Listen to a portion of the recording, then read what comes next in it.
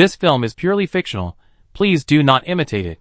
Your like and subscribe are the motivation for me to update. Chapter 2642. Looking down at the dark battle aura under his feet, Gushi instantly had an understanding of the battle aura in his mind. The battle aura must appear at levels 20, 40, and 60, but the battle aura itself cannot be selected like a skill. Instead, it is judged according to each person's situation. If it is the kind of level 20 that is hard to reach by experience, it is very likely that the highest attribute is selected from the basic attributes to be converted into an aura. At most, it is an attribute plus some attribute-specific ideas. For example, for the agile type, there will be a gust of wind aura or a dodge aura that increases the movement speed.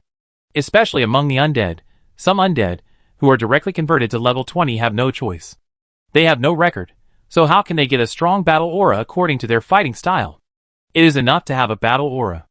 After that, there are those who have their own understanding of combat style. The combat aura will be more reasonable, and will play a certain role in filling in the gaps or strengthening. Just like if a main tank has been tanking all the way, then at level 20, he may directly get a steel aura or a giant shield aura. One can enhance the hardness of the main tank, and the other can enhance the main tank's understanding of the shield, etc. If the main tank has counterattacked in the battle, then the thorn aura may appear, and whoever hits him will be unlucky. After that, there are those who have special abilities or special ideas. Their combat auras will be closer to professions or characteristics. Anyway, there are thousands of halos. Once they appear, don't regret it. You should find a way to bring out the characteristics of the halos. Instead of thinking that the halos are not good in this way or that way, and never use them. If that's the case, let alone whether you will get a halos that suit your taste when you reach level 40, you still have to consider whether you can reach level 40. Gushi's battle halos this time were actually affected to a certain extent. Normally, Gushi should get battle halos like Huang Quan or Taishan, and if not, battle halos like Inci are also possible. But as soon as the information about the battle halos came out, Gushi felt that his battle halos were completely different from what he thought. It seems that he has to find a way to explore the characteristics of the battle halos. You must know that this is the battle halos generated after Gushi's own level is reached, not the battle halos brought by the red suit. Whether the battle halos after level 40 are complementary or incompatible with it depends on Gushi's exploration of the battle halos. At least Gushi should be familiar with the situation of his own battle aura. Gushi got the battle aura, Weird Dragon Aura. Oh, this is the abbreviation. The full name is Weird Devouring Evil Transformed Dragon Walking Dragon Aura. Compared with the Infinite Resurrection Aura and Infinite Counterattack Aura that Gushi got with the red suit, the Weird Dragon Aura in front of him directly proved that the longer the name, the worse the effect. This aura is a conversion-type battle aura, which has the function of absorbing all elemental spells and curses that hit Gushi. If you insist, this thing is a defensive one. It can defend against long-range spells and targeted curses. But the key is this but. The absorbed elemental spells or curse attacks, and even various negative effects, will all be converted by the aura. According to normal thinking, this conversion is generally converted into energy and replenished to the aura owner, or converted into life to replenish blood in battle. Some blood-sucking auras are like this. But Gushi's battle aura this time is not like this. All the attack effects absorbed were left by himself. There are actually precedents for this. But after the things you absorb are converted, they can be used to strengthen the aura itself. When the aura effect is expanded and the aura range is expanded, energy can be extracted from here. But the battle aura in front of you is not like this. This battle aura actually uses the extracted energy to generate a strange dragon-like shape inside the battle aura. After about 9 such dragons appear, the dragon will launch a wave of impact outwards and attack all enemies around it. Gushi had seen similar battle auras up to this point, and at least they were reasonable. At most, Gushi regarded this battle aura as a powerful defensive counterattack aura. At most, he would take all kinds of beatings first, and when the energy was almost accumulated, he would burst out all at once and clear all the enemies in the nearby range. This kind of battle aura can be seen on many people. It can be considered as a route forward. But this strange dragon aura did not end here. After attacking the enemy, the 9 dragons that were sent out would automatically return and disappear in the aura. After 9 such attacks, the 81 dragons stored in the halo will appear again, and once they are released, the 81 dragons will become a real dragon, attacking everything around. This is the transformation from halo to entity. Gushi didn't know how to complain. This is why the full name of the Weird Dragon Halo is Weird Swallowing Evil Transformation Dragon Walking Dragon Halo. Weird represents the attribute direction of the battle halo. Swallowing evil refers to the initial targeted characteristics of the battle halo, which can swallow various elemental attacks and curse effects. Transformation is the absorption to the limit, and 9 dragons are released.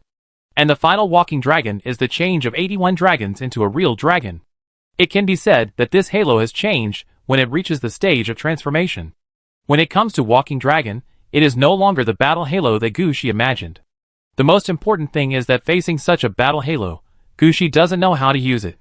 Gushi is a necromancer, and he usually stands at the end of the team. Gushi couldn't just stand at the front line of the battlefield and say to all the enemies, "I am the necromancer of this army. Throw all your curses and elemental magic at me." He couldn't say to his subordinates, when he was preparing to transform into a dragon, "All of you get out of the way. I'm going to use my ultimate move." Gushi even felt that the power of this battle aura was not as strong as the combination skills of the Death Incarnation. In Gushi's eyes, such a battle aura had no future at first glance. But he couldn't give it up. The battle aura was something that followed the owner for a lifetime. There was no way to change it. He could only adapt to it and explore it through his own methods. Only in this way, when he released a new aura at level 40, it would not affect his combat effectiveness because of the conflict between the double auras. You should know that many people's strength suddenly dropped because of the conflict between the 20th and 40th level battle auras. Gushi didn't want any problems in this regard. Chapter 2643. Looking at his dark battle aura, Gushi had nothing to say. He could only experiment first, then understand, and finally find a way to explore whether there are other opportunities for this battle aura to play a role. After all, it is his own battle aura. Even if he does not consider it for the future level 40 and 60, Gushi must consider it for future growth. He can't just give up on a battle aura because he doesn't like it. If that's the case, what's the point of having a battle aura every 20 levels? So in the next period of time, Gushi's efforts will probably have to be increased. He couldn't help but sigh in his heart, but Gushi didn't say anything on the surface. In the eyes of outsiders, Gushi just lowered his head and glanced at the battle aura that had been under his feet, and his eyes turned to the 2 balls of Yin Chi on his left and right hands, and he didn't pay attention to the battle aura at all. Who would have thought that Gushi would think so much about the battle aura? Gushi, who had just turned his eyes away, immediately discovered that the 2 balls of Yin Chi in his hand seemed unusual. This seemed to be the main material for making the Majesty Kit, which was used to bind the Majesty Kit and the core of the underworld. Although the Majesty Kit was a special purple equipment that could only be used at level 30 and 40, it could be prepared at level 20. Gushi thought about the situation at hand. He had arranged for people to warm up the materials of the Majesty Seal early, but he had not yet considered what the Majesty Sword would look like. A normal underworld king would definitely not wait until the last level to be promoted before making the purple equipment. Instead, you should get the Majesty Kit right after level 20 and always carry it with you. After all, in the real world, it would be a waste to prepare purple equipment at level 30. And it is also the tradition of the King of Hell to get the Majesty Kit in advance.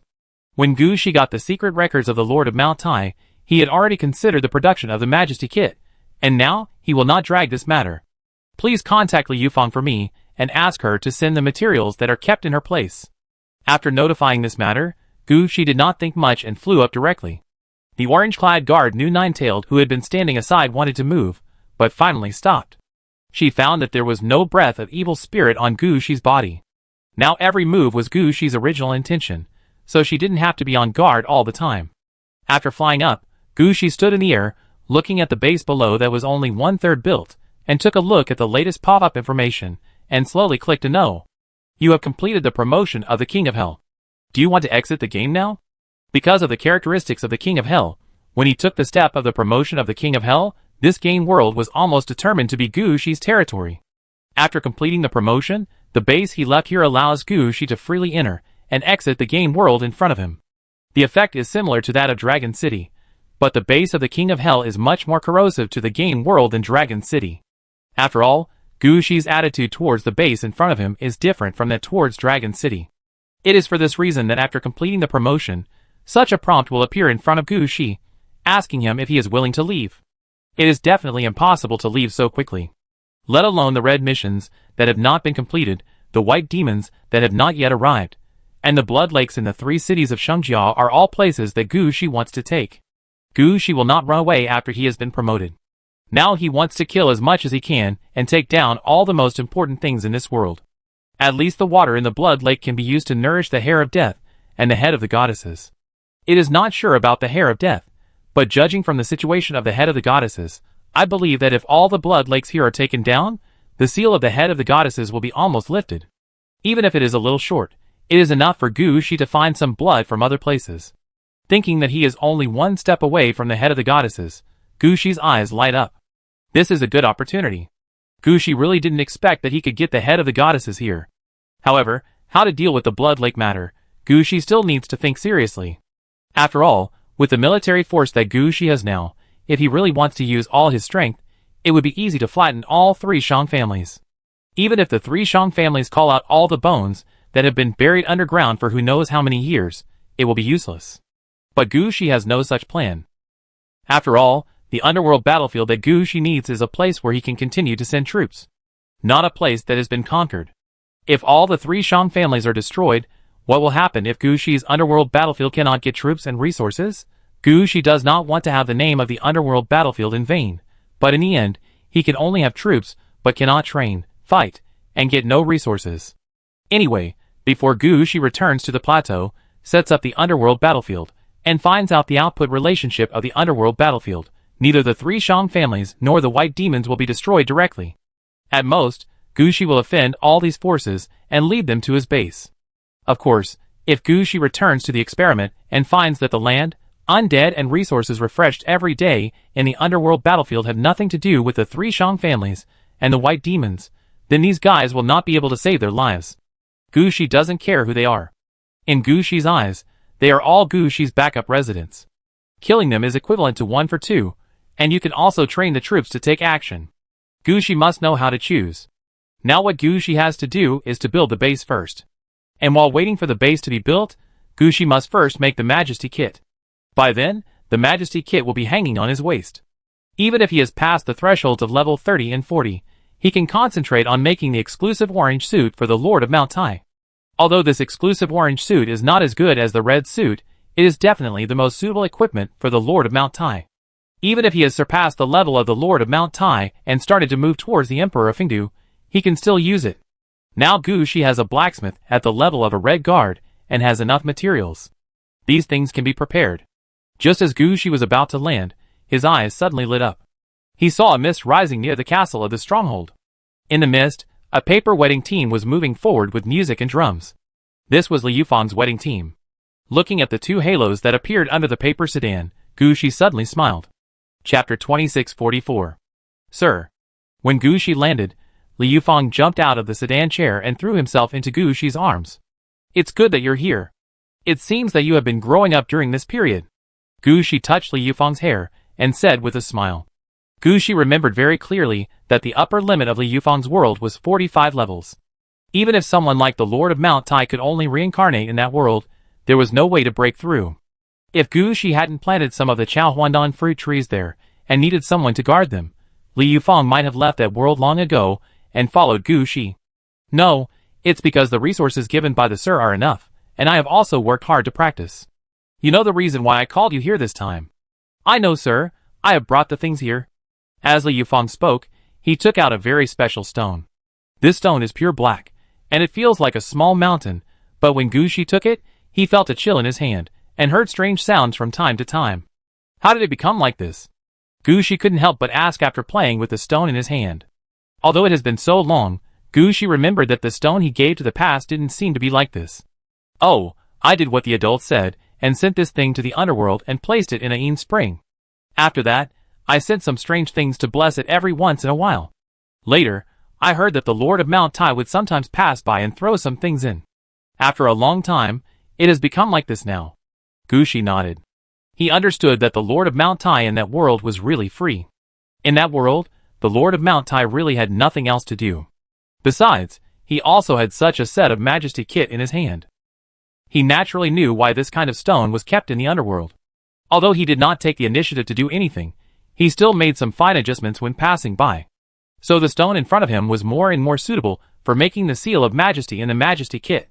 Blacksmith. Under Gu Shi's order, the Red Guard blacksmith appeared in front of Gu Shi at the first time.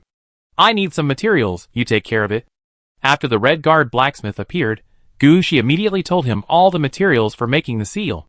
Since Gu Shi had the secret records of the Lord of Mount Tai, he has been collecting these materials, and asking Catherine to find better materials to replace them.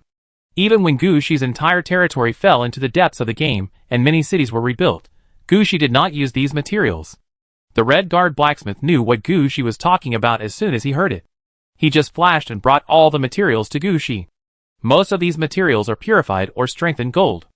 After the Red Guard blacksmith took out these materials, he immediately gave out his blacksmith furnace, and put all the materials into the furnace according to the proportion.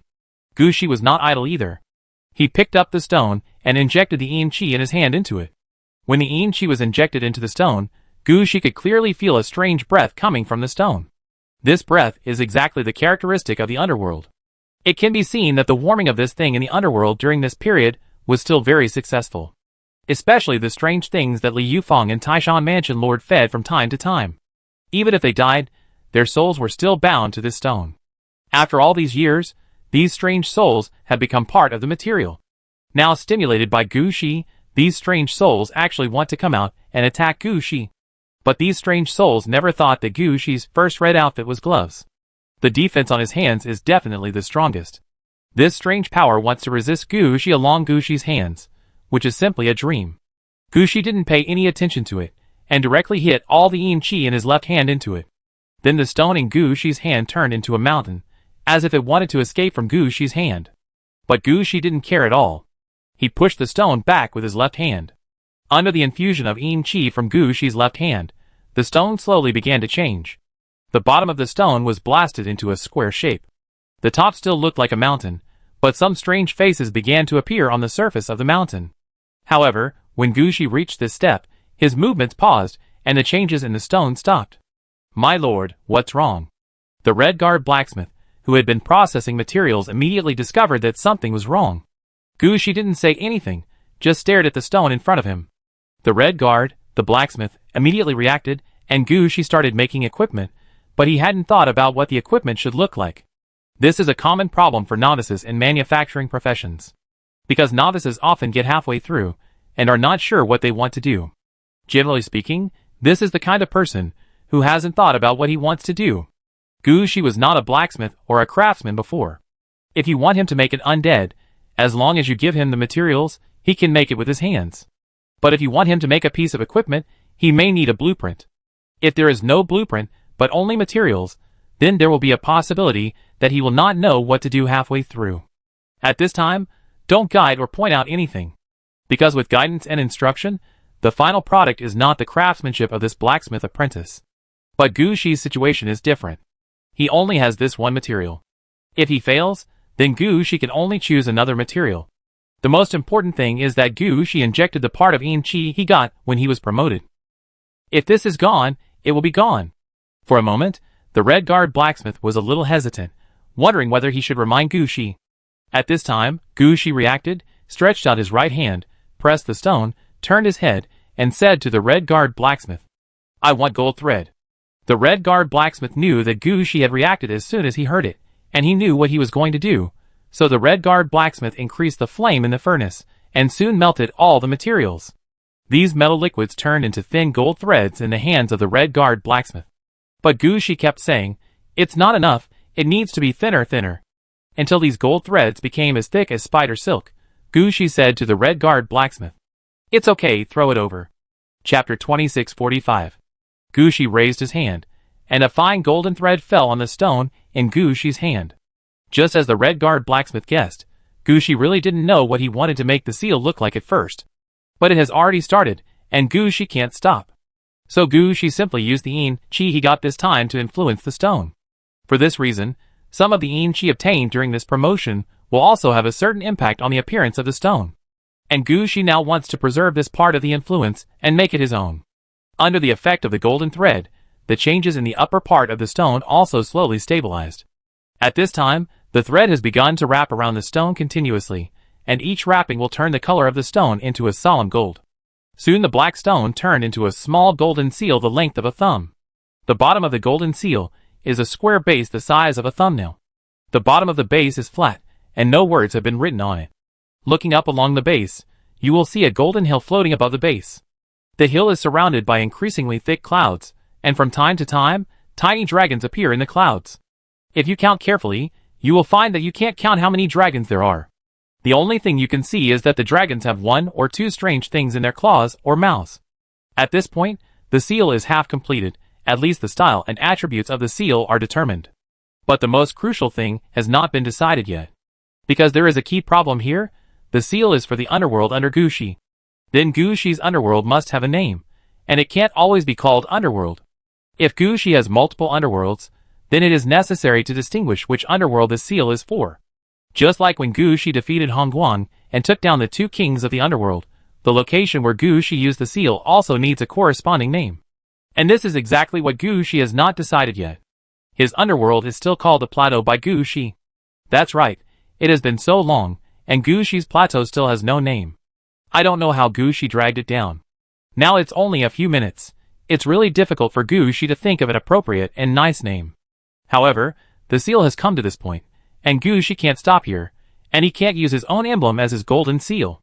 Because this is the right of the underworld king and the subsequent path. The above name represents Gushi's future goals and paths. I'm still a little impatient. It would be better if I get the title of emperor before making it. Gushi sighed at this time. That's right. What Gushi is thinking about now is the red task reward in this world, the title of emperor. Gushi is not worried about the red task at all. Now he can mobilize 3 pieces of red equipment at any time, and it is not difficult to complete the red task. When he completes the task, he can get an emperor title. The title of emperor can also be engraved on this gold seal to represent his identity. It was just that he was impulsive. As soon as Li Yufang delivered the materials, he made the seal. Now Gushi couldn't handle it anymore. At this time, the Red Guard, the blacksmith, found that Gushi's movements had stopped again. This time he was a little anxious. Gushi couldn't keep stopping like this. Every time he stopped, the success rate of equipment production would drop a lot. Before the Red Guard, the blacksmith, could persuade him, Gushi sighed over there. The plateau is the base, the earth is the place, and the heavy power is obtained. It falls from the void and stands deep in the game. This plateau is named Chengxi Mountain. The underworld is the place of Chengxi. Gushi did not forget his name or his nickname. The breath of the dead is not a joke. This is his first title, and the title that grew up with him. Gushi took the plateau as the mountain, the name of the head of the ancient god as the basis of power, and added his own name, and finally determined the name of the plateau. Chengxi Mountain. In this way, Gushi's main underworld can be called Chengxi Mountain in the future. In this case, the words under the gold seal can also be engraved. Generally speaking, you can engrave something like Chengxi Mountain Master, Chengxi Ghost King, etc. Of course, if Gushi has his own ideas, he can also engrave something else, as long as it can reflect the word Chengxi. Gushi thought about it at this time, waved to the Red Guard blacksmith, and finally some gold liquid flew to Gushi. Gushi turned his hand, and wrote 8 words under his gold seal. The soul returns to Chengxi, and the light belongs to this side. After these 8 words were engraved, Gushi said lightly, "This seal is the soul return to the seal of prestige." As Gushi's voice fell, a ding sound came to Gushi's ears. A message popped up in front of Gushi, and below the message was the attribute of the soul return seal.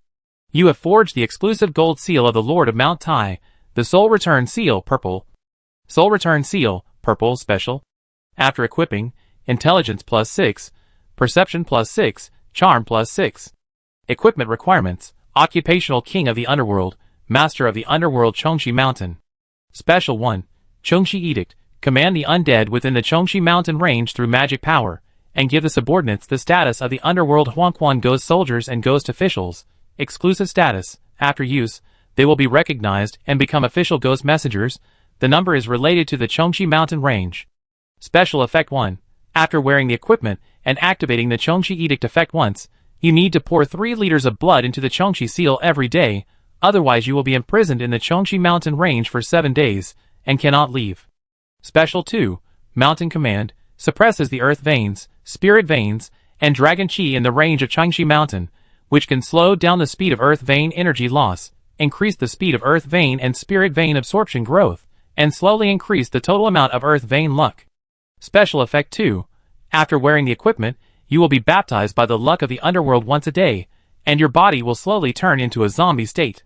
You need to sleep for 1 day every 5 days to relieve it. Special 3, the accumulation of soil into a mountain, the range of Chengxi Mountain will automatically increase by 1 square meter every day, and the experience of the King of the Underworld will increase by 10 points every day.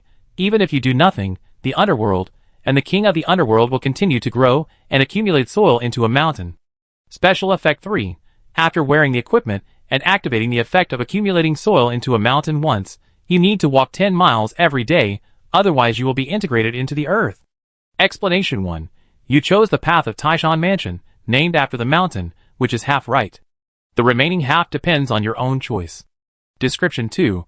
This is one of the Taishan Lord Majesty set. You can also call it by its real name, the Soul Return Seal. Chapter 2646. Looking at the Soul Return Seal that he had just made, Gu Shi was silent for a moment, and first used the effect of the orange suit to clear the negative effects of the Soul Return Seal.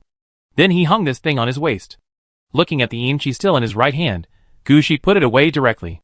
After the situation with the Soul Return Seal this time, Gu Shi dared not mess around again. If there was any problem again, it would be interesting. Gu Shi planned to wait until he completed the mission of the Emperor's land and got the title of Emperor, and then consider what kind of long sword he needed before making the Yin sword. What kind of Yin sword to make? Then he would make it. This time, Gu Shi didn't want to get stuck halfway because of various reasons. Okay, let's just leave it this time. Blacksmith, I really trouble you this time. You are polite, this is what I should do. The Red Guard, the blacksmith, said at the first time. You go back first. After you go back, help me prepare the materials for making Yin Jian. I will call you out when I need you. Okay. The Red Guard blacksmith responded and disappeared in front of Gu Shi. After the Red Guard blacksmith disappeared, Gu Shi looked at Li Yufang on the side. Yufang, you should stay with me from now on. It just so happens that I am short of some manpower, and your level will be restricted if you stay there. Okay, sir. Li Yufang responded immediately after hearing it. Gu Shi also laughed at this time. Gu Shi really lacked manpower. Not the manpower of the leader level, but the manpower that can work with him.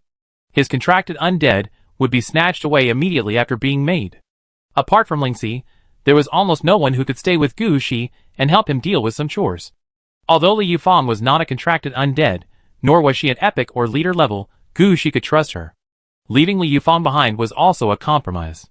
Okay, you can do 2 things in the next few days. One is to deal with your wedding party. The other is to find a suitable person to go to your world and help me guard the Chao Huandan tree over there. Li Yufang nodded, thinking quickly about who to arrange to go to her world. In fact, she also understood that when Gu Shi said he was guarding the Chao Huandan tree, he was actually concerned about the resources of that world. Like the ones in the hands of Zixian and Baixian, as well as the special elixirs of that world, these are what Gu Shi needs. You should know that the upper limit of that world is level 45, and there are many things there that can be used by undead above level 20.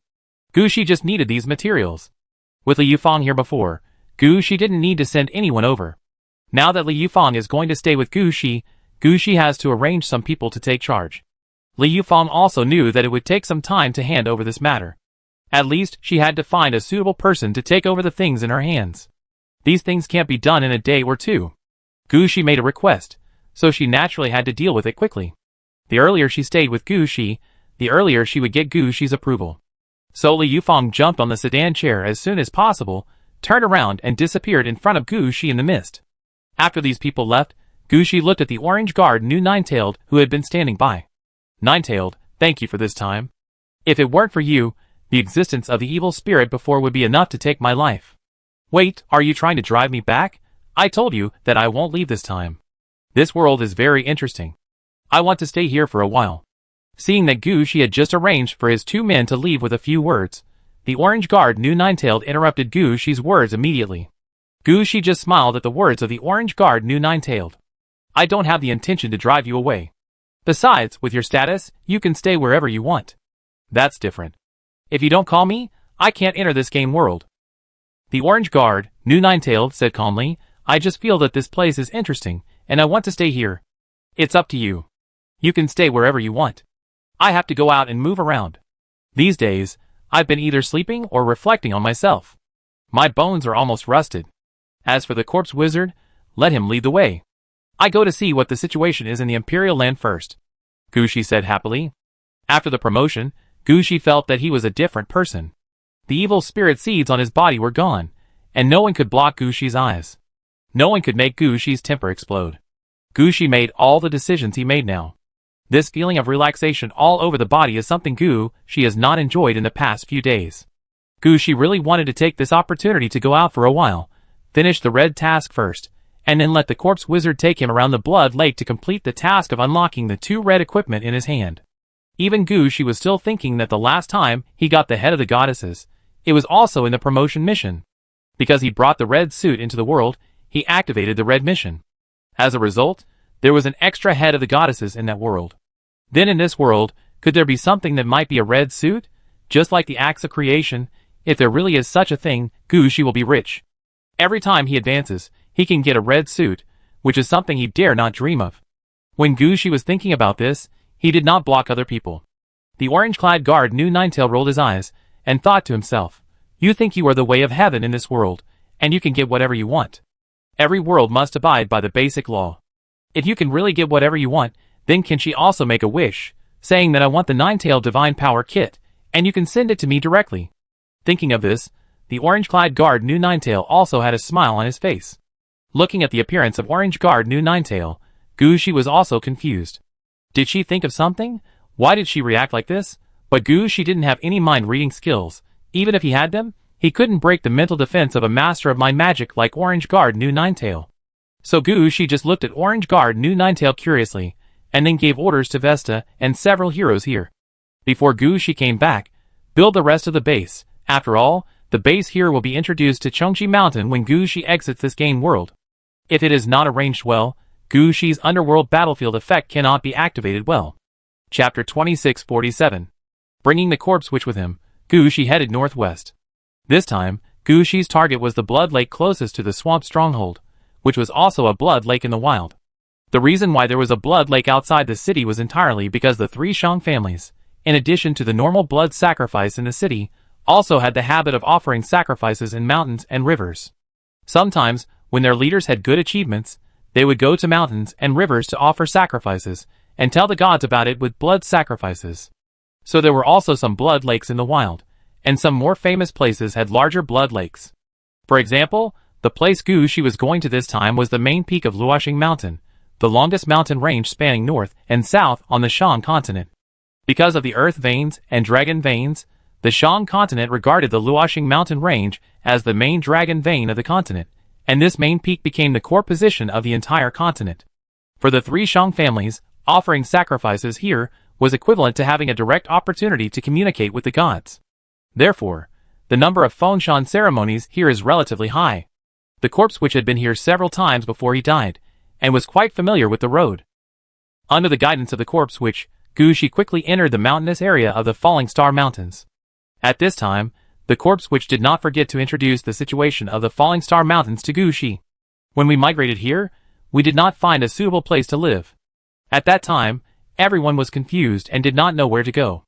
After all, we only brought one portion of the Emperor's land. None of the bodies of the 31 emperors were brought. And we also took out all the sacrificial utensils. In this way, there will be no sacrifices at the Imperial Mausoleum. Over time, perhaps our empire will really be gone. The leaders who brought us here at that time didn't know what to do, and the population at that time was insufficient, so there was no way to use human sacrifices. At this time, a meteor suddenly streaked across the sky and fell to the ground. The light caused by the meteor attracted the attention of the ancestors. They followed the light caused by the meteor, and finally found this huge dragon vein that spanned the entire north and south of the continent. After confirming the existence of the dragon vein, our 3 Shang families finally settled down. Prepare to live on this continent for a long time. You also know what happened later. The one who was the eldest brother of the last emperor chose the position of the dragon head of the dragon vein of the Falling Star Mountains. The one who took away the emperor's land and most of the sacrificial utensils chose the middle position of the dragon vein of the Falling Star Mountains. We chose the position of the tail of the dragon vein of the Falling Star Mountains. The 3 families separated in this way. And the main peak of the Falling Star Mountains became the place for offering sacrifices to the gods. We have to tell the gods that we are still alive and well. We are not your sons, but emperors who are equal to you. When the corpse witch said this, his tone was that of the ghost dragon high priest in his lifetime. Although Gu Shi listened to it as a story, he felt his emotions fluctuate and was somewhat involved. Just then Gu Shi, who was walking forward, seemed to feel something, and he looked up in a certain direction. Where is that? The snow valley near the main peak. There is a place where snow has accumulated near the main peak for more than 1,000 years. We have sent people to investigate, and it is all snow that fell from the top of the main peak, and the snow may not have melted for more than 1,000 years. But that is not the most important location. The corpse which explained the situation in detail. Sir, is there anything wrong there? No, I just feel that the energy there is heavier. Looking in that direction, Gushi finally said something. He really felt that the energy there was heavier, which was different from the style of the entire Falling Star Mountains. However, Gushi did not think much about it. After all, he did not intend to turn the entire land veins and dragon veins of the Falling Star Mountains into undead dragons this time. He came to get the blood water in the blood lake. There are some places in the Falling Star Mountains in front of him that are different in style, which has nothing to do with him. However, Gushi never thought that he was attacked by someone because of such negligence. Gushi encountered the enemy about 70 kilometers away from the blood lake. These enemies are not normal humans, nor are they undead controlled by the three Shang families. They are a group of snow giants with white fur. Judging from the direction they rushed out from the place where Gushi just found something wrong. These snow giants are more than 5 meters tall, and there is a layer of light blue ice crystals behind them when they run forward. When they run 5 or 6 steps, they will throw some huge ice blocks. At first, Gushi wanted to kill these enemies, but just when Gushi was about to make a move, he suddenly found that the thrown ice blocks did not seem to hit them, but hit them a little behind. Gushi immediately reacted that these people were preventing Gushi and others from approaching the blood lake. What are these beings? Gushi released the Death Titan to stop the snow giant from approaching, while asking the Corpse Witch. The Corpse Witch was also confused about this situation. He had been to the Falling Star Mountains several times, and had never heard of the legend of giants here. How could he know where these snow giants came from? Seeing the Corpse Witch's useless look, Gushi did not intend to ask any more. He asked the evil coffin to stop, and prepared for the battle. Unexpectedly, when Gushi stopped, these snow giants also stopped. Although they were still stepping on the ice and snow, they no longer had the idea of attacking. Gushi immediately realized that these snow giants should not attack for the sake of attacking, but to prevent him from going to the blood lake. Something must have happened over there. Gushi stared at these snow giants, while glancing at the situation over there with the corner of his eyes. Gushi was about 70 kilometers away from the blood lake. Although it was beyond Gushi's sight, he was at the foot of the mountain. There was no obstruction from here to the blood lake, and the field of vision was quite good. Gushi could clearly see the lake on the horizon. Gushi seemed to notice something in the lake. Recalling the way the snow giant stopped him from passing by, could it be that the leader of the snow giant was in the blood lake? Such thoughts made Gushi calm down completely. He planned to wait and see what the situation was, and see if these snow giants could communicate. After all, Gushi had remembered that at the beginning, Gushi was not just fighting and killing. He would also make friends with the residents in the game world and establish a certain connection with them. When did he only think about killing all the way? Gushi didn't figure it out for a while. Chapter 2648. Is there anyone who can talk? Come out and have a chat. Gushi didn't think about the things he couldn't figure out. He spoke directly to the snow giant. Although he had planned to communicate with the snow giant, Gushi's mentality was still not put back. He still put himself in the position of a big shot. This point cannot be adjusted by simply adjusting the mentality. But Gushi never thought that these snow giants were so easy to communicate with.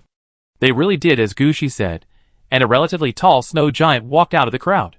When the snow giant came out, Gushi was obviously stunned for a moment, because he saw the green light on the snow giant's head. This was the Death Lord's skill reminding Gushi that the snow giant in front of him was an undead, and a neutral and ownerless undead. Gushi hadn't paid attention to this kind of thing for a long time. At this time, Gushi smiled awkwardly, and no longer regretted these things.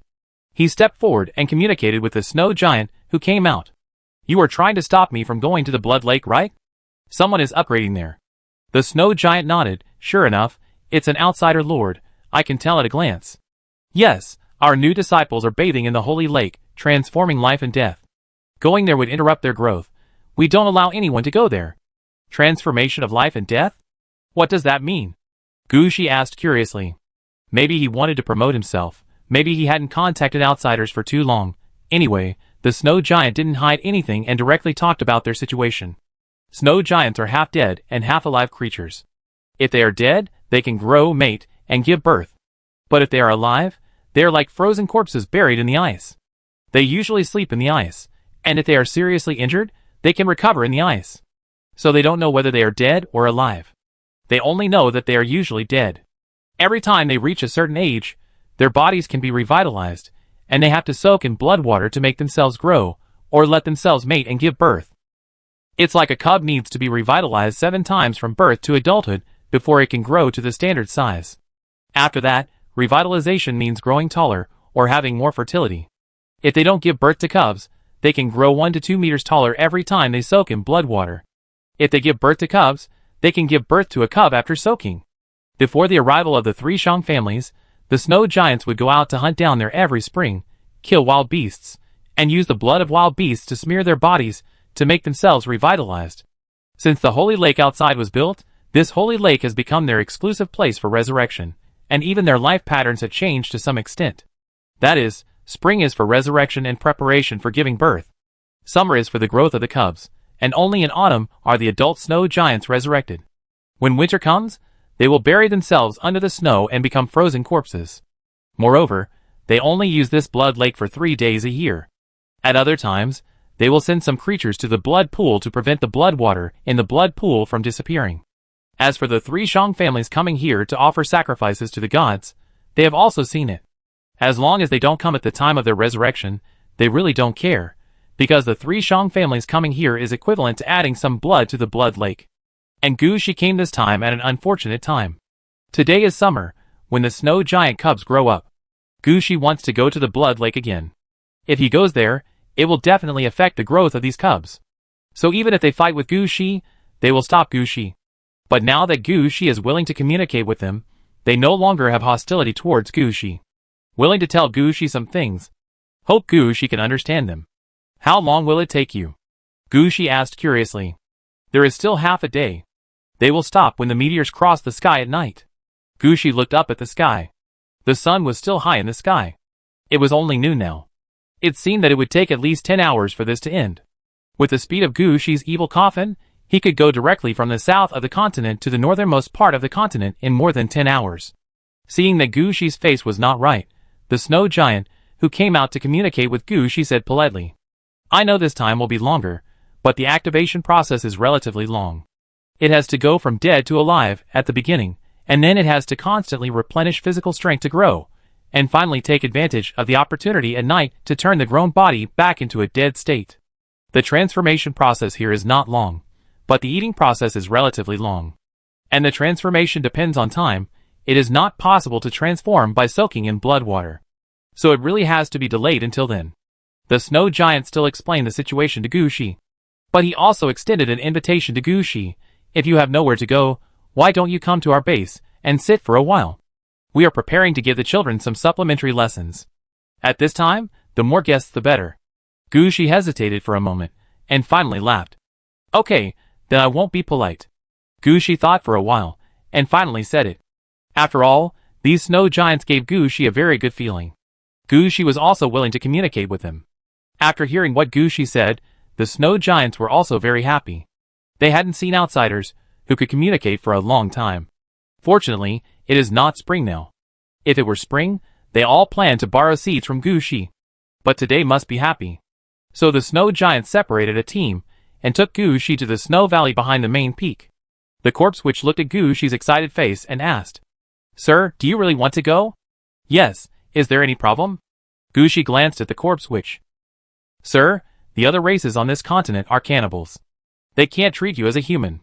The corpse witch finally reminded him. Isn't it normal for giants to eat people? Gu Shi thought about it. All the giants he had met before would eat people.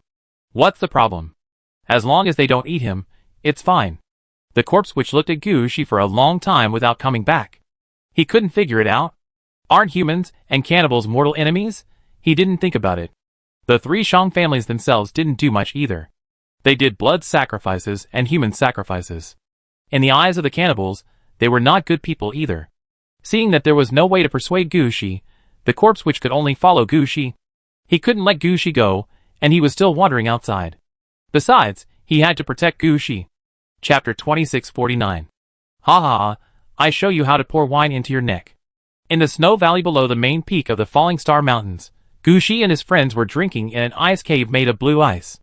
The corpse wizard who said he would protect Gucci was holding a wine jar made of ice and pouring wine into his neck. Beside him were several snow giants, who were holding wine glasses made of wine jars, patting their bellies, and laughing non-stop. Gucci was sitting on the side, and all the people around him were female snow giants over 3.5 meters tall. Each of them held a wine jar in their hands, and as long as Gucci finished drinking the wine in his hand, they would immediately pour it. As for Gucci and his friends, there were also a lot of ice crystals, fruits, flesh and blood. Ice crystals were a little easier to say, but fruits and flesh and blood were all frozen first, and then cut into slices. Put it in your mouth and bite it hard. It's hard to say how it tastes, but it tastes quite interesting. Gucci ate a mouthful of wine and a piece of meat, and he was very happy. As for what kind of meat it was, Gucci didn't even ask. Several old snow giants were telling stories. Although the lifespan of snow giants was longer than that of normal people, it was only about 300 years. However, they would turn into solid ice after death. If necessary, the snow giants of the next generation could obtain the proper memory by watching the pictures in the solid ice. So it is absolutely true that the snow giants had seen some of the previous situations. When these old snow giants were telling stories, many of the words were true. Gucci was drinking wine and listening to the old snow giants bragging. In their words, they seemed to have really experienced those things. Gucci just listened to these things at first. After all, in Gucci's eyes, these things had nothing to do with him. But as he listened, Gucci slowly felt something was wrong. Finally, he stood up and said, "What did you say? What happened when they first came here for a blood sacrifice?" "Oh, a huge eye appeared in the sky. The eye was red, but it was obviously problematic. Let me tell you, what's wrong with that eye? There was a look of helplessness and dissatisfaction in that eye. Don't ask me how I know this look. Sometimes we set an ambush, and a group of people went to catch wild animals, and finally the wild animals ran away. This is the look. I can be sure that the eye wanted to take the lives of those people from the outside world, but they ran away. And let me tell you, this is the detail I saw at the ice. There was an arrow stuck in the eye. Although it was very thin, I saw it clearly." Hearing this, Gucci put the wine barrel in his hand aside, and walked to the old snow giant. "Come on, let's talk about this eye in detail. By the way, can I take a look at Jinping? This kind of thing is quite rare. I don't want to miss it." The reason why Gucci was so nervous was because he felt that the big eye that appeared in the sky when the Shang first offered sacrifices to the gods was probably not the gods that the Shang normally worshipped, but the god behind the emperor who defeated the Shang. That's why there was the kind of eyes that the old snow giant said. But Gucci didn't know why the sacrifice was offered to this person. But Gucci had a feeling that if he had to say that this world might become a red-clad thing, the possibility of this eye in the sky was quite high. As for whether it is true or not, Gucci has no way to judge without seeing the real thing, just hearing about it. And just now, from what the old snow giant said, except for the first Fengshan, this kind of eyes appeared, and there was no such situation in the subsequent Fengshan. So even if Gucci wanted to see this big eyes again, he couldn't watch it directly. Either he listened to the story here with the old snow giant, or he ran to Jinping, who had seen this scene, to recall his memory. "You want to see it, you can, I take you there. I tell you, Jinping is usually not allowed to go there. Today we drank happily, plus my status, I'm not bragging, I say, these juniors dare not disobey me. Today I'm putting my words here, I'm really taking you to see this Jinping. Come with me." As the old snow giant spoke, he stood up. Gucci quickly followed, which made the snow giant girls sitting around Gucci very unhappy. This is a foreigner who finally came, how can he just let him go? So the snow giant girls also stood up quickly, and followed them out of the ice cave. After leaving the ice cave, there was a thick layer of snow outside, but all of these people were snow giants, who could walk freely on the snow, so this little snow was nothing to them. As for Gucci, let alone. Gucci had been to many places over the years, so he would never take such a situation seriously. So everyone quickly went out, leaving the corpse which alone in the snow cave drinking wine. Under the guidance of the old snow giant, Gucci soon came to a cave on the left side of the main peak. As soon as he entered the cave, Gucci saw many mirror-like blue ice cut into pieces and placed in the cave. "This is our ice cave. All snow giants will turn into solid ice here after death. As long as we stand in front of the solid ice, and put our heads on the solid ice, we can see the life of this snow giant," the old snow giant said seriously. While he was talking, he was touching one of the solid ice, as if he was missing something there. However, The old snow giant's state did not last long. He soon brought Gushi to the middle of the cave. It's about here. At that time, our snow giants were just a small tribe. After all, we had to go down the mountain to get blood every year. There were not many wild animals in the mountains. Only when the bison migrated every year could we get more blood. At other times, we could only be buried in the ice as dead people. Under such circumstances, it was difficult for the tribe to survive, let alone develop. Later, those outsiders performed blood sacrifices here and formed the Holy Lake. Our tribe gradually developed. It is precisely for this reason that we are quite enthusiastic about outsiders. If someone fainted in the ice and snow, we would rescue them and send them down the mountain. Speaking of this, the old snow giant patted a few pieces of ice nearby and said, "The ice you want to see is here, all in this row. But you better not look at too much. The memories in these ice are too chaotic and powerful, which will have a bad effect on your spirit. Don't you want to see the scene where the huge eyes appear? Just look at a few copies." Chapter 2650. Under the guidance of the old snow giant, Gushi touched several pieces of ice. These pieces of ice contained the memories of the snow giant before his death. The old snow giant had told Gushi how to choose what he wanted to see. In this way, Gushi could take a closer look at the memories of the snow giant before his death, and could recall a certain fragment if he wanted to. He could even check some details that were not noticed at the beginning from other places. Just like now, Gushi saw the original scene from the ice. Just as the old snow giant boasted, a huge eye really appeared in the sky during the Fengshan ceremony. This huge eye was like a human eye looking through a single aperture telescope, and the eye protruded from the sky. Standing under the eye, you can clearly see the emotions contained in the eye. The most important thing is that Gushi can see that the eye in the sky is not only pierced with the arrow mentioned by the old snow giant, but also has a knife wound on the eye that is closed, but there are still some traces. In addition, there is a feeling of dissatisfaction and anger in the eye. Gushi understood that this eye should have tried its best. If it continues like this eye will probably fail. No wonder the eye conveys such unwillingness and anger.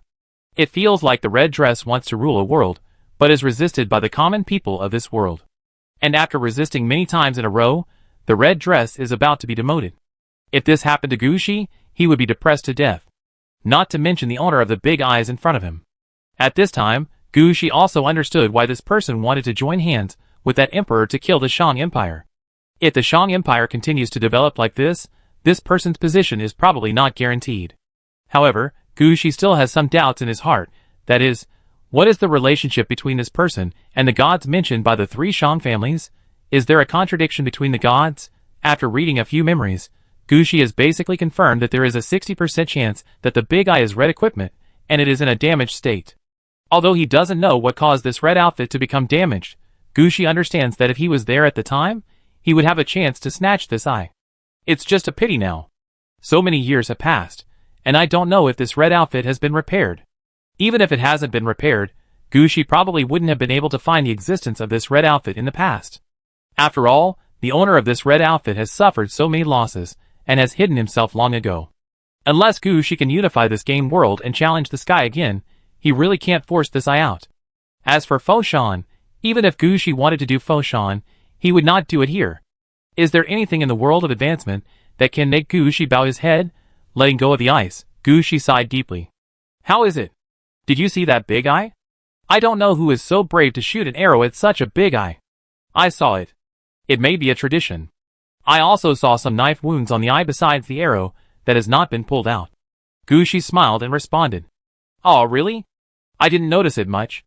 Now that you mention it, I feel that the eye is not as powerful as I saw before. Gushi laughed. Of course, he also understood why the snow giant said that. When the god bleeds, the god is no longer invincible. And if this god loses twice in a row, then sorry, this god will be gone. I don't know how many times this big eye in front of me has failed. There are only 2 obvious injuries, but what about other places? The escape of the 3 Shang families caused the biggest flaw in his plan to reshape his status. Not everyone agrees with his plan as the emperor. He can't justifiably suppress everyone. So the possibility of him being resisted or even replaced later is quite high. Yes, take a closer look and you will feel that they are not that powerful. When Gushi said this, his eyes drifted outward, as if he thought of something. Soon the old snow giant finished watching the scene in the ice, and his thoughts at this time were the same as what Gushi said. The old snow giant was very excited. He felt that he had new bragging material to go with his wine. However, he soon found that Gushi was in a daze, so the old snow giant walked to Gushi and patted Gushi's shoulder and asked, "I say, little brother, what are you thinking about?" I suddenly figured out something. There were some enemies who were plotting against me, but I avoided them. But it is impossible to hide like this forever. One day I will have to clean them up. That's right. If something jumps out, just do it directly. Even if I die, I will bite off a piece of their flesh. Gushi smiled and patted the old snow giant on the shoulder. Okay, let's not talk about this. I have learned a lot today. Let's go and have a drink. Okay, let's go and have a drink. The old snow giant was even happier when he heard this. He and Gushi laughed and walked out. As soon as he came out of the cave, Gushi saw several snow giant girls standing outside. Seeing them holding drinks in their hands, Gushi couldn't help but say, "Is it necessary to do this?" Of course it is necessary. I tell you, it's not easy to meet some people from me. You don't need to do anything. You just lie there, and they are fully automatic. Are you still a man? Tell me, stay here with us today. Tomorrow morning, we will send you to the holy lake. Don't you want blood water? We also collected a portion of the blood water of the dead ice dragon on the snow peak. At first, we wanted to use it to improve the bloodline. I will make the decision. As long as you stay here for one night, I will send the blood to you tomorrow morning. You can take it to the holy lake or send it to somewhere else. It depends on your choice. After saying that, the old snow giant winked at the snow giant girls. Several snow giant girls understood and went forward to lift Gushi and take him away. Gushi seemed to be frozen in ice, and he could not move at all. When Gushi reacted, they had returned to the ice cave at the beginning. It was just that the ice cave was covered with various furs. Before Gushi reacted, he felt that he was thrown into the fur, and then the light around him dimmed rapidly. Gushi's first reaction was that this technology was quite awesome. How was it handled? He needed to find someone to learn from him. Chapter 2651. The next morning, Gushi climbed out of the hot spring and staggered out. He really didn't expect that the wine made by the snow giants was so intoxicating even though they were half dead. He still had a headache. After walking out of the ice cave, Gushi found that several snow giants were chatting with the corpse which there. At this time, the corpse which still had some ice cubes with the smell of wine hanging on his body. It can be seen that he drank a lot yesterday. As for the fact that he was an undead, no one cared. After all, as long as they were not revived, these snow giants were also undead. Everyone should not dislike anyone. When they saw Gushi coming out, a faint smile appeared on their faces. My lord, we can go to the blood lake now. Gushi put the evil coffin out and was about to get on the evil coffin, but he immediately stopped. It turned out that Gushi found that his evil coffin was actually maintained by the snow giant. The originally black evil coffin now looked like it was covered with a layer of blue mist. Gushi sat at the front of the evil coffin and immediately felt a chill on his body. This was the air conditioning effect added to his evil coffin. After the evil coffin was taken care of in this way, there was no change in speed, but it was a bit more gorgeous. It seems that strength is temporary, but handsomeness is permanent. Stepping on the evil coffin, Gushi soon came to the blood lake about 100 miles away at the foot of the mountain. Unlike the blood lake in the city, the bottom of the blood lake here is more chaotic. In addition to the large number of bones sinking to the bottom of the lake, Gushi can also see the broken and shattered giant trees in the lake. It can be seen that there are many kinds of things used for sacrifice in this blood lake. After arriving at the lake, Gushi put the hair of Death in without saying a word. Death Hair was quite satisfied with the lake water here. After entering the water, the color of Death Hair was quickly dyed red. Gushi observed that if the blood water was of this quality, maybe 5 more blood lakes could successfully remove the seal of Death Hair. This is unexpected good news for Gushi. His previous work focus was on the Hand of Death, and he really didn't work hard to unseal the Hair of Death. Unexpectedly, the progress of unsealing the Hair of Death has improved so much. Judging from the current situation, the part that has turned red is more than 2.5 meters. While observing the changes in the Hair of Death, Gushi did not forget the matter of the head of the goddesses. When the Hair of Death returned, Gushi put the head of the goddesses in the lake. Compared to the Hair of Death, the head of the goddesses is not so picky about blood. Even if it has been absorbed by the Hair of Death, the blood still has a great impact on the head of the goddesses.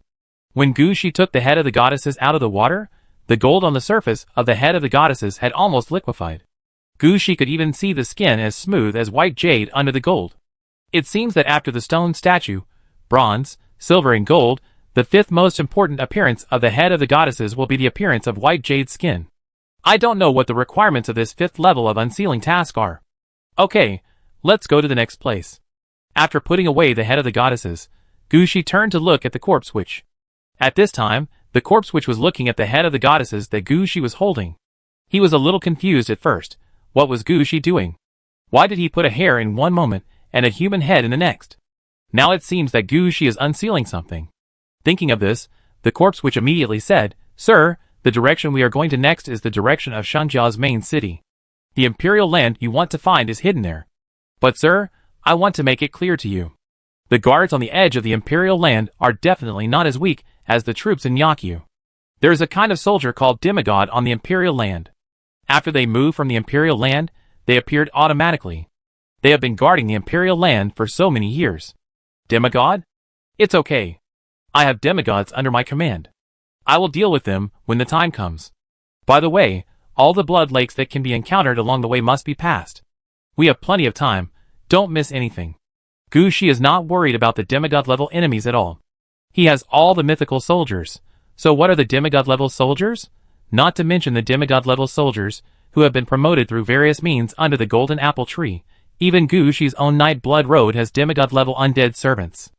Gushi can't lose no matter how he fights. That's why Gushi said it so calmly. The corpse wizard didn't quite understand the situation of Gushi's troops. But he was still quite obedient. He didn't ask much about the situation after Gushi said it, and directly took Gushi to another direction. While moving outward, the corpse witch also introduced the situation of Shangjia's city to Gushi. Shangjia has a relatively higher status because of the Emperor's land.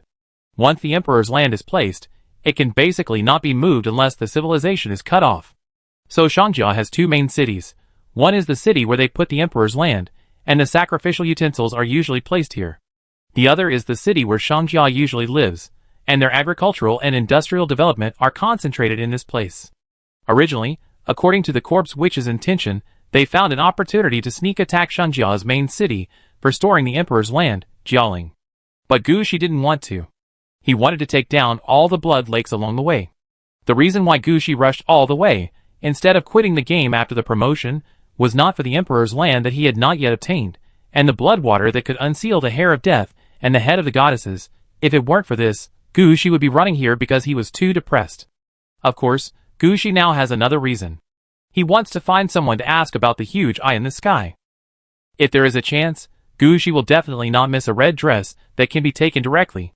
Because of Gushi's request, the road pointed by the corpse, which is the nearest city from here, called Xingluofeng. It means that the stars fall in the direction. This is a small city in Shangjia, mainly to prepare suitable sacrifices and human sacrifices for the three Shang families to come to Fengshan. The population of this small city usually does not exceed 3,000 people, mainly priests and soldiers.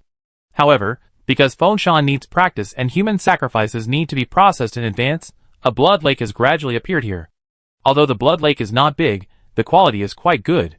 For this kind of blood lake, Gushi must not miss it. After determining the direction, Gushi had to quickly go to Xingluofeng. Chapter 2652. Falling Star, Wild Ox Plain, Ghost Killing Ridge.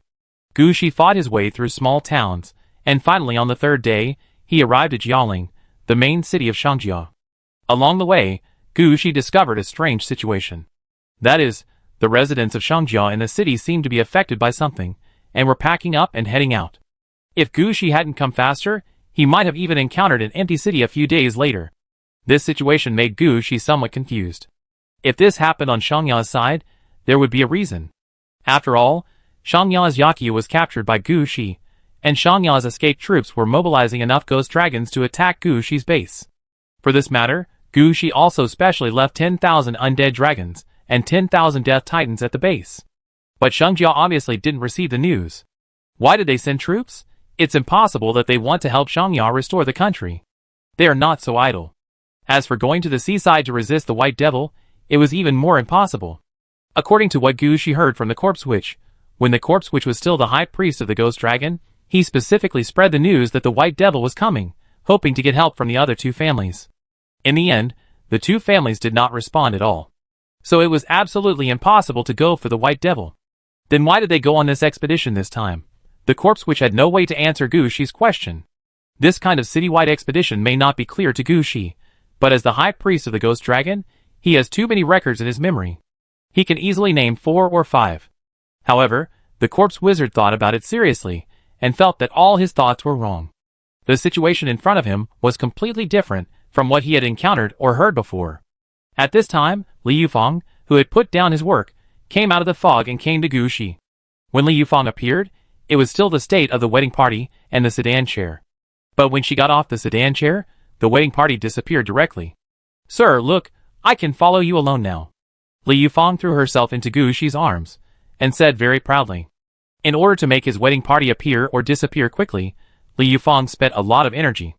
But from Gu Shi's eyes, it can be seen that Li Yufeng's efforts were not in vain.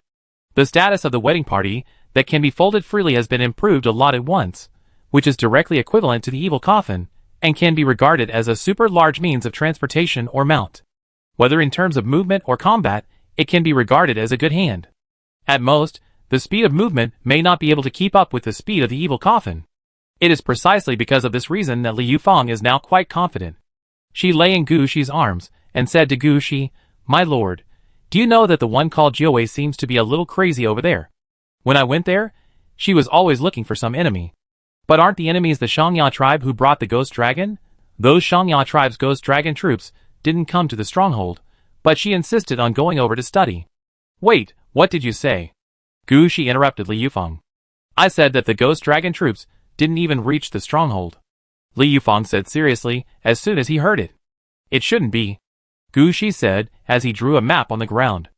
Although Gu Shi only had some information when he left the base, the movement of the ghost dragon army was so large that Guijing's scout camp would definitely report it every day. Judging from the information in Gu Shi's hand, they should have contacted the base yesterday. Why didn't they attack the base? Gu Shi drew a map while studying the route of the ghost dragon. The last intelligence sit yesterday was here. Starting from here, there are 2 routes in total. One goes directly to our base, and the other is this fork road. Is this to the beach? Gu Shi jumped up immediately. "Corpse Witch, come and take a look." "Is this the beach where you died before?" Corpse Witch hurried over as soon as he heard it. He looked at the map drawn by Gu Shi and found that it was really like this, but he didn't quite understand why no one went there even if he died before. But now groups of people are rushing there. Shangjia's people also rushed to that area. The corpse witch added lightly. Some things are not known to everyone if they are not said, but as long as they are said, most people can see it. Just like now, Gu Shi immediately noticed the direction of movement of the troops here. Although the information obtained is not comprehensive, it can be vaguely seen that they are also heading towards the seaside, and the final location is where the ghost dragon high priest was before. "Corpse witch, do you want to go over there and see what happened?" "No need, sir. It's nothing more than a white demon coming, and someone got the news in advance." The 2 high priests issued the order to attack, but I was a little surprised that they could react so quickly. Based on my understanding of them, they should not have such great kinetic energy. Then forget it. Anyway, I have arranged enough manpower at the stronghold, so it doesn't matter even if the stronghold is attacked. Let's deal with the matter of the Imperial land first. No matter how many enemies there are, they are not more important than my red suit. It just so happens that they have all left. I will go and steal a home," Gu Shi said calmly. In his opinion, the white demon coming is not a big deal at all. The white demon has more troops and more ships on the sea. Gu Shi can get some ghost ships by killing them. Let Supra lead them at that time. The rest is not attractive at all. After all, Gu Shi has not yet digested all the troops he has. Adding more troops at this time will only make the situation more chaotic. It is better to unseal my 2 red clothes now. Then get the first red title. There is no way to change the fact that the head of the goddesses still has a seal, but the death hair is different. As long as the blood is right, this thing can be used immediately after the seal is unsealed. As long as the water in the blood lake is not a big problem, the unsealing will be in this period of time. Gu Shi will consider leading troops to fight. All his energy must be focused on unsealing. "Okay, sir, it happens that the troops in Jialing have been mobilized now. We can enter Jialing without alerting them. After we get the Imperial land, we will go to the Blood Lake."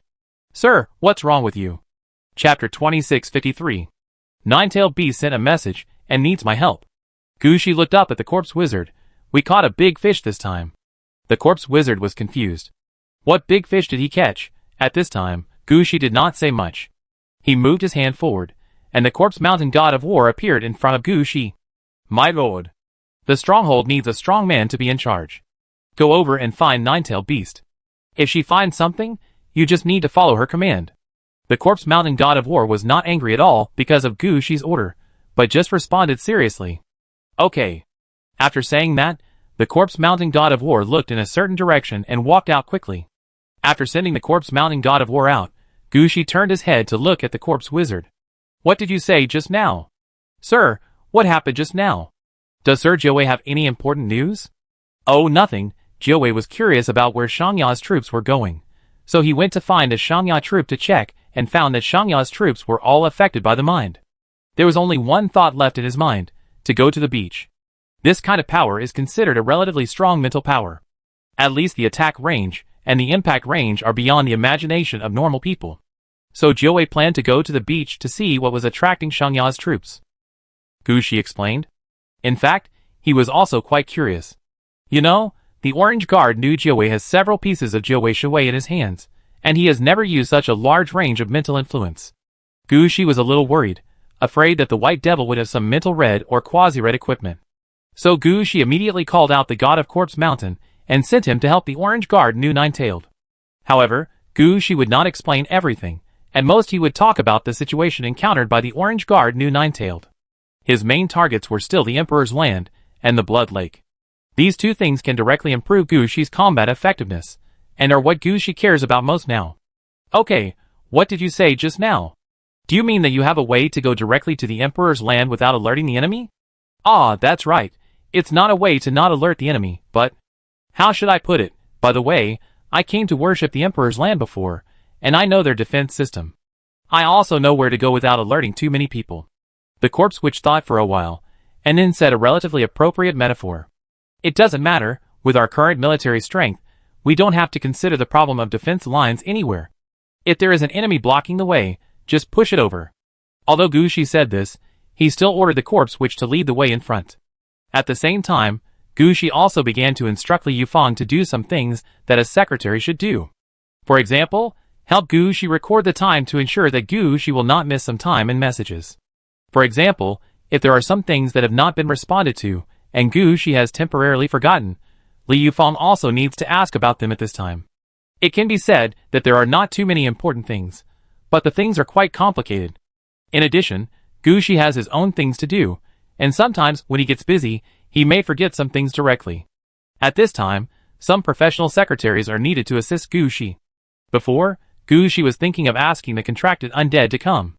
But who would have thought that Gu Shi would have a professional arrangement for every contracted undead he created? There was no time to follow Gu Shi all the time and do this kind of secretary work. So Gu Shi could only arrange his time by himself. Now that Li Yufang was here, Gu Shi wanted to arrange things and spend more time to deal with more things. This situation of arranging things while moving forward will become the norm for Li Yufang in the future. If Li Yufang can't finish it, then other secretaries will come. What position Li Yufang can take at that time depends on herself. Li Yufang also knew this. While following Gu Shi, she quickly became familiar with Gu Shi's various things, and at the same time thought about how to help Gu Shi. Under such circumstances, Li Yufang's progress was visibly improved. At this time, Gu Shi's mind was not on this. The corpse witch brought Gu Shi into Jialing. Just as the corpse witch said, the defense system of Jialing was fixed. The corpse witch had been here before, and he knew how the defense system was going. In addition, many people from Jialing had left, so when Gu Shi came in, no one noticed them. Even if someone occasionally found Gu Shi, they were immediately cleared by Li Yufang. Soon Gu Shi came to the center of Jialing City. The entire Jialing City was built to house the Emperor's Land. At the same time, the leaders of the three Shang families would be sent to Jialing for burial after their death. This was the only request of the leaders of the three Shang families, to be closer to the Emperor's Land. Therefore, the layout of Jialing is very simple. In the middle of the Blood Lake, a part of the Imperial Tomb in the Blood Lake just emerged from the water. The tombs of the remaining three leaders are arranged around the Blood Lake, with the chieftain's tomb on the left and the high priest's tomb on the right. As for which of the three Shang families it is, it actually makes no difference. After all, under the Imperial Tomb, all of them have the same ancestor. The road that Gu Shi took was the road that the Ghost Dragon came to worship the High Priest Shanya during the grand ceremony.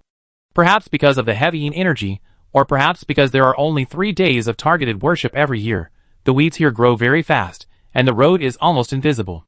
This is completely different from the mausoleum guarding and residential areas in Jialing City. With these weeds, plus the route of the corpse witch, Gu Shi and his team easily came to the center of Jialing. Gu Shi was also a little confused when he saw the pyramid-like imperial tomb in the center of the lake in the distance through the trees. Are you sure it's this thing? Sir, yes. The corpse witch said with certainty. Usually, our annual worship and blood sacrifice are all performed at the top of the emperor's mausoleum. That's where it is. So it doesn't really matter whether most of the emperor's mausoleum is on the water or underwater. As for where we are going, we have to enter from the top platform of the emperor's mausoleum and kill our way to the bottom of the emperor's mausoleum. Gu Shi took a look at the situation of the emperor's mausoleum in the lake and muttered something in his heart. However, Gu Shi would not embarrass the corpse, which because of the characteristics of the emperor's mausoleum in the lake in front of him. After all, this was not built by the corpse witch, he just asked a question. Are the demigod soldiers in the emperor's mausoleum or in this lake? Both, mostly in the emperor's mausoleum, and there are various mechanisms in the emperor's mausoleum. If we don't unlock the mechanisms, even if we enter the emperor's mausoleum, we can't find the emperor's land. Chapter 2654. Standing in the woods, Gu Shi silently took a look at the current situation. Then a gate leading to the city of Aridov opened behind Gu Shi. The corpse witch had known about Gu Shi's ability for a long time, so he was not surprised. Under Gu Shi's order, the Intelligence Department 5 under Shea, that is, the expedition team, quickly took their positions. The expedition team mainly consists of members of field survival, exploration, and archaeologists. They are responsible for the search for field mineral veins, the development of field treasures, and even the search for ruins, etc. They are familiar with various mechanisms. What Gu Shi wants is their ability to crack the mechanism. All the people who came out of the expedition team this time were masters of solving puzzles. After they came out, the corpse witch took them directly and explained to them the various mechanisms and puzzle-solving ideas that may exist in the Imperial Mausoleum. Gu Shi called Shirley and his evil demon skeleton soldiers, and Gu Shi's semi-god troops, the ancient undead, and the ghost dragon squad, were also released. Shirley and the others were fine. They were working hard towards the semi-god level. The appearance of the ancient undead and the ghost dragon squad made Gu Shi happy. They did not have a special command hero, only the leader level led them. But their fighting power could make everyone bow their heads. It was also for this reason that they would be ranked quite high in the skin change position. Now they have completed the skin change work. The ancient undead did not do anything out of the ordinary, nor did they pretend to be weak. They just dressed themselves up a little, wearing paper armor on the stage and painted faces, looking like they were here to perform. But the problem is that these things combined with the weapons in their hands make people feel gloomy. The Ghost Dragon Squad is different. They may have seen the main force of Gu Shi's men responsible for carrying the Ghost Squad. So they simply chose the skin corresponding to the Ghost Squad, black impermanence. If Gu Shi's Ghost Squad that looks like Bai Wuchang only has the appearance of Bai Wuchang but not Bai Wu's combat power, then the Ghost Dragon Squad that looks like black impermanence is different. Their combat power exceeds the level of normal black impermanence. Anyone who looks at them with the eyes of the Ghost Squad will be crushed to death by them. Now that they appear, they immediately suppress the idea of flying into the sky. After all, Gu Shi is still hiding in the woods watching the situation outside, and they don't know what Gu Shi is doing this time. Gu Shi pointed to the Imperial Mausoleum not far away.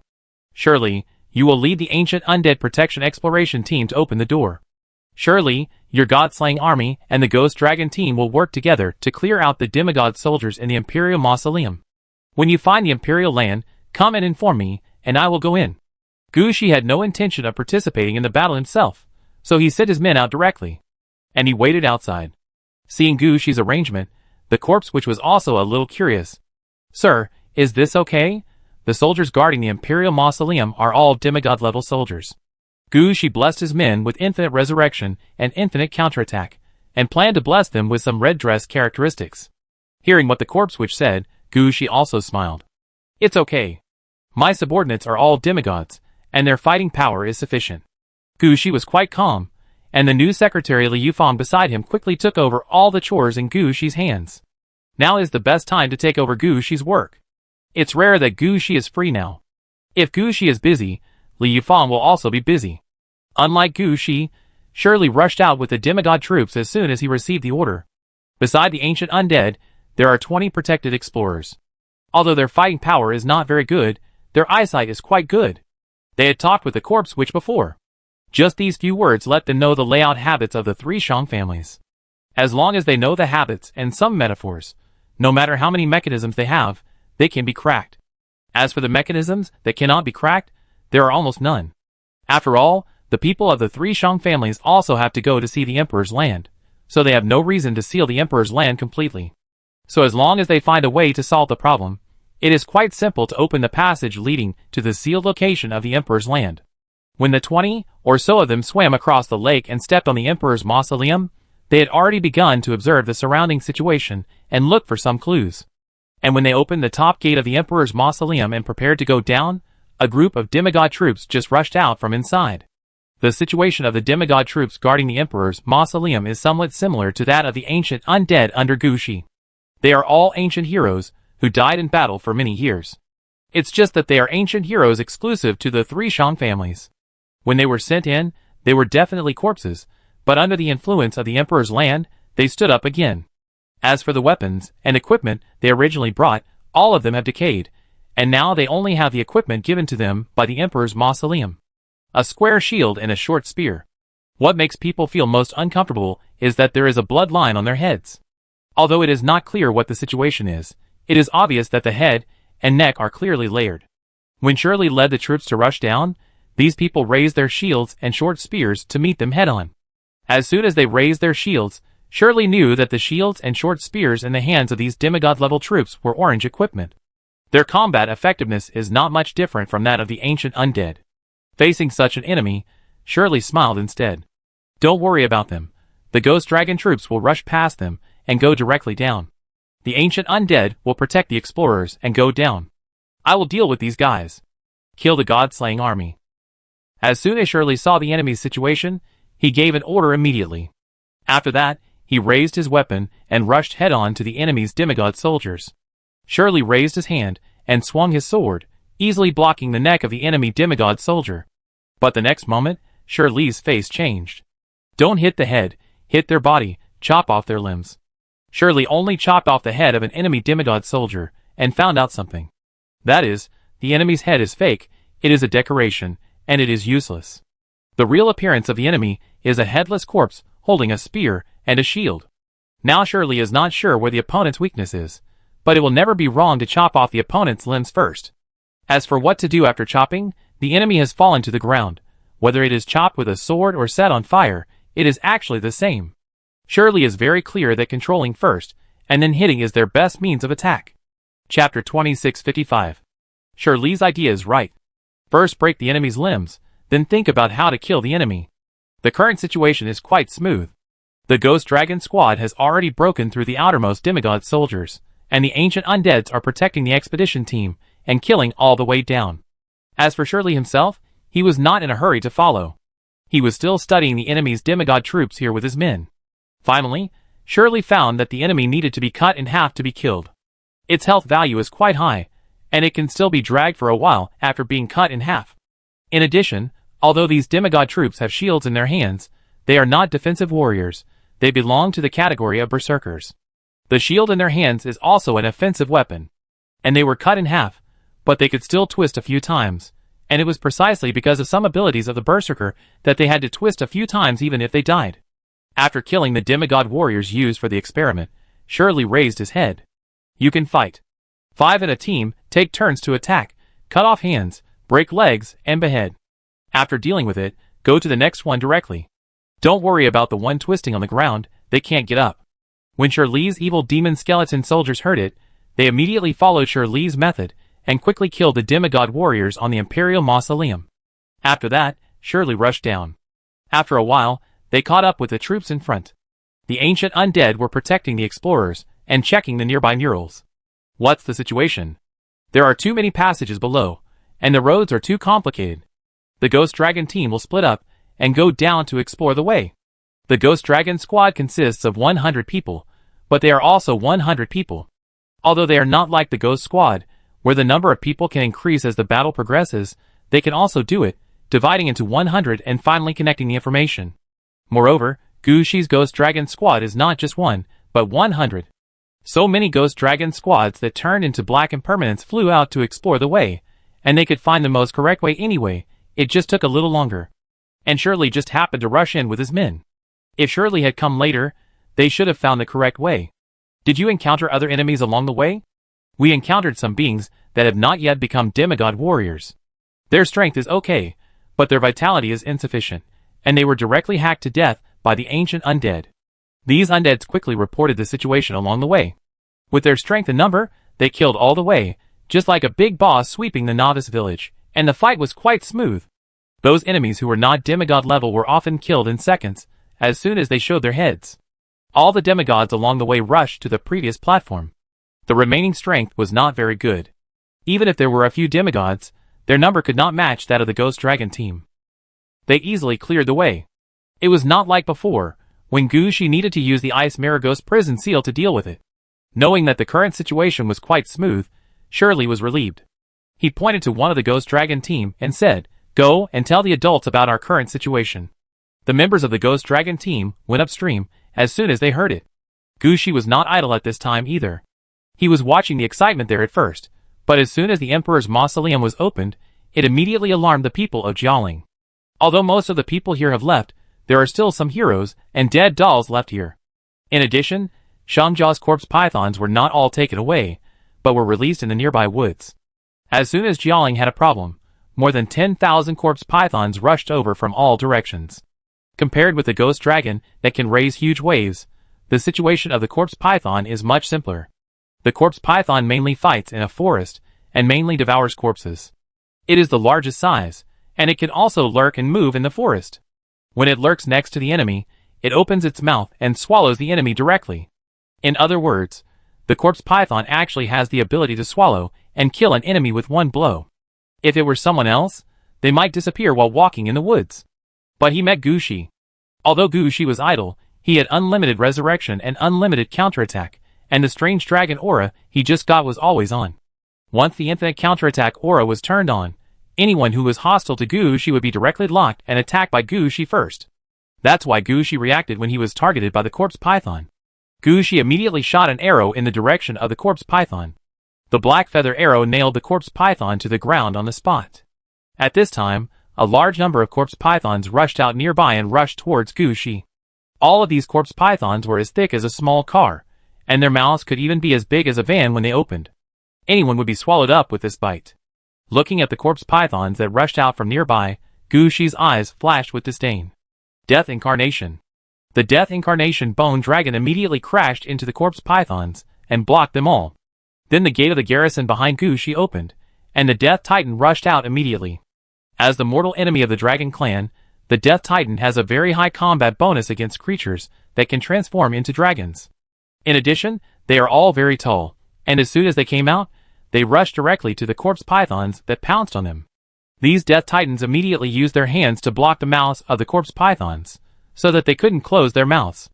The corpse python still wanted to entangle the Death Titan, but the Death Titan was not famous for its strength, and they could also release lightning with their hands. As long as the corpse python wanted to roll up, the Death Titan would send a lightning strike to electrocute the corpse python.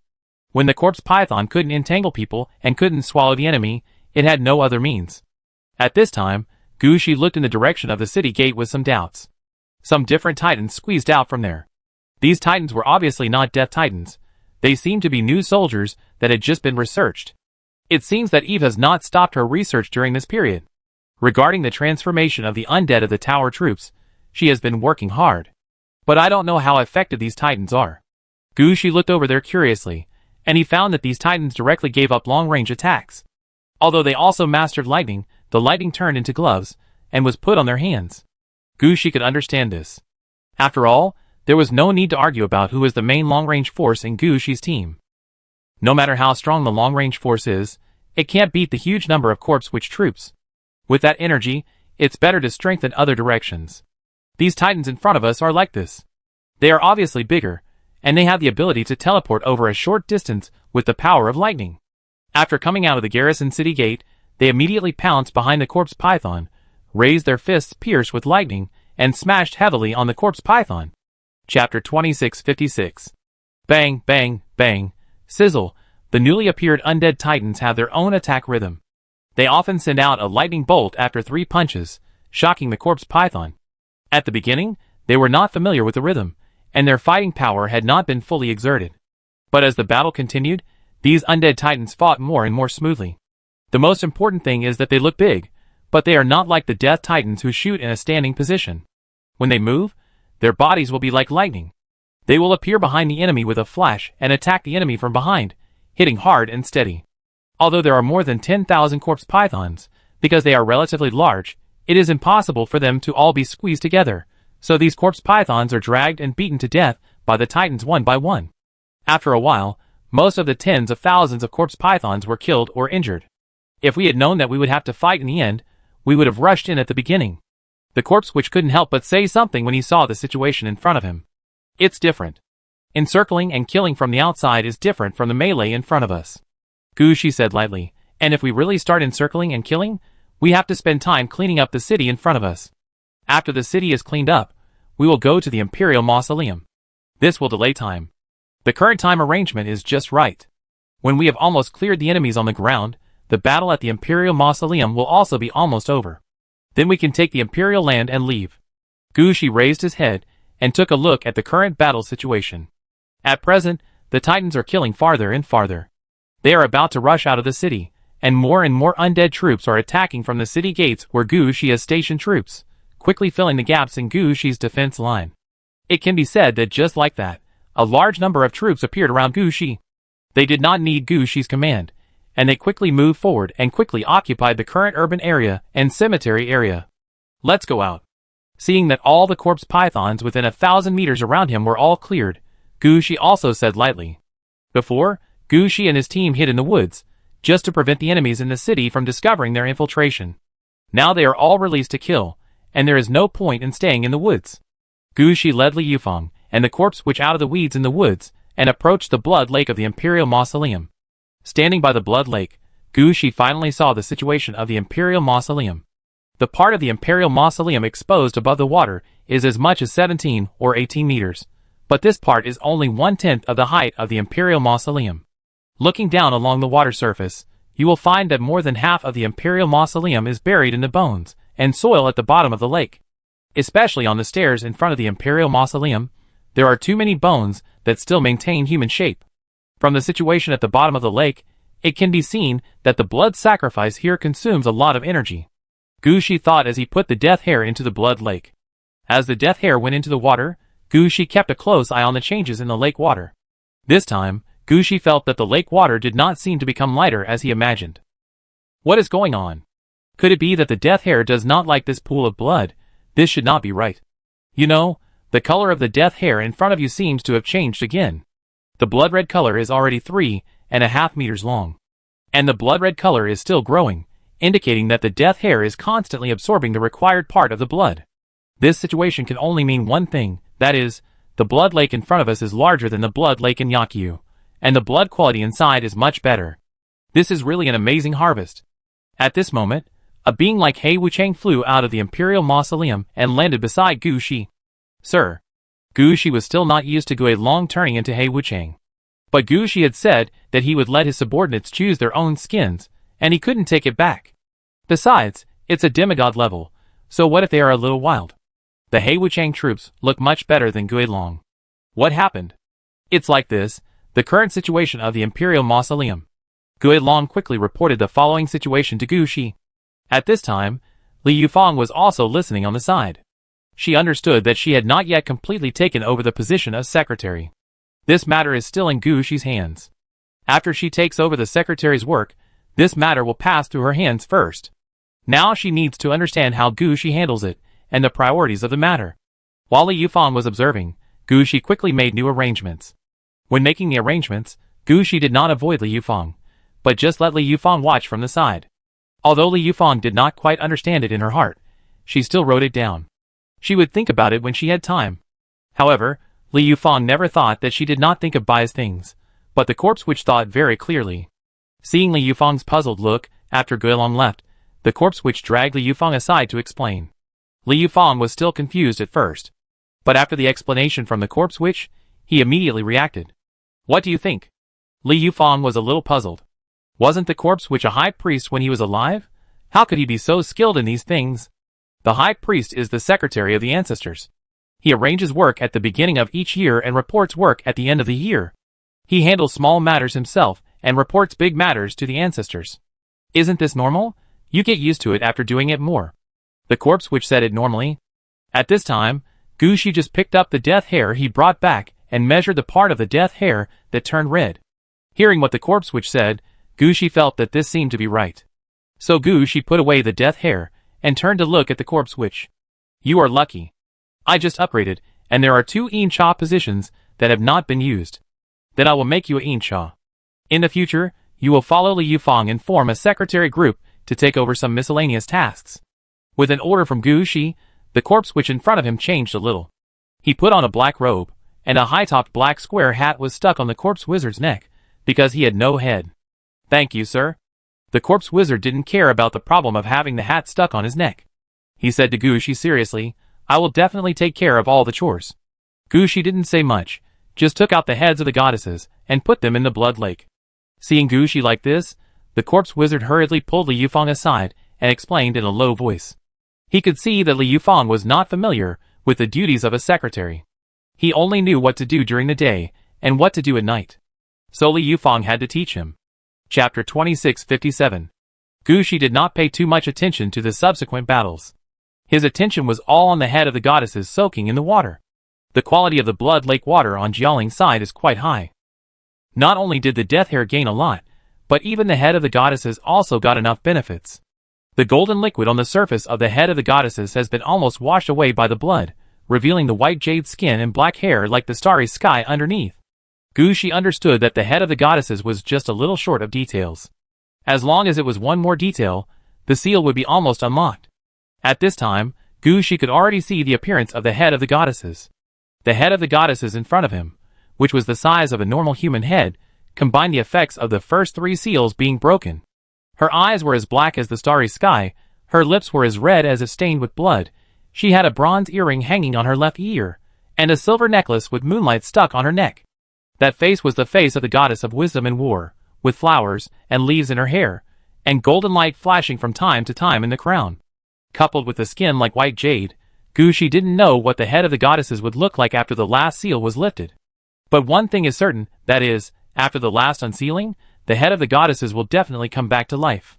My lord, the passage to the Imperial Mausoleum has been opened, the enemies in the Imperial Mausoleum have been eliminated, and the explorers of the expedition team are experimenting with ways to open the bottom layer of the Imperial Mausoleum. We can go in now. Okay, I come. Gushi put the head of the goddesses into the blood lake again, and after finding that there was no change, he put the head of the goddesses away. The next blood lake can be unsealed. Gushi thought to himself, but he did not stop. After a few steps, Gushi landed on the top of the Imperial Mausoleum. Li Yufang and the corpse, which appeared behind Gushi at the first time. At the entrance of the Imperial Mausoleum, 2 ghost dragons dressed as Hei Wuchen were waiting for Gushi. Sir, please come this way. We need to go into the water first and pass through the underwater entrance. The Imperial Mausoleum in front of him was quite large, but the surface part was quite large. The entire ground part was divided into 15 floors, and each floor had 6 or 7 stairs up and down. Because of the long time, some stairs that were not used much have been blocked. It is precisely because of this reason that some places leak directly, and some places must be passed underwater. Gushi had no opinion on this. Even if he did not use the water dragon beast underwater, Gushi could swim by himself. Now the ghost dragons have explored all the roads, and Shirley has also killed the enemies on the road. Even the corpses along the way were cleared by Gushi's men. Gushi didn't have to worry about his own safety. So he followed the 2 ghost dragons, and quickly went down along the prepared road. Li Yufang and the corpse which quickly followed. Although he had become a ghost messenger under Gushi, the corpse which was still very excited to go to the Imperial Land. After all, for the corpse witch, the Imperial Land was like ordinary humans seeing the Imperial Seal. Not to mention getting it, just seeing it would make people excited for a long time. Now that Gushi was taking the corpse witch there, the corpse witch was the most excited. Soon Gushi came to Shirley and the others. Shirley was covered in blood at this time. When he saw Gushi, he smiled at him. My lord, it's right below. Tell me about the situation. Gushi felt the complexity of the Imperial Mausoleum for the first time. Even if Gushi had a powerful navigation skill and could draw a map in his mind, this place was really too complicated. The internal mausoleum with more than 10 layers of people, Just the choice of roads was a headache. Not to mention the core position at the back. Gushi didn't need to go over to see it. He could know how complicated it was. The thing is in the hall below. The middle of the hall is quite empty, with only more than 130 semi-god soldiers. They have been killed by us. Later we found that there were 3 layers of corridors on the 4 walls of the hall. There are 6 statues in the top corridor. The explorers checked and said that the statues must be moved in order to open the mechanism in the hall and reveal the Imperial land below. Now the explorers are experimenting with the order of moving the statues. So troublesome? Gushi couldn't help but be stunned when listening to Shirley's words. Yes, sir, next time there is a fight, just call me. Don't call me for this kind of decryption. Who else should I call? I don't have any suitable people to decrypt right now. I will definitely use them as soon as I can. Listening to Gushi's words, Shirley could only roll his eyes helplessly. Okay, but sir, now that you are here, can I leave? Wait a little longer. What if there are other enemies when Emperor 2 appears? They are all demigods. Don't you want to fight again? Shirley's eyes lit up when he heard it. Your Excellency, what you said makes sense. What about the demigod level? My men have grown a lot from fighting with the demigod level before. Then I wait a little longer. Just as Gushi was talking to Shirley, a rumbling sound came from the hall on the last floor of the Imperial Mausoleum. Did it succeed? No, this is the time when the statues return to their positions when they fail. They have tried 19 times, and the correct order can almost be tried out. Just as Shirley was talking, a clicking sound came from the passage below. It's done, sir, let's go in. Shirley's eyes lit up when he heard the different sound, and he took the initiative to rush forward with his men. Gushi followed behind and bypassed 2 passages, and came to a hall covered with moss. The hall is quite large, and the height alone is a full 40 meters high. Looking from the entrance of the hall to the hall, you can't see the other end of the hall at all. The diameter is at least 3,000 meters. Speechless, even if you are in a world of magic, you should still follow some basic laws. How did you build such a large hall? Gushi tried so hard, but he couldn't build such a large hall. Sir, look there. Shirley pointed to the center of the hall. Gushi looked at the place where Shirley pointed, and he found a mound of 5-colored soil more than 1 meter high. That should be the Imperial land. I can guarantee that I have been to this hall before. When we fought before, there was nothing here. Before Shirley finished speaking, Gushi flew up by himself and landed on the mound not far away. Chapter 2658. Before arriving at the burial mound, Gushi did not reach out to destroy the burial mound in front of him, but circled around it. This was the first time Gushi had seen this kind of burial mound, and he was a little confused as to how this burial mound could bring such a powerful effect. It was clearly just a small mound of earth, with 5 colors at most. And there was a strong dragon aura on it.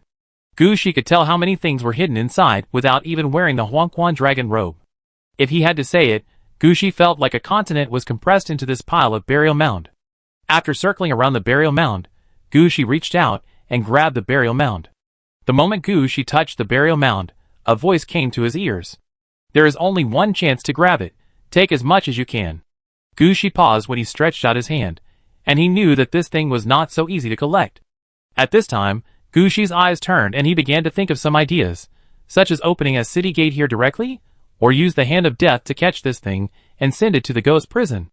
There are thousands of ideas, but the more Gushi thinks, the heavier his body feels. At this moment, a black halo flashed under Gushi's feet, and a dragon roar sounded in Gushi's ears. Gushi calmed down and found that his arm that touched the earth had turned black. Fortunately, when Gushi let go, the black color quickly faded. It can be seen that this earth contains not only dragon energy, but also a heavy evil spirit. If it weren't for Gushi's level 20 weird dragon halo that could swallow the evil spirit, Gushi might have been affected this time, and just grabbed a handful of soil. But now Gushi has seen a way of thinking. The soil in front of him was snatched from the ancestral mausoleum of the Shang Empire by the 3 Shang families. This evil spirit is the evil spirit of the failure and unwillingness of the Shang Empire. Of course, it may also be the evil spirit produced by some things behind the Shang Empire. Otherwise, Gushi couldn't imagine how a huge empire with no problems inside could be swallowed up by a small border country. This must be affected by the evil spirit. Just like Gushi before he was upgraded, he couldn't see the right path, and only thought about some confused things in his heart. After so many years, there is still a lot of evil spirit in this imperial land. This may be the reason why you can only grab a handful. After all, if you get too much evil spirit, you don't know what it will do. But who made Gushi just promoted? who made Gu Shi's level 20 battle aura produce a strange dragon aura because of the influence of evil spirit. This is an aura that can swallow all the evil spirits, curses, and negative effects that affect Gu Shi. The evil spirit in front of him could be swallowed by Gu Shi's strange dragon halo. Even if Gu Shi couldn't eliminate all the evil spirits on the earth, as long as he eliminated some of them, he could get more earth. This could be said to be Gu Shi's biggest chance. After moving his fingers, Gu Shi took a deep breath and turned to Shirley behind him. You guys retreat a little further, out of the influence of my battle halo. After saying that, Gu Shi took a step forward, and the strange dragon halo was fully opened, and the pure black halo directly enveloped the earth. At the place where the strange dragon halo touched, many twisting black silk threads appeared on the earth. However, as soon as these threads appeared, they were swallowed by the strange dragon halo. Under the influence of these evil spirits, the strange dragon halo under Gu Shi's feet had obvious changes. In the originally pure black halo, black carp, snake, horse, turtle, centipede, and other dragon species appeared. As soon as these figures appeared, they kept swallowing the evil spirits, and finally began to bite each other, evolving, and finally turned into 9 huge strange dragons rushing out. At this time, Gu Shi also took the opportunity to reach out and pick up a handful of soil from the burial mound. Gu Shi did not choose a position this time. He just picked up the soil from the position closest to him. The burial mound in front of him was arranged according to the positions of the 5 colors and 5 directions. With this handful, Gu Shi just picked up a part of the black soil, a part of the red soil, and a part of the yellow soil. At this time, Gu Shi did not think much, and after picking up the soil, he retreated. When holding the soil, Gu Shi only felt that his hands became quite heavy, as if there was a mountain pressing on him. Gu Shi understood that this was the only way he could take the Imperial Land. The Imperial Land was not something that ordinary people could lift. If you want to take the Imperial Land, you have to bear the weight of the Imperial Land. Although the Imperial Land in front of him was the remaining land of the Shang Empire, it had been placed on this continent for so long that it had merged with this continent. It can be said that this Imperial Land has the weight of this continent. Gu Shi wanted to take all the Imperial Land at first, but now Gu Shi was very glad that he only took up a part of it. After taking a few steps back, Gu Shi steadied his steps. The dark spirit flower paved a path for Gu Shi, and Gu Shi walked forward along the path of the dark spirit flower, and finally stepped on the burial soil where Gu Shi had taken away a part of the soil. As Gu Shi stood up, a large amount of evil spirits rushed towards Gu Shi. But Gu Shi's strange dragon aura was fully open, constantly absorbing these evil spirits and transforming them into strange dragons. Whenever the strange dragon condensed, it would fly outward, fly out a circle, and return to Gu Shi's battle aura. After 9 times, these strange dragons actually bit each other, and the torn flesh and blood quickly merged into the strange dragon aura. Until the 81 strange dragons turned into a pure black dragon hovering behind Gu Shi in the bloody battle. At this time, Gu Shi only felt that the Emperor's land in his hands was obviously lighter. Gu Shi understood that now was the opportunity. He raised the Emperor's land with both hands and said loudly, "I am the Emperor, never the Son of Heaven." As Gu Shi said this, Gu Shi not only felt that his body was lighter, but even had a feeling that he was about to fly. Gu Shi understood that this was because he had been recognized by the Emperor's land. Sure enough, the next moment, a ding sound rang in Gu Shi's ears. "You got the Emperor's tomb soil, red task, UD2 completed. Red task, UD2. Task requirements, kill the Emperor's tomb guard, completed, take away the Emperor's tomb soil, completed. Task reward, Emperor title, red title. Explanation 1. Those who took away the Emperor's soil were not proper high priests. They didn't know how to deal with the Emperor's soil, so they could only deal with it in their own way, so the Emperor's soil, and the people guarding the Emperor's soil were more or less confused. Explanation 2. The title will be a recognition of you in all games. Please choose your Emperor title. Chapter 2659. As the task completion message popped up, Gu Shi also understood how to choose the Emperor title. First of all, the Emperor title is not a reign title, but something like a temple name or a posthumous title. Normally, it is assigned after a person dies. But for the necromancer who takes the Taishan Mansion Lord route, or even for the ordinary necromancer, it is completely different.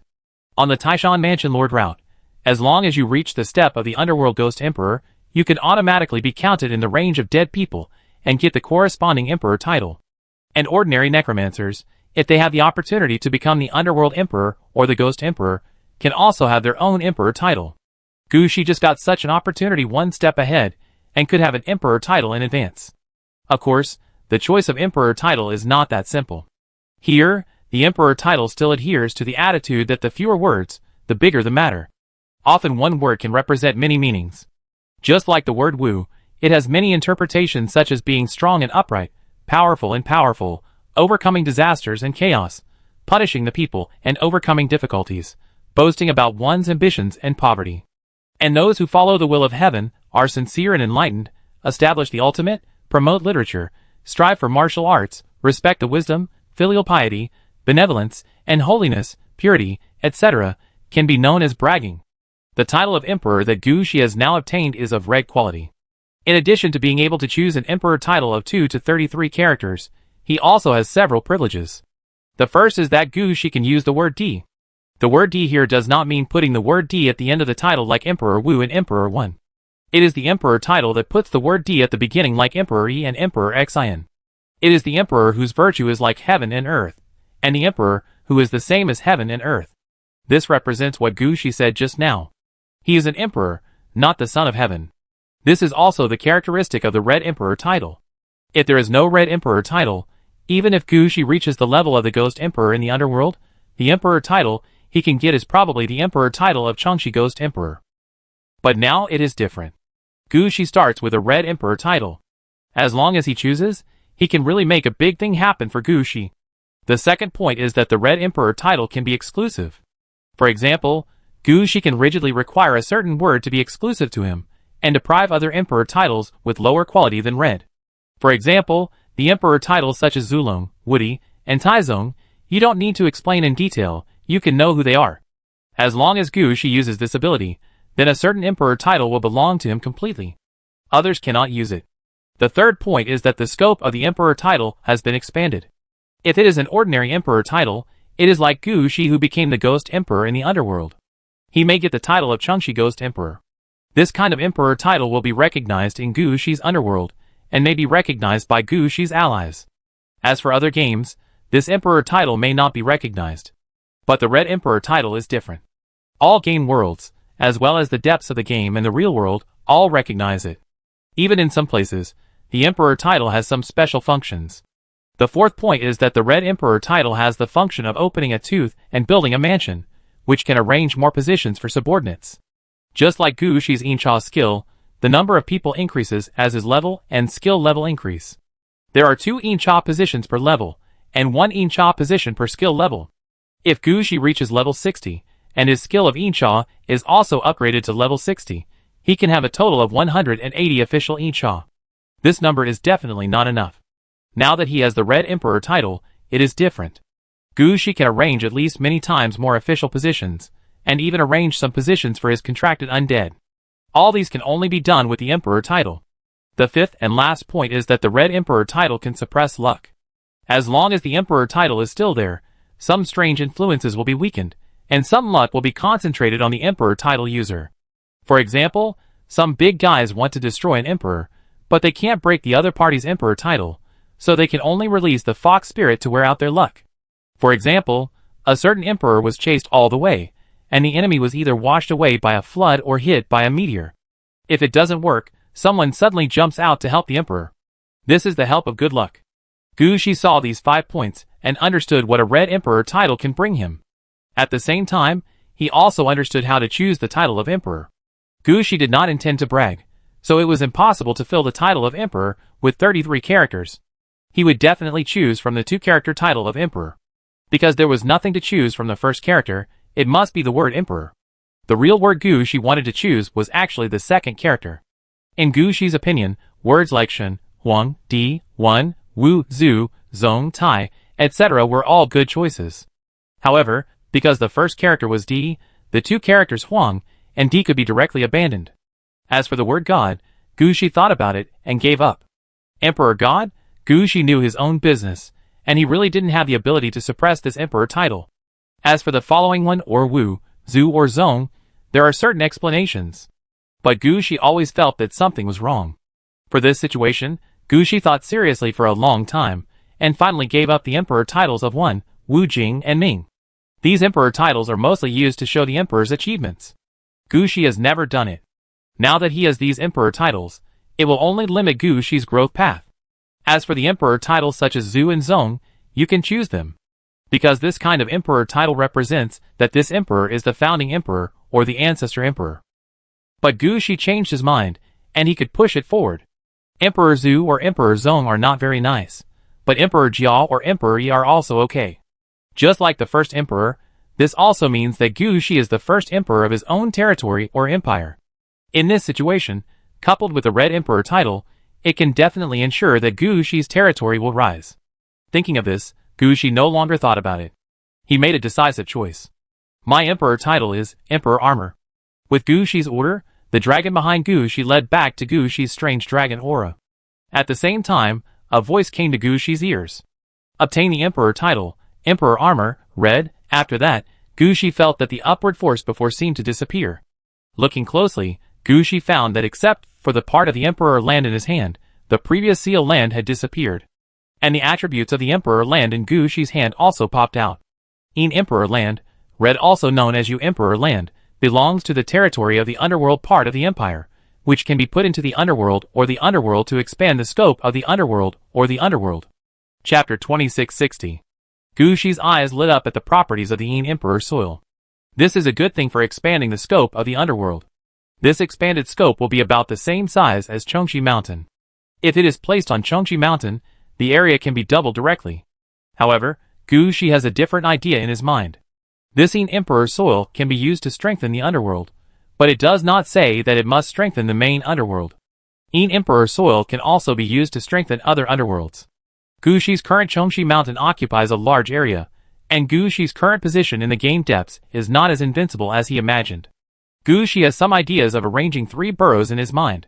Gu Shi's plan requires at least 4 or 5 underworlds. Gu Shi plans to put 2 underworlds in the game depths. Chengxi Mountain is one, and he needs to find another place to arrange one. If Gu Shi controls the head of the ancient god in the future, unlocks the gravity system on Chengxi Mountain, or obtains a method from the real world to lift the corpse of the ancient god into the air, then Chengxi Mountain will be sent back to the void between the real world and the depths of the game. So here in the depths of the game, Gu Shi needs to put another place to contact the system and power in the depths of the game. Before, Gu Shi's idea was just to build a few death cities. But now Gu Shi's idea is to build the underworld. Because for the king of the underworld, it is too easy to build the underworld. Once the battlefield of the underworld is arranged there, the enemies killed will become residents and defensive soldiers of the underworld, and the places seized will become the underworld of the king of the underworld. This multi-point approach is not difficult. So building a netherworld in the depths of the game has become Gu Shi's goal. As for not being able to do it, that is impossible. Just tell Gu Shi's 50 million corpse wizards that you can't do it and see. In addition to the depths of the game, Gu Shi also plans to build 2 netherworlds in the real world. Find another large game world that is not so easily destroyed, and build a netherworld. Indie soil is a good thing that can be used to quickly expand the netherworld. No matter which netherworld it is used in, it is okay for Gu Shi. Gu Shi has to think about this thing carefully. The 2 Kings netherworld is for example. Gu Shi's current idea is to attack the clan land of Octopus Head, turn it into a netherworld, and then use indie soil to expand it, and make it Gu Shi's second core location. After all, the clan land of Octopus Head is quite special. Gu Shi has been looking for so many days, and has not found it, which shows that the clan land of Octopus Head is hidden very deep. This kind of place is the most suitable place to hide a hell. Thinking of this, Gu Shi looked at the Yin Emperor soil in his hand, and a trace of satisfaction flashed across his eyes. Go back and deal with the Octopus Head. It has been delayed for so long, it will be meaningless to delay any longer. Putting away the Yin Emperor soil, Gu Shi took another look at the corridors around the hall. Can the mechanism be activated again? Gu Shi asked the explorers, who were still in the corridor. Because they had memorized the most correct mechanism sequence at the beginning, Gu Shi gave an order and they naturally took action. However, when moving the statue again, the mechanism was activated again, but the activated mechanism did not send the Emperor soil to the center of the hall again, and Gu Shi's idea of taking more Emperor soil back was considered a failure. After taking a look at the empty hall, Gu Shi was silent for a moment.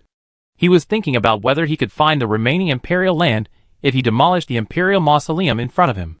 At this moment, a scout from Guizhing's scout camp rushed in. Sir, there was a melee on the beach. The troops of Shang Jia and Shang Ye fought for a garrison position. Li Yufang communicated the current situation in a few words, and came to Gushi to report the situation as soon as possible. They fought. Didn't they go there because the White Devil came? Yes, they fought. In addition, Xiangyan's men also appeared at the gathering point on the beach. Judging from the current situation, they will have killed the population before the White Devil arrives. Isn't Yue over there? I also arranged for the Corpse Mountain God of War to go there. Didn't she say anything? Yue went out to sea, taking the Corpse Mountain God of War with her. Okay. Gushi took the initiative to go, and cause trouble for the White Devil. What did the Orange Guard New Ninetail discover? How could there really be something that attracted the Orange Guard New Ninetail this time? Thinking of this, Gushi's mind could not help but deviate. But Gushi did not ask more. In his opinion, as long as the Corpse Mountain War God followed him, there was nothing in this world that could affect the Orange Guard New Ninetail.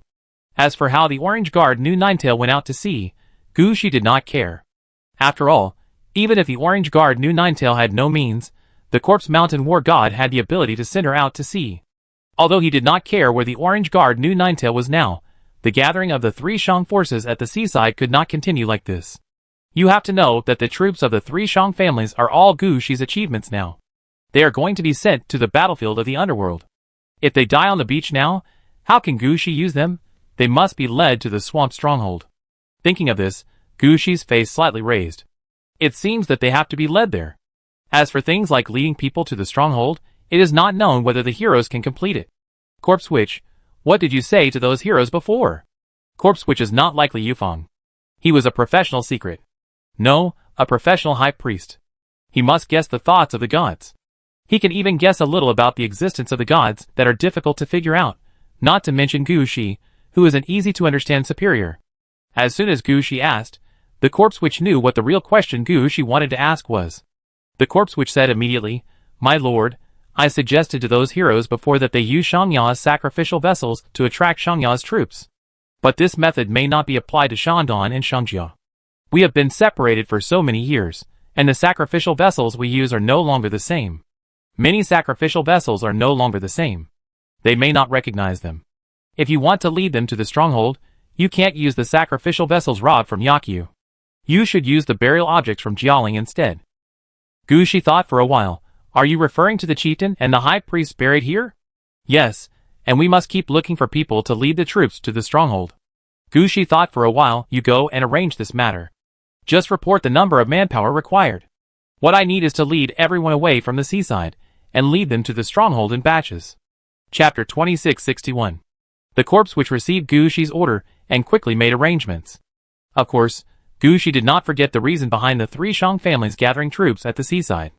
The orange-clad guard, New Nine-Tailed Fox, went out to sea, but Gushi did not want to rely on guidance to increase the number of enemies in the underworld battlefield. This matter must be handled well. The Corpse Witch just came back at this time. When he saw Gushi's eyes, he pulled Li Yufeng aside and talked to him in detail. Li Yufeng nodded repeatedly, but looked at Gushi with some worry. Miss Li, as a secretary, you need to be able to handle some small matters. In the end, you just need to report what you have done and who you have arranged. If you let the adults handle everything, what's the point of you? Remember, communicate more with the contracted undead under the adults. It can be seen that the adults are the kind of people who are willing to delegate power. It's like a god, high above. Just listen to the report every day. As long as things are done well, communication is smooth, and the general direction matches the adults' ideas, the remaining details will not be a problem. After hearing this, Li Yufeng looked at Gushi again, and found that Gushi was looking at her with a smile on his face. After all, with Gushi's current level, as long as he didn't block the sound, he could hear it if he paid more attention. Now Gushi didn't speak, just to see Li Yufeng's ability to act. Just as the Corpse Witch said, details are not a problem, as long as the general direction can keep up with the ideas. Li Yufeng knew it well, and she quickly started to call people. In this way, she really looked like a big secretary. Things were arranged quickly, and Gushi himself did not stay here. The mission of the Emperor's land has been completed, so the most important thing next is to unseal the hair of death and the head of the goddesses. It just so happens that the three Shang families are all rushing to the seaside, so it is easy for Gushi to steal the house. He can even go in directly without alarming anyone, steal the blood and come out again. Ensure that Gushi can achieve sustainable development of the underworld battlefield. He will not destroy the entire Shan continent at once. If the Shan continent is really destroyed, When Gu Shi's underworld battlefield is placed in his own underworld, he doesn't know how to attack the enemy. Li Yufeng and the corpse witch both know what is the most important thing for Gu Shi now. So the matter here was handed over to Li Yufeng. Anyway, Li Yufeng's sedan chair can catch up with Gu Shi quickly. Don't worry about losing Gu Shi. As for the corpse witch, he is responsible for leading Gu Shi to the blood lakes below. The blood lake they went to this time was a wild blood lake. This wild blood lake is different from the blood lake in the Falling Star Mountains. This is not a blood lake created by a blood sacrifice, but when the three Shang families came here, they encountered local natives, cannibals, and some wild beasts blocking them. Although the three Shang families were fleeing for their lives at that time. But their manpower is definitely not weak. At that time, their Shang emperor was the second most powerful emperor in the history. And they were destroyed. It was a direct punishment from heaven, not because they couldn't fight. Even if the main force was destroyed, and the Shang emperor died for his country, the migrating Shang three families still had a certain combat power. After they arrived at the Shang continent, they directly occupied the best position. The local natives and cannibals still wanted to stop them, and they were naturally beaten by the three Shang families. The three Shang families fought a great battle here. According to the master of the three Shang families, they showed their power. But for the natives, cannibals, and the beasts they gathered, it was a natural disaster. All the natives, cannibals, and beasts were killed, and blood flowed like a river. In order to ensure that there would not be a major plague or anything else, the three Shang families also killed prisoners, and performed a blood sacrifice after the war. They suppressed this place. Although it is not easy to understand that they killed prisoners, and performed blood sacrifices on such a bloody battlefield. But afterwards, this place became a blood lake. After so many years, the blood in this blood lake has not decreased, but has become more and more. In the end, this place became a relatively special blood lake. The three Shang families usually don't like to go here. So according to the judgment of the corpse witch, the concentration of blood in the blood lake now will be much higher than that of a normal blood lake. Gu Shi was a little curious about this. Gu Shi has discovered that although both require blood, the blood required by the death hare and the head of the goddesses is not quite the same. The blood required by the death hare is preferably with the breath of death. The blood required by the head of the goddesses is mostly with some divinity or powerful quality. This is why, after the blood lake that Gu Shi found during this period was used up by the death hare, the head of the goddesses can still be used. Judging from the situation this time, the fourth seal of the head of the goddesses should be able to be removed. As for the death hare, it may take more trips to several cities. Gu Shi noticed that the blood lake blood produced by human sacrifices would be more suitable for the death hare. Although the blood lake is there, Gu Shi still considers which red outfit should be unlocked first. After leaving a city gate for Jiaoling, Gu Shi left the Jiaoling area. Under the guidance of the corpse witch, Gu Shi went northeast. After passing Jiaoling, Gu Shi noticed that there were no hilly areas along the way, and most of the land was flat land. With Gu Shi's eyesight, he could see dozens of kilometers away at a glance. At this time, Gu Shi could notice that some huge moose would appear from time to time in the grass. These moose are not quite the same as normal deer. The horns of these moose are all made of bones. In other words, all the beasts here are in a half-dead and half-alive state. This situation made Gu Shi think of the snow giants in the Falling Star Mountains. He didn't know whether this was a unique style of this continent, or whether the whole world was like this.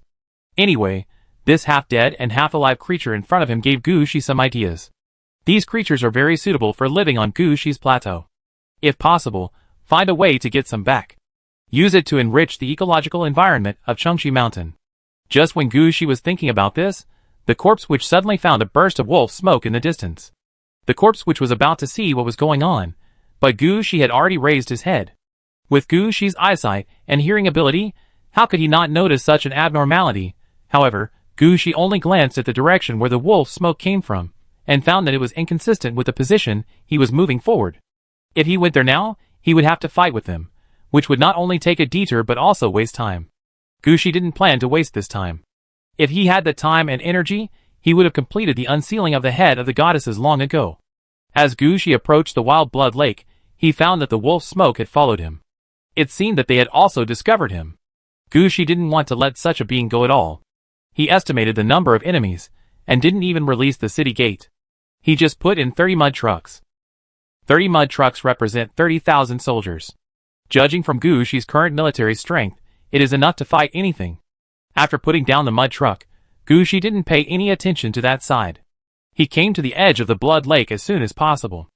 Just taking a look at the blood lake here, Gushi knew that he was not wrong. The lake water here is transparent like other blood lakes. But Gushi could clearly see that the white bones at the bottom of the lake were covered with red water plants. It is precisely because of the presence of these water plants that the entire lake looks a little red. As soon as Gushi arrived here, he took out the hair of death as soon as possible. Although the main target this time is still the head of the goddesses, it is Gushi's old habit to eat the hair of death first. But when the hair of death was put into the blood lake, the situation suddenly changed. A big fish made of countless bones swam out from the bottom of the blood lake. Because this big fish is made of bones, its style is not an ordinary big fish at all. This big fish looks like the head of a carp, plus the body of a crocodile. As soon as the big fish appeared, it pounced on Gushi's hair of death, as if it wanted to snatch it away. Gushi couldn't let his hair of death be snatched away by the big fish. With a thought, he flew out with the wind-breaking and shattering hands, and the molten casting and crushing hands behind him. The molten casting and crushing hands punched the big fish away, and the wind-breaking and shattering hands kept grabbing the big fish, tearing off some bones from the big fish with each blow. When these bones were torn off, they would automatically combine into a new body and pounce on the hair of death. It can be seen that the big fish did not want to take the hair of death, but to stop it. But Gushi was not here to reason, he came to grab resources. He came to grab the blood water in the first place, so what if he was stopped? If he couldn't go up, Gushi could even destroy the entire blood lake. At the moment, Gushi just didn't want to go into the water. If he went into the water, not a single bone under the water would be left. Standing by the lake, Gushi calmly watched the wind-breaking shattering hand and the melting crushing hand fighting with the big fish, watching the big fish being knocked away, disassembled, and reassembled again and again. Interesting. The big fish was disassembled 6 or 7 times underwater, but it could be reassembled into its original form every time. This discovery made Gushi more or less interested. However, Gushi did not do it. No matter how interesting this thing was, it could not compare to the red suit in Gushi's hand. Gushi planned to wait until the red suit was unsealed before returning to deal with the big fish in front of him. As for whether this big fish would affect the unsealing of the hair of death, Gushi never took it to heart. After discovering that the big fish would reassemble after being broken, Gushi immediately used the melting and crushing hand to lift the big fish out of the blood lake. The wind-breaking and shattering hand did not dismantle the big fish again, but prevented the bones in the blood lake from catching up and replenishing the big fish's body. After being lifted into the air by Gushi, the big fish was useless, no matter how hard it struggled.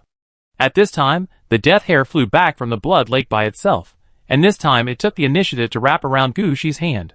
Gushi was also stunned by this situation, but Gushi immediately found that the death hair had been dyed red for more than 4 meters, and there was not much left in black. It seems that the death hair is about to be unsealed, and now the death hair has begun to look like a red dress. This is much faster than the head of the goddesses, Gushi thought while putting the head of the goddesses into the blood lake.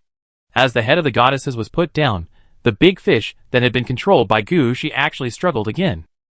Finally, the big fish actually made a decision to automatically decompose. Without anyone attacking, all the bones of the big fish fell into the lake, but this time these bones did not form a big fish, but formed a human or animal shape, rushing towards the head of the goddesses. Gushi understood at a glance that the troops caught by the molten crushing hand were the key to the bones forming a big fish. It was also the embodiment of the consciousness of the blood lake. It was just that they were dragged out of the blood lake by Gushi and completely lost contact with the blood lake. And there was no way to form a big fish in the blood lake. In the end, the bones could only return to their original form to attack. If other people were to encounter such a thing, they might be in a panic. But facing such a situation, Gushi had nothing to fear. Although Gushi was alone here, he had all his troops with him.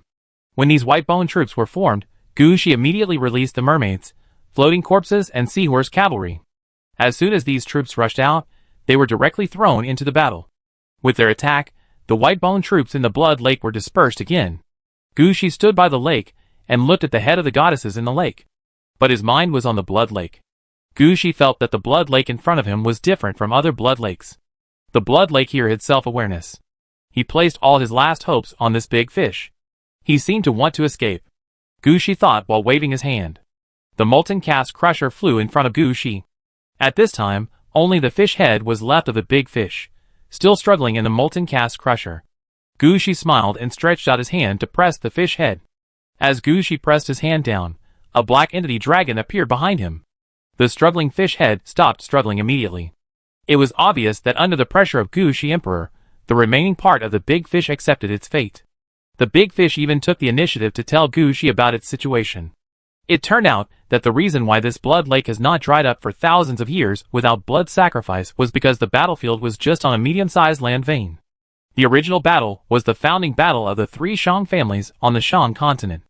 A trace of national destiny was played in the battle.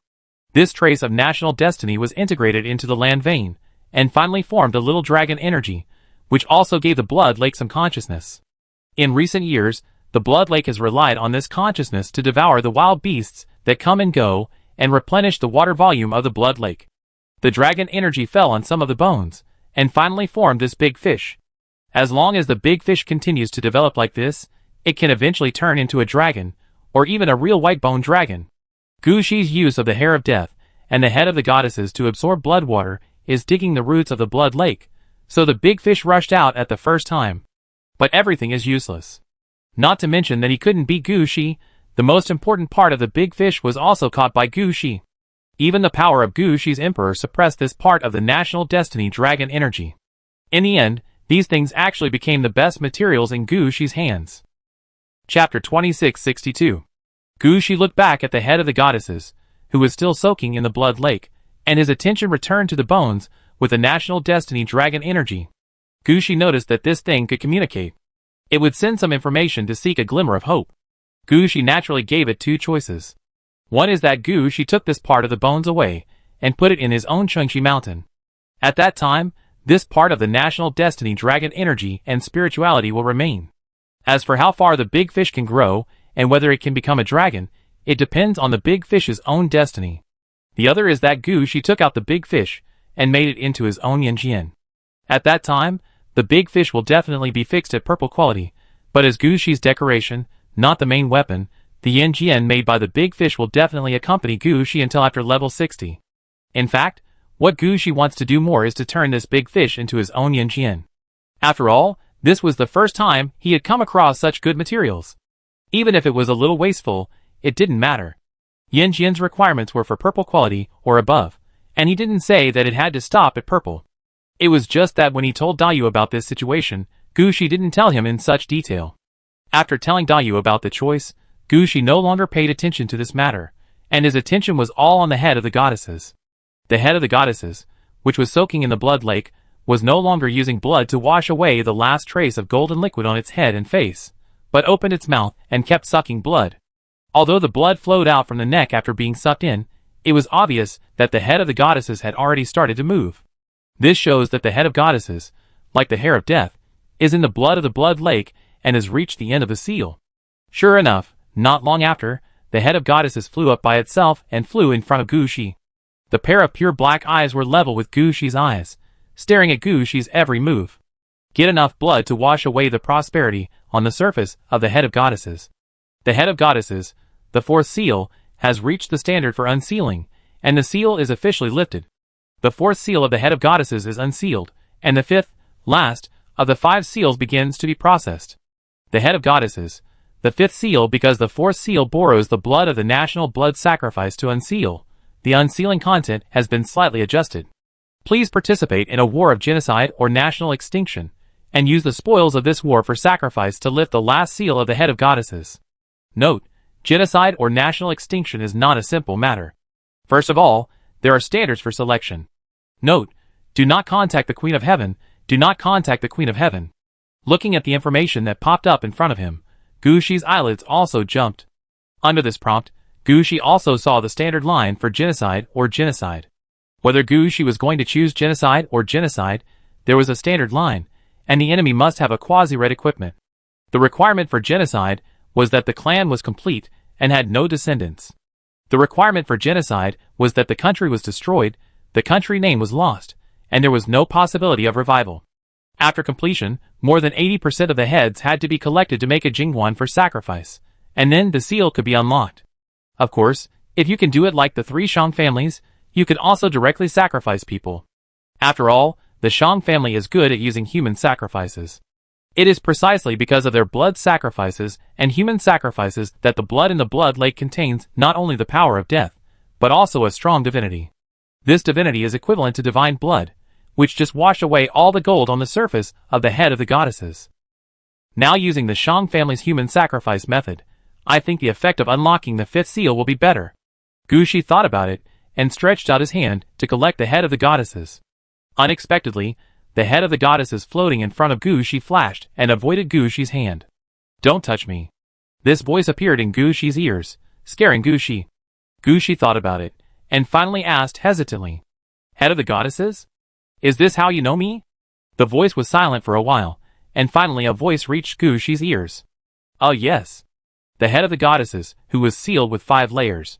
Gu Shi hesitated for a moment, and finally said, "Well, the head of the goddesses is the head of the goddesses. It's a name after all. Hey, you still have the love of the goddess of beauty. It seems that you are really one of us.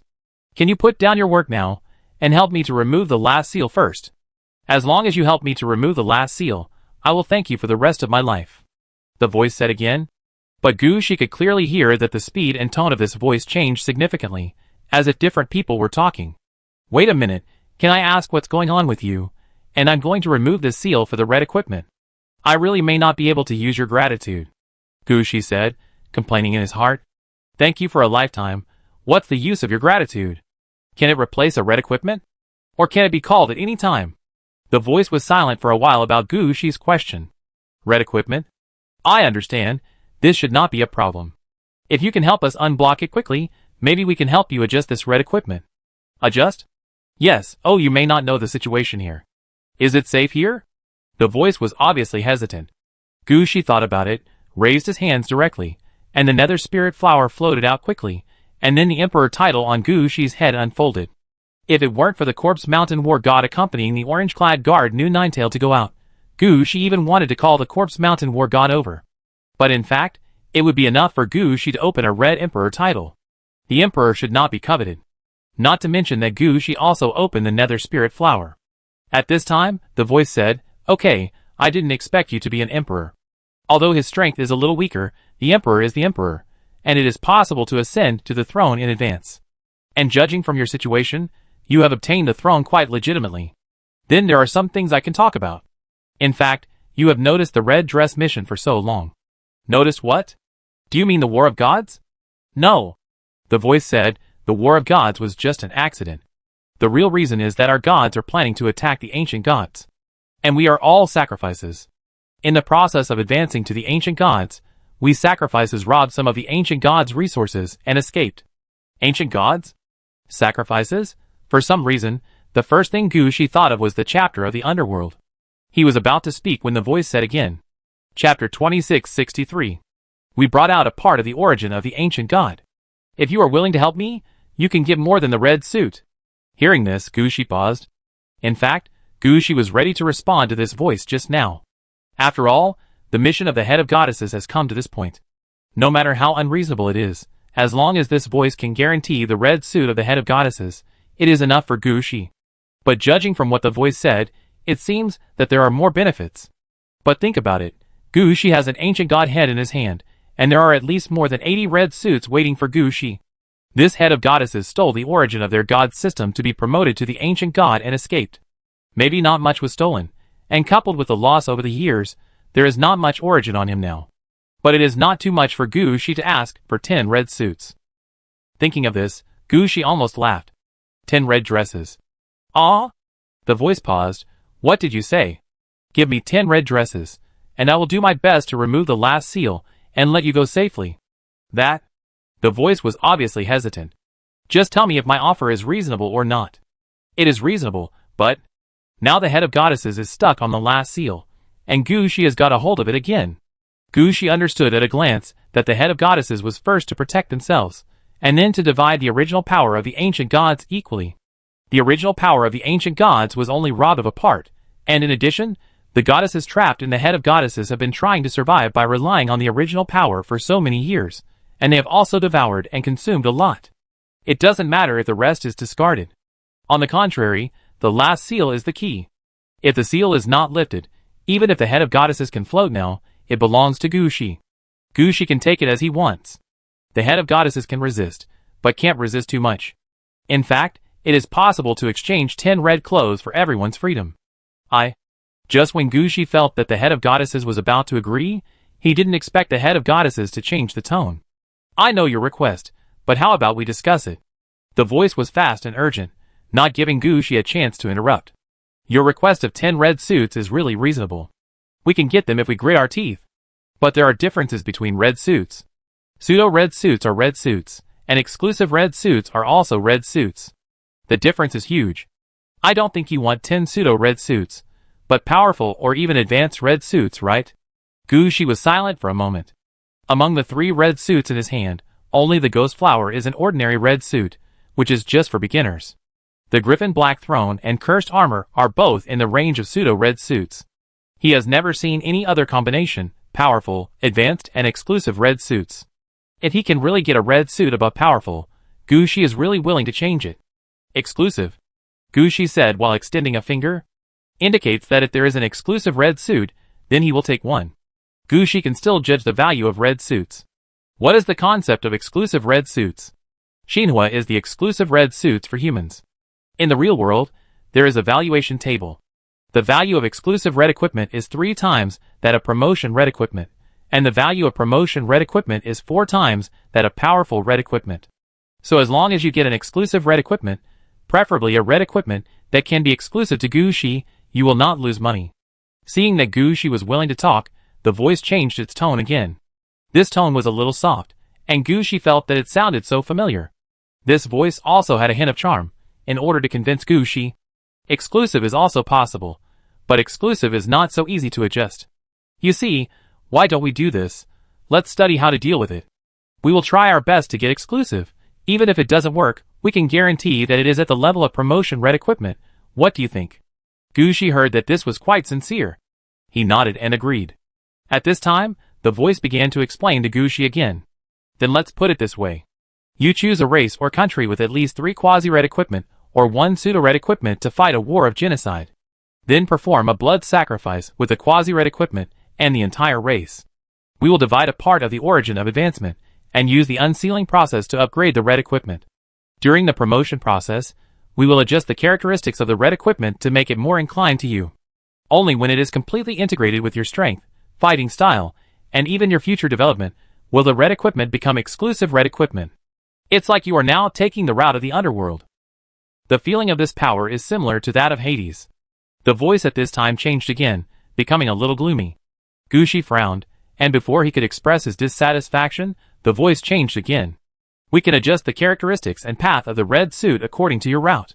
The best result is to form an exclusive red suit that is dedicated to your growth. Even if the exclusive red suit fails, we can complete an upgraded red suit. Tell me about your ideas for upgrading. So far, all I have heard is what I need to pay. But the most critical point is that you did not explain clearly the ideas for making exclusive or upgraded red suits. You did not give me a guarantee, but asked me to deal with a race that has at least 3 quasi-red suits.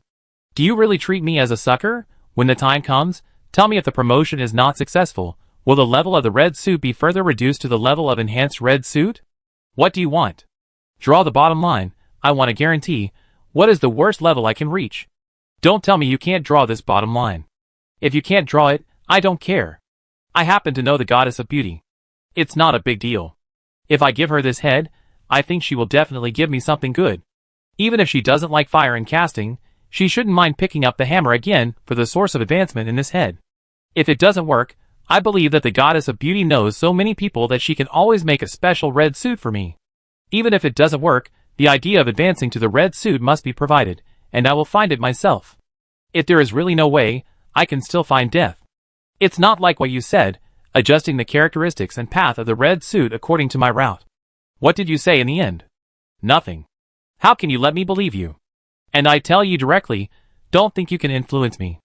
Now all the control is in my hands. I don't care about 1 or 2 red suits. What I want is professionalism. Don't treat me as a fool. Don't think that you have contacted the ancient gods, and even almost promoted to the ancient gods. It's great. I don't have the brains of the ancient gods. Chapter 2664. After hearing what Gushi said, the head of the goddesses also fell silent. They understood that what Gushi said was right, but they really couldn't guarantee anything. At this time, Gushi waved his hand, and was about to say forget it. At this moment, a relatively ancient voice sounded. Your Majesty Emperor Jia, how about we talk about it? Can you represent them? Gu Shi was a little annoyed now. Is this the Calabash brothers begging for help, one after another? If you don't have a master, then don't say anything. Yes, my name is Nyx, the goddess of night, one of the first 5 gods in this pantheon. My sister is the mother of the earth. She gave birth to the god of the sky, the first generation of the god king. The god of the sky gave birth to the king of Titan, the second generation of the god king. The king of Titan gave birth to the king of the gods, the third generation of the god king. This time, the one who wants to strengthen our power and advance to the ancient god in our pantheon is the queen of heaven, the wife of the third generation of the god king. Nyx explained her identity and status with just a few simple sentences. Although she is not the mother of the earth who originated the entire pantheon, her identity is actually enough. Even because she is considered the first controller of the underworld in the entire pantheon, she will have more topics to discuss with Gu Shi. Gu Shi did not ask why the entire pantheon made wedding clothes for the queen of heaven. He directly asked about the exclusive red dress and the promotion red dress. As long as there is a reasonable idea, Gu Shi is willing to reach an agreement with the head of the goddesses. After all, it took Gu Shi a long time to unseal the head of the goddesses.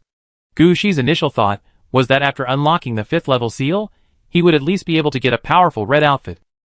If there is a red suit for promotion, Gu Shi is actually very satisfied. The exclusive red suit is just a bargaining tool used by Gu Shi at the beginning. Unexpectedly, when Nyx appeared, he really discussed in the direction of exclusive red suit. There is actually no problem with the exclusive red suit you want. It just depends on whether you want a big exclusive or a small exclusive. Is there any difference? For those who are willing to talk to him seriously, Gu Shi is still very polite. The big exclusive is the exclusive for the profession or origin. For example, if you are on the road of Hades, then the red suit of death and the red suit of Hades are both okay. If you don't mind, the red suit of Hades is also a suitable idea. It's just that as long as the big exclusive is unbound, you can use it, and other people who are on the same route can also use it. The small exclusive is exclusive for you, and needs to be adjusted according to your situation. But there is an advantage here, that is, the small exclusive is really only for you. Gu Shi nodded. If it can be exclusive, then ordinary exclusive is fine. My requirements are not high. Gu Shi thought about it, and understood that it was impossible for Nyx and others to create personal exclusive red suits for themselves. Even if the goal is set on exclusive red suits, it is also a profession or road red suit. Among them, the Death or Hades red suits are the most likely. Because Gu Shi has a feeling that Nyx will be relatively familiar with the Hades. She may know the ancient god called Hades, who released the Hell's Splendor. But no matter what it is, it's okay for Gu Shi. Sure enough, as soon as Gu Shi said that his requirements were not high, Nyx spoke quickly. Then let's set a direction first. The gloves on your hand are red equipment, right? How about we choose to match them? Nyx saw at a glance that the ghost flower in Gu Shi's hand was red equipment, and began to talk about her production plan. Why should it be matched with the ghost flower? Of course, it is better to have 2 red equipments that complement each other. When the exclusive red equipment is made, you can take the exclusive red equipment as the core, let this glove integrate around it, and build a new combat mode. This will be good for your future growth. Then, there is no need for gloves. I still have a few red equipments in my hand. And there are a few quasi-red equipments that are being nurtured. Who knows how long it will take for your quasi-red equipment to be nurtured? If we want to match them, we must think about the red equipment you have now, right? Besides, with your gloves, we have more than 80% chance of achieving exclusive red equipment through the sacrifice opportunity. Without the gloves, the chance of achieving exclusive red equipment may be only half. The difference here is not ordinary. Nyx persuaded. Gu Shi thought for a moment and said to Nyx, I have 3 pieces of red death suits, but they are all semi-finished products. One is my road, one is this hair of death, and the other is the hand of death behind me. The seal on the hair of death will be dissolved soon. I am still working on the hand of death. Do you think these 2 will be more suitable than the ghost flower to make exclusive red suits? Are you going to go the route of red death suits? Nyx did not notice the 2 pairs of arms floating behind Gu Shi at first. After all, no matter how strong these 2 pairs of arms are, they are not red equipment. When Nyx first looked at Gu Shi, his attention was on the nether spirit flower. As for the griffin black throne and the cursed armor, neither of them was here, and Nyx did not find them. Now that Gu Shi said this, Nyx looked at the arms behind Gu Shi and the hair of death wrapped around Gu Shi's left hand. Death is the foundation. Gu Shi knew about death, and he also understood that if he took the death route, he could only reach the ancient god at most, and he could not rush up to the position of death.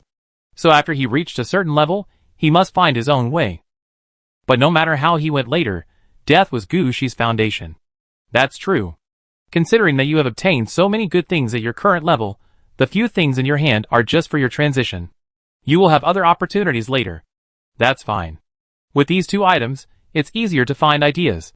If you use the hair of death, then when the sacrifice is performed, the head will be left to you. With the head as the base, the bones of the sacrifice as the body, the earrings as the buckle, the necklace as the glue, and the flowers and leaves as the decoration, you can make a 7-meter-long longbow. When you wrap the hair of death on it, the two red clothes can be combined together, and the quality will definitely reach the exclusive level. Even if you can find a long arrow before the sacrifice is unsealed, we may even have a chance to prepare something better for you. Above the red clothes? Gu Shi immediately thought of the combination suit, and thought of the possibility of upgrading the orange combination suit to the red suit.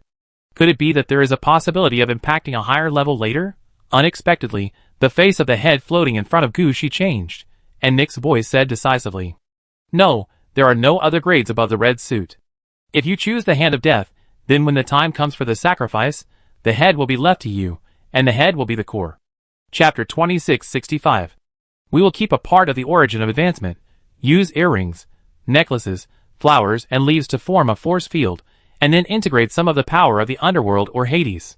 This will form a resonance with the hand of death behind you. Didn't you say before that there was a red level road? You can try to integrate the road into it. This way, there is no need to fix any style. Unlike the previous plan, it will eventually become a set of bows and arrows, which will be very inconvenient for you to use. Hearing this, Gu Shi's eyes were happy. The attitude towards Nyx has improved visibly. Because Nyx is the first outsider who does not regard himself as a shooter. For this reason, Gu Shi feels that he should be more polite to Nyx. How should I add my road? Just take out my red book. Hearing Gu Shi's question, Nyx laughed. Your Majesty Emperor Jia, you think too simply. I will only tell you one method, that is to extract the core of your path. When you choose this production idea, you will get unexpected benefits. When Nyx said this, he suddenly thought of something. By the way, Your Majesty Emperor Jia, you should not have found your own path yet. Gu Shi was about to say, who said I haven't found my own path? But he opened his mouth and didn't say this sentence in the end. Because he understood that he was still based on death and followed the path of Emperor Fengdu. He hasn't reached the stage of finding his own path. Maybe one day, he can take this step. But definitely not now. For the first time, Gu Shi felt that he didn't need to force his level down. Sometimes it might be a good thing to just push up his level. After that, Gu Shi and Nyx exchanged a few more words.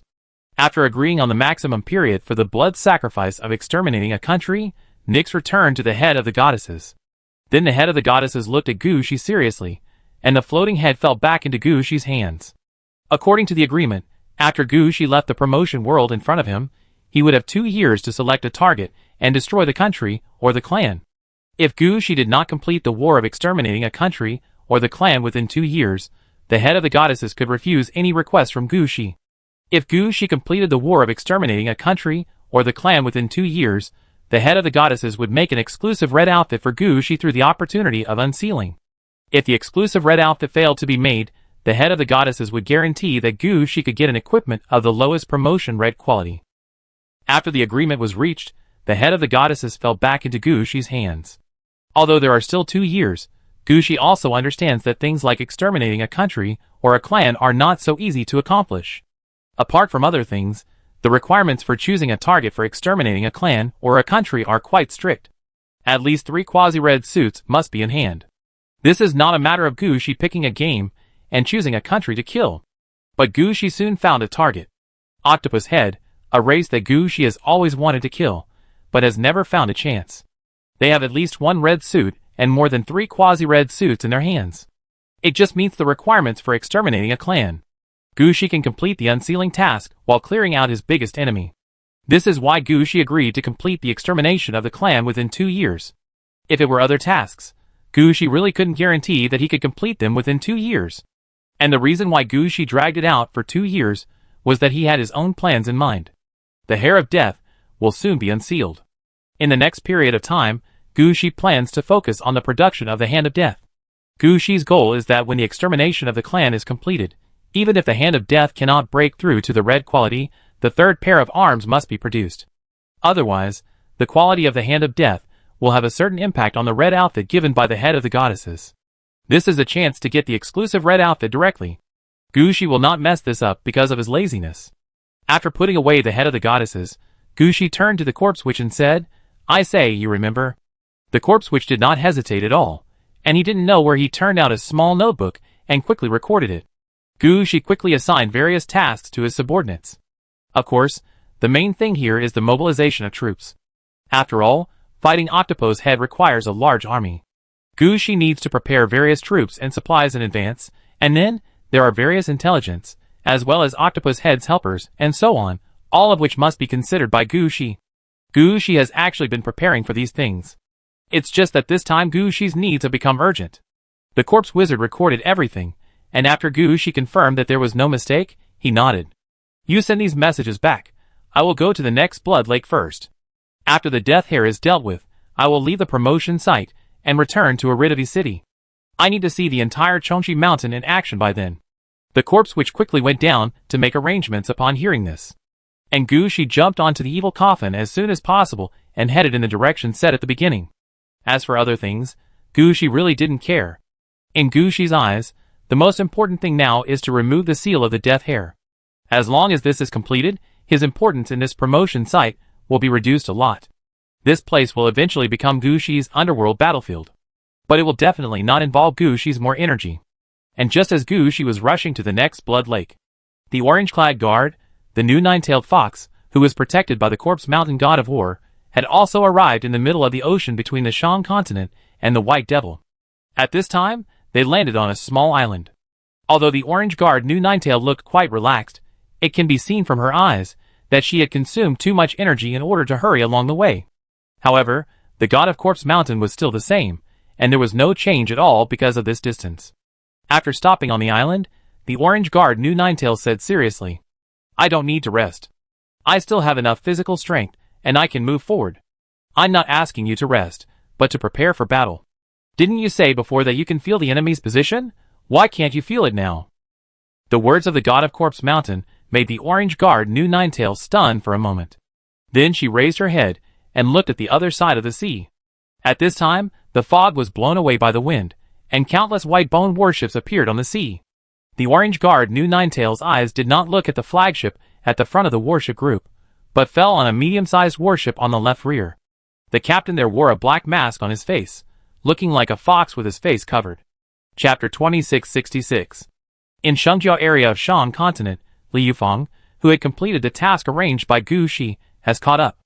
However, she also brought a message, saying that she had just received a message from Yaladovi city that the god of Corpse Mountain and the orange guard new Ninetail had returned. The situation was fine after the god of Corpse Mountain returned, but the orange guard new Ninetail seemed to have obtained something. As soon as he returned to Yaladovi city, he entered a state of seclusion, and could not come out for the time being. Gushi understood as soon as he heard it that the orange guard new Ninetail might have obtained something. What is the current situation at the seaside? The 3 Shang troops gathered at the seaside are dispersing, and the Shangya troops are heading towards the stronghold. The other 2 families have also confirmed the situation of the stronghold. However, the matter about Jialing has not yet erupted, and the hostility of the other 2 families towards us is not great. As long as we can lead people to the stronghold, it will be enough. Gushi nodded. Before, he had been worried that all the enemies were concentrated at the seaside, and did not take the stronghold seriously. Now it seems that there is no need for this. The most critical issue about the battlefield in the underworld has been solved. Now there is one less reason for Gushi to stay in the promotion area in front of him. Looking at the death hare that was almost completely red, Gushi said calmly, "The death hare is almost done, let's go first." However, Gushi never thought that without the attraction of the seaside, some troops would return so quickly. When Gushi entered a core city of Shengjia, he happened to meet the return of Shengjia troops. This troop was obviously injured and angry. The way they appeared was also quite strange. A strong wind blew, and they fell directly from the sky. But this is understandable. Among the 3 Shang families, Shengjia represents the power of the sky. Their blood anacondas can spray blood and turn it into wings that fly in the sky. This is a dual-purpose air and land combat force similar to vampires. Gushi originally thought that there were no people in the city in front of him, so he went directly to the blood lake in the city. Unexpectedly, someone would fall from the sky. Fortunately, Li Yufang has slowly learned how to be a qualified secretary. Although Gu Shi did not think of deploying defenses, Li Yufang could not fail to think of it. When he arrived in the city, Li Yufang called out his wedding team and communicated with the city of Yaladovi to explain Gu Shi's whereabouts to ensure that there would be troops at the first time when there was any need. This time was the same. When Shangjia's troops fell from the sky, Li Yufang released the fog at the first time to cover Gu Shi. At the same time, her wedding team appeared, and all kinds of dowries were thrown out. This is Li Yufang's ability.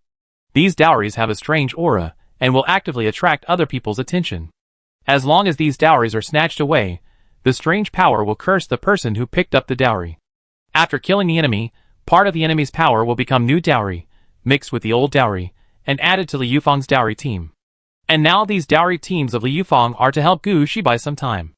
As the fog rose on Li Yufang's side, Gu Shi noticed the appearance of the enemy. Turning his head to look at the dead hair still soaked in the blood lake, Gu Shi said helplessly, "Looks like a massacre is coming," Gu Shi said as he raised his hand. The gate of the Death City opened quickly. A large number of undead dragons, death titans and corpse wizards rushed out of the gate and charged directly at the blood anacondas and Shangjia troops that fell from the sky. Compared with the other two families, Shangjia focuses on the existence of a bloodline. Therefore, they are better than the other two families in the use of ancestral power and the selection of heroes. Although the blood anacondas were held back by the undead dragons and death titans, their heroes squeezed towards the corpse wizard army. But sometimes they really thought wrong. In the eyes of normal people, corpse wizards are all long-range troops. But they never thought that the staffs in the hands of corpse wizards can also be used to hit people. Not to mention that there are enough corpse wizards in front of them, and their levels are high enough. They are all level 28 champion soldiers. Even if they are magicians at this level, what's wrong? If you dare to come over, I can still beat you to death with a stick. After being beaten out by the corpse witch with a staff, Gu Shi also noticed the situation here. He deployed some mud trucks and arranged various melee troops to attack. On the one hand, it was considered to have relieved the siege, and on the other hand, it was considered to have given these melee troops some opportunities to appear. Among them, there was also Gu Shi's earliest combat unit, the Bone Chopping Battalion. Although the current Bone Chopping Battalion is still composed of skeleton soldiers holding two-handed heavy swords, their level has obviously exceeded the level of skeleton soldiers. Most of the soldiers' combat levels are above level 18, and a few have reached above level 20. As soon as they rushed out, they activated their respective combat auras and rushed forward directly. The combat auras opened by the skeleton soldiers of the bone-cutting camp are mainly sharp, armor-piercing, and killing auras. The main purpose is to strengthen the attack power of the bone-cutting camp. Under the reinforcement of the combat aura, the soldiers of the bone-cutting camp can sometimes directly cut in half. Because of this, they immediately delayed the enemies rushing towards the corpse witch, and killed towards Shangjia's heroes. Gu Shi just took a look at the situation over there, and didn't focus on the battlefield. In Gu Shi's eyes, the death hair soaked in the blood lake is the most important. At this time, the death hair has almost been completely dyed red. If calculated according to the progress, this has almost reached 99%. And judging from the surface of the blood lake in front of him, it can definitely be unsealed this time. My lord. Just as Gu Shi was staring at the death hair, Li Yufang brought some snacks to Gu Shi. Thank you. Gu Shi looked back at the battlefield and found that it was under control, so he turned his attention back to the blood lake. Sir, you don't have to keep staring at it. The hair of death will come up by itself after it is unsealed, and this last bit of progress is the hardest to wait for.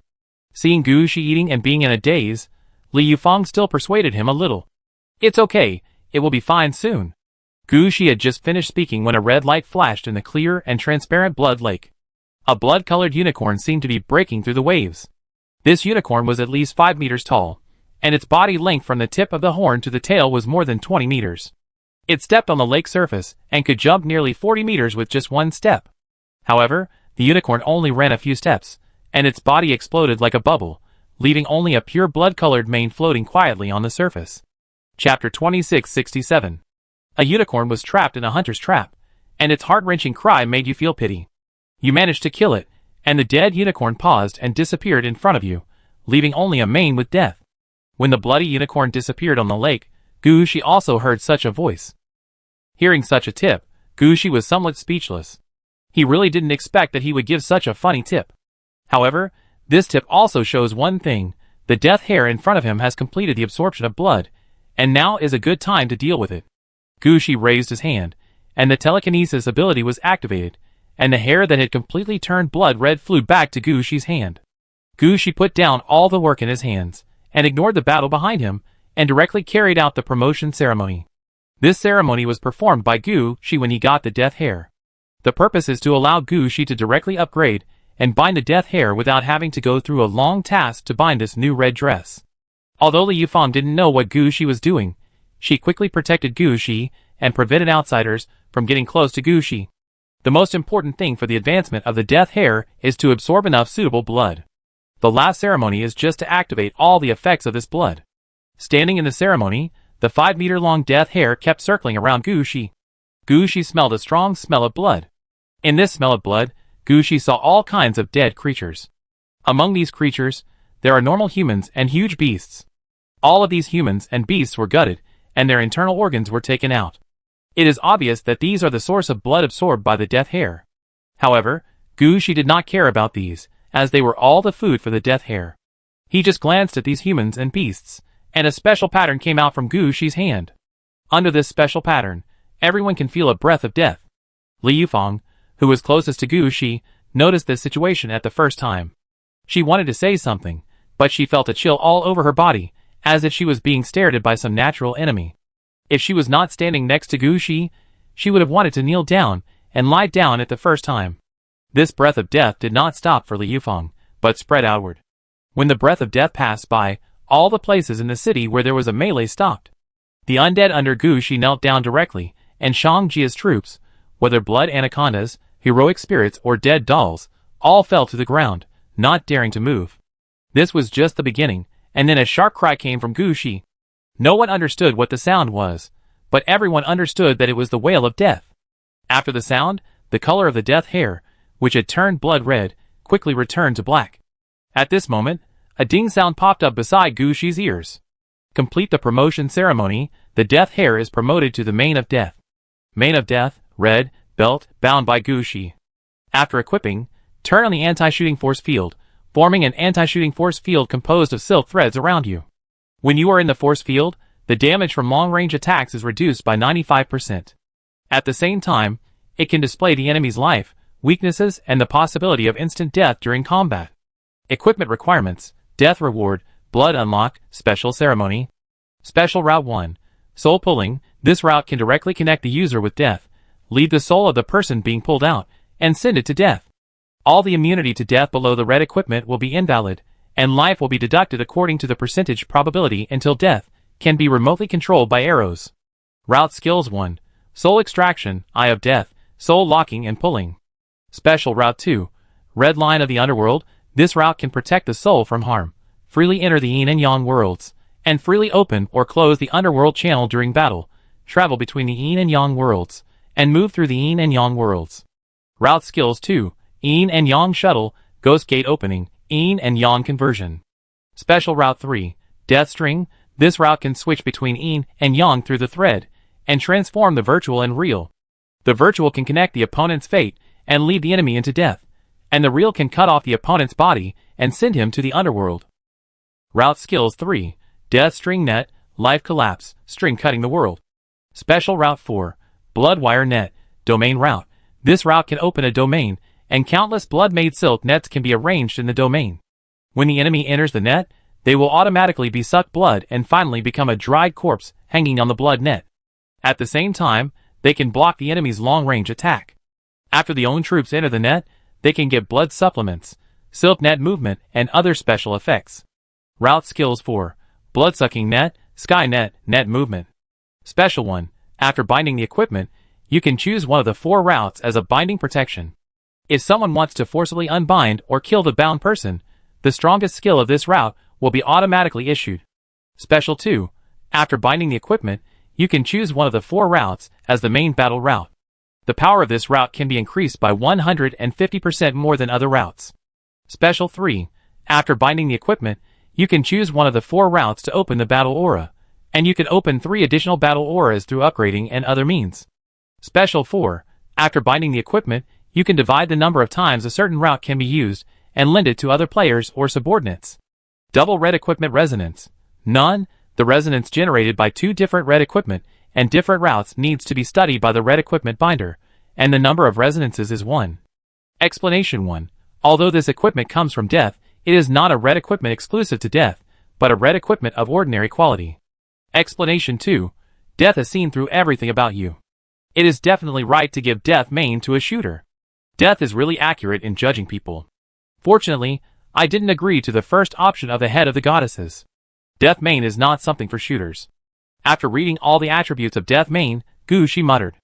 In the information of Death main, what Gushi cared about was not the binding protection after binding, the main battle route, etc., but the information of double red equipment resonance.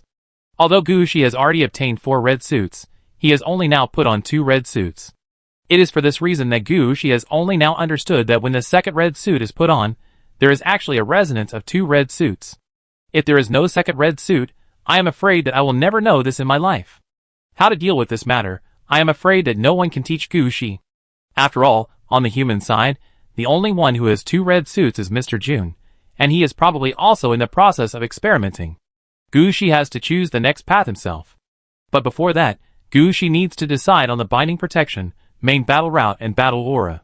Chapter 2668.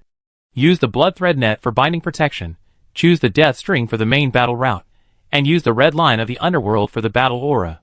If there is no such thing as the resonance of the double red equipment, Gushi might have to struggle for a long time. But now, after taking a closer look at the various roads, Gushi quickly made a choice.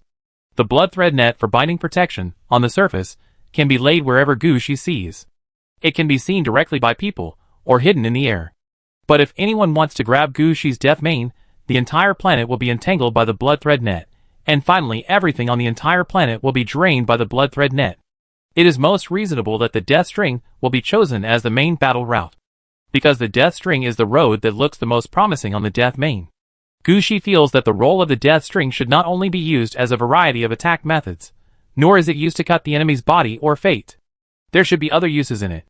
So choosing it as the main battle route can allow Gushi to master the characteristics of the death string faster, and exert the attack effect of the death string.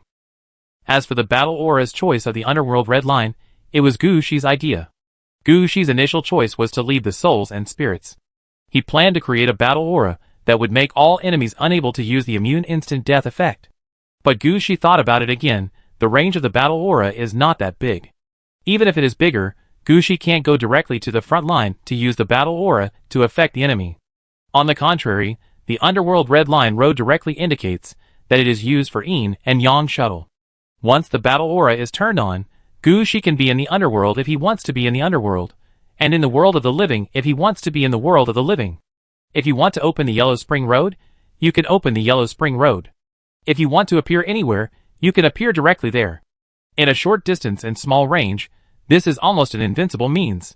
This kind of battle aura that allows Gushi to move freely is better than Gushi having to run to the front to apply the battle aura for breaking defense, so these 3 options were decided.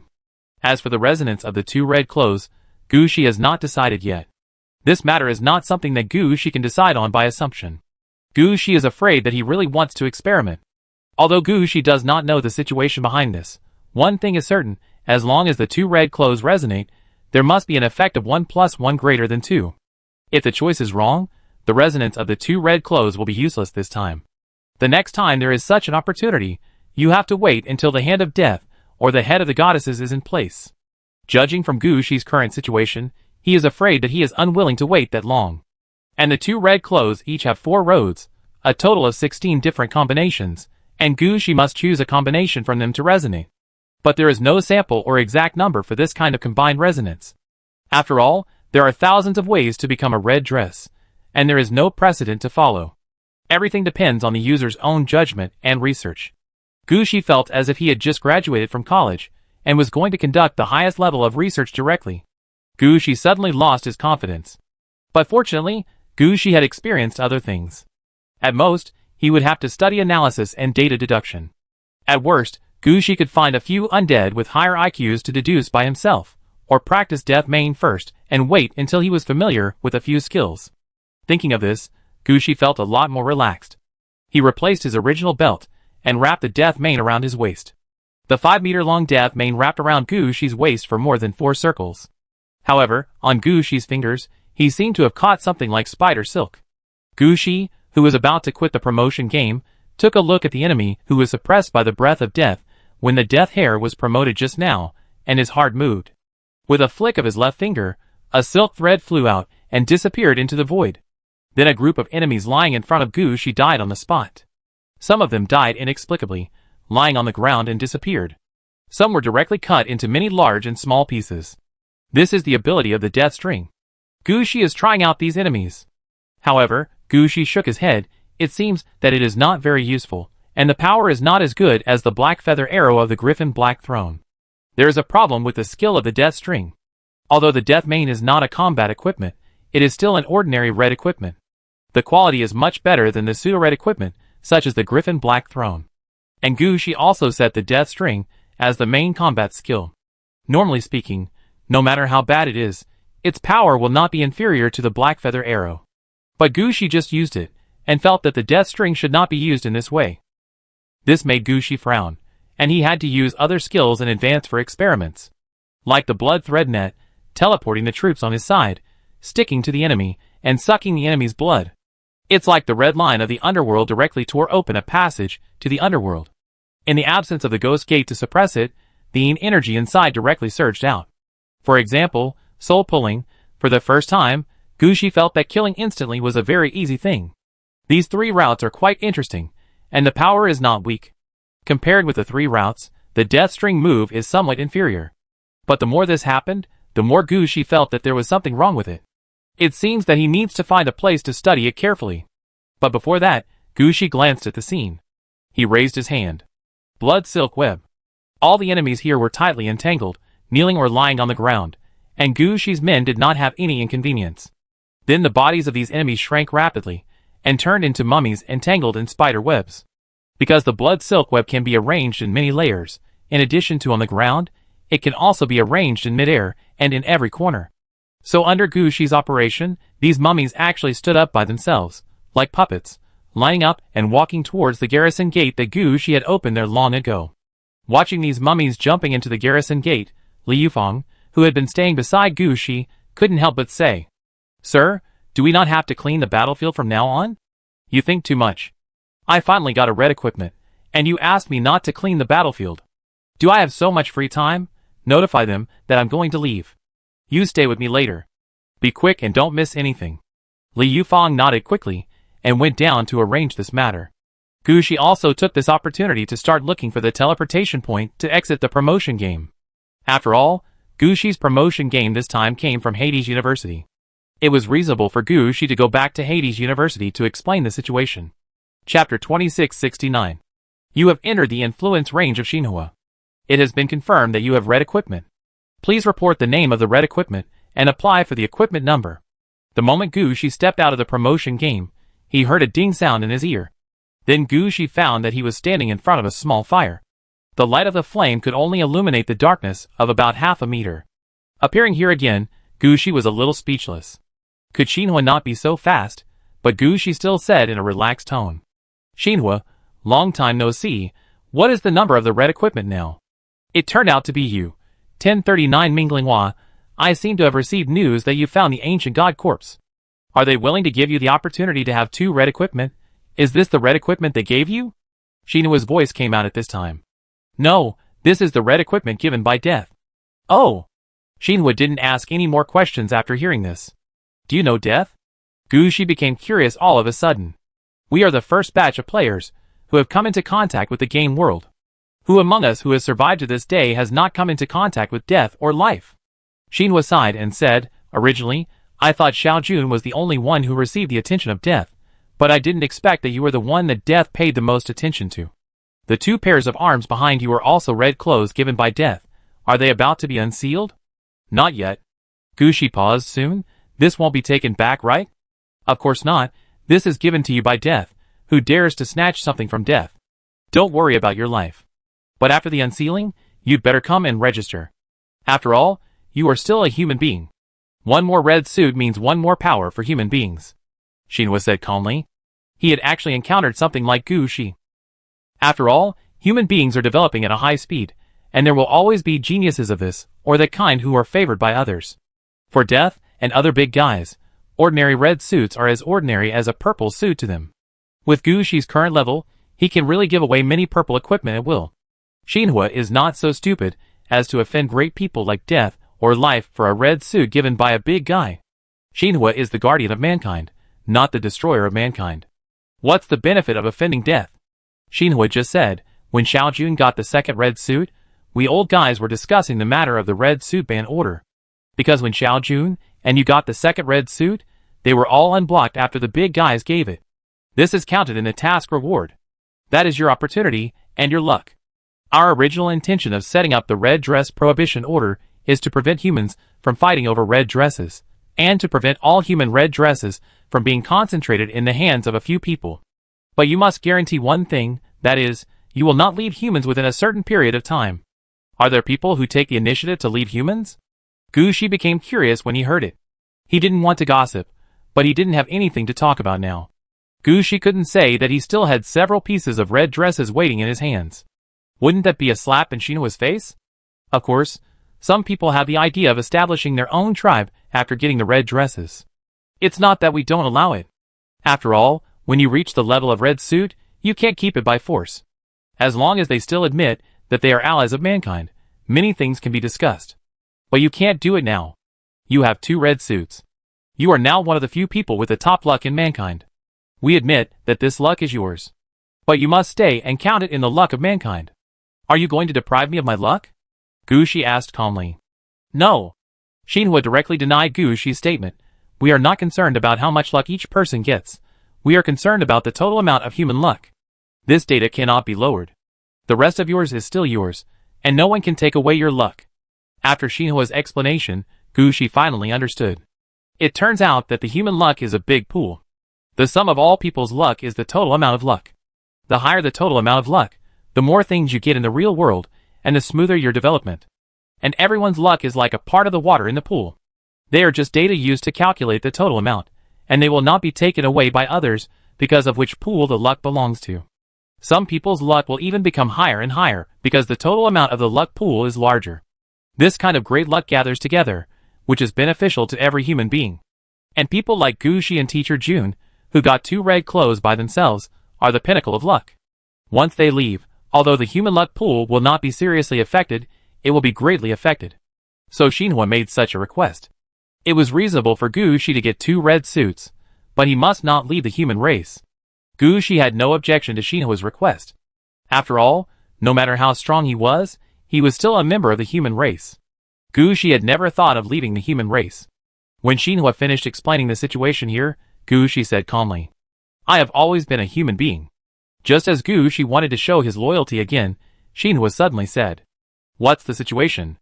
The luck has finally risen a lot. Did a newcomer get the red suit?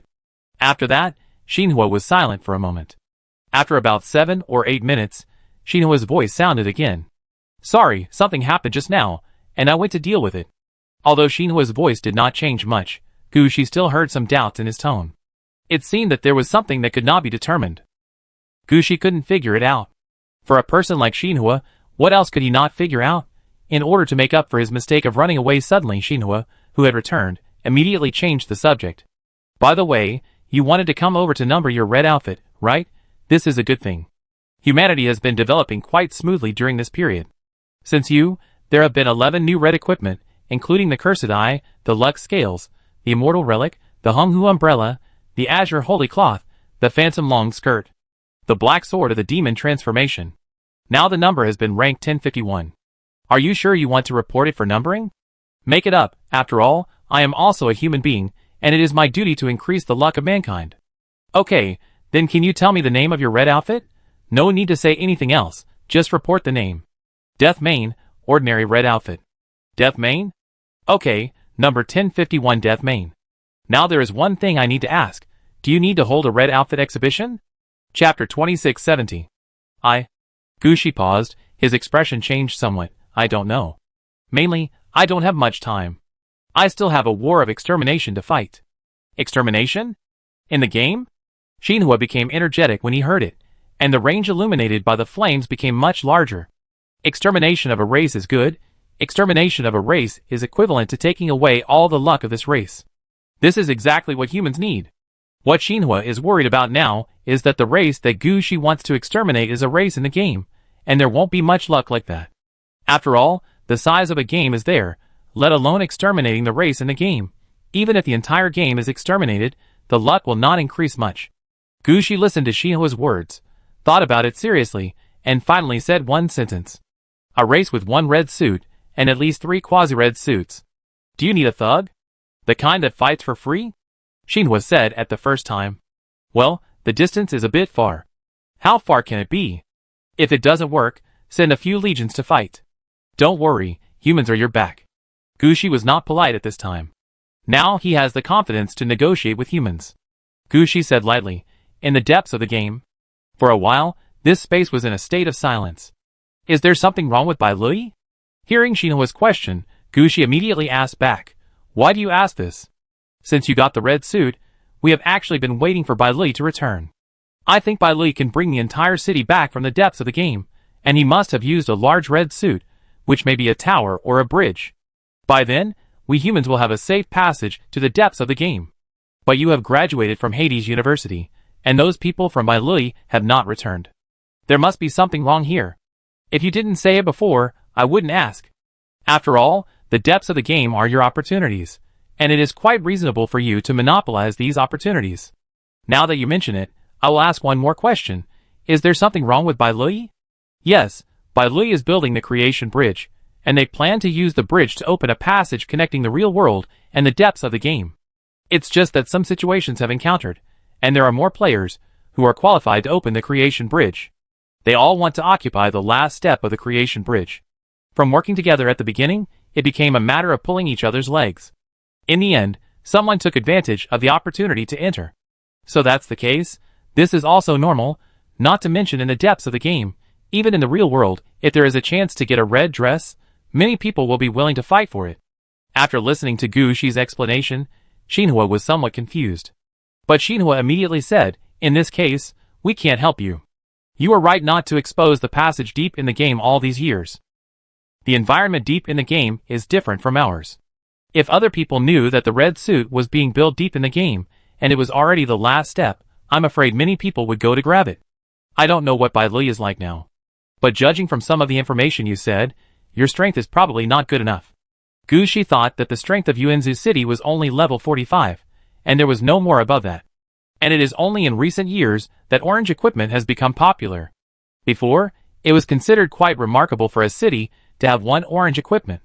For people in the real world, if they want to go there, they can crush everything in terms of orange equipment, not to mention other things. If these things were really exposed, the creation bridge would definitely not fall into the hands of human players deep in the game. Although Gu Shi has been complaining about these human players dragging their feet in his heart, Gu Shi has never thought about helping others take away the fruits of human efforts for so many years. Yes, if I didn't have the ability to protect myself now, I wouldn't say this. Gu Shi said calmly. He now has 2 red equipments on the surface, and there are 2 red equipments behind him to support him. Even if he encounters a joint attack by 4 red equipment holders, Gu Shi can protect himself and even fight back. It is for this reason that Gu Shi will make this matter clear to Xinhua. After all, among so many people, only Xinhua is truly concerned about humans. Being good to humans is good to Xinhua. In that case, we really can't help you. You have to deal with the genocide yourself. No, if you want help, there are ways. Xinhua seemed to remember something at this time. It's not realistic to arrange people from the real world. But there are still humans who originally existed in the depths of the game. Huh? Gu Shi heard it. No way. In addition to the humans who originally belonged to Bai Lui, there are other humans who survived in the depths of the game? Xinhua said at this time. Over the years, human cities or planets have disappeared for various reasons. Some cities were destroyed directly, and some fell into the depths of the game for various reasons. And not many can reconnect to the real world.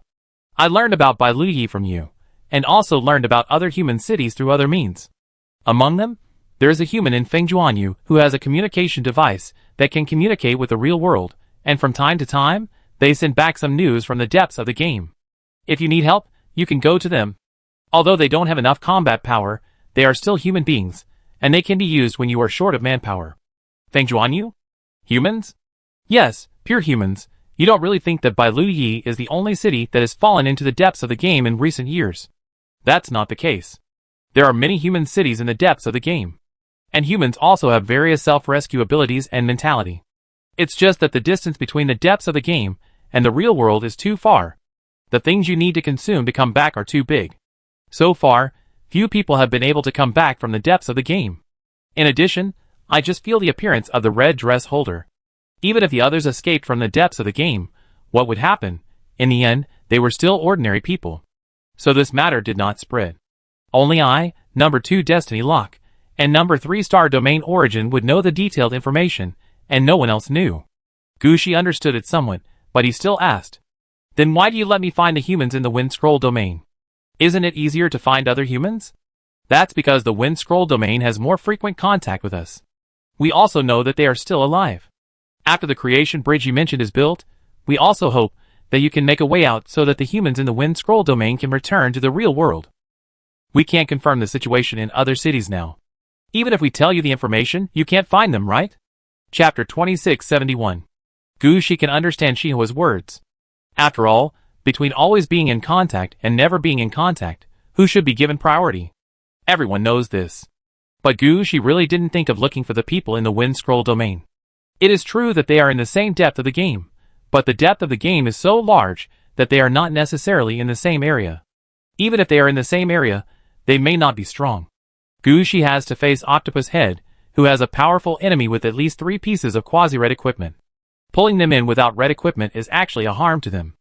Okay, use it if you can use it, forget it if you can't. I can do it alone, it just takes longer. Shinhua, this time I may need about 2 years, I think I should have 2 years. Of course. Shinhua's tone was a little puzzled. We have never forced you to do anything. Some of the previous agreements were just because humans have needs and hope you can help. Or maybe they need some strong people to protect a star field. This is an exchange of what each needs. It's good for you, me, and humans. Gushi nodded after listening, that's true. After all, there are too many game worlds, and Gushi has also experienced the problem of having a large number of game worlds, but not being able to develop them. Now there are many game worlds in his Chongqi mountain that no one has developed. Gushi also needs human players. But now is not the time to talk about this, Gushi said with a smile at this time. Okay, I understand, then don't assign me tasks for the next 2 years. That. Shinhua hesitated for a moment. What's wrong? Oh, if you want to promote my double red suit, you can promote it, but if you want to hold a red suit exhibition, you have to wait for me for a few years. I need 2 years to complete the genocide war. And my graduation thesis of Hades University has not been completed yet. This may also take time. Gushi thought he guessed Shinhua's thoughts. Oh, that's not what I meant. I want to ask, do you want new red suits? Hearing what Shinhua said, Gushi immediately said, the new red suits from the Ancient God Corpse are out. The processing of the Headless Ancient God Corpse has entered the final stage, and red suits can be produced in 1 year at the latest. If you need, you can wait for a year. It is always safer to go into battle with 3 red suits than with 2 red suits. Gushi also understood why Shinhua cared about him. But I have to admit that it's nice to have someone care about him. No, I have enough power now. Lord Shinhua, I want some information. Here, all human databases are open to you. If you want to check something, go to the intelligent brain. I will tell him in advance. The intelligent brain mentioned by Shinhua here does not mean a supercomputer. This kind of thing is not worth talking about. The intelligent brain mentioned by Shinhua is the red suit number 017, the Wanji intelligent brain. It records all the information recorded by human text, including text taken from games and novels written by some people with wild imagination. But there are too many things recorded here, so many that the owner of the red suit of the Wanji intelligent brain cannot easily use all the information. He simply stayed in a star field permanently, dispersing the power of Wanji now and handing it over to his players. Even the players who followed him had their own professions, such as knowledge collectors, knowledge guardians, and knowledge disseminators.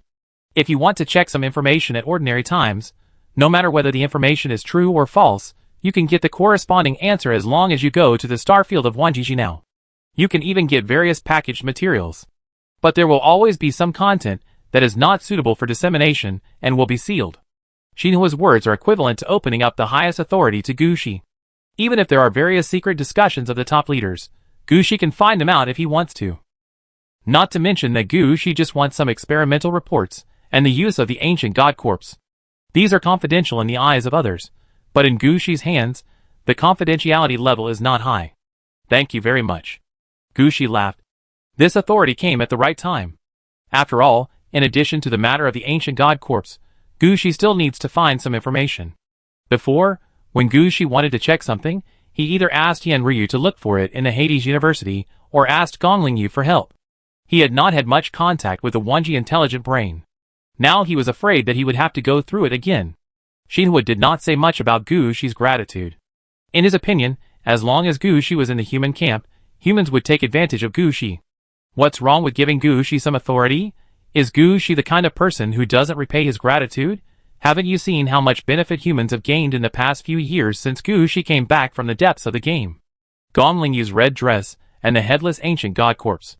If it weren't for Mr. June becoming a double red outfit one step ahead, Gushi would definitely be the first double red outfit in the human race. Such a good person must be kept with great efforts. After talking with Gushi for a few more words, Gushi Shinhua sent Gushi out of his space. The next moment, Gushi appeared near the promotion site of Hades University. As soon as Gushi appeared, the staff guarding nearby surrounded him immediately. Few people usually come here. Every player who participates in the promotion has a detailed record. Not to mention a player as famous as Gushi. As soon as they saw Gushi, these staff members said, "Your Majesty." As soon as they said it, everyone's movements were obviously paused. They all felt a little weird there. Why would they call Gushi His Majesty? Normally, Gushi is called classmate Gu, and if you are more intimate, you can call him senior. What's the situation of calling His Majesty? Gushi reacted at this time.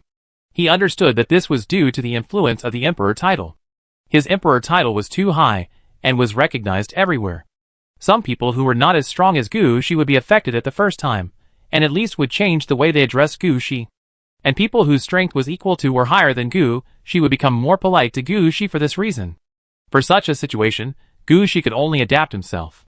"Hello, you don't have to call me Your Majesty. Just call me classmate Gu." "Oh, I have completed the promotion next." "Next, classmate Gu should complete your graduation project as soon as possible, so that we can give classmate Gu a graduation certificate and graduation reward."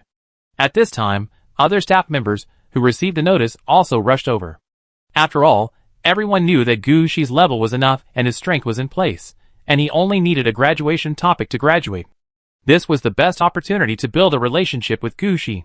If they missed it, they might really have to call him Your Majesty the next time they saw Gushi. Chapter 2672. You come just in time. I may need to delay graduation. Seeing the professors and staff rushing over, Gushi immediately expressed his opinion. Delay graduation? We'd never. A staff member was about to say something to Gushi and reject his rude request, but was stopped by another staff member nearby. What are you talking about, classmate Gu? Classmate Gu is busy, and it's normal for him to delay graduation. After all, classmate Gu is not unwilling to do his graduation project, right? I helped classmate Gu apply for this matter. I believe it won't take long for the delay to be approved. The staff member at the beginning wanted to say something, but was dragged away by others. What a joke, such a good thing, how can you ruin it? Delay graduation is good. If he graduates normally, Gushi will definitely not be a teacher or professor at Hades University. He will have his own things to do. At most, he will be an outstanding alumnus. But if Gushi postpones his graduation, he will always be a student of Hades University, and all the students of Hades University can call Gushi their classmate. Even if Gushi has a full set of red clothes and reaches level 60, even if Gushi controls a star field or even a race, the students and teachers of Hades University can still call Gushi their classmate. Just this point is enough to make the students of Hades University look up to. Not to mention, there will be other invisible benefits. For example, if Hades University is attacked and the news spreads, as a student of Hades University, do you want to come and help? For example, there are some researches in Hades University that you can use. So do you want to invest some? If you don't invest, how can we help you with research? So the staff can figure it out at a glance that it is good for Gushi to delay graduation. Not to mention that Gushi now has a legitimate reason to apply for the delay himself. This is a good thing that fell from the sky. How can such a thing be pushed out? Several staff members quickly dragged the one who couldn't speak to a corner, and directly helped Gushi write an application for delaying graduation. They really hope that this matter can be applied for quickly this time. That enthusiastic attitude made Gushi speechless. Fortunately, Gushi also understood that he really didn't have much time to focus on graduation in the past 2 years. Before going out to exterminate the clan, Gushi still had a lot of things to do. He had to find Wanjiji now to check some information. In addition, Gushi had to go to the Mysterious Academy once. After all, Gushi was already level 20, and the reward from the head of the Mysterious Academy also required another promotion. This time, Gushi needs to run once specifically, so that the corresponding rewards will continue to be delivered when he advances 3 times. If this matter is not handled in advance, the subsequent losses will be very small. You should know that the benefits given to Gushi by the Mysterious Academy are not only 3 clones with built-in skills, but the most important thing is that each upgrade changes from 4 choices to 5 choices, which allows Gushi to be 1 step ahead of others. It can be said that although Gushi has not been to the Mysterious Academy for a long time, the Mysterious Academy has really helped Gushi a lot. Now that he has upgraded to level 20, the control of the Mysterious Academy must be strengthened. Gushi planned to go over and see if he could get a position as the vice dean. After all, being just the dean of the department didn't seem to be very good. That level was obviously too low. With Gushi's current status, he had to get a dean or something. Or he could go over and see if he could upgrade the Mysterious Academy to a mysterious school. Gushi thought quickly about the things on his hands. There were so many things here that it might take more than a month or 2 to finish. At this time, Principal Liu of Hades University was also alarmed. Hearing that Gushi wanted to postpone his graduation, Principal Liu approved the matter immediately. Gushi didn't mention the matter of exempting Gushi from graduation thesis and letting him graduate directly, so he pretended not to know. After approving the matter of postponing graduation, Principal Liu rushed over. He originally wanted to win over Gushi again. Of course, the excuse to the outside world was to see if Gushi had any difficulties, and whether the time for postponing graduation needed to be extended. But when Principal Liu saw Gushi, the first thing he wanted to say was, "Your Majesty." When he suppressed this thought, Principal Liu's eyes fell on the Ghost King cloak on Gushi. Although he was equipped with red outfits, such as gem gloves on the elemental magic side, Principal Liu himself was a necromancer. He could tell at a glance that what Gushi was wearing was the necromancer's dream artifact, the Ghost King cloak. This is a good thing. Principal Liu has lived for so many years, and has brought up countless students, but he himself has not even collected a set. Gushi actually has such a set of Ghost King cloaks. Is this a living hell? Principal Liu, why are you here? Nothing, just came to see the situation of your graduation project. Are there any difficulties? If there are any difficulties, we can extend the time. Not much, but I am afraid that I have important tasks in the next period of time, so I can't complete the final graduation project within a year after reaching level 20. Gushi explained why he couldn't graduate directly. It's not that he can't make a Death Star, but he really doesn't have time. What about exterminating the clan? At least you have to know where the enemy is. To exterminate the clan, at least you have to break the enemy's backbone. And some of the enemy's methods must be found out. The situation of Octopus Head is different from those small clans that Gushi has exterminated before. Octopus Head must have red clothes in his hands. And most importantly, Gushi has fought with him in a Death City to Death City battle. Gushi knows very well that Octopus Head has a Death City cluster. This means that as long as Octopus Head is ruthless, they can have more than 100 million troops. For this battle, Gushi needs to mobilize all his troops and deal with everything in the same way as he would deal with a large clan ranked high in the real world. If Gushi does not have enough chances of winning, he will have to find a way to increase his chances of winning, such as expanding the army, and everyone knows how the undead expand their army. This will take a lot of time. At the same time, he has to go to Wanji Intelligent Brain, to the Mysterious Academy, and to Meishin again in a short time. Because the only person Gushi can think of who has 2 red suits is Meishin, except for the free player Suyuing. In addition, Gushi has to ask Meishin about the matter of the head of the goddesses. These complicated things cannot be sorted out in a day or 2. Spend time to complete the construction of the Death Star? He really doesn't have time. Chapter 2673. With Principal Liu's intervention, Gushi's graduation extension was handled very quickly. Not long after, Gushi got a certificate of delayed graduation for 10 years, proving that Gushi was a student of Hades University and had to delay graduation for 10 years due to various reasons. During these 10 years, Gushi can still enjoy some of the conveniences of Hades University. For example, he can attend classes at Hades University and use the library of Hades University. As for the price that Gushi needs to pay, it is not written here at all. It can be seen that this certificate of delayed graduation is specially prepared for Gushi. In the next 10 years, as long as Gushi submits a Death Star at random, he can complete graduation and get a diploma. Of course, if Gushi fails to do this within 10 years, he can apply for an extension again. After all, for players, 10 or 8 years is not a lot of time at all, and it may pass in a blink of an eye. If you are trapped in a game for 10 years and can't get out, graduation will naturally be delayed. So this kind of delayed graduation for more than 10 years is very common. After receiving the delayed graduation certificate, Gushi thanked Principal Lu. Principal Lu patted Gushi on the shoulder and said, "What should we thank you for? You are a student of our Hades University, and Hades University is your backer. If you have any problems in the future, come to me directly. Others dare not support you, but our Hades University will definitely support you." After that, Principal Lu whispered, "After Teacher Gong left, there is no master who can take charge of our Hades University. Student Gu should come to our Hades University more often when he is free in the future." "I will." Gushi understood what Principal Lu meant, but he didn't want to get involved in the Yin City.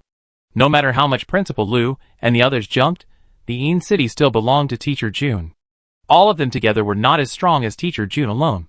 Gushi didn't want to get involved in the conflict between them. Wouldn't it be better to be honest in someone else's territory? Although he complained in his heart, Gushi still smiled and was polite to Principal Lu. With the help of Principal Lu, Gushi also successfully applied for a portal to the Wanji domain. In this way, Gushi didn't have to take the Interstar train to travel. It was for this reason that Gushi was embarrassed to refuse Principal Lu's invitation to Gushi. After all, not to mention that it takes 17 days to take the Interstar train from Yin City to the Wanji domain, it would take at least 5 more days to wait for the next train. With the time to wait and take the bus, the people who went through the portal probably had everything done. It can be said that Principal Lu's helped save Gushi 21 days. So what's wrong with Gushi giving him face and attending the banquet? The time cost here is obviously earned by Gushi. Okay, I haven't enjoyed the nightlife of Yin City for a long time. Every day I am busy in the game and have not relaxed. This time I will follow the principal. That's what I should do.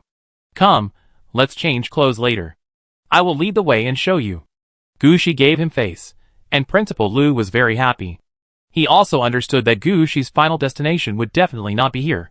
Gushi would definitely control a star field in the future. Now he is on good terms with Gushi. That's called an advance investment. As he spoke, Principal Lu personally took Gushi out. In Yin City, Principal Lu must have his own car. In order to receive Gushi, he directly took out the car. When Gushi got off the car, he found that he seemed to be almost out of Yin City. The current location is a little bit outside Yin City, almost touching the defense line of Yin City. Normally, the housing prices here are not too high, nor too prosperous. After all, people go to the city center. However, here is one of the new 24 scenes of Yin City, Yifeng Valley Zoo. It is said that the quasi-red clothes here were moved out of the original 10 scenes. But before the quasi-red clothes are successfully raised, no one knows whether this is true. Principal Lu, where are we? As soon as Gushi got off the car, he saw Yifeng Valley Zoo, one of the 10 scenes, from a distance. This zoo covers a large area, but it is called the 24 scenes not because of the area of the zoo, but because of the gloomy wind that covers the zoo. The gloomy wind in front of the naked eye has materialized, and it looks like a gloomy gray protective shield covering the zoo, which is also the origin of the zoo's name Yifeng Valley. Go to the zoo. Principal Lu smiled proudly. You can't imagine, the higher levels are having fun. Gushi was stunned for a moment. He had heard Lingxi talk about the situation in Yifeng Valley. He said that the animals here are different from those in ordinary zoos. The animals here are either corpses, or dead undead animals, or relatively rare animals that can move freely between the yin and yang worlds, and some animals that only appear in the underworld. It can be said that the zoo here is somewhat close to the life in Yin City, plus the Yifeng defense shield outside. It is not false to call it the 24 scenes. But he couldn't figure out why he had to go to the zoo. Didn't he say he was going out for fun? Although he was confused, Gushi still followed Principal Lu. Principal Lu didn't take Gushi through the main gate, but took Gushi to the back of the zoo. There was a back door here, and Principal Lu didn't care, so he took Gushi in directly. At this time, Gushi couldn't help asking, Principal Lu, where is this? Haha, classmate Gu, I thought you would never ask. Don't worry, it's safe here. Gushi looked confused, but he still followed Principal Lu in. After going around several exhibition halls, Gushi found that the scenery in the zoo gradually became better, and there were more tourists in the park. Some tourists even simply spread tablecloths under trees or on the lawn and started picnicking. Some people sat directly on the benches, leaned on the stones, and fell on the grass with their eyes closed to feel the warm sunshine. But as Gushi walked, he felt that there was something wrong here. Those people who were having picnics, visiting the zoo, and sleeping on the lawn were all beautiful women. It's here. Do you see that blue light? As long as you don't leave this range, everything else is up to you. Everything? Gushi finally reacted. Yes, by the way, I take you to meet a few people. They are important alumni of Hades University. Sometimes, you can get in touch with them more. Chapter 2674. The next morning, at the outer portal of the Yin City, Gushi lined up seriously. If he hadn't held his waist, no one would have noticed how weak he was at this moment. But Gushi was quite satisfied with yesterday's party. At the banquet, Gushi received a lot of investment. For example, Gushi received a lot of animal and plant species that can live in the underworld. But more of them were the corpses sent by these big guys. Corpses are the best gifts among necromancers. Each corpse represents an opportunity to at least make a high-level undead. However, after these investors saw the Ghost King cloak on Gushi, they silently replaced the various gifts they had prepared with corpses. Everyone knows that when a necromancer has the Ghost King cloak, he will be in great need of corpses. So sending corpses at this time is the best choice. Gushi may refuse other things, but for corpses, the more the better. After so many gains, Gushi was also happy for a while, and drank more. When he woke up early this morning, Gushi felt that his body was stiff. Fortunately, Gushi's physique was good. After the fitness technique, his body was less stiff. Otherwise, he might not be able to leave today. As soon as 8 o'clock arrived, the external portal started to work, and Gushi walked over immediately. The staff at the external portal knew that Gushi was coming. But when Gushi came forward, they were still obviously stunned. Rejecting the idea of calling Gushi His Majesty, these staff members silently entered the coordinates leading to the Wanji domain. Master Gu, the portal has been communicated clearly. Thank you. Gushi thanked him earnestly, and then stepped into the portal. When Gushi stepped into the portal, he could still hear several staff members saying, Master Gu is such a good person. Good person? Gushi smiled and his eyes were full of flowers. At this time, Gushi found that he had come to another world. The world in front of him was obviously an underground world. All around were folded spaces and buildings. Countless things like starlight and neon made this underground world white and purple. Anyway, the world in front of him looked like all kinds of things were stuffed in at random, and then chewed by dogs several times, which was quite crowded and chaotic. This was completely different from the Wanji domain that Gushi had thought of at the beginning. Gushi even doubted whether he had come to the wrong place. Sir, is this your first time here? Can you please leave the portal first? There are people coming later. Gushi finally reacted and took a few steps outside. At this time, several men in white robes quickly surrounded him. Sir, do you need a guide? Sir, are you looking for something? Who are you? Gushi glanced at them. Oh, we are the knowledge disseminators of this star field, responsible for the organization and dissemination of various knowledge. Here we can find all the information we want to find. One of the men in white robes quickly stepped forward and said, Okay, I have contacted the intelligent brain before I came here, and all the information is open to me. If you don't have reading permission, please help me find someone with reading permission. As soon as Gushi finished speaking, all the men in white robes took a step back. They all understood that if what Gushi said was true, then they really had no way to deal with Gushi's affairs. At this moment, a voice came from not far away. They don't have enough authority. I have enough authority. I do it. Looking in the direction of the voice, Gushi found a strange-looking man in white robe standing not far away. The reason why this man in white robe is strange is that his temperament is too mixed. The man in front of him was also in a white robe, but for some reason, when others wore white robes, they looked gentle and scholarly, or serious and nervous, with the aura of a scientist. At the very least, he had to look like a doctor or a scholar. The man in front of him was wearing a white robe, but he looked like he was wrapped in a bath towel and had just come out of a bath center. His face was full of untied beards, which should normally be sloppy, but he would tie his beard into a knot to make him look a bit artistic. The most speechless thing is that he was wearing expensive gold glasses, but the frame was tightly wrapped with tape. I don't know if he wanted to create such a contrast on purpose, or for some other reason. But when he walked out, the other men in white robes all made way for him. It can be seen that he was right in one sentence, that is, his authority was high enough. Gushi thought about it, and didn't want to cause too much trouble in Wanji domain. So he stepped forward and stretched out his hand to the man in white robe. Hello, I am the owner of the Ghost Flower, the breath of the dead Gushi. This is my authority. I came here to check some confidential information. May I ask if your authority is really sufficient? Hello, Mr. Gu. One of the 5 masters of the number of uses of Wanjiji now, the 17th successor in the order, do you think my authority is sufficient? The man stretched out his hand and held Gushi's hand. Hearing this situation, Gushi was also a little curious. The master of the number of uses, this is nothing. Gushi also had the number of uses of the demon sword before. But the successor in the order is a little unexpected. Shouldn't such a person be in a high position? Then why are you staying here? Gushi asked directly. Nothing, I was abandoned by someone. I was originally the 3rd in order. The man in white shrugged. Well, Gushi reacted immediately and realized that he was being excluded. But Wanjijino was still good. Even the loser was not killed. At least, he was left with a breath and a place to eat. It's just that he looks like he is just too depressed to fight back. Is there really nothing wrong with such a person's brain? Hey, what's that look in your eyes?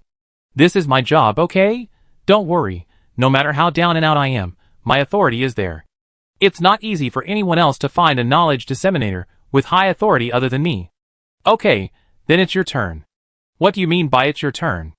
I'm a person of status in Shinji City. Can't you be a little polite to me? How else do you want to be polite? If it doesn't work, just find someone else. If you can, please help me find all the information about the ancient god corpse. Of course, if there is information about other races, please help me find it too. Thank you.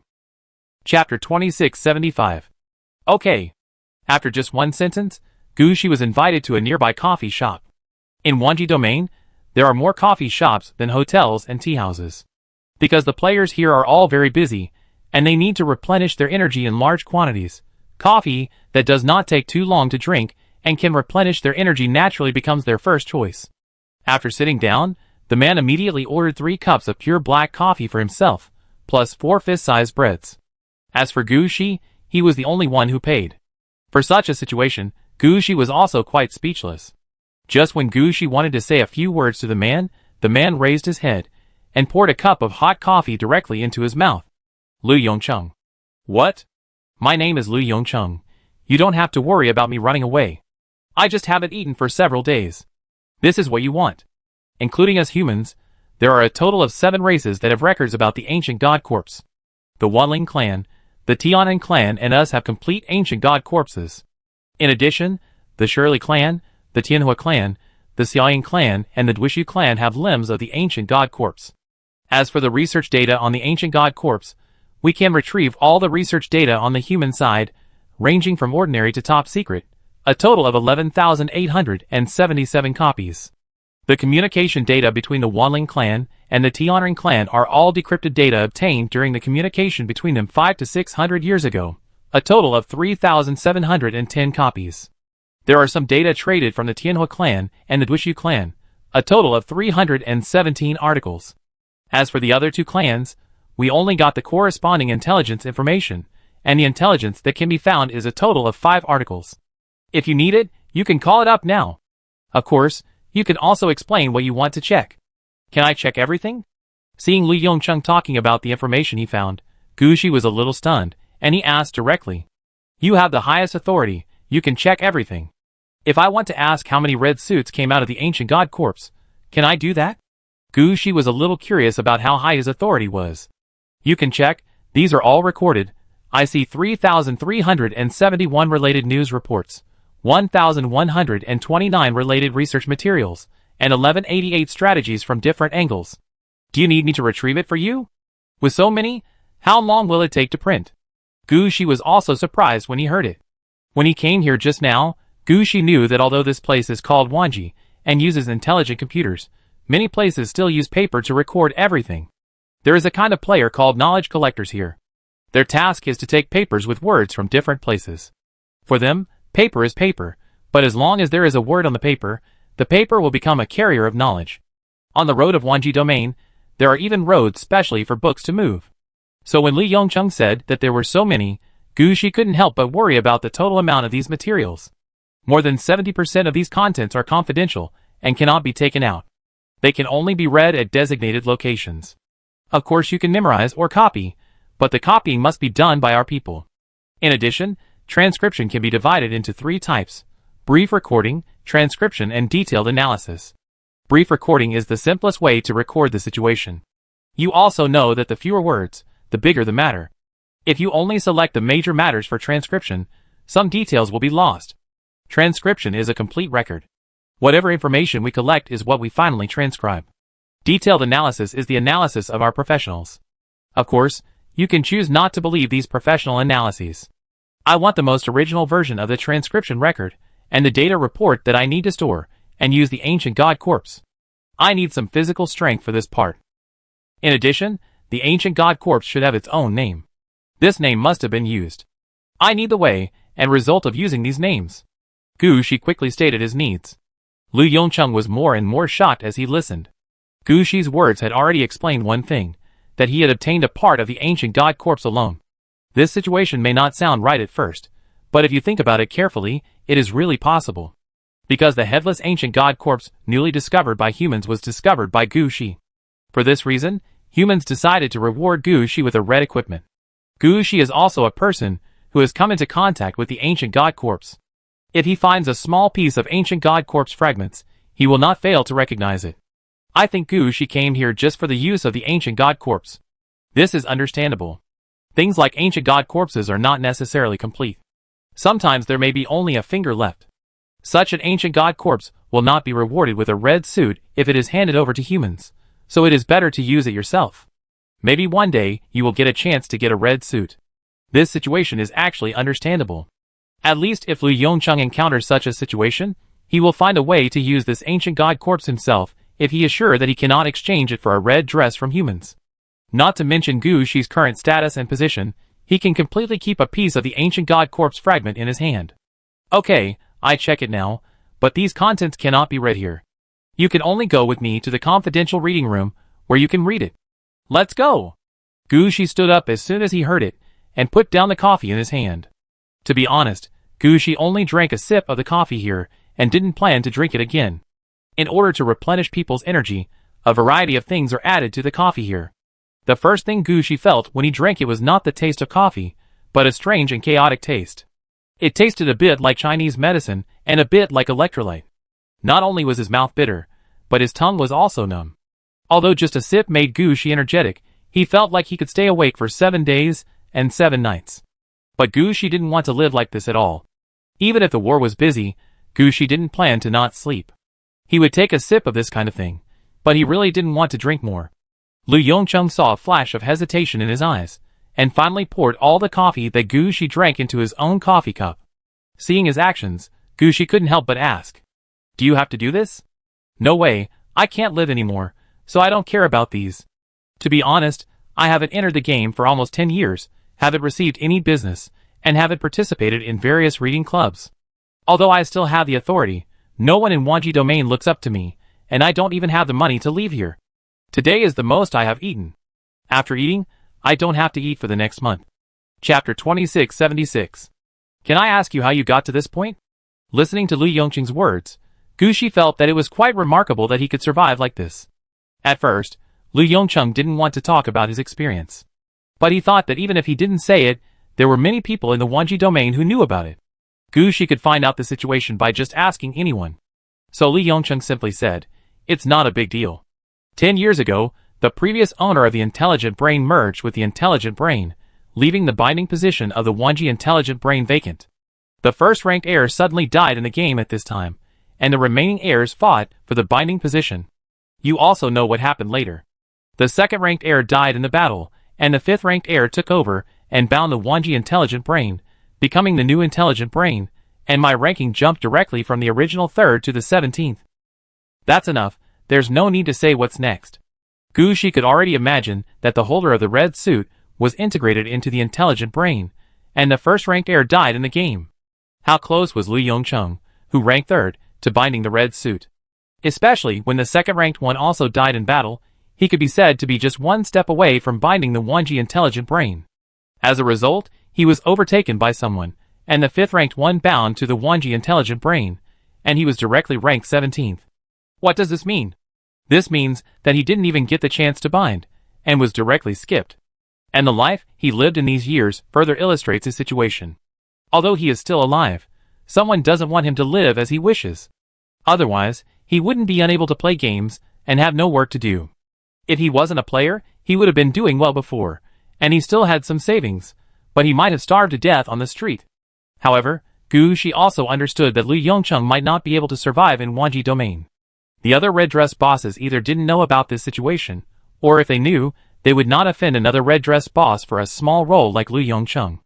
After all, in the eyes of the red dress bosses, those who are not red dressed are all ants.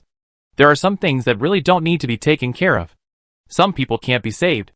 After explaining his situation, Lu Yongcheng didn't say anything more, and directly sent all kinds of information to Gu Shi.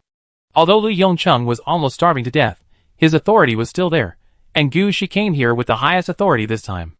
As long as Gu Shi wanted some information, these things would be sent to him. No one would do anything to sabotage in this regard. After Lu Yongcheng left, Gu Shi was silent for a moment, and finally focused all his attention on the various materials in front of him. For the next period of time, Gu Shi was reading all the materials in his hands. Lu Yongcheng was asked to help with all the things. He asked Lu Yongcheng to deliver food, copy some materials he wanted to take away, and look for new materials, etc. The information Gu Shi wanted started from the ancient corpse and expanded to different directions. For example, Gu Shi was checking the many races in the real world. Among these races, those with spiritual power were given priority, and those that looked like octopus heads, and those that looked like seafood were also checked. In addition, Gu Shi also used various brain holes to study how the undead were not affected by the power of the mind. There are also some resonance effects, such as the resonance effect of orange equipment resonance ideas, etc.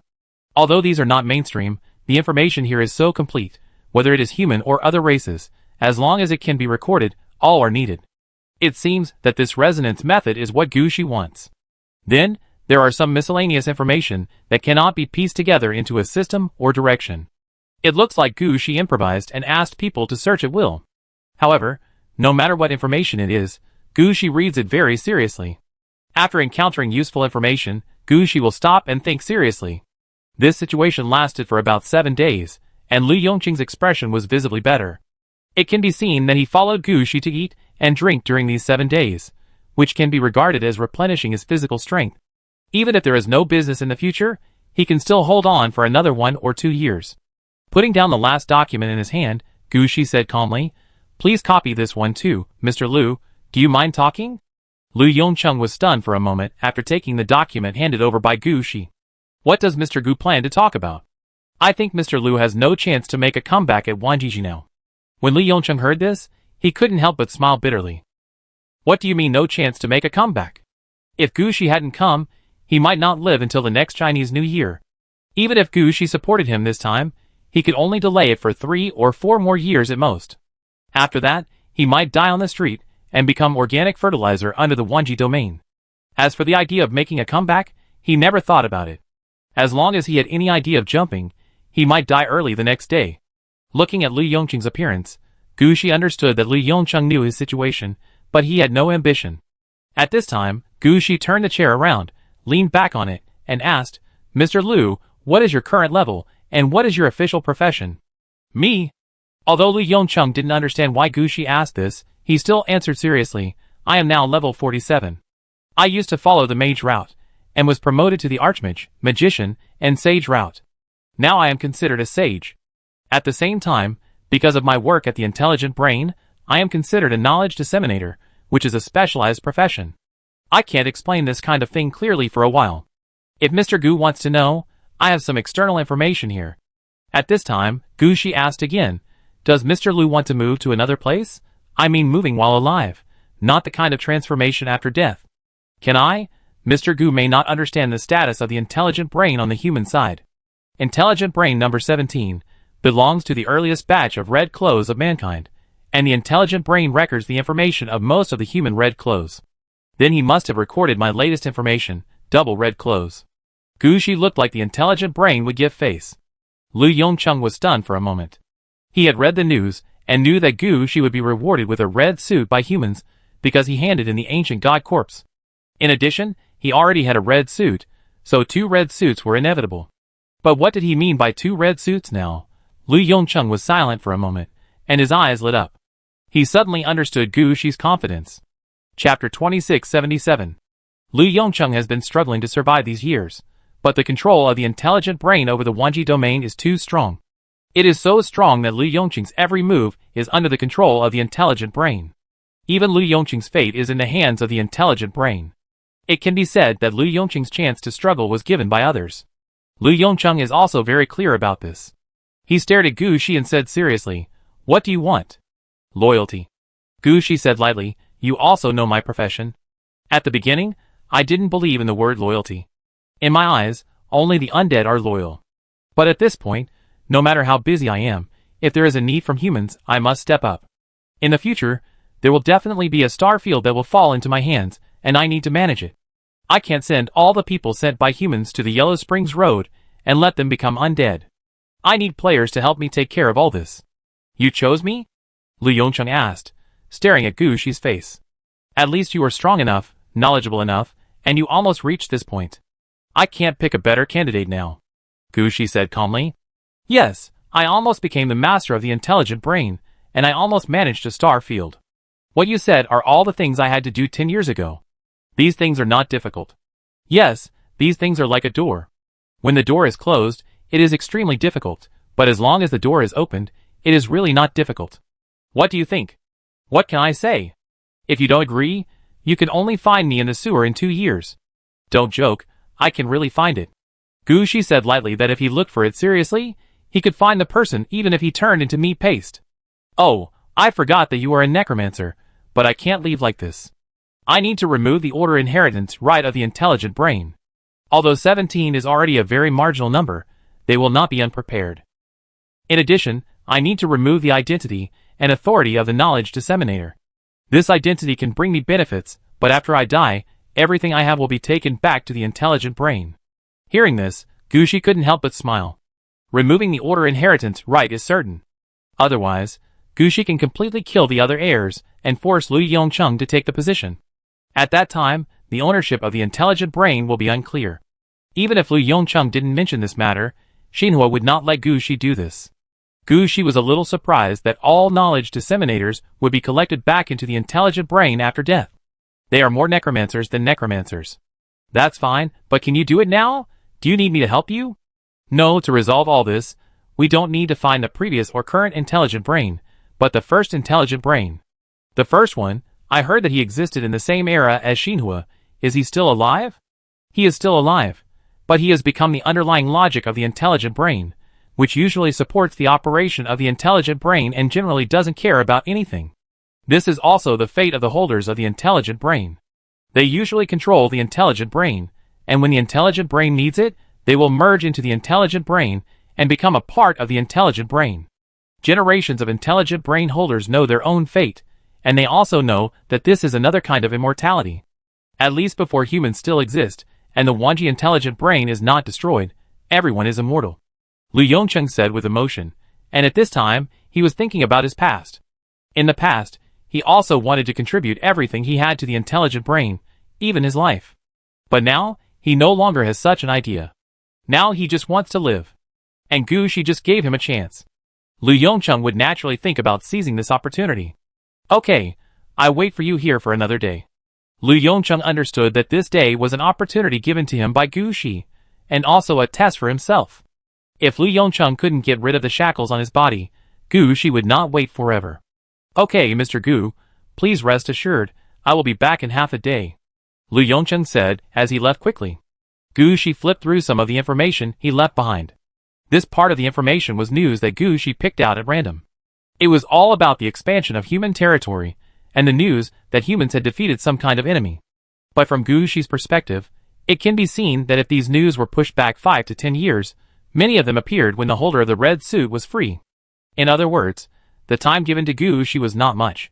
5 to 10 years later, Gu Shi would definitely have a position to guard. Whether it is an old star field or a newly established star field, there must be a place to suppress. As for the player level, that is not a problem.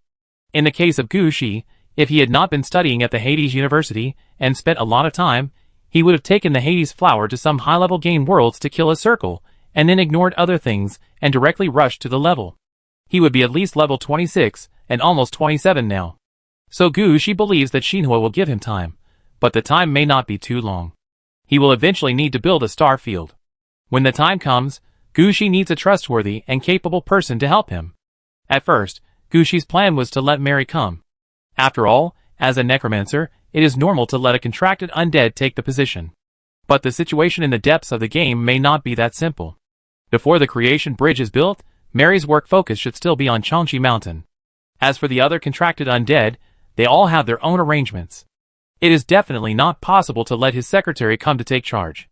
Then an experienced subordinate would naturally become Gushi's most ideal choice. Moreover, this subordinate is also a player. His existence will make the population set by the human side more convinced. After all, most players will not like the world full of undead. Now we just need to save Li Yongcheng. In a few years, there will be a great opportunity to use Li Yongcheng. As for whether Li Yongcheng will backfire, Gushi is not worried at all. He is now wearing 2 red suits. Besides, even if there is a backlash, what will happen? Gushi will kill Li Yongcheng, Double Death, Night Blood Road, and Necromancy. Then he will have 3 Li Yongchengs available. This is definitely much more than what one Li Yongcheng can do. Thinking of this, Gushi wanted Li Yongcheng to rebel. Chapter 2678. In less than 3 hours, Li Yongcheng came in with a not-so-big package. Looking at the package in Li Yongcheng's hand, Gushi couldn't help but ask, "Is that all you have?" "Yes, I've already put on all my equipment, and all the equipment I didn't wear has been sold. These are the last things I miss." "Okay, let's go." Gushi sighed. Players are not undead after all. They have their own ideas and obsessions. Gushi will definitely not make things difficult for his subordinates in some small matters. As soon as Li Yongcheng heard it, he put himself in the position of a butler. "Mr. Gu, where are we going now?" "I help you apply for a portal." "No need. The portal is not safe. I take you away directly," Gushi said, while pressing his right hand on his waist. A blood-red thread appeared under Li Yongcheng's feet. Li Yongcheng glanced at Gushi, and before he could figure out what Gushi was going to do, the red thread was wrapped around his feet. Li Yongcheng thought Gushi was going to do something to him, but then he found a blood-red halo under Gushi's feet. Then the halo in front of him seemed to open a door to the underworld, and the two of them slid down directly. The underworld red thread. In the past few days, Gushi would also study the ability of the Death Mane when he had time. The situation inside the underworld red thread has been studied by Gushi. The underworld red thread can take Gushi back and forth between the Yin and Yang worlds. But where is the underworld, and where is the Yang world? This is a matter of choice. Just like now, Gushi can directly treat his 2 underworlds as the underworld that the red line of the underworld enters. He can also lock an underworld at will and jump. Even with coordinates, he can teleport across space over long distances. Although this teleportation method is not as good as Mr. June's earthly way, it is definitely much better than the previous polar star positioning. Polar star positioning can only determine a few locations. Now Gushi can really switch between Yin and Yang and take people away directly. When Gushi knows more about the red line of the underworld in the future, he can even use the red line of the underworld to make a portal. At that time, Gushi can easily enter and exit anywhere. At present, Gushi can only take Li Yongcheng to his own underworld. For some considerations, Gushi did not take Li Yongcheng to Changshi Mountain, but took him to the Double King underworld. As soon as he entered the Double King city, Gushi put Li Yongcheng down. "This is Shuangwang City, the main city of my second underworld. You can rest here first. I will take you to other places." Number 2 Underworld. Is it inconvenient to enter Mr. Gu's main underworld? In preparation for war, I need to fight a big war in the next period of time. But I have a city of living people near Huangquan Realm, and I have a group of players with my teacher. They will be the main source of my population in the future. I will send you there after I arrange the things on hand. Huangquan Realm. Isn't that also the territory of the undead? Li Yongcheng also knows the situation of Huangquan Realm. Don't worry, I won't let you stay in the territory of the undead all the time. I still need you to work, but you still need to take care of your body during this period. That's not necessary. I can stay in the underworld as long as I leave the Wanji domain. If Mr. Gu is preparing for war now, can I stay here first? Gushi thought for a while. Okay, by the way, you can rest here for a while. I will arrange for someone to send you some information. By the way, what kind of game world do you usually play? I still have some game world resources in my hand. If you have any needs, I can send some portals. Li Yongcheng wanted to refuse at first, but he thought about it, and found that he had not played the game for a long time. Although his equipment is still complete now, there are a few orange equipment that can be used to show off. But the other things have been almost consumed. Gu Shi can give him some things, but he can't live on what Gu Shi gives him all the time. He still needs to upgrade his level and live better. It is impossible not to participate in the game. So Li Yongcheng responded, I know, I hope the game world will be more Western fantasy, and the angel and knight route is the best. Gu Shi didn't ask why, but just nodded to show that he could understand. As for why, Gu Shi didn't intend to ask. And Gu Shi's show of goodwill gave Li Yongcheng a reassurance. At least in Li Yongcheng's view, Gu Shi was not used as cannon fodder. So his mentality changed a little. At this time, he took the initiative to propose to Gu Shi, Mr. Gu, if you are interested in controlling a star field, whether it is a border star or a core star field, you should have your own core team. I know Mr. Gu is a necromancer and believes in the undead more. But in addition to the undead, players are also important. I think Mr. Gu must have encountered a situation where he could not send trusted people to develop the game even though there was a portal to the game world right in front of him. Gu Shi responded to this problem with silence. Because he knew very well that he had more and more game worlds in his hands, and now a large number of game world portals were piled up in Gu Shi's hands. Gu Shi's undead can be sent in to slaughter people in the game world, but they have no way to complete some tasks. After all, no matter how much the undead have their own consciousness, their souls have been processed once, and there are some deficiencies. Except for a few contracted undead and epic level ones, other undead can't do some delicate work. Not to mention that players can accept tasks when entering the game, and can also dig into the things behind the game. What can the undead do when entering the game? Release the undead disaster. What do you think? Sir, we need to get at least 50,000 players in 3 to 5 years. Only in this way, when something happens suddenly, we won't be in a hurry. Gu Shi thought of the players, who were already under his command. People in the upper cities of Jungle Harbor have only been players for a few generations. The Yuan tribe was lent to Gongling for the past few decades. There is really no source for the remaining population. Gu Shi can't go to the real world to conquer those alien players. If that's the case, Gu Shi might as well conquer the wild players deep in the game. At least Gu Shi can select orthodox humans from the wild players, not those monsters with weird heads.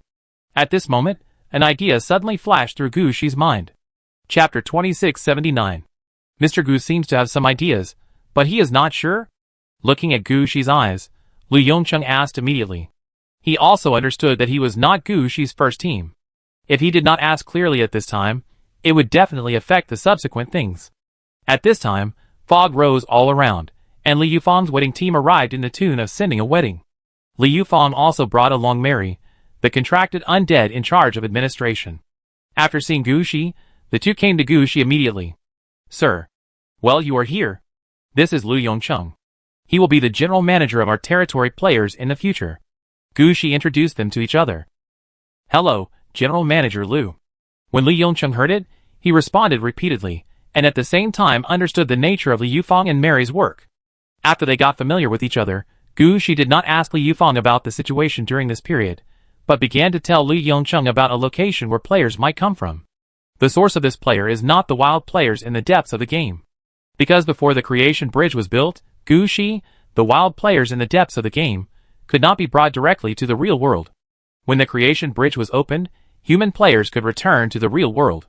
Gu Shi dared not say anything about other things, but he could take down several cities in the depths of the game that took the route of the necromancer. There were at least 100,000 players who survived here, and he did not need wild players. So from the beginning, Gu Shi did not intend to target wild players. The target that Gu Shi just thought of was the students in the mysterious academy. Some of these students are NPCs, or powerful beings from different worlds. Some are players from different races, and some have the potential to become players. These are all potential population sources for Gu Shi. After all, the Mysterious Academy must recruit a sufficient number of students every year. Even if only half of these students are players, and only half of these players are humans or related to humans, there are still 4,000 or 5,000 people for Gu Shi to choose from. And Gu Shi's selection target can be more direct and detailed, and he can choose those who specialize in learning necromancy. Because only necromancers or death knights will specialize in learning necromancy. This means that these players will prefer Gu Shi's route. In this way, as long as he is willing to persuade, about 800 players a year can still be persuaded. After hearing what Gu Shi said, Lu Yongcheng also considered Gu Shi. About 800 people, this is not bad. It is understandable that the team has a small number of people at the beginning. but it will slowly roll up later. I remember a document saying that the necromancer is best at snowball tactics. I believe that there will be enough people in place soon. Moreover, the student group is the most united and the easiest to brainwash. As long as we can catch this wave of people, we dare not say that we can form a core team, but a united group is definitely not a problem. Lu Yongqing's analysis was very accurate, and Gu Shi nodded repeatedly. This is what Gu Shi thought. The reason why Gu Shi thought of the mysterious academy was also because of Mr. Feng. Mr. Feng was able to take so many people with him when the nest was divided. Wasn't it because he had worked hard in Yin City for so many years and met many teachers and students? Before, Gu Shi had never thought that the mysterious academy was such a good place. It's different now. This kind of treasure can't be divided by others. Let alone other things. Gu Shi's own Crow Academy can get enough students. In these years, Gu Shi has never asked those students to do anything. At most, he put his 300 children's songs there for publicity. At other times, Gu Shi didn't deal with it much. Now Gu Shi is back again. And he is the return of the Dragon King. With level 20 and his share in the Mysterious Academy, it would not be a problem for him to overturn everything and turn the Mysterious Academy into his own image. I believe that the Dean, Vice Dean, and several department heads in the Academy will definitely be willing to have a good talk with Gu Shi. Gu Shi does not require himself to be the Dean. Gu Shi only requires that he can arrange some deans to persuade students to choose to join Gu Shi's team. Moreover, this kind of work as a Dean of Studies does not affect teaching, so I believe that the others will be willing to believe Gu Shi, right? But sir, have you ever thought about one thing, that is, where should we arrange the people after we recruit them? Sending them directly to the underworld is probably not an option. Even if they can be provided with enough food and living supplies here, they can't stay here for too long. If they are players, they also need a game world to strengthen themselves, and they also need to learn various knowledge to strengthen themselves. We also need normal communication and socializing. Although Mr. Gu's underworld is good, there is nothing here. Even if we bring them all here, they will leave within a year. It will not only affect morale, but also our reputation. What Lu Yongcheng said was all true. Gu Shi had thought about it before. He planned to send people to the city above Jungle Port. Although there is a breath of undead there, it is a living city under Gu Shi. And there is also a road of tribulation in Jungle Port, and various materials can be transported here. The most important thing is that the Jungle Port below will encounter demon attacks from time to time, and players are not afraid of no battles here. So Gu Shi talked about this situation first. After listening to Gu Shi's ideas, Lu Yongcheng thought about it seriously. It can only be used temporarily, but my personal suggestion is not to. Because every city will have different souls in every city. I don't know what you necromancers use to describe this kind of thing, but that's what our first intelligent brain said. When a player gets used to the style of a city, he will bring this style with him when he goes to another city. So sometimes you can see that some cities are mixed with multiple styles, and some cities are just copies of other cities. There are reasons for this. According to what Mr. Gu said, the voice of the city that has not yet been named is not good. At least Mr. Gu did not pay attention to it, because he did not like the style of the residents there. Then we let the players stay there temporarily, and they will be affected by them to some extent. After 10 or 8 years, when we are ready to build our own city and transfer them back, the style may have been determined. By then, even if we want to change it, it will be too late. We would rather choose some cities with better styles to arrange these players. Gu Shi listened carefully and nodded. I will take care of it. Chapter 2680. Mysterious Academy, the location of the teaching castle of the Crow Department. Gu Shi appeared in front of the castle gate with Li Yufeng and Lu Yongcheng, who wanted to come and see. Looking at the castle in front of him, Gu Shi couldn't help but sigh that the power of time is really strong. When Gu Shi left, this was still a newly built tower castle with 7 towers of different sizes. It covers an area of about 30,000 square meters, and the city walls are at least 30 meters high. The rest are all brand new. But now standing in front of the castle again, Gu Shi feels that the castle has completely changed. The castle's surface has turned black, and it looks like it is covered with all kinds of moss and mold. Above the castle's walls, there are crows of all sizes. When Gu Shi appeared, all the crows stared at Gu Shi, and their red eyes were full of murderous intent. But the next moment, this murderous intent was gone. A crow shouted loudly, "The Dean is back, the Dean is back." Then all the crows flew up like a dark cloud, circling around Gu Shi. The 3 teachers in the Crow Department quickly rushed out with their students. Although Gu Shi had not been back for years, he usually contacted him directly through the oil painting, and sometimes even handed things over to Luna to handle. But Gu Shi's status in the Crow department has not changed. All the people working here are teachers, and he is the only dean. These teachers have had ambitions over the years, but they can't even find Gu Shi. So how can they get ahead? Now the 3 teachers came out confidently, and they knelt down as soon as they saw Gu Shi. Your Majesty? Gu Shi was full of questions. What was going on? Am I not the head of the department? Why did they recognize me as an emperor? Gu Shi took a look and found that his title had not been changed back, and he was still wearing the title of emperor. As for the title of the head of the Purple Quality Mystical Academy Crow department, it had been changed long ago. When Gu Shi came here, he had forgotten to change the title of the head of the department back. Crows recognized faces, and they cried as soon as they saw Gu Shi, while these teachers looked at the title. When they saw Gu Shi's emperor title, they naturally knelt. After reacting, Gu Shi did not plan to change the title back, so the emperor title was the emperor. It just happened to be a very suitable reason for Gu Shi. Yes, you haven't wasted your time in vain during my absence, and you haven't lost face for our Mystery Academy's first department, Gu Shi said, looking at the students in front of him, and a smile appeared on his face. He had estimated when he came here. Normally, there are about 4,000 students who come here to learn spiritualism every year. Generally, there are about 8,000 to 16,000 students who graduate after 2 to 3 years of study. But Gu Shi never expected that the number of students in front of him was obviously much more. The number of students who walked out of the city gate has exceeded 20,000. Gu Shi also noticed that there are nearly 10,000 students gathering in the castle. This number is a bit excessive. How can his castle squeeze so many people? Seeing Gu Shi's smiling face, the 3 teachers were very happy.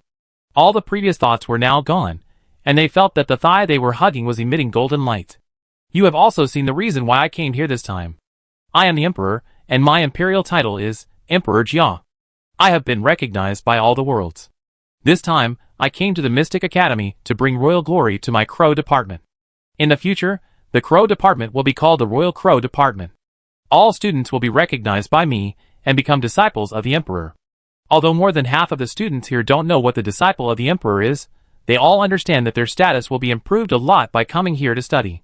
All the students here are excited, and they all want to hug the thigh more. Seeing this, Gu Shi smiled. By the way, everyone is here to learn necromancy, and I just need some helpers who know necromancy. I just wanted to come and take a look. It turns out that the Crow department is doing quite well. So I thought of giving you a chance. Have you heard about the graduation assignment? All the teachers and students at the scene were blinking. They all understood what Gu Shi was saying, but they didn't quite understand what Gu Shi meant. Then Gu Shi said, "You are my disciples, and I also want to find a better job for you. The salary will definitely not be bad. When the game world, all kinds of experience and resources needed to upgrade the level, even purple and orange equipment, I can take them out." When the students heard this, they realized that Gu Shi came to the school for recruitment. This is a good opportunity, and many students are tempted. However, before Gu Shi finished talking about the benefits, they didn't dare to say anything more, for fear that they would mess up and lose the benefits that were about to fall on their heads. At this time, Gu Shi said, "For the first batch of students willing to participate in the school recruitment, each of the 5th level will be given a purple equipment, and each of the 10th level will be given 2 purple equipment. Now my subordinates will ask all the students. If you are willing, just say yes, sign up, and get the equipment directly. If you are not willing, I will not force you. You can still be a student here, and still be my Tianzi disciple. Okay, let's act." Hearing this, everyone was shocked by Gu Shi's generosity. These are tens of thousands of purple equipment. But they didn't expect that on Gu Shi's side, purple equipment is the standard equipment of his regular troops. They think that the precious purple equipment is useless in Gu Shi's hands. All the students were excited at once. Except for some students who already had a place to go, most of the students wanted to join Gu Shi's team. Looking at the eyes of the players below, Gu Shi nodded with satisfaction. That's good. It's best to accept such students.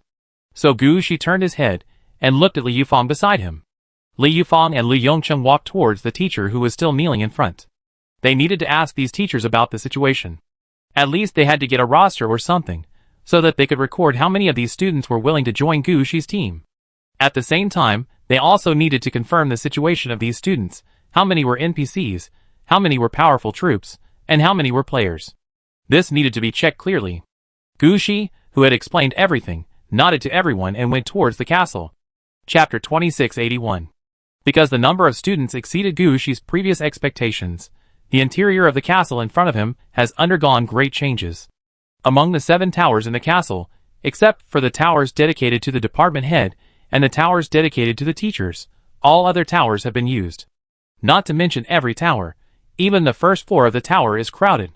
Gu Shi turned around in the castle for a little while and walked into his own tower.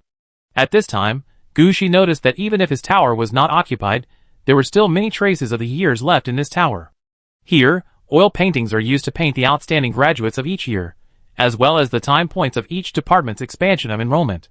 It can be seen that when Gu Shi was not there, the teachers were still very attentive. At least there are things that should be there, and there is nothing missing here. However, Gu Shi didn't like the style here. After entering the tower, Gu Shi just stretched out his hand, and all the oil paintings on the hanging stairs changed. From the original oil painting, it became a stone carving. Looking at the changes, Gu Shi nodded with satisfaction. This kind of painting is the style he likes, simple and direct. At the same time, Gu Shi also placed candles in the style of the dead on each painting, and all the white candles were produced in the city of Aridov. After changing the layout here, Gu Shi nodded with satisfaction, and he easily came to the top of the tower. There was a small room of more than 50 square meters. At this time, the room was filled with various documents. The oil painting of Gu Shi's bust was hung on the wall in the middle of the room, but Gu Shi took a look, stretched out his hand, and touched the oil painting, and the figure in the oil painting immediately became Gu Shi's current appearance.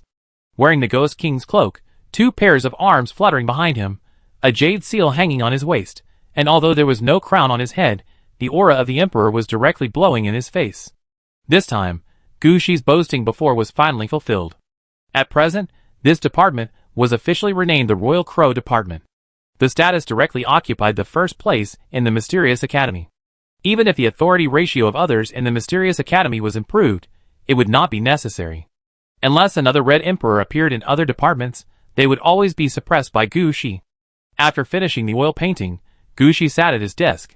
The desk was full of documents that had not been processed. But Gu Shi did not come here to deal with these documents. Gu Shi came here for 2 purposes this time. One was to recruit students and increase the population under his command, and the other was for the reward of level 20. The rewards from the top of the Mystic Academy are not simple. Before level 20, there is 1 clone every 5 levels, allowing Gu Shi to easily master the skills learned in the other 3 departments. Starting from level 20, there is 1 combat aura every 5 levels, allowing Gu Shi to easily be 1 step ahead. However, this combat aura is not like the combat aura at levels 20, 40, and 60, which is based on one's own combat style. The combat style here can only be determined by the skills taught by each department. In other words, this time Gu Shi can only choose the combat aura in the direction of necromancy. For Gu Shi, this is enough. Necromancy is not Gu Shi's basic skill, but it is the basic skill of the necromancer and the death knight. Moreover, Gu Shi has deep experience in necromancy. In addition to normal necromancy, Gu Shi has also developed a new Book of Titans. This has been put here for teaching in the Raven department. This is also one of the reasons why there are so many students in the Raven department. After all, you can learn special promotion books here, and many students will be attracted. Now Gu Shi is going to activate this function and get his own battle aura. Closing his eyes, Gu Shi injected his power into the desk. In the next moment, a ding sound came to Gu Shi's ears. You have activated the 20th level reward of the Mysterious Academy. Please choose the battle aura. It is found that there is already a battle aura, and a new battle aura mode has been added. You can choose resonance, parallel, main and auxiliary, independent, and other modes. Please choose carefully. When this prompt came out, Gu Shi was also stunned. Before he came, he had considered what kind of battle aura the necromancy would produce. But he really didn't expect to encounter such a choice. Just by taking a look, Gu Shi understood that this kind of prompt actually only appears when a normal player reaches level 40 and opens the second combat aura. It is to let the player choose what to use their new combat aura for. The things here are easy to explain. Resonance refers to the resonance effect of the 2 auras, and the power of the combat aura is improved. For example, the combination of the flame aura and the magma aura, and the heavy armor aura and the giant shield aura, can comprehensively improve the quality of the 2 combat auras. Parallel means that the 2 combat auras do not interfere with each other. Just like the flame aura and the slashing aura, they do not affect each other, nor restrain or bless each other. The main and auxiliary are 1 main and 1 auxiliary, and the auxiliary aura effect will greatly enhance the effect of the main aura. For example, the strong wind aura and the flame aura. Under the action of wind, the power of the flame will become much greater. As for the independent aura, it is somewhat similar to parallel, but the independent one is more unique and belongs to the unique copy. In fact, the combat aura that Gushi opened at the beginning was the strange dragon aura, which is a very rare combat aura, so there is an independent mode to choose from. If it is other combat auras, there may not be such an option. Gushi thought about it seriously. He had thought about what combat auras could be opened by the necromancy before. This thing is also recorded in detail in the data of 1GG. After all, there are so many players in the human world, and there are also many necromancers. After reaching level 20, there will always be combat auras open because of the necromancy. Gushi has studied most of the mainstream and non-mainstream battle auras. Originally, Gushi was going to open a battle aura in the direction of necromancy here. Now it seems that the situation is different. The battle aura in front of him seems to be selectable. This made Gushi silent. His eyes fell on the independent option. He knew that this was actually a gamble on his luck and ideas. If it succeeds, it will definitely be the best battle aura, but if it fails, this battle aura may be useless. However, Gushi actually had a judgment in his heart. After all, there are only a few basic battle auras in necromancy. Gushi compared them one by one, and found that choosing this one is really better than taking a gamble directly. So Gushi said decisively, choose the independent battle aura. Chapter 2682. As Gushi made his choice, the system gave a corresponding prompt. The independent combat aura selection is complete. It is found that the necromancy has multiple blessings. Please ask whether to bless it. Note, blessing will affect the direction of the combat aura. Bless. There is such a good thing. Gushi chose to bless it at the first time. It is found that the user has researched a new necromancy promotion book Titan book and publicized and educated it. The combat aura is blessed. It is found that the user has and bound the orange quality suit Ghost King cloak, and the combat aura is blessed. It is found that the user's necromancy has reached level 60, and the combat aura is blessed. Independent combat aura is formed. As the prompts ended, Gushi felt that his body was getting lighter and lighter, as if his soul had been taken out of him. Then a gray combat aura appeared under Gushi's feet.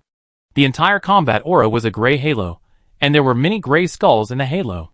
Without any prompts from the system, Gushi already knew the name and function of the battle aura in front of him. Blood Disaster Aura. Of course, this name is the same as Gushi's weird dragon aura. Both are abbreviations. The full name is Blood Fusion, which Spirit Natural Disaster Reversal Aura. However, compared with the weird dragon aura, the function of the battle aura in front of him is actually simpler. Summoning souls and influencing souls are the characteristics of this battle aura. If we take the literal meaning, the blood fusion refers to Gushi's Book of Titans. All behemoths and giants can be transformed into soldiers, such as Death Titans, after being summoned. The Witch Spirit refers to the function of the Ghost King's cloak, which can summon corpse witches when summoning souls. In addition, natural disasters refer to Gushi's ability to summon souls on a large scale with a halo. Inversion refers to the fact that the summoning level will be improved and strengthened to a certain extent. However, these are the explanations after the halo names are separated. Combining them together is another explanation. First of all, the word inversion here does not actually mean that the summoning level is improved, but that the summoning can ignore humans and animals, and ignore size, and all are treated as human forms. Bloodline here refers to titans, but it also includes dragons and other high-level bloodlines. Add witch spirits and natural disasters, and the final result of the combination is that Gushi's combat aura can affect the summoning effect. This time, it is no longer a corpse witch.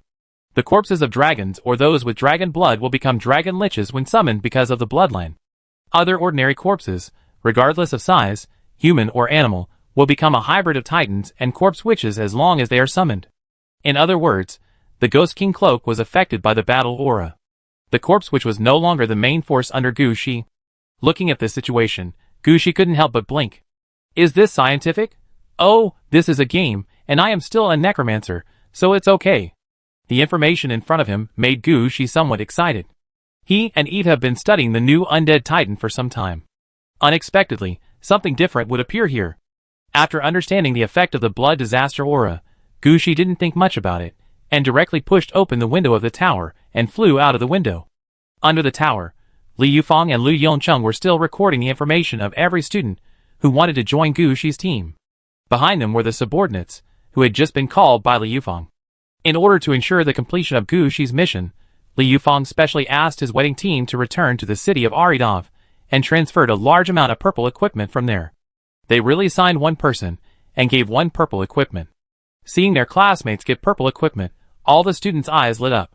Now they are more honest, lining up seriously, looking like college students who have not graduated, just waiting for Li Yufeng and Lu Yongcheng to accept them. However, Li Yufeng seemed to feel something at this time, and she looked up at the tower. When she looked up, she saw Gu Shi floating in the air with a gray halo. As soon as she saw Gu Shi, Li Yufeng immediately stopped what he was doing, wondering if he had done something wrong. Unexpectedly, Gu Shi pointed directly at Li Yufeng. "Find a corpse." Before Li Yufeng could say anything, the teacher of the Crow department said, "No, I do it. Then the teacher quickly organized the students and carried out several corpses from the basement of the castle. These corpses are teaching materials for practicing necromancy. There are many more in the basement. However, because these are teaching materials, the level is not very high, and the highest level is only level 7. There are many types of corpses, complete, incomplete, human-shaped, and animal-shaped. But Gu Shi also understood that in the initial necromancy, no matter what the corpse looked like, all the corpses were skeletons. What the corpse used as an experimental prop looks like really doesn't have such a big impact. Gu Shi just wanted to try the effect of the blood disaster aura this time. He glanced at the corpses, and finally his eyes fell on a 6-legged Black Panther corpse. This Black Panther is about the same size as a normal Black Panther, and all its internal organs have been cleaned out. If it were a student here, no matter how hard he tried to summon the soul, he might not be able to summon it. But Gu Shi is different. As soon as the blood disaster aura is turned on, Gu Shi cast a soul summoning spell on the corpse. The corpse here has not moved yet, and all the students' attention has shifted to Gu Shi. They all know that Gu Shi is the dean of the Crow College and a master of soul summoning. They also want to see what the master soul summoning spell is different from theirs. Unexpectedly, when Gu Shi summoned the soul, the Black Panther's corpse exploded on the spot, and the blood formed a blood mist that was 5 meters to 6 meters high. Failed? Before the students could react, they saw a dry arm stretched out from the blood mist, and then he stood up straight, and the blood mist turned into a blood-colored robe, draped over the nearly 7-meter-tall body. The one who came out of the blood mist was a giant corpse wizard. His body had turned into a mummy. Part of the flesh and blood had been removed, revealing the bones under the skin, and the blood-colored robe was draped over his body, covering the dark red scales underneath like a ribbon. His face was as thin as a skull, and there were eyes made of black stone in his eye sockets. He wore a blood-red Roman-style combat helmet on his head. In his hand was a spear made of lightning. When he stood out, Gu Shi had only one thought in his mind. Champion troops, blood disaster. Chapter 2683. As the guy in front of him, who looked like a titan corpse, stood up straight, the corresponding attributes appeared in front of Gu Shi. Blood disaster, level 28, champion unit experience, 0/35,000, attack 63, defense 42, life 1330, skills, secret magic lightning, poisonous dark cloud, poisonous rain, static force field aura, spear specialization, dragon slaying. This kind of blood disaster doesn't need to be mentioned. Just standing there, the attack, defense and life are much higher than normal troops of the same level. His secret magic lightning can directly release a lightning force field. If you enter this range, you will be directly attacked by lightning. The effect is similar to the poisonous cloud. As for the poisonous dark cloud and poisonous rain, they are similar means of attack. It can be said that these 3 moves added together are 3 times the poisonous cloud. The static force field aura, in addition to increasing the power of lightning, can also paralyze the whole body of the enemy who is close. At the same time, the spear specialization and dragon slaying give blood disaster a super close combat ability. It can be said that the blood disaster is a kind of enhanced troop that combines the advantages of Titan and Corpse which. The most important thing is that this troop is converted through necromancy, and any corpse can be used. I believe that it won't be long before Gu Shi can have a blood disaster army. When Gu Shi was studying the properties of the blood disaster, all the students present were stunned. They all came here to learn necromancy, and they knew exactly what necromancy could summon. They even studied how to advance to the next level of necromancy. They were all ready to practice their necromancy to level 10, and then come back to study the advancement book. Unexpectedly, the dean of the department raised their vision directly. It turns out that the necromancy is so powerful. When can they reach this level? For these students' questions, even if they ask Gu Shi, he can't answer them. Because Gu Shi himself can't replicate the situation in front of him. There are too many coincidences. Now even if Gu Shi follows the original path again, he can't do what he is doing now. At this time, Gu Shi pointed at another corpse, and another blood disaster stood up. Then Gu Shi said, "These 2 blood disasters will be left to you. Let the students learn more. Let them know that our necromancy also has potential. It's not a skill that can do nothing." Hearing Gu Shi's words, several teachers' eyes lit up. This time, the Crow department is going to be prosperous. First, Gu Shi achieved the throne, and the Crow department changed its name to a more awesome one. It's campus recruitment again, arranging jobs for graduates directly, and giving purple equipment to attract students. Now there is another blood disaster. This is really a living signboard. I believe that more students can be recruited when enrolling next year. If there are more students, the Crow department can expand its scope. Find a way to take over some buildings outside the castle. After all, the living environment in the castle is already quite bad. Many small rooms are crowded with more than 20 people. If this continues, they will have to consider taking turns to rest. Now that Gu Shi is back, they are not afraid. Expansion, it must be expanded, and Gu Shi's reputation must be spread. Gu Shi didn't care at all what these teachers were thinking. After all, Gu Shi had finished all the things he had come here for. Now, the school recruitment of these students had not been completed because of the large number of people. Gu Shi took a look at the situation on the scene, and didn't plan to wait here any longer. He winked at Li Yufeng, and Li Yufeng understood what Gu Shi meant. She knew that this meant to hand over this place to her. So Li Yufeng patted Gu Shi's chest, and without too many words, she directly agreed to this matter. Then Gu Shi put a gate to Shuangwang City nearby, and people left directly. Although it is only a temporary school recruitment now, who knows which students have almost learned and can be taken away directly. At this time, they must be taken to Shuangwang City. So Gu Shi directly left a gate here, and if there are students who want to go with him later, they can also stay in Shuangwang City directly. As for the city in the world of the living, it is just as Lu Yongcheng said. Gu Shi needs to think about it again. At least we need to find a cleaner city. We can't send people to the city above Jungle Harbor. There's no way to pick a human city. If we really want to focus on this, Gu Shi might not be able to finish it in a few months. So now we can only make these students suffer. When Gu Shi finishes dealing with the octopus head, he can have as many cities as he wants. Lu Yongcheng and the students who just joined don't know Gu Shi's idea yet. They all think that Gu Shi is in a hurry to leave now, because he has something urgent to do. They didn't ask any more questions, just watched Gu Shi leave. Not long after Gu Shi left the Mysterious Academy, the current dean and vice dean of the Mysterious Academy came over. After all, they couldn't have been unaware of such a big thing as Gu Shi's return. Not to mention that Gu Shi also applied for the name change of the academy. Although this didn't need to be approved, the dean and vice dean must have known about it. After getting the news, they naturally came to see what Gu Shi was doing. As a result, when they arrived here, they saw 2 blood disasters standing by the city gate. The 2 blood disasters said that they stayed to study the students to see how far the necromancy could go. But when they stood there, the sense of security they brought was much greater than that of others. When these people stood here, the words that the dean and vice dean, who had just come over wanted to say were taken back directly. At this time, they had a feeling. Gu Shi was a good person. If they had such strength, they would have snatched the Mysterious Academy and made it stronger and bigger. How could they just change the name of their own department like now? The dean and the vice dean both thanked Gu Shi for not killing them. Of course, they still had to say a few polite words. After all, they also had to save face. They couldn't say they were here to spy on the enemy. That would just tear their faces apart. Why don't you persuade Director Gu? He has become an emperor, so he should step up and take over the Mysterious Academy.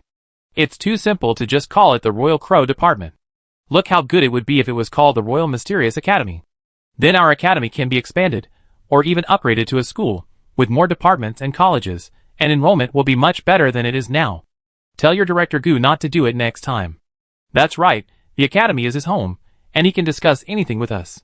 Chapter 2684. Seaside, beach, grass, hot springs. Gu Shi never thought that the territory of the Goddess of Beauty would be like this. After he came out of the Mysterious Academy, he first went back to Chongxi Mountain and placed his first underworld battlefield in a selected location in Chongxi Mountain. Then, he hurriedly activated the location left by the Goddess of Beauty and teleported here directly. At first, Gu Shi thought that the Goddess of Beauty would have a hard time, at least 1 or 2 years of hardship. He never thought that such a life would be called hardship. The beach in front of him was completely a nude camp. There were many large and small shells floating on the sea, and the shells were all filled with velvet quilts. Going up along the beach, there was a grassy field full of flowers. If the Yifeng Valley Zoo in the Yin City at least pretended to be having a picnic, here they didn't even pretend. There were all kinds of people here. Gushi couldn't stand the scale. There are many hot springs and pools in the grassland, and many people and animals are soaking in the hot springs, enjoying the rare sunshine. Gushi, who appeared in this area, first took a look around and found that everything here seemed a little strange. Gushi originally came here to find the goddess of beauty, but in the end, Gushi found that all the female creatures here all carried the breath of the goddess of beauty. At most, it was a matter of more or less of this breath. When Gushi came here, he really wanted to find someone through the breath of the goddess of beauty. But now it's like this, how can he find someone? At this time, a passing black swan discovered Gushi's arrival. The black swan landed in front of Gushi and made the voice of the goddess of beauty. You are here too. Play as you please. All the females here are my clones. Use whichever you like. Of course, if you like males, that's fine too, but males are not my clones. You have to ask clearly. No, goddess of beauty, I want to talk to you, Gushi said as he took the swan aside. The black swan rolled its eyes at Gushi, with gorgeous eyelashes on its eyelids, and its eyes seemed to want to say, you actually like to play this. Gushi was speechless. He really hadn't thought about how people could have such thoughts. Don't these gods have anything normal in their minds? Putting the black swan aside, Gushi didn't give the goddess of beauty a chance to speak. He quickly talked about the agreement between himself and the head of the goddesses. When Gushi heard about the agreement reached by Nyx, the black swan sighed. Nyx is trustworthy. She is of a high enough generation. What she promised you will be done, just like death. That's not what I care about. I told you this because the last seal of the head of goddesses is about to be released. They want to share the source of advancement that was brought out. I know, but that matter has nothing to do with me. Black Swan thought about it seriously. I'm just a little girl eating apples. I can't share the source of advancement. Hearing what Black Swan said, Gushi always had a feeling that the goddess of beauty in front of him seemed to be just a goddess of beauty who came out of the battlefield of gods, and had no connection with the head of goddesses. Looking at Gushi's thoughtful look, Black Swan laughed. It seems that you have found out. But this thing is not something you can know and consider now. It is not good for you to know too much now. You just need to know that I am me, but I am not her. Forget it. Let's talk about this after you pass level 45. Now you should seal this part of the memory. Hey, it seems that something is sealed in your memory. Forget it. I won't read it anymore. You should have a good sleep. Nothing will happen when you wake up. Gushi wanted to say something, but before she opened her mouth, her eyelids sank heavily, and she couldn't think of anything. When Gushi woke up again, she found herself soaking in a hot spring, and the goddess of beauty was half lying in his arms, gently touching Gushi's abdominal muscles. I didn't expect that you, a necromancer, could have such a strong fitness skill. Gushi wanted to struggle to stand up, but was held down by the goddess of beauty. Don't worry, you are not in a good mood. Soaking more will be good for you.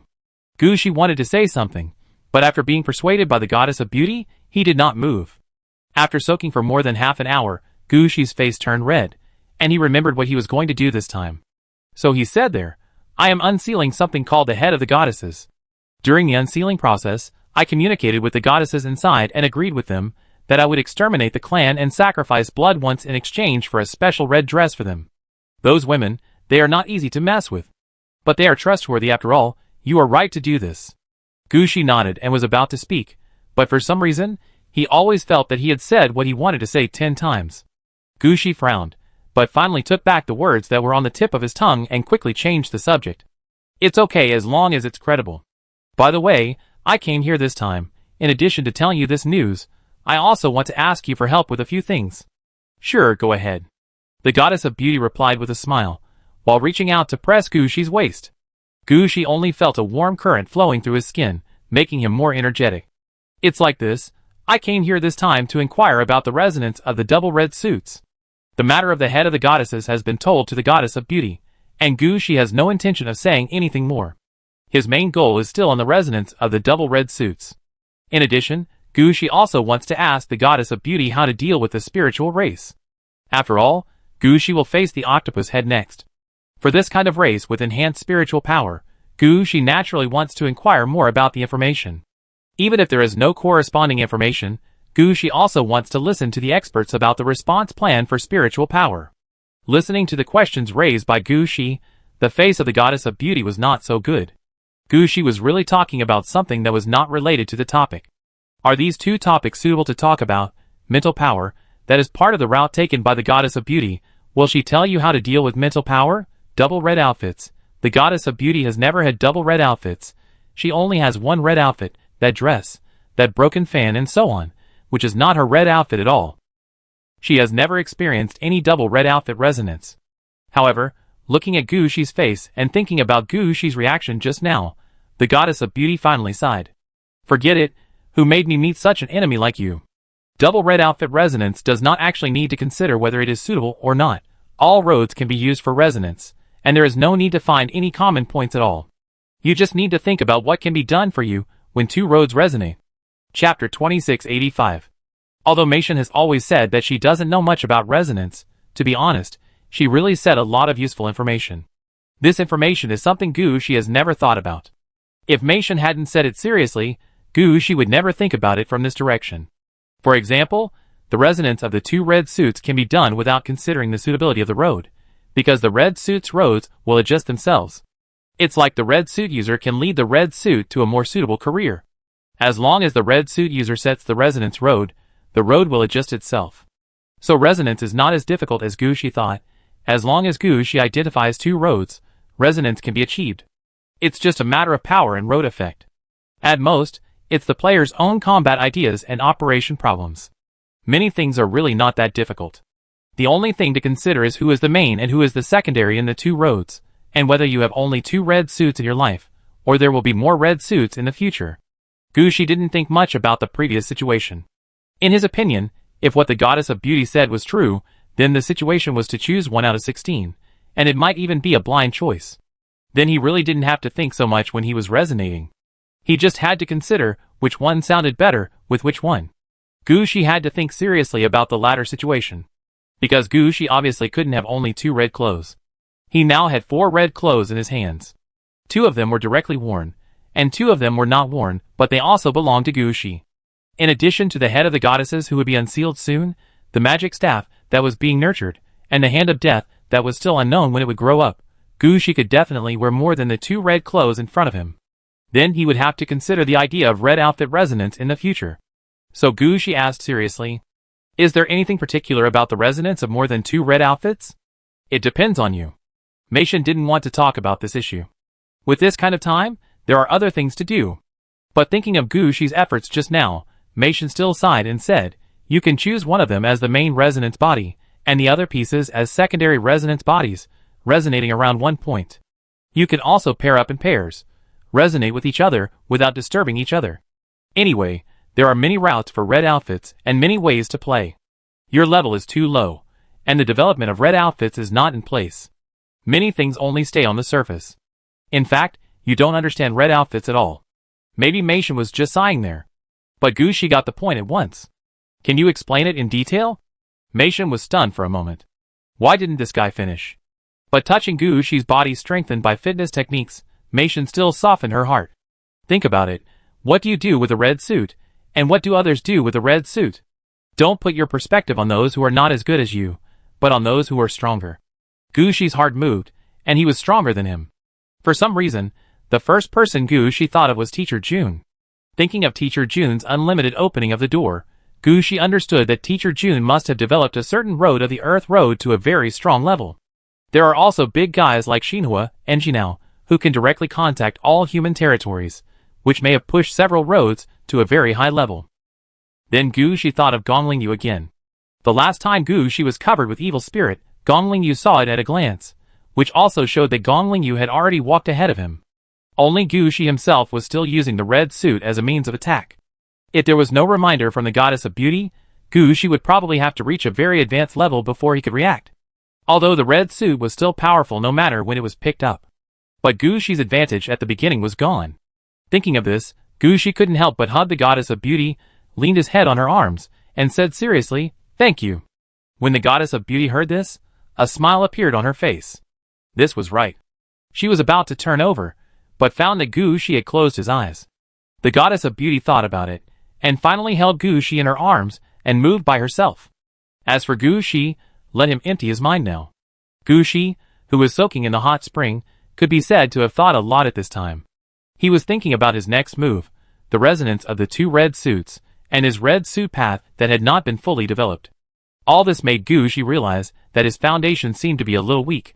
But now was not the time to go back and lay the foundation. No matter what happened this time, Gushi had to deal with the octopus head. This matter could not be delayed any longer. Gushi had to solve this matter first. As for the basic path of red suits, that could be supplemented slowly later. Gushi had done such things before. He was the kind of person who upgraded directly when he had something to do, and then started to supplement basic skills after arriving at Hades University. Now it's just a change from basic skills to the road of red dress. What Gushi could do before, he can do now. Thinking of this, Gushi's thinking slowed down a lot. The sweet fragrance from the tip of his nose made Gushi unwilling to think about some things. He just wanted to sleep in this beautiful dream. So Gushi turned over and soaked in the hot spring. Not only that, Gushi also brought the goddess of beauty to the hot spring. Feeling Gushi's sincerity, the goddess of beauty also smiled and hugged Gushi tightly. At the same time, the goddess of beauty also said in Gushi's ear, "Seeing that you are working so hard, I will tell you something about red dress. You must listen carefully, and don't be distracted. What if I don't concentrate? Then I will tell you a few more times, and you will always master it if you listen." "Really? Then you can tell you a few more times. It depends on how hard you work." "Work hard, right?" Gushi laughed when he heard it. He never stopped working hard. For more information, Gushi had to work harder. So for a while, there was a burst of laughter from the hot spring. Gushi was working hard to learn some knowledge about red clothes. Gushi understood that this knowledge seemed useless now, but it would not take long for all this knowledge to become the nourishment for Gushi's growth. It can be said that Gushi is accumulating for his future. As the sky darkened and the sky brightened. After a day and a night, Gushi, who was sitting by the hot spring, was looking at the mane of death around his waist with a smile on his face. After a day and a night of thinking, Gushi had made a decision. Resonance. Chapter 2686. Resonance. This is the only thing Gushi wanted to do after getting up from the hot spring. After a day and a night of deep thinking, Gushi gave up his original idea. Before he came to find the goddess of beauty, Gushi thought along the characteristics of the road. His initial idea was to let the choice of fate resonate with the string of death. The choice of fate can lock the enemy's key fate node, and the string of death can cut the enemy's fate line. In this way, Gushi can take advantage of the resonance of the two red clothes to target the enemy's fate. But after the goddess of beauty said this, Gushi realized that he was thinking too simply. All of his things are all for fighting. His understanding of his red clothes and the road is still at the most superficial level. Even if it is a combination of resonance, Gushi also considers the reasonableness and combat aspects. Some obviously unreasonable combinations are directly excluded by Gushi. But now, Gushi had to look back at these resonance combinations that he ignored and rejected, wondering if there was really no use in them. After reciting all the 16 different combinations, Gushi's eyes finally fell on a combination that Gushi didn't like at the beginning. Destiny choice plus the red line of the underworld. In Gushi's initial cognition, the best choice of destiny is to match the dead string, so that Gushi has the ability to cut through destiny. If it doesn't work, the choice of destiny is to match the blood thread net, to lay a net of destiny, so as to trap all enemies, and even let the enemies fall into the calculation of destiny. And the best combination of the red line of the underworld should be the interlacing of yin and yang in Gushi's opinion, so that the underworld and the world of the living can be artificially affected, and free conversion and free movement can be achieved. If that doesn't work, the netherworld flower guide can also be used. This way, the attack can come from the underworld and cut into the enemy in the world of the living. These ideas are all reasonable, and even the benefits are visible to the naked eye.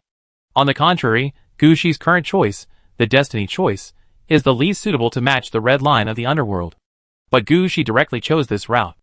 It was not because Gushi suddenly felt it, but because he used a method to eliminate all the options that seemed the most reasonable and those that seemed to have problems.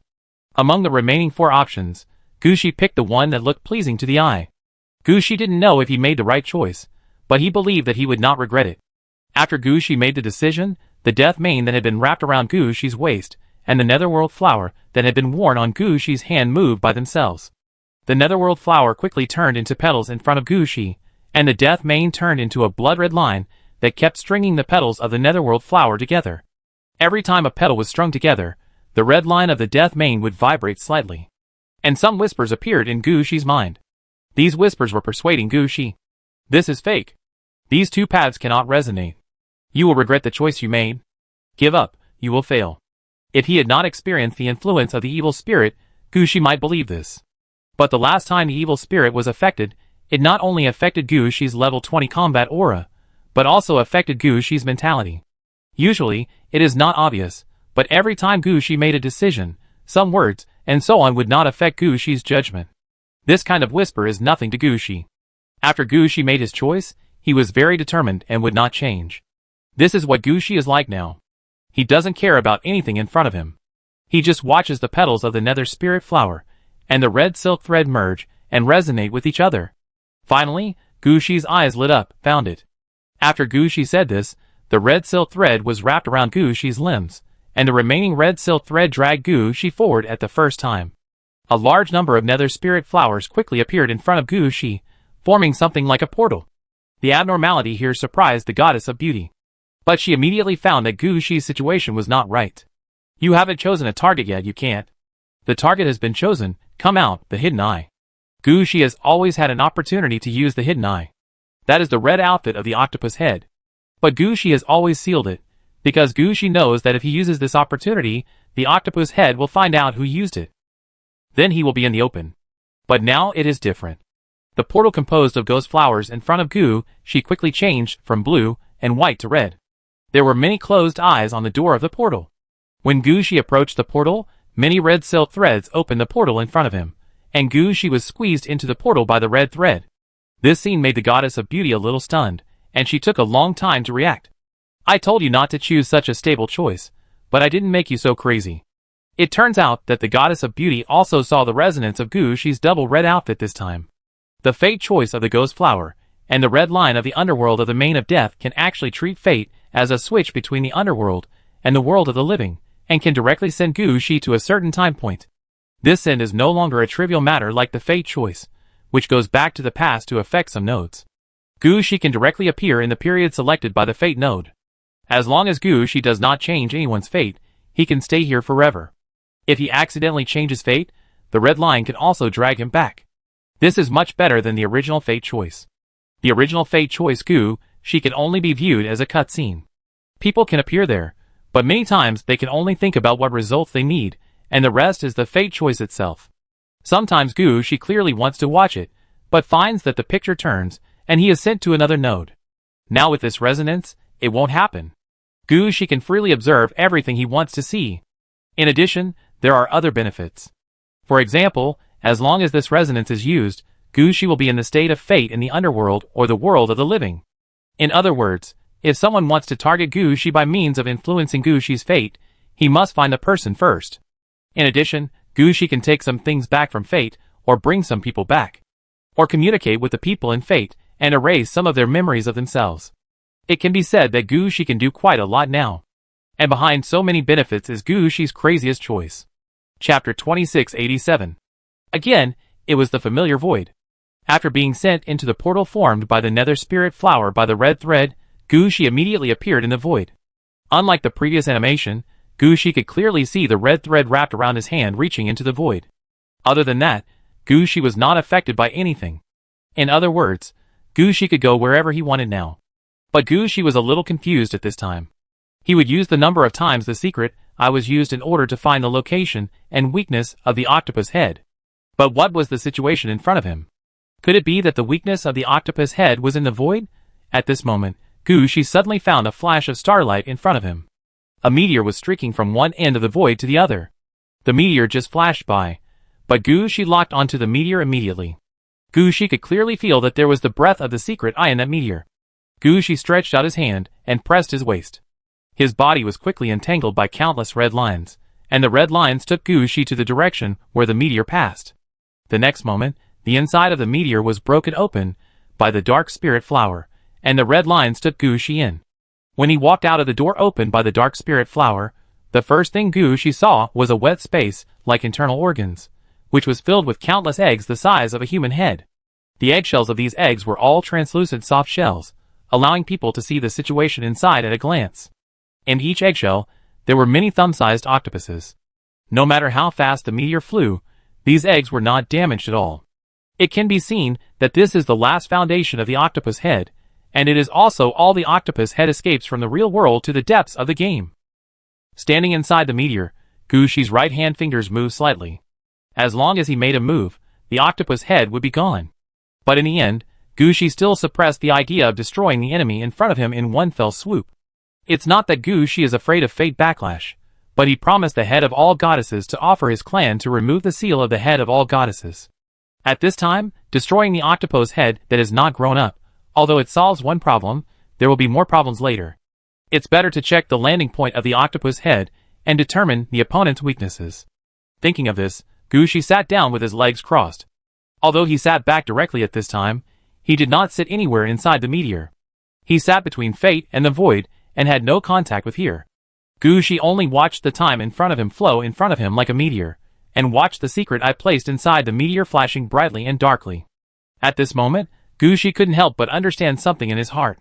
No wonder those who play with fate are like old bacon living in a coffin, with a blank expression all day long.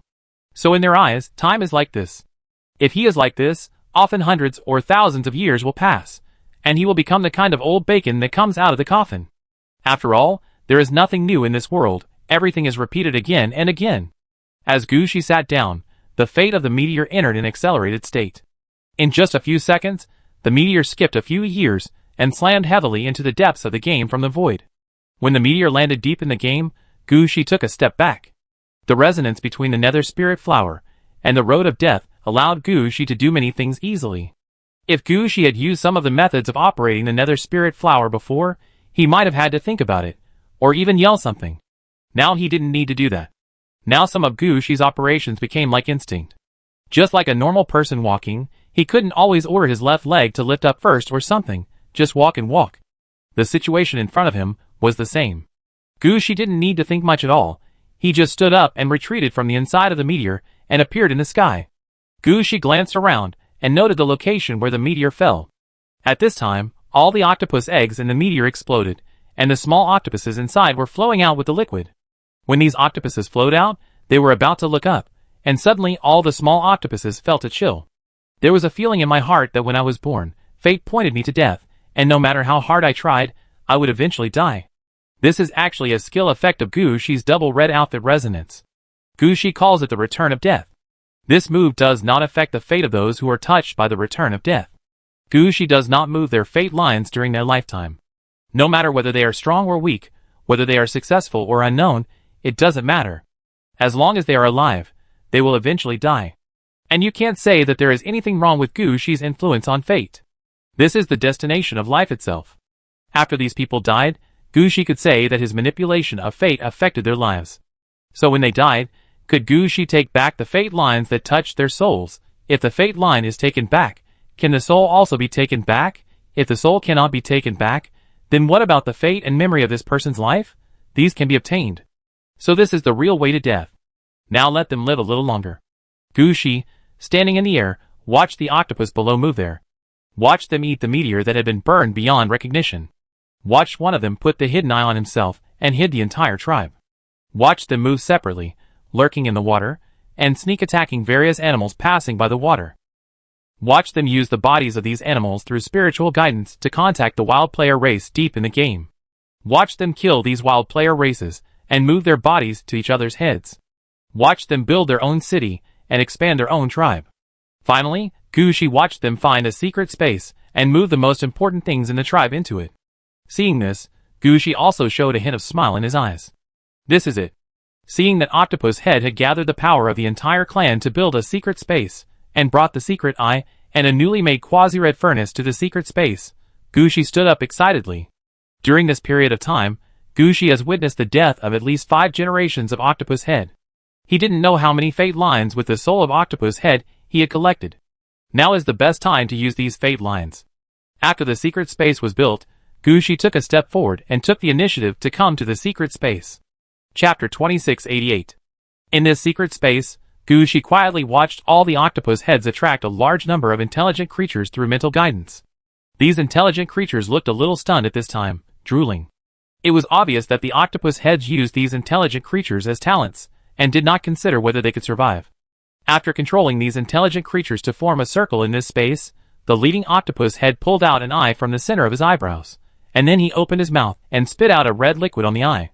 The eyes soaked in red liquid are the real secret eyes. At other times, the secret eye will not appear in front of everyone. Of course, because the red liquid and the eyes are on the same octopus head, it is not a problem to use them, but it will appear more secretive at ordinary times.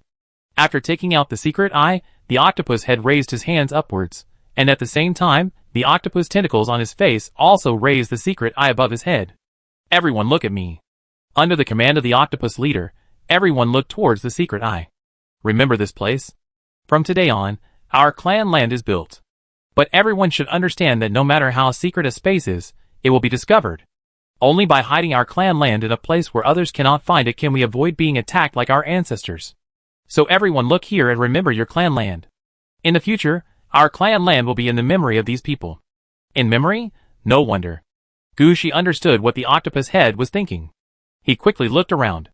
Hiding their own tribe in memory, this is something that only the octopus head can do. Because the octopus head race is a natural master of the mind. They can pass on memories from generation to generation through the power of the mind.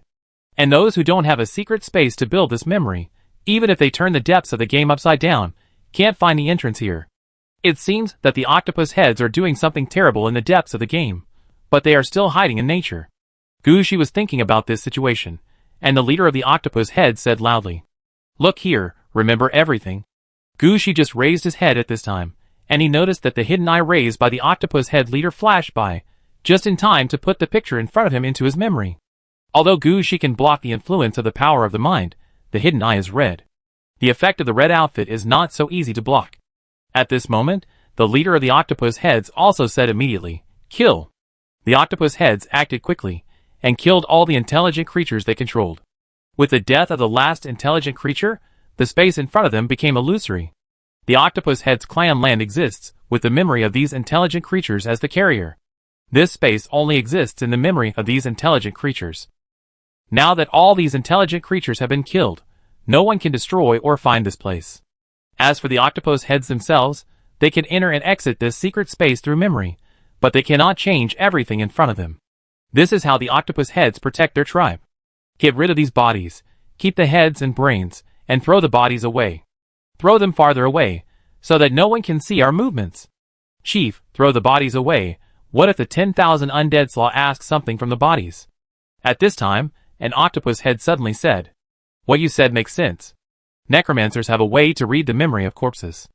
In this way, we can raise necromancers ourselves, and then we can suppress these corpses through necromancers. After processing them several times, I don't believe that anyone can snatch these corpses from us. That is fine. Although we are not familiar with the path of necromancers, this is a basic profession, and we can always get out of it. As long as one person can get through it, it means that our entire tribe can get through it. You deal with it first, and I will leave the corpses here. It just so happens that there is nothing in the tribe now, and it doesn't matter if these corpses are left. But the time cannot be too long. I will give you 10 years. You must have a way to deal with these corpses within 10 years. The octopus head leader ordered decisively. The octopus head also nodded below. What happened next was meaningless to Gushi. He watched the octopus heads deal with these corpses, soaking the heads and brains in the pool, and becoming nutrients for the little octopuses. Watching the octopus heads working hard to develop their tribe day by day. Because of the quasi-red melting pot, the octopus heads soon had a lot of orange equipment. And because of the increase in the number of orange equipment, they had the opportunity to come into contact with higher quality existence. Because they had gathered enough materials, 2 new quasi-red suits were slowly made. In the end, because they followed the route of the necromancer, they transported all the headless corpses out, and the secret space in front of them was hidden forever. After that, the situation was like flowing water. After having their own tribe, the octopus head acted much more openly. They used their psychic abilities to establish an intelligence organization and sold all kinds of intelligence to obtain the materials they needed. At the same time, they also used their psychic abilities to find good things hidden in various tribes. Use various human bodies to cultivate their own tribe. It can be said that the octopus head is the kind of evil. But because the octopus head is careful in doing things, it doesn't matter if he doesn't take action at ordinary times. Once he takes action, It must be a targeted arrangement and a comprehensive crushing attack. Kill the enemy directly.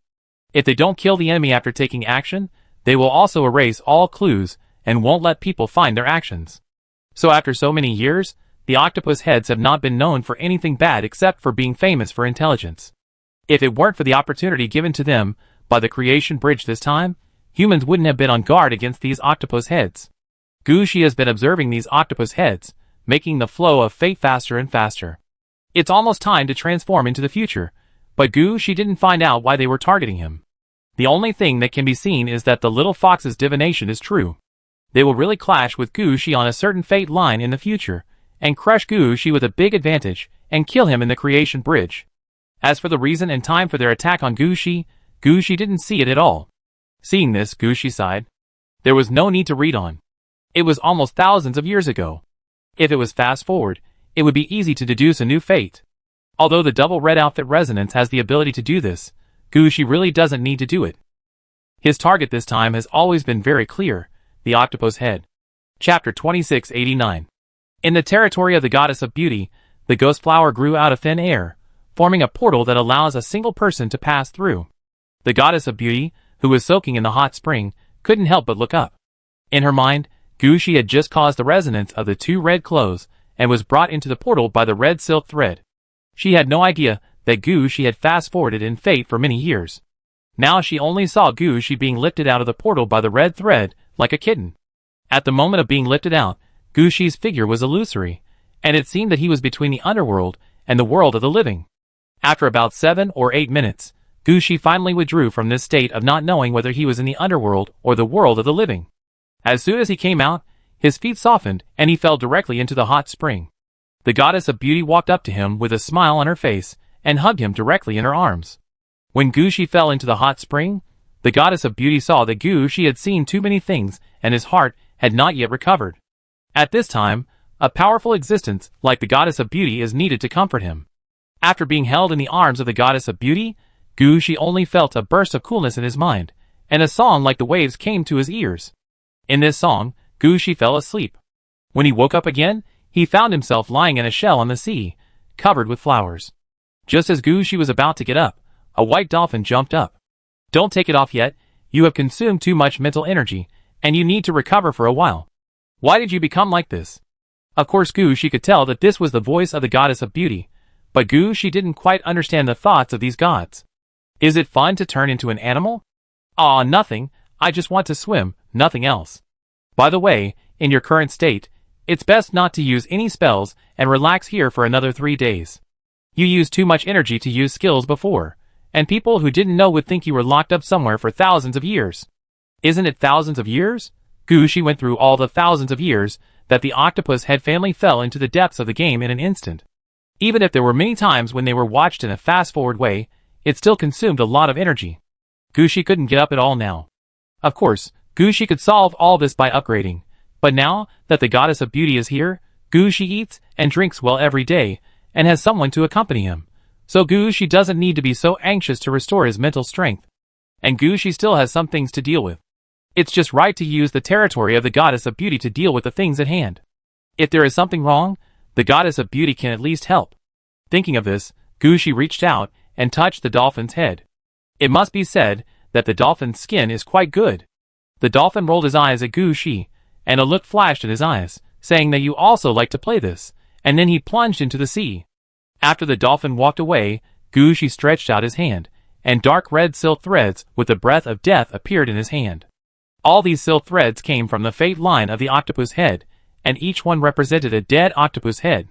Until now, Gushi has not figured out how to use these things.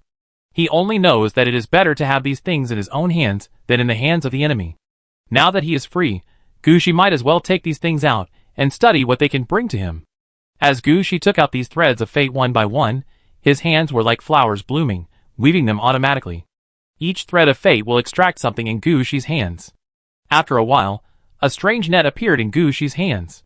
Looking at the net in his hand, Gushi shook his head, wondering why he had such a hobby. This is not his habit. While thinking, Gushi threw the net out. That look clearly meant that since it has been woven, why not throw it out and try it out?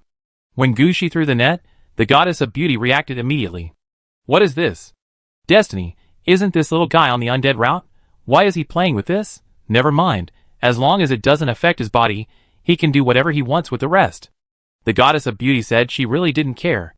In the next few days, Gushi really let himself go, either eating, drinking and having fun there, or weaving something with some destiny threads. I have to admit that when Gushi is really willing to do something, his progress is really fast. Before, Gushi could only weave a net, but not long after, Gushi could weave a complete piece of clothing. The clothes woven with the destiny thread of the octopus head are not very good looking, but they are still very effective. At least the destiny thread has a shielding effect on the mind and destiny. Although it is of no use to Gushi, it is quite useful in the troops under Gushi. Because Gushi is now facing the octopus head, a race with psychic abilities, Gushi does not want his troops to have their weaknesses discovered by the octopus head before they set out. Even the marching route, attack direction, etc., are all targeted by the octopus head. He needs such means to shield the enemy's influence. Only in this way can Gushi's battle this time go smoothly. Of course, in addition to these, Gushi also prepared a small gift for the goddess of beauty. After all, the goddess of beauty has helped him a lot during this period, and Gushi can't just pat his butt and leave. If this is the case, what should Gushi do if he needs the help of the goddess of beauty next time? Gushi knows very well that his favor to the goddess of beauty will run out. And judging from Gushi's current strength, he will not be of any help to the goddess of beauty for a long time. So some small gifts are the most reasonable way for Gushi to deal with it. Anyway, Gushi has plenty of time now. It's not a big deal to accompany the goddess of beauty and make some small gifts by hand. Gushi can easily do it. This also made Gushi more admired by the goddess of beauty. When Gushi said he wanted to go back, the goddess of beauty forcibly dragged Gushi for a day and a night, and then personally sent Gushi back to the depths of the game. After saying goodbye to the goddess of beauty, Gushi turned around and returned to the city of Aridov in Chongshi Mountain. At this time, the city of Aridov has entered the stage of full war preparation. The various troops under Gushi are constantly mobilizing, or desperately completing tasks there, hoping to improve their combat effectiveness before the war. Gushi also saw their efforts. However, Gushi ignored them for the time being, and just called the contracted undead over. I found the octopus head. Chapter 2690. Gushi's words cheered up all the contracted undead present. As contracted undead, they had long known that Gushi had always had one thing on his mind. That was the fateful duel with Octopus Head. It was just that Octopus Head's lair had never been found. Gushi and Shaya had thought of many ways, but at most, they could only find information about races related to Octopus Head. But there was no information about Octopus Head at all. In the end, this matter was delayed again and again, and Gushi even doubted whether he would have to go back to the old path and fight Octopus Head at the Creation Bridge. Now, Gushi already knew where Octopus Head was. Even when watching the fate of Octopus Head, Gushi had already determined the location where most of the population of Octopus Head was concentrated. This time, the initiative was in Gushi's hands. At this time, Gushi looked at his contracted undead. I know everyone has made a lot of preparations for this battle. But the most important thing right now is that the Octopus Heads don't know that we have targeted them, and they don't know that we have found their lair. So we need to adjust the mission target again this time. Catherine. Gushi looked at Catherine immediately. Sir, there is no problem with logistics, and all weapons and equipment are sufficient. Catherine, that's not what I mean. In 2 months, how many corpses can we buy back at most? I will contact them now, and I guarantee that we can have 30 million human corpses in 2 months. Catherine said immediately. It doesn't have to be humanoid, as long as it's not a giant dragon or a dragon vein. Gushi did not force the humanoid corpses anymore. With the blood disaster aura, Gushi could do more. 40 million, I guarantee that there will be 40 million corpses in place in 2 months. If I can't do it, I will personally lead the team to kill this number. Then let's start with 40 million. In addition, this is the data of the blood disaster. You can ask the blacksmiths to start preparing the equipment. Gushi took out the corresponding data of the blood disaster while speaking. Such a powerful force as the blood disaster has appeared in front of Gushi, so how could he not use it? 2 months, that is what Gushi prepared for the subsequent battle arrangements. If it weren't for Gushi and his team needing more time to fight, he would even want to spend a few more months to collect corpses. Looking at the data of the blood disaster, Princess Anna was surprised. What are these? A battle aura was opened at the Mystic Academy, and this type of troops appeared. Eve, you should also participate. They are considered Titania's corpse wizards. Take a look at what equipment they need. Also, Have you completed the transformation of your tower into undead? Not yet. The two paths of the Jinn and the Nanda are stuck. We have never had suitable research materials. The most important thing is that, except for me, no tower has taken this path. Don't give up. I am actually more optimistic about the transformation of the tower into undead. We now have the bottom troops of the tower and the top troops. The only thing missing is the middle wave. Eve nodded, but some things cannot be solved by hard work. Then Gushi turned his head and looked at Shea. This is the map I got. The population of the octopus head should be concentrated in these places. This is some silk thread I accidentally got, which can be used to temporarily prevent mental influence. There are enough quantities. You let your men use it first. In addition, how is Joey's current situation? She came back early last time. Joey accidentally got one of the Joey Shui kits when the adults were promoted last time, so she came back early to bind and strengthen it. Now it is out, and it can be seen that although she is still an orange guard, her combat effectiveness has reached the level of a red guard. Princess Anna is most concerned about the combat effectiveness of Gushi's troops. When she heard Gushi's question, she immediately responded. She should have nearly half a set of Joey Shui in her hand, and her combat effectiveness should be improved. It's just right for her to come over and study how to use this. Others can be done slowly. I want to ensure that the octopus head can't detect our strategic plan at all. Gushi took out the fate threads collected from the octopus head. All of them were fate threads stained with the death of the octopus head. This thing has the octopus head's understanding of the power of the mind. Regardless of what their life evaluation is, the existence of this fate thread alone can ensure that some mental methods cannot work. Hearing Gushi talk about the role of these fate threads, Shea responded immediately. Sir, give me a month, I will find out everything. Okay, Luna, you will handle the logistics for the next few months. Princess Anna, prepare the troops. Dump trucks, all the city gates must be fixed. We don't have much time. Sir, you want to fight in advance? Princess Anna asked immediately. No, I don't mean to advance, but we only have one chance to attack. This time, my idea is that I will lead the troops to the octopus head's homeland. We should attack the remaining positions of the octopus head at the same time, and we can't give the octopus head any chance to react. In addition, we must leave enough troops on our homeland. Because the octopus head is not like the cities we fought before. The octopus head has a cluster of death cities. The number of their undead troops is not less than ours. We have to take this into consideration. For the octopus head, Gushi is most worried about their homeland and the death city cluster. The homeland has now been found by Gushi, and Gushi has the red suit in hand, so there is no need to worry about not being able to hit anyone. So now Gushi's biggest concern has become the opponent's death city cluster. This is not because of how many troops their death city cluster will have. But the offensive and defensive battles between death cities will give the enemy the opportunity to appear directly on Gushi's territory. Gushi doesn't want to come back from fighting the octopus head and clean up his Chongshi mountain again. And Gushi still remembered what his death hand needed next: 2 death cities. Gushi didn't want to use his own death city to turn into the death hand. So the death city cluster of octopus head became the best target. After taking this place, I believe we can always get back the 2 death cities. Princess Anna can understand Gushi's concerns. She thought about it and agreed immediately. I will prepare everything, but sir, how we deploy it? Gushi understood what Princess Anna was worried about and said calmly. It's okay, I will take care of everything, just be ready for battle. Chapter 2691. After arranging all the things, Gushi was not idle. He first went to the underworld battlefield on the Chongshi mountain. This location is close to the location of the Maze Magic City, and it was also selected by Gushi early in the morning. At this time, the swamp strongholds arranged by Gushi and the battlefields within a range of about 100 kilometers nearby were all deployed here. However, after being deployed, Gushi realized that there are many different ways to calculate the underworld battlefield. The underworld battlefield on the other side of the Double King underworld has a fixed number of underworld soldiers every day.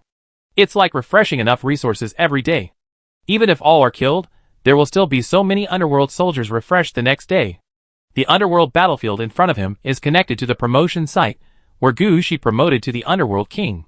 As long as the 3 Shang families attack, there will be a reaction here, and Gushi's troops can also kill from here to the Shang continent. At the same time, the land that Gushi's troops conquered on the Shang continent will be returned to Chongshi Mountain in some special ways, whether it is directly expanding the scope of the underworld battlefield here. It can be said that this kind of underworld battlefield is a two-way attack and defense, unlike the underworld battlefield in the Twin Kings underworld, which focuses on defense. It is for this reason that every battle in the underworld battlefield will cause a problem: how to deal with the extra land. Gushi will definitely not allow the underworld battlefield to expand indefinitely. The swamp stronghold plus a range of 100 kilometers is already the limit of the underworld battlefield given by Gushi. The promotion area is also a game. Gushi can send troops to attack through the swamp stronghold, but he cannot turn the conquered land into his own underworld. Therefore, the extra land will definitely be added to Chongshi Mountain in other modes. Gushi initially put down the battlefield of the underworld in order to rush to the territory of the goddess of beauty and ignored it. Now that he is back to deal with it, Gushi has more ideas. Gushi does not intend to let the extra land be stacked on the surface of Chongshi Mountain like a space stack. Gushi's idea is simple, making it into a ghost prison attached to the outside of Chongshi Mountain to form an independent space. In this way, the space inside the ghost prison can form a system in itself. It can be used to suppress the enemy, and it can also be used to raise some special undead. Although the undead summoned by Gushi in the future will be blood disasters or corpse witches, it does not mean that Gushi has no other sources of undead. Abilities such as Double Death, Huangquan Road, and Death Lord can all attract more undead for Gushi. Gushi cannot but consider them. And Gushi's underworld still needs to develop. It is obviously impossible to make all blood disasters or corpse witches. Arranging some independent ghost prison spaces like this is also beneficial for Gushi. On the contrary, it is not impossible to place the captured enclaves on Chongshi Mountain for spatial stacking. But on the one hand, it will block the road, and on the other hand, if a war really breaks out, this place will also be affected. Gushi can put the underworld battlefield on his own territory, because the underworld battlefield must be placed here. But he really has no idea of putting these enclaves here.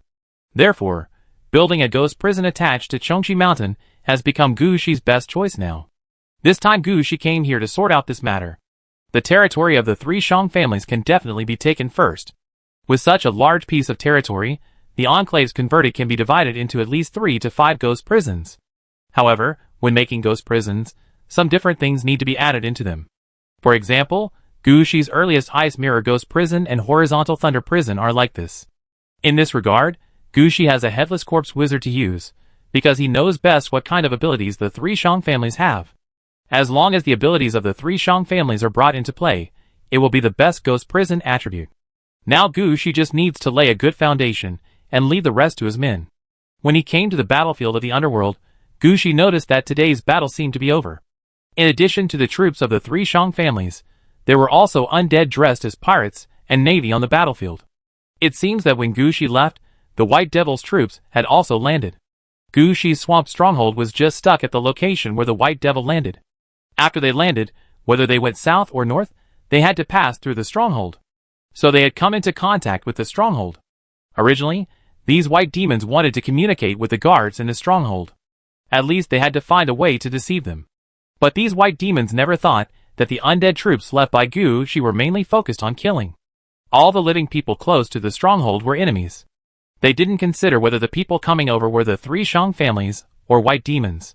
It would be fine if they didn't get close, but as long as they got close, they would be treated as enemies. As soon as these white demons appeared, they were beaten down before they even opened their mouths. So there were more pirates and navy in the underworld battlefield. Gushi could understand such a thing, so he didn't care much. Just when Gushi arranged everything and was about to leave, he suddenly discovered a situation. That is, there was something buried in the middle of the underworld battlefield. When the 3 Shang families and the white demon undead who were killed died, their heads would fall towards that position. Especially the white demon undead, when they fell, not only would the heads of the bodies fall towards that position, but even the heads would roll a few steps in that direction. Even though these white demon undead were not beheaded. This situation surprised Gushi. He thought about it, and finally appeared in the middle of the underworld battlefield. Hey, why are you buried here? After arriving here, Gushi saw what was buried here at first glance. Isn't that the big fish that Gushi caught in the blood lake last time? Gushi asked this guy whether he was going to release it in the river or use it as material for the yin sword, but this guy didn't answer anything. Later, Gushi was busy dealing with the matter of the head of the goddesses, and didn't care about this. In the end, it seemed that Li Yufeng sent this thing away. But Gushi really didn't know why this thing was buried here. Gushi was about to pick up the bones of the big fish, but found that there seemed to be something more on the big fish. Among them, The antlers on the top of the big fish were taken from the herd of deer that Gushi met on the way to the Blood Lake last time. Gushi knew this. For the other things, I don't know where he found them from, but he slowly pieced together a dragon-shaped body. The most important thing is that Gushi can see part of the Emperor's aura injected into the big fish. I think this is the real reason why the big fish was buried here. It seems that I really blamed Liu Fang wrongly. Since there is such a benefit, then I bury it for a while longer, and wait for Gushi to come back after dealing with the octopus head. Chapter 2692. Time passed in a flash in the busyness, and 2 months passed quickly. The tasks assigned by Gushi also had results one by one. And Gushi did not waste these 2 months in vain. In these 2 months, Gushi completed the soul summoning of 40 million corpses, and transformed them into 40 million blood disasters. At the same time, Gushi borrowed the red line of the underworld to conduct an experiment. The result of the experiment was quite successful, which laid a solid foundation for the war that Gushi was about to carry out. Now Gushi's troops and manpower are ready, just waiting for Gushi to take action when the time comes. The day before the war, all the contracted undead, epic undead, orange-clad guards, and other high-level subordinates under Gushi were all gathered outside Eredavana. Even more had returned with the undead dragon troops. It can be seen that this time Gushi really took out all his old tricks. In the small square outside the Eredavana, the orange guard New Ninetales immediately used the mind crystal, and the fate thread that Gushi took out to set up a net to ensure that everything that was said here would not be heard by others. This is the method of use that Shea discovered when she was exploring the intelligence of the octopus head in the past 2 months. These fate threads from the octopus head were played by Shea and the orange guard New Ninetales in the past 2 months. Various effects have been developed. In addition to carrying it on the body to prevent the enemy from eavesdropping, it can also cooperate with the mind crystal to form a mind protection force field, making the entire area enter the mind blind spot. For this reason, all the heroes with a system now have a new battle flag in their hands. No matter what is painted on the battle flag, the flagpole is definitely inlaid with soul crystal fragments, and the battle flag is definitely embroidered with this kind of destiny line. This can ensure that when the war starts, the heroes who are commanders will not be eavesdropped on, so that the heroes will not be targeted and they can command more smoothly. Another thing is that Gushi has a net made of destiny silk threads in his hand. This net can connect all the threads on the net across the world. This is also something Gushi can't do. After all, this battle is not just a battle in one place, it will be carried out in many places at the same time.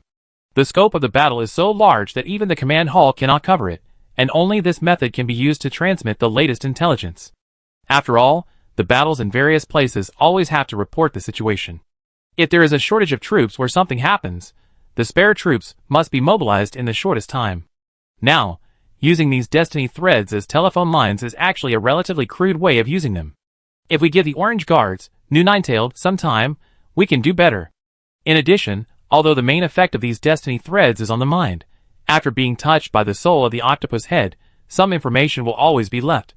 And the octopus head has another feature, that is, everyone's memory is almost shared. If one person knows it, everyone else will know it too. Now this information falls on the destiny thread, and then the red guards, the blacksmith, and the orange guards, New Ninetailed, cut these destiny threads together and integrate them into the weapon. The quality of these weapons has not been improved much, but they have special effects on the octopus head. The most important thing is that they can break the mind control ability of the octopus head. Of course, there are not many weapons of this kind. Gushi can only equip them for melee elites and warriors. As for the warrior level, there is no way to arrange all of them. In addition, anyway, Gushi and his team are developing various different ways to resolve the biggest advantage of the octopus head. And most of these ways are related to the thread of fate. Now Gushi only uses the most basic thing, the mind force field. Whatever is discussed here, it can't be transmitted. And Gushi also sat in the middle of the venue.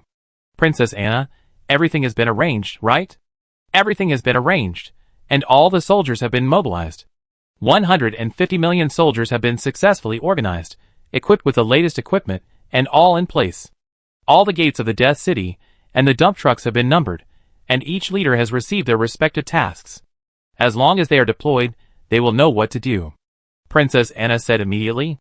This time Gushi really mobilized all his confidence. More than 50 million corpse witch troops, more than 40 million blood disaster troops, more than 30 million regular undead troops, and 30 million miscellaneous troops, altogether 150 million troops, formed the main force of this battle. If such troops still cannot beat Octopus Head, then Gushi does not need to fight anymore. Just go to the real world and hide. What about the defense of the city? Each city is on alert, and each Death City has left behind 100,000 main forces, and 400,000 miscellaneous troops. Add to that the city incarnation and the city defense leader, and defense is not a problem. The other two underworlds have left behind a total of 10 million regular troops and 30 million miscellaneous troops, which can ensure the safety of the territory when our army attacks. Finally, I have also left behind the key defense maps in the territory. As soon as the war begins, the Double Death will bring a steady stream of troops, and these new undead will be added to the corresponding positions as soon as possible. Very good, but you have to remember that I am far away this time, and the power of the red suit cannot be borrowed from everyone. In addition to the troops fighting with me, who can get unlimited resurrection and unlimited counterattack, only the city of Aridov will have the opportunity for unlimited counterattack. In other places, you have to fight hard. You must control the battle loss ratio of each battlefield. When it is determined that the troops have suffered losses, they must be dealt with in time. There are also reserve troops. When the numbers were mentioned just now, Gushi knew that most of the troops he had prepared over the years had been used. If the troops are insufficient at this time, the situation will not be good. The transport troops and residents are also ready for battle. If the war really reaches that point, the transport troops and residents will also go on the field together. Blacksmith, where are the things I asked you to make? At this time, Gushi turned his head and looked at the Red Guard blacksmith. It's ready. The Ghost Flower sachet contains Ghost Flower petals and soil. Make sure every hero has one. I've experimented with it. If there's energy in the sachet, it can temporarily activate the Knight's Blood Road and release 10,000 undead laborers from it. Then the troops will be enough. Hearing this, Gushi finally felt relieved. After all, this battle was too big. Gushi alone mobilized nearly 200 million undead. It takes a long time to count this number. Gushi was under a lot of pressure. Chapter 2693. Troops, plans, deductions, and contingency plans. Gushi and his team went through and cleared them one by one. If there are no problems, then set a time to prepare. If there are problems, then adjust quickly. This meeting lasted for a full day and a half. Until Gushi and his team confirmed that there were no problems and knew how to deal with them, the meeting ended. Launch the attack at this time 2 days later. From now on, all heroes and above must carry the thread of fate to prevent their memories from being read by others, and all participating troops are not allowed to leave. All external communication channels are temporarily cut off. Especially for Luching, be prepared for the battle, and don't let anything happen to Luching at the critical moment. After saying everything, Gushi waved his hand and asked everyone to leave. This time, everyone was assigned a task. Even the Red Guard's blacksmith and the Orange Guard's destiny compass were mobilized. It can be said that if something goes wrong, all the efforts of Gushi in the past 10 years will be lost. At least half of the cities he has will be lost. This is much greater than the loss when the head of the ancient gods pressed Gushi's territory down from the sky and smashed into the depths of the game. Of course, if this battle is won, Gushi will also gain a lot. Apart from other things, the red suit of the secret eye can be obtained. The Great Crucible, the 10,000 Worlds and the Mind Amplifier, 2 of which are almost nurtured to the end. As long as there is an opportunity, they can be promoted to red suits at any time. There are also some things that Octopus Head has secretly obtained over the years. Gushi also knows where they are hidden.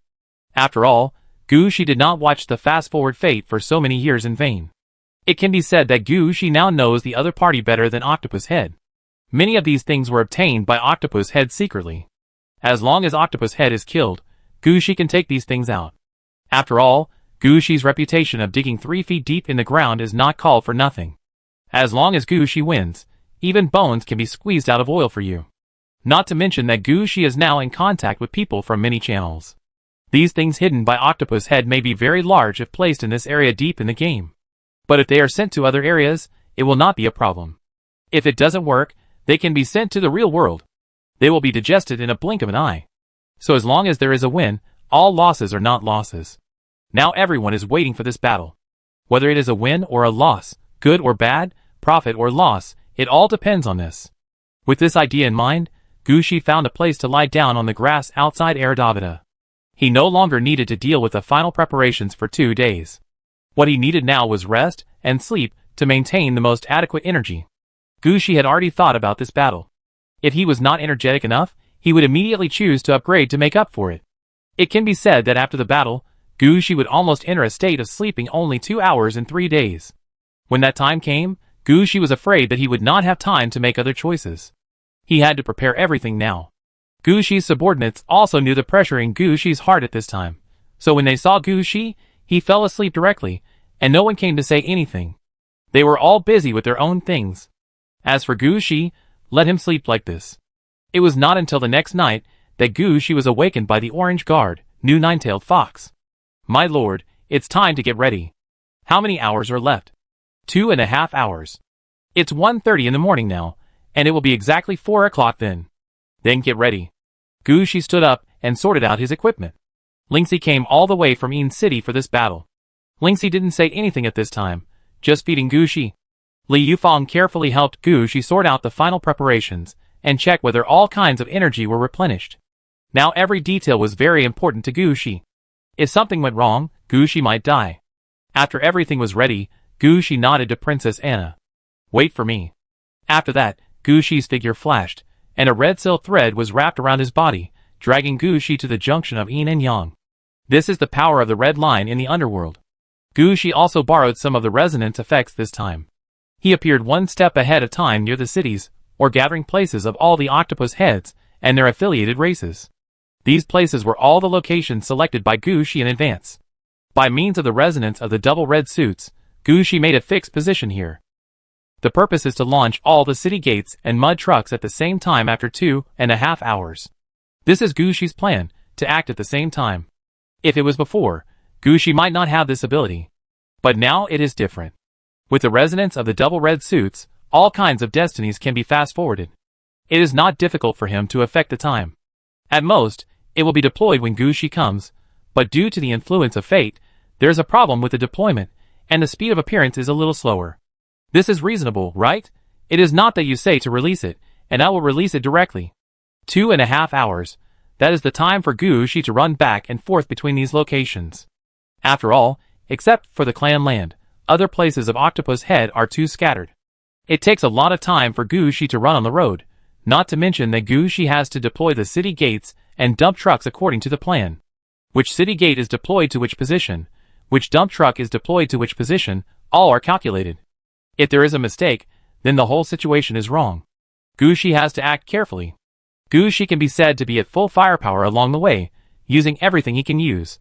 Deploy 2 city gates at a time, the error is no more than 3 meters, and deploy 100 dump trucks at a time, and they can be arranged neatly. Gu Shi has never thought of such a thing before. But now Gu Shi has done everything. He even has to calculate the time, and do everything at the designated time. This is really a great test for Gu Shi. Gu Shi's subordinates also know that only Gu Shi can do this, so they let him sleep quietly for nearly 2 days. As for experiments in advance, Gu Shi has never done it. Because there is only one chance, you can't stop once you make a move. So Gu Shi must not let anyone discover his actions. Experiments are useless. Gu Shi must calculate the tolerance in advance and gamble directly. Fortunately, Octopus Head didn't realize that he was being targeted by Gu Shi. They are just spiritual masters, not divination masters, and they don't have the ability to see through fate. At this time, all their attention is on the creation bridge. This gave Gu Shi the opportunity. In 2.5 hours, all the city gates and mud trucks were deployed, and the battle was about to start. Chapter 2694. After arranging the last city gate and 100 dump trucks, Gu Shi looked at the time and saw that there were still 3 minutes left. Gu Shi also understood at this time that it was impossible to do anything now. The battle in the Octopus Head tribe would be handled by him personally, and he only had 3 minutes to recover all his status. Gu Shi would definitely not use upgrades to recover at this time. He was dragged into the underworld by the red silk thread, and was sent back to Eridavida as soon as possible. Lingxi, who had been prepared for a long time, was no longer gentle this time. She directly picked up various potions, and poured them into Gu Shi's mouth. At the same time, several undead maids pressed Gu Shi to the ground, constantly massaging Gu Shi, sorting out Gu Shi's equipment, and replenishing Gu Shi's consumption during this battle. None of Gu Shi's men watched here, but quickly took their positions. All those with dump trucks got on the dump trucks, and all those without dump trucks arrived in front of their respective city gates. With 1 minute left, Gu Shi stood up and came to the main gate of Aridity City. Inside and outside the main gate, Shirley, Amilcar and more were waiting there with a large number of heroes. These three were the main forces selected by Gu Shi for the past battles, corresponding to the epic level, leader level, and hero level respectively. Gu Shi also knew that they were not the best choice. But all the other epic and leader levels, who had some command ability or had experience in major battles, were arranged by Gu Shi. These were the hard-picked personnel. If Gu Shi had not hard-picked, he might not even have been able to gather the right heroes. But he can't not bring it. This time when Gu Shi goes to fight the Octopus Head tribe, he will personally deal with the Octopus Head Red Suit boss. At the same time, he will also bring the Orange Suit Guard New Ninetail, the Red Suit Guard Blacksmith, and the Red Suit Guard Origin of the Undead. This is to deal with the three quasi-red suits in the Octopus Head tribe. The target of the Orange Suit Guard New Ninetail is the Mind Amplifier. The target of the Red Suit Guard Blacksmith is the Melting Furnace. And the target of the Red Suit Guard Origin of the Undead is the 10,000 Worlds. The task of these three is to suppress these three quasi-red suits, and prevent the Octopus Head from taking these three things out, or forcibly activating them. Gu Shi doesn't want some situations to happen at the last minute. So this matter must be done well. As for the Orange Suit Guard 3 Sacrifices, and the Orange Suit Guard Destiny Compass, they also have their own tasks. The Orange Guard 3 Sacrifices went out to assassinate, while the Orange Guard Destiny Compass was in the city to ensure that Gu Shi's actions this time would not be affected by the power of destiny. Seeing that all the people were there, Gu Shi nodded to them with satisfaction, and then waved to a certain position. A living person was brought out by Gu Shi. This was a living creature sent from the Labyrinth Magic City. A black dragon with strong enough mental power. Gu Shi stood in front of the black dragon and stared at the black dragon's eyes. Look into my eyes. What can you see from my eyes? A group of octopus heads. The road is here, send troops. Time's up. As Gu Shi finished speaking, Gu Shi disappeared directly in front of the black dragon. This is the way to enter the Octopus Head tribe. Stare at the eyes of the living, let them see the memory established in the secret space from your eyes, and you can return the person to the Octopus Head tribe. This is exactly why Octopus Head has been elusive over the years. But now it is different. Gu Shi also has a memory of the moment when he built that secret space. This means that Gu Shi also has the authority to enter the Octopus Head tribe. Although only he can enter, who let Gu Shi be a necromancer, and he can also open the gate of the City of Death. This is enough. So many troops are staying here just to wait for Gu Shi to open the gate. And now, when Gu Shi disappeared, the Orange Guard New Ninetailed also released a firework to the sky at the first time, and sent a message. My lord, order, send troops. As the firework rose to the sky, the time was exactly 4 o'clock in the morning. All the gates and mud trucks arranged by Gu Shi sent out light. Even without the order of the Orange Guard New Ninetailed, everyone knew that the time had come and the troops had to be sent out. This time, the light was lit at the gate first. Gu Shi's troops were already familiar with the gates of the Death City. They knew when the gates were open and when they were closed. The situation before them showed that they had been deployed. So all the accompanying teams quickly stepped out of the gates under the command of their respective leaders and commanders.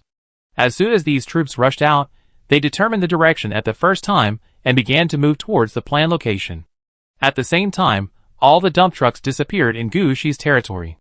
These dump trucks were stronger than the gates, and all the soldiers were on the dump trucks. As soon as the dump trucks went out, they immediately went to the nearby city. This time, all the troops under Gu Shi were divided into 69 positions to launch attacks simultaneously. These 69 positions were all proposed by Gu Shi and found out by Shaya. Some cities were directly affiliated with the Octopus Heads, some were cities or strongholds built by the Octopus Heads themselves, and some cities had nothing in themselves, but all the people in them were replaced by the Octopus Heads. In addition, there were the Death City clusters belonging to the Octopus Heads. It can be said that the number of these cities themselves was the reason why Gu Shi dragged out all his troops. Nearly 70 cities, even if Gu Shi had 150 million troops under his command, divided equally into each city, it would be 2 million troops. This number of troops seemed a lot on the surface. But if something really happened, they might be destroyed in the blink of an eye. Moreover, the troops were not distributed in that way. Large cities, like the Death City cluster, must have more troops distributed. In this way, the troops in some small cities would naturally pale in comparison. Therefore, all the leaders and heroes knew that they had to gain the upper hand when they appeared. If they were really caught by others, the reinforcements would only be transport troops, not other things. So when they appeared, they rushed directly to the designated position, in order to eliminate the enemy before the enemy could react. Gu Shi chose a good time this time, just before dawn when people were most sleepy. Even some nocturnal creatures planned to go back to their nests to rest. These troops were released at the same time, and the commanders of each unit knew what their mission was early. This impact caught Octopus Head off guard. Octopus Head and his subordinate races had no idea what was going on. They only knew that the war was coming. Chapter 2695. When Gu Shi's troops attacked, Gu Shi's side had already started fighting. When Gu Shi appeared in Octopus Head's secret space, Octopus Head had not yet discovered his arrival. After all, Octopus Head was quite confident in his secret space. Since the secret space was built, they have not been discovered by anyone. So there was no one guarding here at all. After Gu Shi entered, he immediately opened the main gate of Arida City. Then surely rushed out with his god-slaying army. Although the god-slaying army is called an army, the number of people is not large. So far, there are only more than 300 people. There were originally some ancient undeads and other semi-gods. However, in this battle, Gu Shi and Princess Anna separated the semi-gods and myths in order to strengthen the combat effectiveness of other troops, and even the Corpse Mountain god of war. At present, Shirley only brought a group of evil demon skeleton soldiers under his command. However, it was precisely because of the small number of people that they rushed out of the city gate much faster.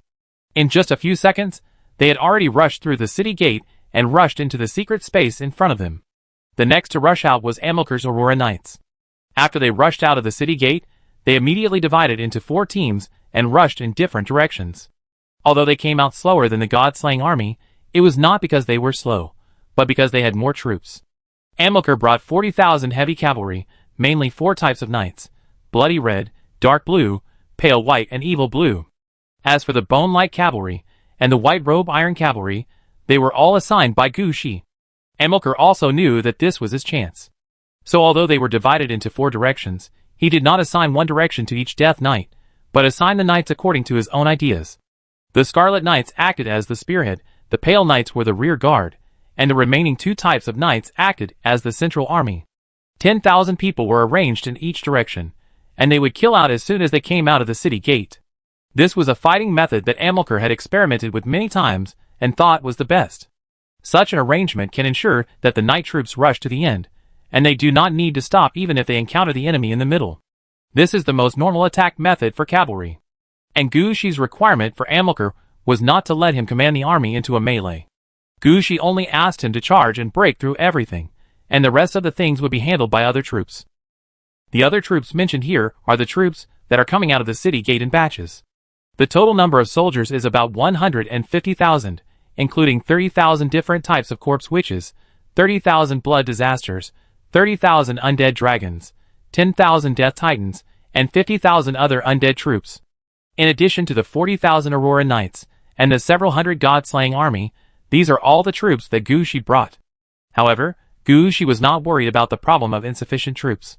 He could open the Night Blood Road at any time, and use the Black Blood Knights in the Night Blood Road to fight. So he brought the least troops, but he fought at the most core position of the Octopus Head. In order to ensure that his troops could play the strongest role, Gu Shi had arranged everything before coming. The god-slaying army was the fastest to send out troops, so they rushed to the core of the secret space.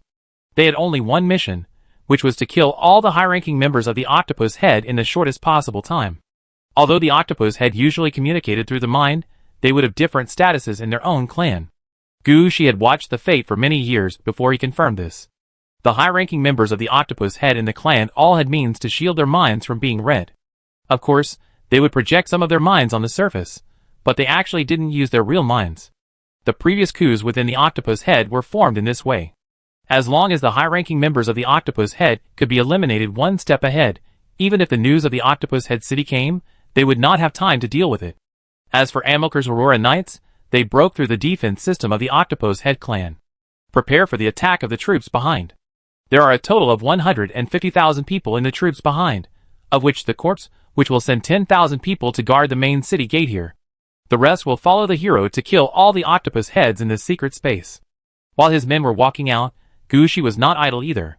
He stood on the main city gate, and the petals of the Nether Spirit Flower and the threads of the Death Mane flew out. The Nether Spirit Flower immediately activated the effect of Yin and Yang conversion, and the Death Mane immediately began to arrange the blood thread net. At the same time, Gu Shi brought all the last bit of the fate thread in his hand. When arranging the blood thread net, Gu Shi used all of these fate threads. When releasing these fate threads, Gushi also said lightly. Go, you are all the ancestors of these octopus heads. Repeat the fate of your ancestors here. The fate of the ancestors that Gushi mentioned is only one, pointing to the fate of death. This is the most tricky way of fate. You can tell anyone that you will die. Although he may refute, he can't say you are wrong, because life will always die. No one can escape the fate of death. As Gushi arranged, the double red clothes in Gushi's hand resonated again. The power of the fate of death enveloped the space in front of him. No one can leave here before the octopus heads die. After arranging everything, Gushi looked up at the center of the space. There, Gushi had seen it many times when the double red clothes resonated. Every leader of the octopus heads was in that position, and at the same time, the inheritance of their secret eyes was also carried out here. Now 25 minutes have passed. Gushi's troops have all left the main city gate and taken their positions. The space has also been sealed by Gushi. Even if the octopus head leader is slow to react, he should have reacted. Now is the time to take action. Gushi thought while looking around. Red Guard Undead Origin, Red Guard Blacksmith, Orange Guard New Nine-Tailed are all ready for battle. They are also waiting for an opportunity, waiting for the octopus head Quasi-Red to take action. Gushi believes that the octopus head will definitely use these things. After all, not everyone can stay calm before they feel that they are about to die. They will really go crazy. Seeing Gushi standing so calmly, the Red Guard Undead Origin and the others were also quite calm. Until the Orange Guard New Nine-Tailed said, "Here it comes." Chapter 2696. Let's go! Now the blood thread net has been laid in the entire space. You can appear at any time at the location where the blood thread net is laid. Gushi said while moving his body. His hands, and the hand of death behind him were full of various weapons. But this time, Gushi's left hand was always on the mane of death at his waist. If you look closely, you will find that on the mane of death, there are many fine threads thinner than spider silk. Those fine threads connect layer after layer of blood thread nets. Every move in this space falls into Gushi's eyes. If there was no previous double red outfit resonance journey, Gushi might not be able to operate so many blood thread nets. But after who knows how many years of fast-forward operation, Gushi's microcontrol means have been improved a lot. If Gushi is allowed to command now, he can command at least 50 teams at the same time. It is precisely for this reason that the blood thread nets laid by Gushi are getting thinner and thinner. Now there are at least 15 layers of blood thread nets on the ground and in the air. In this way, even if someone is standing in the blind spot of the mind, even if someone uses the secret eye to protect himself from being noticed, Gushi can still clearly feel the enemy approaching. Let the red guards leave first, and Gushi closed his eyes, but the two pairs of death hands have raised their weapons. Right here. The bone lightning hand hit a position. At the same time, Gushi's left hand moved slightly, and the blood thread net turned into a dead string in seconds, cutting towards a position. At the position where Gushi attacked, an almost transparent octopus head appeared. He is the current leader of the octopus head. In fact, when Gushi first entered the secret space, he had not found anything unusual, but with the attack of Gushi's troops, if he didn't know the situation inside, he would be really stupid. So he didn't rush to take action, but fully activated the secret eye and hid himself first. Then he came to check what was going on. In the eyes of this octopus head leader, the current situation can still be saved. After all, in the eyes of the octopus head leader, he has a red equipment in his hand. Such a level can be regarded as a ceiling in the depths of the game. In the depths of this game, the normal highest level is about 35 to 40 levels. Many players have an orange equipment in their lifetime, which is quite remarkable. As a red suit holder, even if he is not a combat-type red suit, he can easily crush more than a dozen orange suit holders. Although he didn't know how the other party knew how to enter the clan land, it didn't matter. The other party was clearly the necromancer who controlled the city of death. For this kind of enemy, all he had to do was kill the necromancer. So after activating all the effects of the secret eye, Octopus Head rushed over as soon as possible. But when he was about to get close to Gushi, Octopus Head suddenly felt something was wrong. Because he found a problem, that is, he couldn't read Gushi's mental fluctuations. This was a very incredible thing. You know, what Octopus Head is best at is mental communication and mental control. If they can't read the other party's mind, it means that half of their abilities are useless. At this time, the Octopus leader discovered another thing. That is, he did not read any commander's mental fluctuations along the way. At most, the undead received orders and kept rushing there. At first, he thought this was the norm after the war began. After all, after the war began, everyone had no thoughts in their minds, and they all attacked there instinctively. But now I think there must be a problem. The enemy is probably targeting their own clan, and even the ability to deal with their own clan's mental fluctuations has been calculated. But even if it is calculated, it's not that no one has targeted them before. But even if they fell from the real world to the depths of the game, they have never been defeated. They still have the production methods of various red equipment in their memories. So they have always looked down on all the races in the depths of the game. They have been targeted several times before, but they fought back every time. This time is the same. It's not that they got the news of their own clan from somewhere, and finally killed into their clan. But so what, as long as they kill the people, their clan land will be safe. Thinking of this, the leader of the octopus head regained confidence. He pulled out the weapon he usually carried and prepared to give Gushi a hard time. As the leader of the octopus head, the weapon in his hand must be something special. It can be said that the leader of the octopus head clan, which has a melting pot, is definitely orange. The octopus head leader took out a palm-sized crossbow. Except for the shorter range, this crossbow has no problems in other aspects. No need to aim, just raise it, and it will automatically lock the enemy. No need for crossbow arrows, just raise it, and it will automatically load.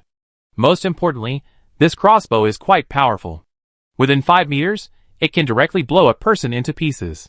Of course, the octopus head leader did not intend to get that close. He also understood that 5 meters was a very dangerous distance for some high-level players, and some players could rush over 5 or 6 meters in one move. If he got too close, if he was discovered by Gushi, he might be in trouble if Gushi attacked. So he stood 30 meters away from Gushi. This was the longest range of his hand crossbow. If it was farther away, the power of the hand crossbow would be halved. The octopus head leader was about to shoot, but he found that there seemed to be layers of nets in front of him. The octopus head leader shook his head. What was going on? Was he dazzled? But the next moment, the octopus head player found that something was wrong. These nets were pressing towards him from all directions. Damn it, I was discovered. The octopus head leader made a judgment at the first time. He decisively activated one of his rings, and then a light shield like a turtle shell covered him. It's strange that the octopus head clearly launched a big move, but Gushi couldn't see his every move. From this point, we can see how powerful the effect of this hidden eye is. However, no matter how powerful this thing is, it is just an auxiliary red suit, not a combat type. Unlike the 2 red suits in Gushi's hand, at least 1 or 2 big moves can be put together. Seeing that the death string was stuck on the light shield, just as he was about to cut the light shield with force, Gushi's fingers moved. Destiny chooses. Pulling the soul. The 2 moves were launched at the same time, and fell on the octopus head leader in the gap cut by the death string. Chapter 2697. Boom! Under the death string, the defensive shield erected by the octopus head leader disappeared directly. However, the silk thread that bounced back also told Gushi a fact, that the octopus head leader had escaped. Gushi was not surprised at all about this. If the red suit boss was so easy to kill, the red suit would have been robbed by someone long ago. This was the second ability of the secret eye, hiding life and death. Oh, this is the name Gushi guessed himself. But the effect should be like this. Gushi saw the octopus head leader encounter a crisis of certain death several times, but he managed to survive, and escaped back to the secret space. After explaining the matter, he passed away. In other words, the secret eye can at least save the life of the red suit holder once. This is why Gushi had to use the soul pulling when he was not sure about the enemy's position before. It was to break this trick. Only if this move is broken, Gushi will not be able to escape from the octopus head leader next time. At this time, the octopus head leader also appeared in the pool in the middle of the secret space. This is where the octopus head leader usually stays alone. The octopus head leader also saw it just now. The reason why Gushi dared to kill directly was not because he targeted the octopus head's attack method, but because he also had a red outfit in his hand. Belt, it must be the belt around his waist. The octopus head leader thought about it, and made a judgment at the first time. He said why there were suddenly a lot of nets cutting towards him. It turned out that it was not a belt at all, it was a net covering the entire secret space. Although the secret space of the octopus head is not too big as their clan land, the size is relative. If you really want to calculate it, it depends on what it is compared with. Compared with Gushi's Changshi Mountain, it is definitely small. But compared with the city of Aridov, it can at least accommodate more than 5 cities of Aridov.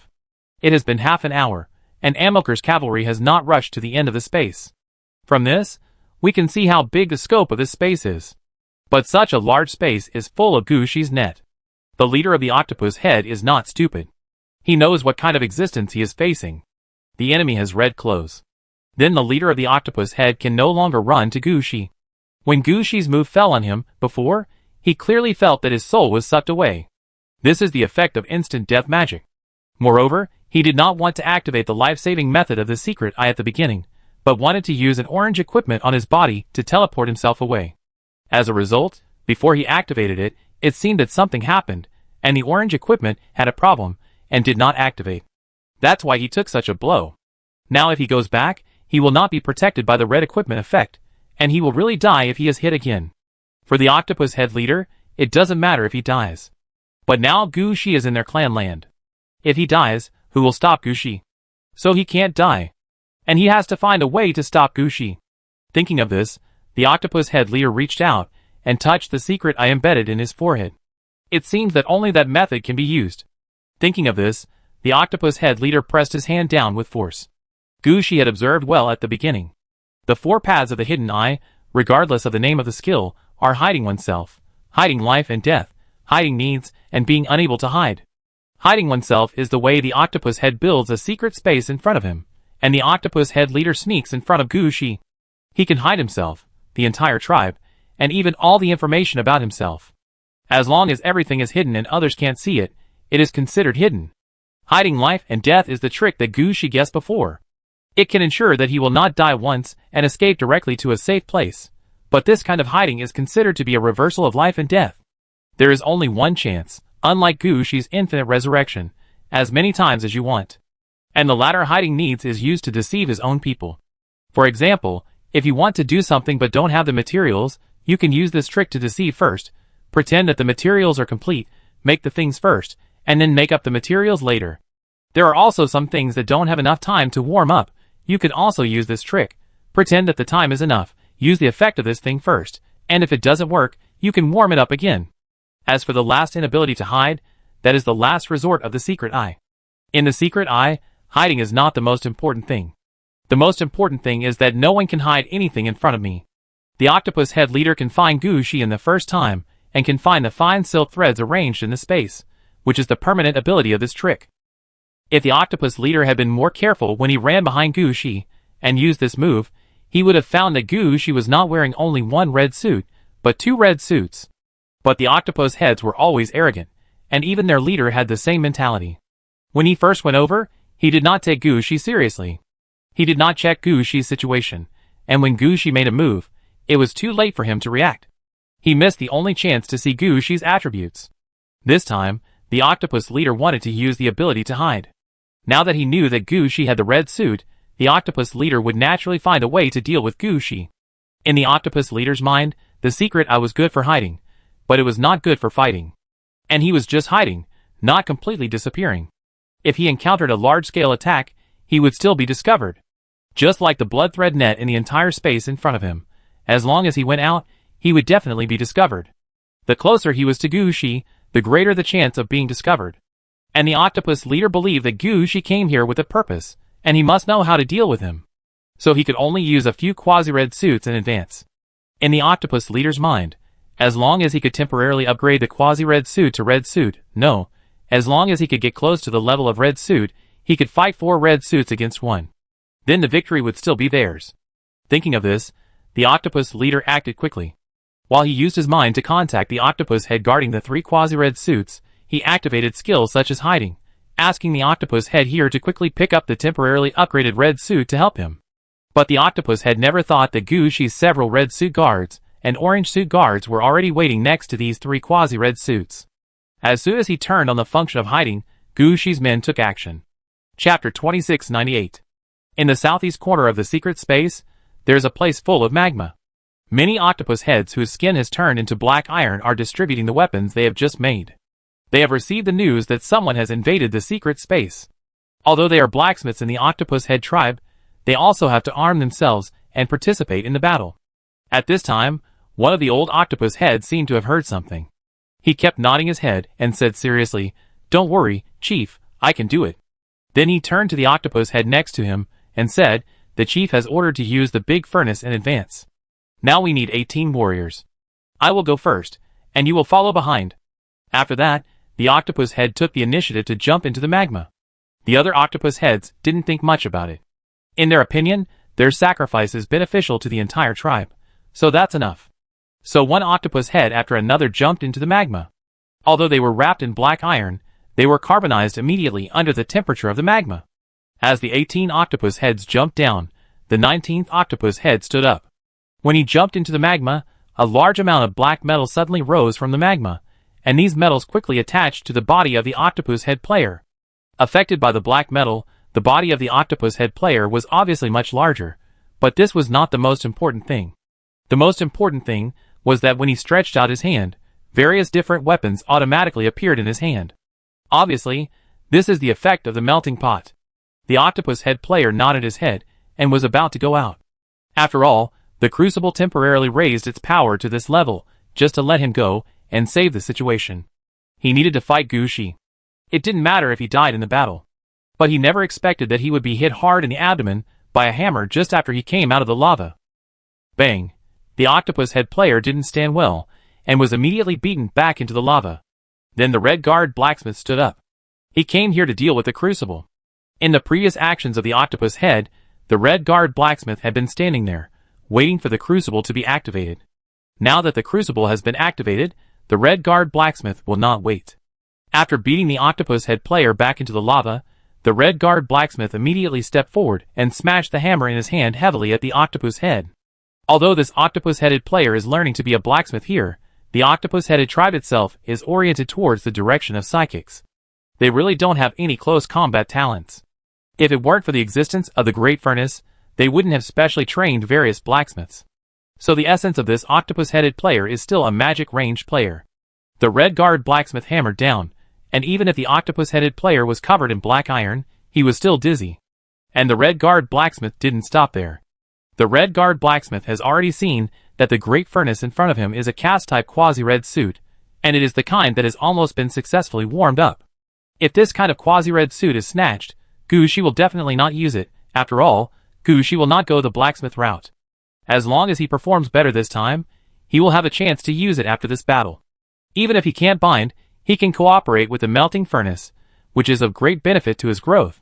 He is still a red guard blacksmith now, but he really wants to be a blacksmith who masters the power of red clothes like the god of Corpse Mountain.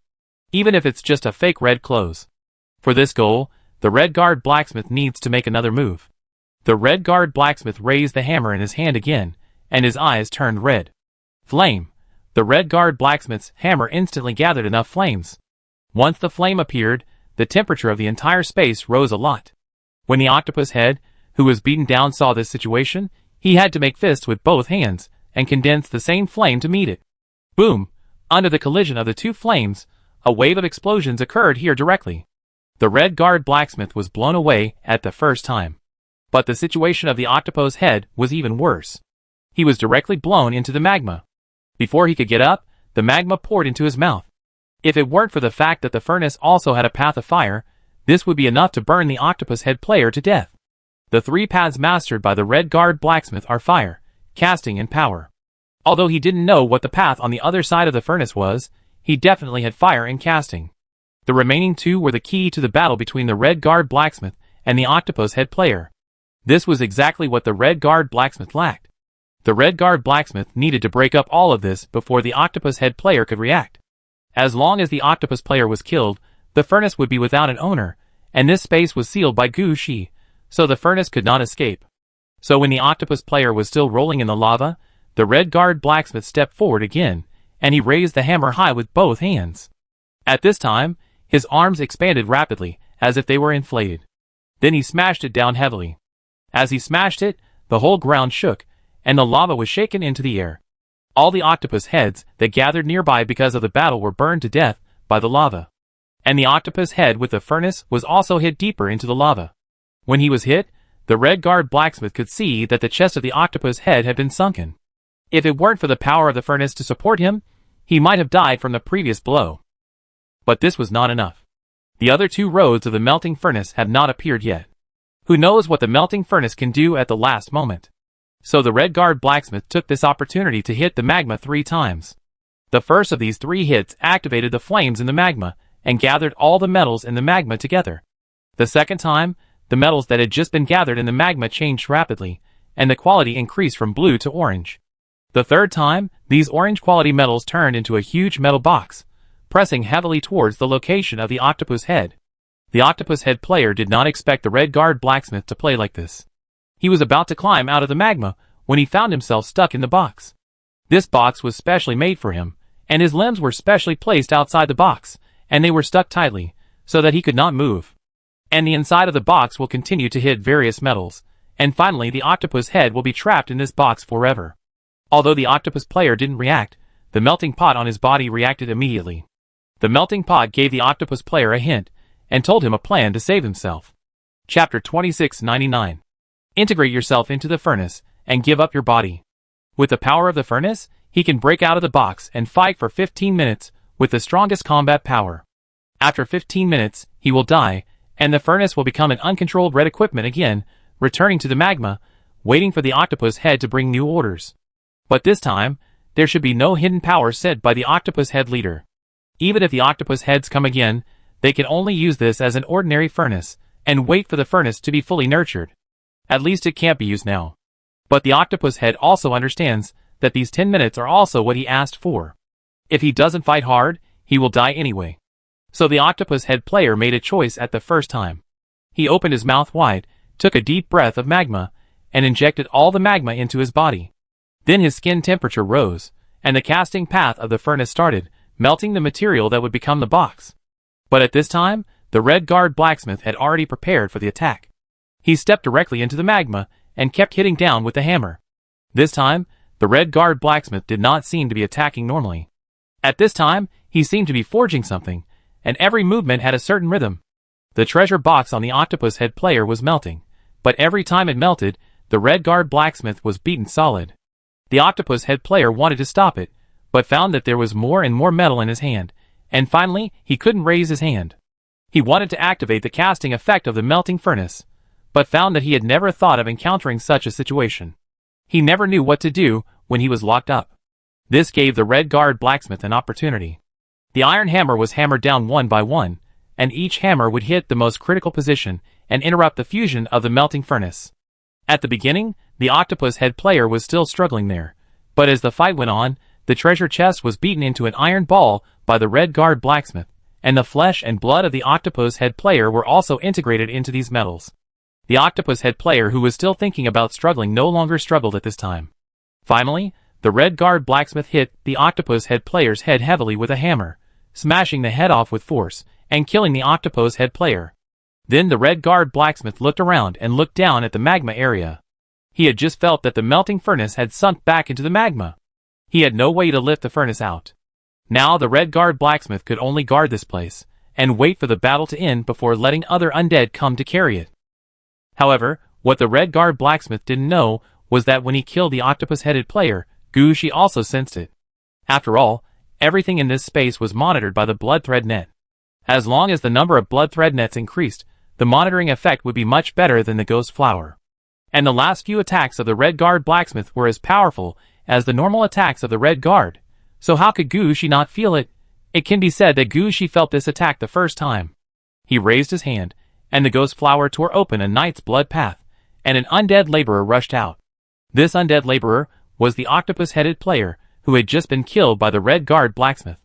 He held a hammer in his hand, and it was obvious that he also had his own job in the knight's blood path. Gushi let him out, in fact, just to see the situation of the battle over there. After all, this is a red-level battle. Before the final outcome is determined, Gushi cannot guarantee that he will definitely win. In fact, when this undead laborer came out, Gushi was half relieved. But he still had to ask one more question. Is the battle over there over? It can only be regarded as suppressing the furnace, and the battle should not be over yet. Hearing this answer, Gushi's eyes condensed, and he checked the progress of various aspects. He found that his men had already killed over there, and were cleaning up the octopus head at that position. Gushi then shifted his attention to other aspects. For example, the red guardian origin of the undead, and the orange guardian new nine-tailed. These two actually fought almost the same as the red guardian blacksmith, but the opponents of both sides were different, and the time they took was also different, so the fighting styles were also different. In the northwest of this secret space, there are many portals. At this time, All the portals were sealed with blood silk nets and fate lines, and all the portals were sealed. In fact, even if the blood silk net did not seal these portals, it would be fine. This is actually the place where the octopus heads living in the secret space enter the game, and another quasi-red outfit of the octopus head player is also placed here. That is the legendary Wanjia. When Gushi first heard about Wanjia, the octopus head player was quite boastful. It is said that Wanjia has 3 functions, namely Wanjia positioning, which directly opens the door to the inside of the game. One is the Wanjia spiritual sea, which is most related to the octopus head's spiritual power, and can let the octopus head know many things that others don't know. The last one is the Wanjia wheel, which can ensure that the territory of the octopus head and his people will not be discovered. But Gushi, who has experienced the fate of the octopus head once, has long known what power the octopus head's secret space comes from. He naturally would not take the gossip he heard as true. So when taking action, what should be sealed is sealed, and what should be dealt with is dealt with, just to prevent Wanjia from messing around. Gushi's caution is right. Wanjia has this quasi-red outfit, but it is really not like what Gushi heard. Because the ability of Wanjia positioning exists, in order to prevent people from entering here through the portal, Wanjia has been affected by the effect of the secret eye. This also caused the octopus heads to not understand the energy of the 10,000 worlds. Only the octopus head administrators, who were guarding here, would know some information about the 10,000 worlds more or less. But what they knew was not comprehensive. The only thing they knew was that the 10,000 worlds had the ability to connect with the mind. When the news was received from the Great Furnace, the octopus head administrators on the 10,000 world side also received the news from the octopus head leader. Like the Great Furnace, they voluntarily sacrificed 18 people in exchange for the opportunity for the 10,000 worlds to temporarily reach the red preparation quality. It's just that the Red Guard Undead Origin is different from the Red Guard Blacksmith. The Red Guard Undead Origin knew very well that he was just a teacher, and he had no combat power, so after he came here, he didn't wait for the 10,000 worlds to start and took action directly. Chapter 2700. Death Text. This is the only attack method that the Red Guard Undead Origin can use now. When he came here early, the Red Guard Undead Origin had already calculated how many octopus heads there were here, and wrote them one by one in the Death Text. Gushi himself knew about the Death Text. He also understood that for the Death Text to work, something needs to be invested. In the case of not having enough manpower to spread it, only high-quality paper can be used. This time, except for the materials prepared to use the Death Text to exterminate the clan, Gushi handed all the remaining papers to the Red Guard Undead Origin. The Red Guard Undead Origin had already thought of the idea when he came here, and before the enemy took action, he would write the octopus heads here to death. As long as they died, it meant that there was no controller in the world. Coupled with the blockade of the blood-threaded net in front of him, there would be no problem here. So don't look at the octopus heads here, who are full of energy when receiving the message. In fact, they are all dead.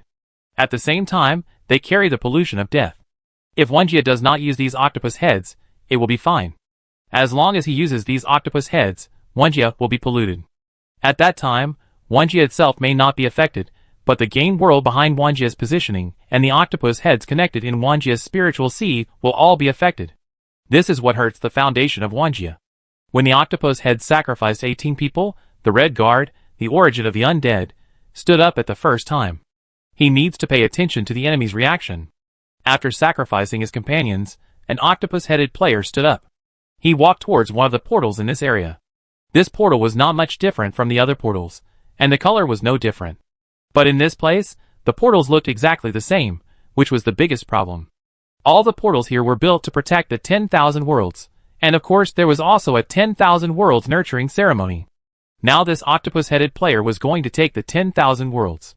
As soon as the Red Guardian Undead Origin saw it, he directly activated the effect of the Death Text. You are dead. The octopus-headed player took 2 steps, his feet softened, and he knelt on the ground. The remaining octopus-headed players realized that they didn't know when such a strange existence stood beside them. All the octopus-headed players didn't understand what was going on, and they immediately divided a group of people to attack the Red Guardian Undead Origin. The octopus head players guarding here can be regarded as the elite among the octopus head players. They are all serious professionals among the octopus head players, psychics. Their mental power is quite strong, and they cooperate very well once they make a move. Some read the mind of the Red Guard Undead Origin to see what he is afraid of, and some directly hypnotize him. If it weren't for the fact that there was only one Red Guard Undead Origin coming, there might be more ability to make a move. But no matter how they checked, they couldn't read the mental fluctuations of the Red Guard Undead Origin. This is not because they are not capable, but Gu Shi targeted the octopus head from the beginning. After the Red Guardian Origin of the Undead took action, he no longer concealed his whereabouts. He walked forward all the way, and every step he took, he would point to an octopus head and say something. Your Death Star is flashing. You are already dead. Fellow Taoist, please stay. You will get married after this. You will retire soon. Every sentence was a language that the octopus head could not understand, but every sentence, they understood what it meant. And every time they understood what the Red Guardian Origin of the Undead was saying, they would fall down directly. The Red Guardian Origin of the Undead only took a few steps to let the octopus head understand the fighting style of the Red Guardian Origin of the Undead. The Red Guardian Origin of the Undead had already taken action from the beginning. It's just that he jumped out now. And judging from the direction of the Red Guardian Origin of the Undead, his target is the 10,000 worlds. After discovering this situation, the octopus-headed players didn't need to do anything, and all rushed towards the Red Guard Undead Origin. They all understood that they couldn't let the Red Guard Undead Origin contact the 10,000 worlds.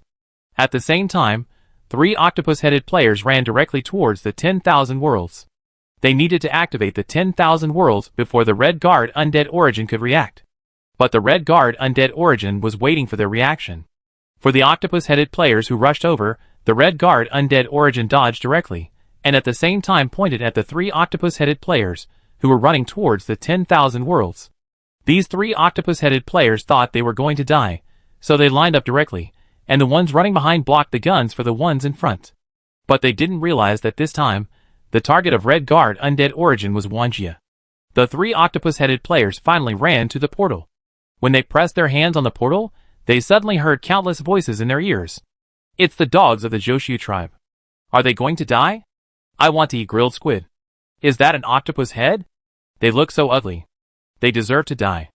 As the 3 octopus-headed players listened, their heads swelled bigger and bigger, and finally exploded on the spot. The remaining octopus-headed players at the scene were all stunned. What's going on? Red Guard Undead Origin didn't care about this. He smiled and pointed at the remaining octopus-headed players. What, have you seen your fate? These octopus-headed players didn't need to look at each other. They could communicate with each other more quickly. But facing the behavior of the Red Guard Undead Origin, they didn't know what to do. Now they always have a feeling that if they go to rob the 10,000 worlds, they will die, and if they don't, they will die too. Finally, an octopus-head player yelled at his heart, anyway, they will die, and they must become the holder of the red suit before they die. So all the octopus-head players rushed to the portal transformed by the 10,000 worlds. Such a move made the Red Guard Undead Origin laugh. It seems that there are also ambitions among the octopus-head players. It's just that if they don't rob the 10,000 worlds, they can live longer. After all, the Red Guard Undead Origin can only kill one enemy at a time. If they want to rob the 10,000 worlds, it will be different. The 10,000 worlds affected by the death text can kill a wave of people at a time. Chapter 2701. Red Guard Origin of the Undead is right. The more people use the power of the death text, the better. Red Guard Origin of the Undead uses it himself. Even if he has high-quality paper, he can only deal with one person at a time. But it is different in Wanjia. This quasi-red suit in Wanjia has been developed quite well by the octopus-headed players. It is also the positioning of Wanjia, which can freely enter and exit the game world they have locked, and it is also the spiritual sea, which can contact the octopus-headed tribe. So once a message is spread, countless people will know it soon. And the power of the death text comes from this. As long as more people believe that the enemy is dead, the faster the enemy will die. And the news that Red Guard Origin of the Undead sent to Wanjia was that all the octopus-headed players guarding the Wanjia portal were killed in battle, and Wanjia was no longer under control, and would soon lose its function. This news spread very quickly in Wanjia. At first, no one believed it, but they soon found that they could not contact the octopus-head players in Wanjia. So more and more people in the octopus-head spirits in Wanjia, and in the game worlds occupied or locked by the octopus heads, believe this fact. It would be fine if these octopus-head players did not contact Wanjia. As soon as they contact Wanjia, the death words will act on them, and they will die immediately. The octopus-head players did not know this, and they still sent it to the Wanjia portal. As a result, the Red Guards and the Origin of the Undead did not need to pay attention to them, and they fell down automatically. Their deaths proved the previous death text to the various game worlds in the 10,000 worlds, and the 10,000 Worlds Spirit Sea. For a time, the entire Octopus Head tribe knew that their quasi-red 10,000 worlds had fallen into the hands of others. The Octopus Head leader naturally got the news. What he was more afraid of at this time was that just now, in order to recruit a few companions to fight Gushi together, he used the ability required for hiding to temporarily give the quasi-red 10,000 worlds a little red effect and power. If this thing fell into the hands of the enemy, it would be equivalent to increasing the enemy's strength. No, he couldn't let the 10,000 worlds fall into the hands of the enemy. The Octopus Head leader's mind flashed quickly, and he was thinking about where to mobilize people to deal with this matter. At the same time, he was still thinking about why the people from the Great Melting Furnace and the Mind Amplifier had not come yet, and it had been a long time. In fact, at this time, the Great Melting Furnace had been blown up by the Red Guard blacksmith. As for the Mind Amplifier, the situation was not so good. Unlike the head-on confrontation with the Crucible, the advanced layout of the Wanjia side is different. Here at the Mind Amplifier, the Orange Guardian Nu Ninetail is playing. After getting the Fox Mask last time, it took the Orange Guardian Nu Ninetail a long time to eat this Fox Mask. After getting the Fox Mask, the Orange Guardian Nu Ninetail has a white mask with a fox face hanging on the side of her head. This not only can equip the effect of the Fox Mask, but also can reveal her face. And in this way, the total 9-piece set of Ninetail Kamui, the Orange Guardian Nu Ninetail has obtained 6 pieces. They are Fox Eye Ring, Ninetail Whip, Fox Eye Ring, Fox Claw Necklace, Fox Spirit Shield, and the Fox Mask that I just got. According to the estimate that the Ninetail Divine Power is equivalent to 3 red suits, the Orange Guard Nu Ninetail has already reached the power of 2 red suits. This is why the Orange Guard Nu Ninetail spent so much time to fuse a Fox Mask. She is really growing all the time. And the result of her growth is just used by the Octopus Head player. The Mind Amplifier is the last quasi-red suit that the Octopus Head player started to nurture. Compared with the Great Melting Pot and the 10,000 Worlds, the Mind Amplifier has never reached the red suit standard. The reason why this thing is so valued is entirely because the Mind Amplifier is a craft passed down from the ancestors of the Octopus Head clan, and it is also a means of strengthening the Octopus Head in a targeted manner. It does not need to reach the level of red suits. As long as it has the level of orange suits, it is a qualitative enhancement for the Octopus Head. The people guarding here are not blacksmiths like the Melting Pot, nor are they the staff of Wanjia, but practitioners who practice in the Mind Amplifier. They are all octopus-headed players who have reached a certain level of Mind Warlocks, but have not yet broken through. They are here to use the Mind Amplifier to strengthen themselves and find opportunities to break through. It can be said that these are all elite among the Mind Warlocks. Especially in mind battles, they are all experts. It would be fine if the Orange Guard Nu Ninetail did not take action. Once he took action, they immediately locked the location of the Orange Guard Nu Ninetail. At this time, the octopus-headed leader opened the Mind Amplifier authority again and temporarily upgraded the Mind Amplifier to the red level, so dozens of octopus-headed players here took this opportunity to eat the Orange Guard Nu Ninetail.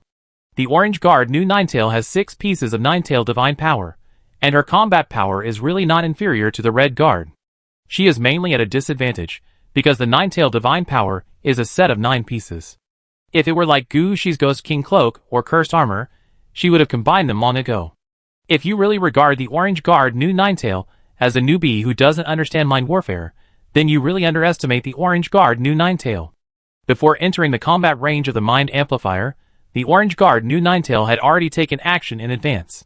And those octopus-headed players also discovered it at the first time.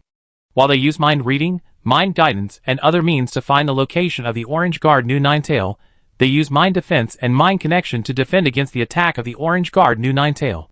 They are all masters of mind warfare, and they know very well that the most important thing in mind warfare is not what you can do to the enemy, but what the enemy can't do to you. Only by protecting their own minds from being affected can they have a chance of winning next. Otherwise, if someone uses a mind spell to affect you, you may die without knowing anything. So mind protection is the key to the beginning of the battle. Another thing is to find the location of the enemy. The psychic knows that there are 2 types of mind attacks. One is a frontal attack, which directly tells you that I am in front of you, but your mind is affected by me, and you can't hit me. The other is that I am not in front of you, but I can affect you. At present, the octopus head did not see the Orange Guard Nu Ninetails, so they thought that the Orange Guard Nu Ninetails was the latter. So they wanted to find the Orange Guard Nu Ninetails. As long as they found the person, they could use their powerful mind power to control the Orange Guard Nu Ninetails. then it would be time to compete in mind power. Chapter 2702. The Octopus Head Psychic used the most suitable fighting method for them. But the enemy they encountered was not a serious one. Orange Guard knew Ninetail was a psychic master in her lifetime. After her death, she was attracted by the Ninetail Divine Power. After getting the Ninetail Divine Power kit, her fighting power was directly improved a lot. Orange Guard knew Ninetail dared to come alone, so she had a plan in mind. When the Octopus Head Psychic attacked, Orange Guard knew Ninetail directly activated the effect of the Fox Eye Ring. Psychic Kill. This move is not actually very powerful, but it has a large-scale effect, and all those affected will involuntarily think about committing suicide. It is the best choice to interrupt the enemy's spellcasting.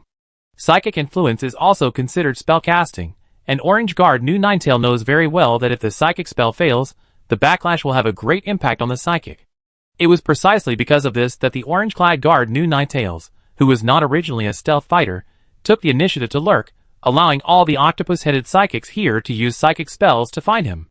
Now seeing that all the opponent's psychic lines were connected to him, the Orange-clad Guard knew Ninetails launched a psychic kill, hitting all the octopus-headed psychics, directly knocking off half of their health. It can be said that the heart of playing with psychic power is dirty. However, for the octopus-headed player and the Orange-clad Guard knew Ninetails, this is nothing. The current situation is just the beginning. They have not yet played the trick of turning the enemy's subordinates into their own subordinates. Now they are just testing each other.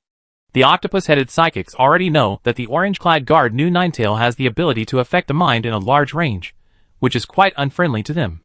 All of them were half-blood before because they suffered backlash when using their psychic power. If it happens again, they are afraid that they can't stand it. So the octopus-headed psychics don't need to communicate, they have already agreed on the attack method. Some people will use their psychic power to find the enemy, some will be on guard, and some will try to restore their own minds. Only when the psychic power is restored, they will have the ability to fight the Orange-clad Guard knew Ninetail. As for the mind amplifier not far away, the octopus-headed psychics have no idea of contacting it. The mind amplifier is different from other red equipment. This kind of red equipment is placed in a certain position, and does not need to be specially controlled, and no one can pick it up directly. Just like the creation bridge, that thing has not yet become a red equipment. If it becomes a red equipment, no one can carry it around. It can only be built between the real world and the depths of the game, but the function of the creation bridge can be fully exerted. Within the range of the creation bridge, everyone can be affected by the creation bridge. The same is true for the mind amplifier. Within the range of the mind amplifier, these octopus-headed players actually receive mental blessings. Otherwise, some of the octopus-headed psychics here might have died directly in the battle. The current octopus-headed psychics did not think much at all. They acted directly according to their own plan and wanted to kill the Orange-clad Guard knew Ninetail first. But the Orange Guard knew Ninetail dared to come over, which means he had prepared everything. After the mind kill, he immediately released a mind blade. This move is a direct attack on the enemy's mind. As long as the enemy thinks he is injured, he will definitely be injured. It can be said that the Orange Guard knew Ninetail is no longer pretending, he jumped out and attacked head-on. The octopus-headed psychic warlocks also knew the effect of such an attack. They rushed towards the direction of the Orange Guard knew Ninetail at the first time, in order to eliminate the Orange Guard knew Ninetail on the physical level. But as soon as they took a step, their feet softened at the same time, and all of their ankles were cut. However, such an attack made the octopus-headed psychics very happy. They all understood that the Orange Guard knew Ninetail was right in front of them, and as long as they killed him, everything would be fine. But they didn't understand why they were so excited. They were psychics who played with the mind, so why did they rush out like dogs? Even if other octopus-headed psychics thought of the problem, they didn't stay for long, but quickened their pace, wanting to rush over and tear the Orange-clad Guard knew Ninetails into pieces. But when they rushed over, the situation was different. As an octopus-headed psychic suppressed the Orange-clad Guard knew Ninetails, the remaining octopus-headed psychics also rushed over. About half of the octopus-headed psychics squeezed into a ball like this. At this time, a layer of fog suddenly enveloped the octopus-headed psychics. Their movements obviously slowed down. This is the mind mist, which can make the enemy's body fall asleep. The Orange Guard knew Ninetail appeared on the side. It turned out that the Orange Guard knew Ninetail who stood up just now was just a mental clone he released. Although the Fox Eye Ring is only orange quality, it is a component of the red suit set, so it can resist the influence of the red suit, just like these octopus-headed psychics were obviously affected by the mind amplifier, but were still put to sleep by the mind mist. These people did not recognize the mental clones released by the Fox Eye Ring. When they rushed over like this, everything was under the control of the Orange Guard New Ninetail. After using the mind mist to make these octopus-headed psychics fall asleep, their bodies were borrowed by the Orange Guard New Ninetail. This is the dirtiest part of playing with the mind. The necromancer has to wait for the enemy to die before manipulating the corpse. Playing with the mind does not even need to kill the enemy, as long as it can affect the other party's mind. Now the Orange Guard New Ninetail slapped these octopus-headed psychics, and used a new skill from the Fox Mask, the Mind Bomb. This skill is considered a skill in mind defense. As long as anyone wants to touch my mind, I will use this bomb to self-destruct and perish with you. A serious person will definitely not use it on himself, but only on the subordinates under his control. There is no better material than these octopus-headed psychics at the moment. After letting all these octopus-headed psychics attack, the Orange Guard New Ninetails hid himself through another new mental power. The octopus-headed psychic on the opposite side saw that this couldn't be done. Even if he couldn't save his companions, he couldn't let them come to deal with him. The octopus-headed psychic on the opposite side immediately launched hypnosis and other means to stop his original companions. But as soon as their minds came into contact, they felt that they were locked by something. Then, boom, all the octopus-headed psions' heads exploded. Chapter 2703. After the heads of the octopus-headed psychics were all blown up, the Orange Guard New Ninetail appeared again. Her eyes were not on the corpses, but on the mind amplifier in the middle of the battlefield. As mentioned before, the mind amplifier in front of her was a large building built directly here. From the perspective of the Orange Guard New Ninetail, it was like a summoning tower built of various metals, and there were many tuning forks on the tower that kept turning there. Whenever the Orange Guard New Ninetail walked forward, she would feel that her mind was affected by those tuning forks, and all her thoughts were magnified. Interesting. Just standing outside the influence range of the mind amplifier, the Orange Guard New Ninetail stopped. She had already seen that this thing was worth her research. But now was not a good time to study the mind amplifier, so it was better to wait until it was safer.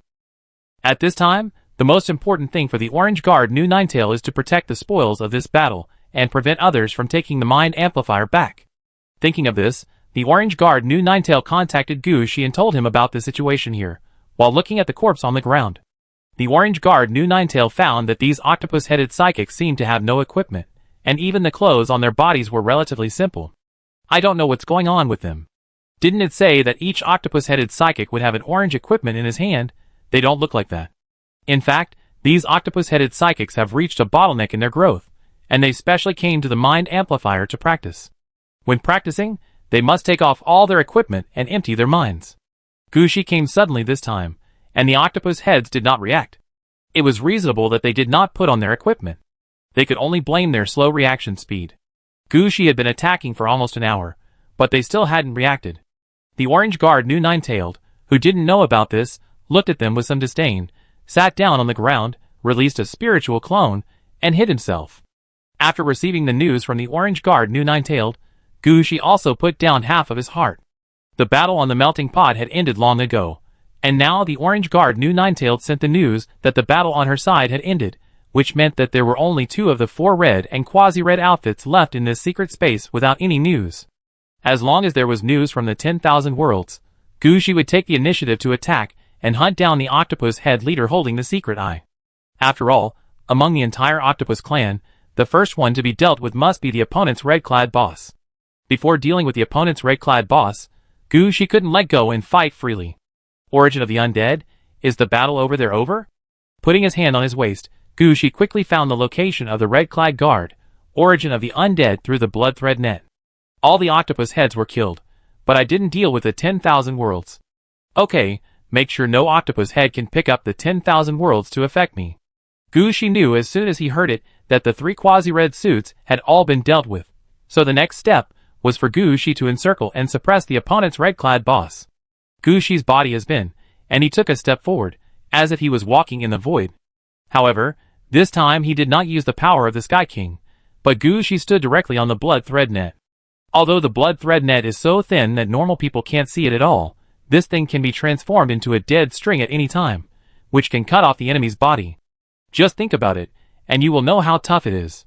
Of course, Gushi did not stand on it to show off, but the blood thread net has one more advantage than the ghost flower.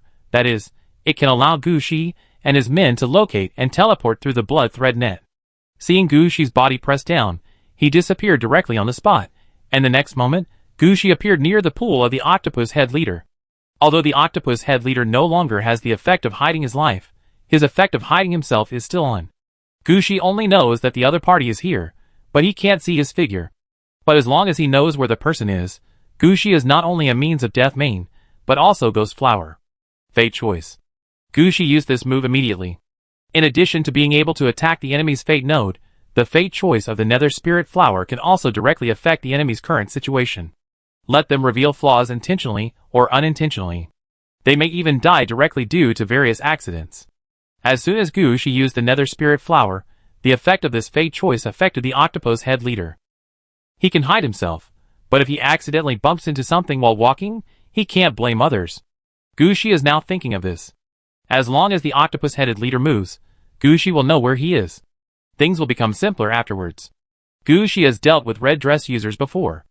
In Gushi's eyes, the octopus-headed leader is like the goddess of beauty and fire who is holding a fan. He is the kind of person who holds red dress but has no strength. Such an enemy can be killed directly. The reason why he dragged on for such a guy for so long is that Gushi is worried about the other 3 quasi-red dresses. Now that the 3 quasi-red dresses have been suppressed, there will be no problem. Gushi will come here as soon as possible, just to target the octopus-headed leader. Don't look at Gushi's hurry, in fact, he has considered everything. For example, he directly used the Nether Spirit Flower after coming here, and the Death Hand immediately opened the 4 arms to full effect, just waiting to catch the enemy's position. The octopus-headed leader only realized that he was discovered when Gushi appeared. At this time, he also reacted immediately. Gushi dared to appear here, it must be because he had made perfect preparations. And what is the perfect preparation here? It must be that he already knew that he had 3 quasi-red suits and suppressed them. Why? Why did they know this? The octopus-headed leader looked unwilling. If Gushi heard his inner voice, he would definitely laugh disdainfully. How could I not know? I have already started targeting you hundreds of years ago. I have been watching your little shit for a long time. What else do I not know? The octopus-headed leader became more and more anxious as he thought about it. Finally, for some reason, he slipped and slid into the pool. This pool itself is the place where the octopus-headed leader rests and relaxes. He will not be drowned. But this time when he slipped, for some reason, his hands actually grabbed around. Chapter 2704. Damn it, why did I pull it like that? When the octopus-head leader fell, he had only one thought in his mind. That was regret. Because when he was struggling when he fell, he accidentally turned on a switch beside the pool. This switch is usually used to clean the pool. Although the octopus head player uses a human body, the core is still the octopus head on his head. They usually like to stay in a liquid made of seawater and some special alchemical potions, which can make them more relaxed. However, this liquid has a strong ability to pollute. Every once in a while, they need to drain water to clean the pool, otherwise the whole pool will turn green and can no longer be used. And the liquid used to clean the pool has a great harmful effect on the octopus head player. That effect is like sprinkling salt on leeches, which has a strong dehydrating effect. Although it is life-threatening, it will cause the octopus head player to dehydrate directly. This situation cannot be avoided even by the strongest players. The whole feeling was like knowing that strong acid is extremely harmful to humans, but there are many places where strong acid has to be used. This time, the octopus-headed leader was unlucky, and turned on the cleaning switch at once. It felt like a normal person fell into a chemical pool, and the octopus-headed leader didn't want to experience that feeling again in his life. At this time, he didn't care about anything else, he jumped out of the pool at the first time. At this time, Gushi turned his head, and saw the octopus-headed leader with pink liquid all over his body. Before, Gushi could still say that he didn't see the enemy, but now the octopus-headed leader was right in front of him, and it would be unreasonable for him not to fight. So Gushi just raised his hand, and the Nether Spirit Flower bloomed. A large number of Nether Spirit Flower petals floated towards the octopus-headed leader. After jumping out of the pool, the octopus-headed leader also understood that he must have been discovered by Gushi, and now it would be unfair to his life to delay any longer. So the octopus-headed leader planned to give Gushi a hard blow before Gushi could react. He pressed his hands on his forehead, and used a mind shock on Gushi. However, the octopus-headed leader didn't expect that Gushi always had the mind immunity effect turned on. He didn't expect that Gushi's actions were much more practical than his. When he jumped out, Gushi had already taken action directly. The petals of the Nether Spirit Flower cut directly on the head of the octopus-headed leader. Under all this, the raised hands of the octopus leader were cut off, and at the same time, a large number of ghost flowers were cut onto the tentacles of the octopus head. The octopus leader then realized that Gushi had discovered his existence long ago. He should not have used his mental power just now. He should have killed him directly, so that he would have a slight chance of winning. Now he has no chance of winning at all. Although losing both hands does not necessarily mean death, it will definitely not be much better. Without both hands, it means that he has no ability to attack. But the problem is that Gushi is immune to mental power, and the main function of the octopus leader's red suit is to hide. He did not develop other ways. Losing both hands, the octopus leader can't even use weapons. Then there is nothing to wait for. Cut this guy first, and then think about the secret eye. Gushi took a step forward, and the speed of the death string was faster than him. The effect of the ghost flower before actually stimulated the death string. The death string was a master at cutting everything, and the petals of the ghost flower did not have a strong cutting effect. The ghost flower just stole his role. He couldn't let the ghost flower take everything away like this.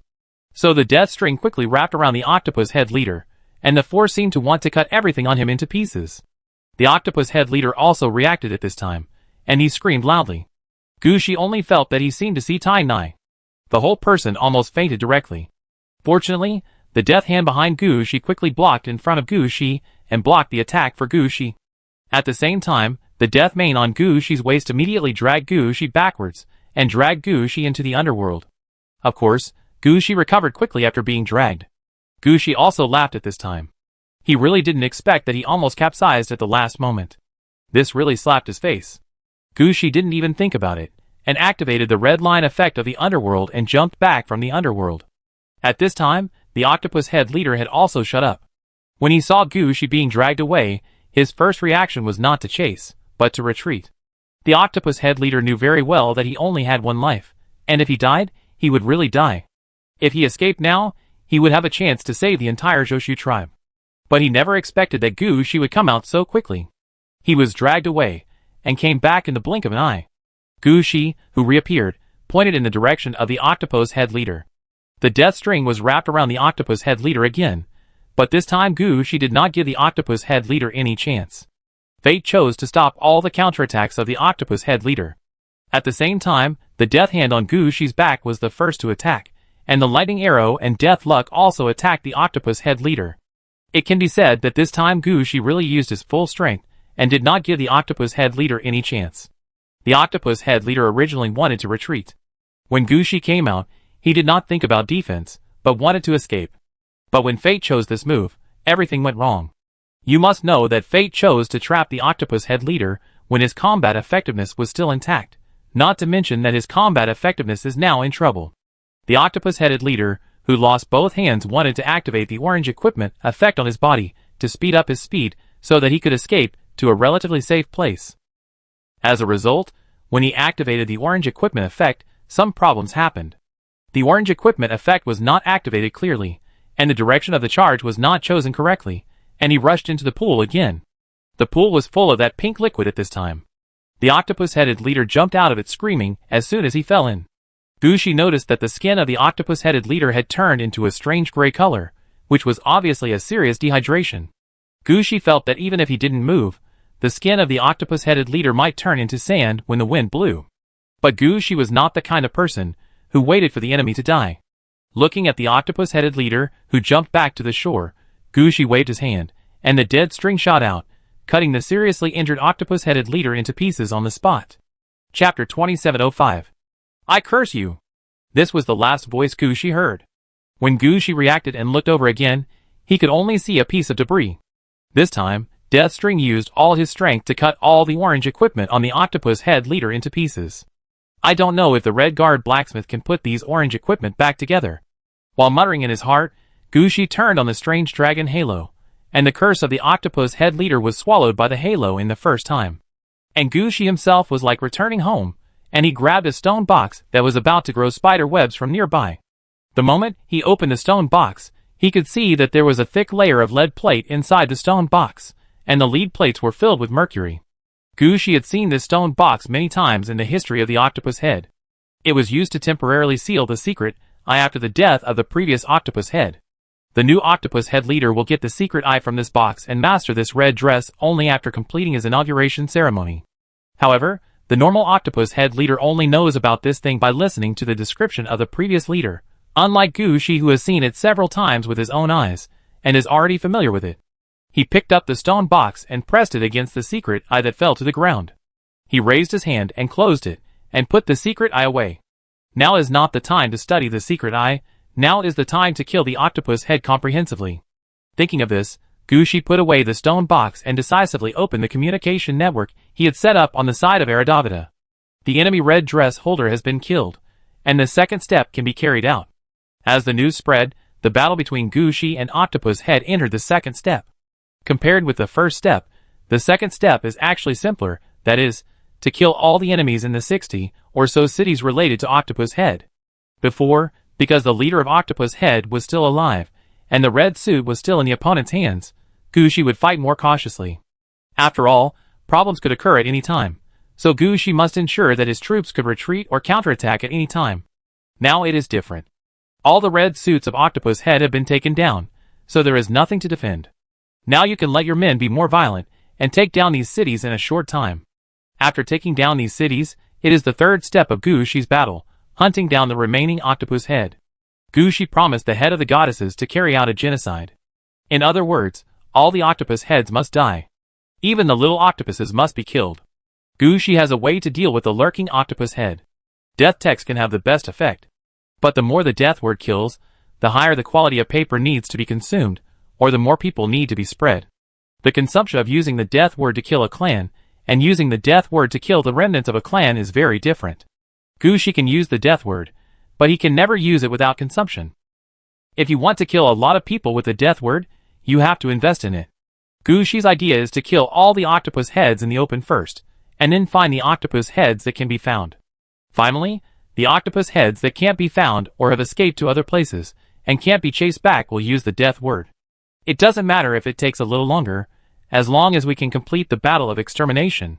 Of course, since the second step began, the intensity of the battle on Gushi's side has also increased. This is partly because Gushi's men broke out, and partly because Octopus Head was hurt, and they took out all the things they had hidden. For example, the hidden Death City cluster. Another example is that they are scattered to serve as subordinate races, or the skin changers hidden in the crowd, etc. It's just that Gushi has been observing their history, and knows very well how many troops Octopus Head has on paper.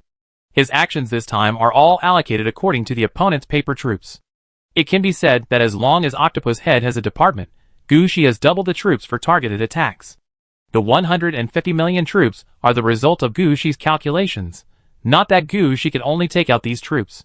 Now, as the war escalates, the troops that Octopus Head has been hiding are also revealed one by one. People gradually learned that there was a powerful race called Octopus Head in the depths of the game. The power they showed was amazing.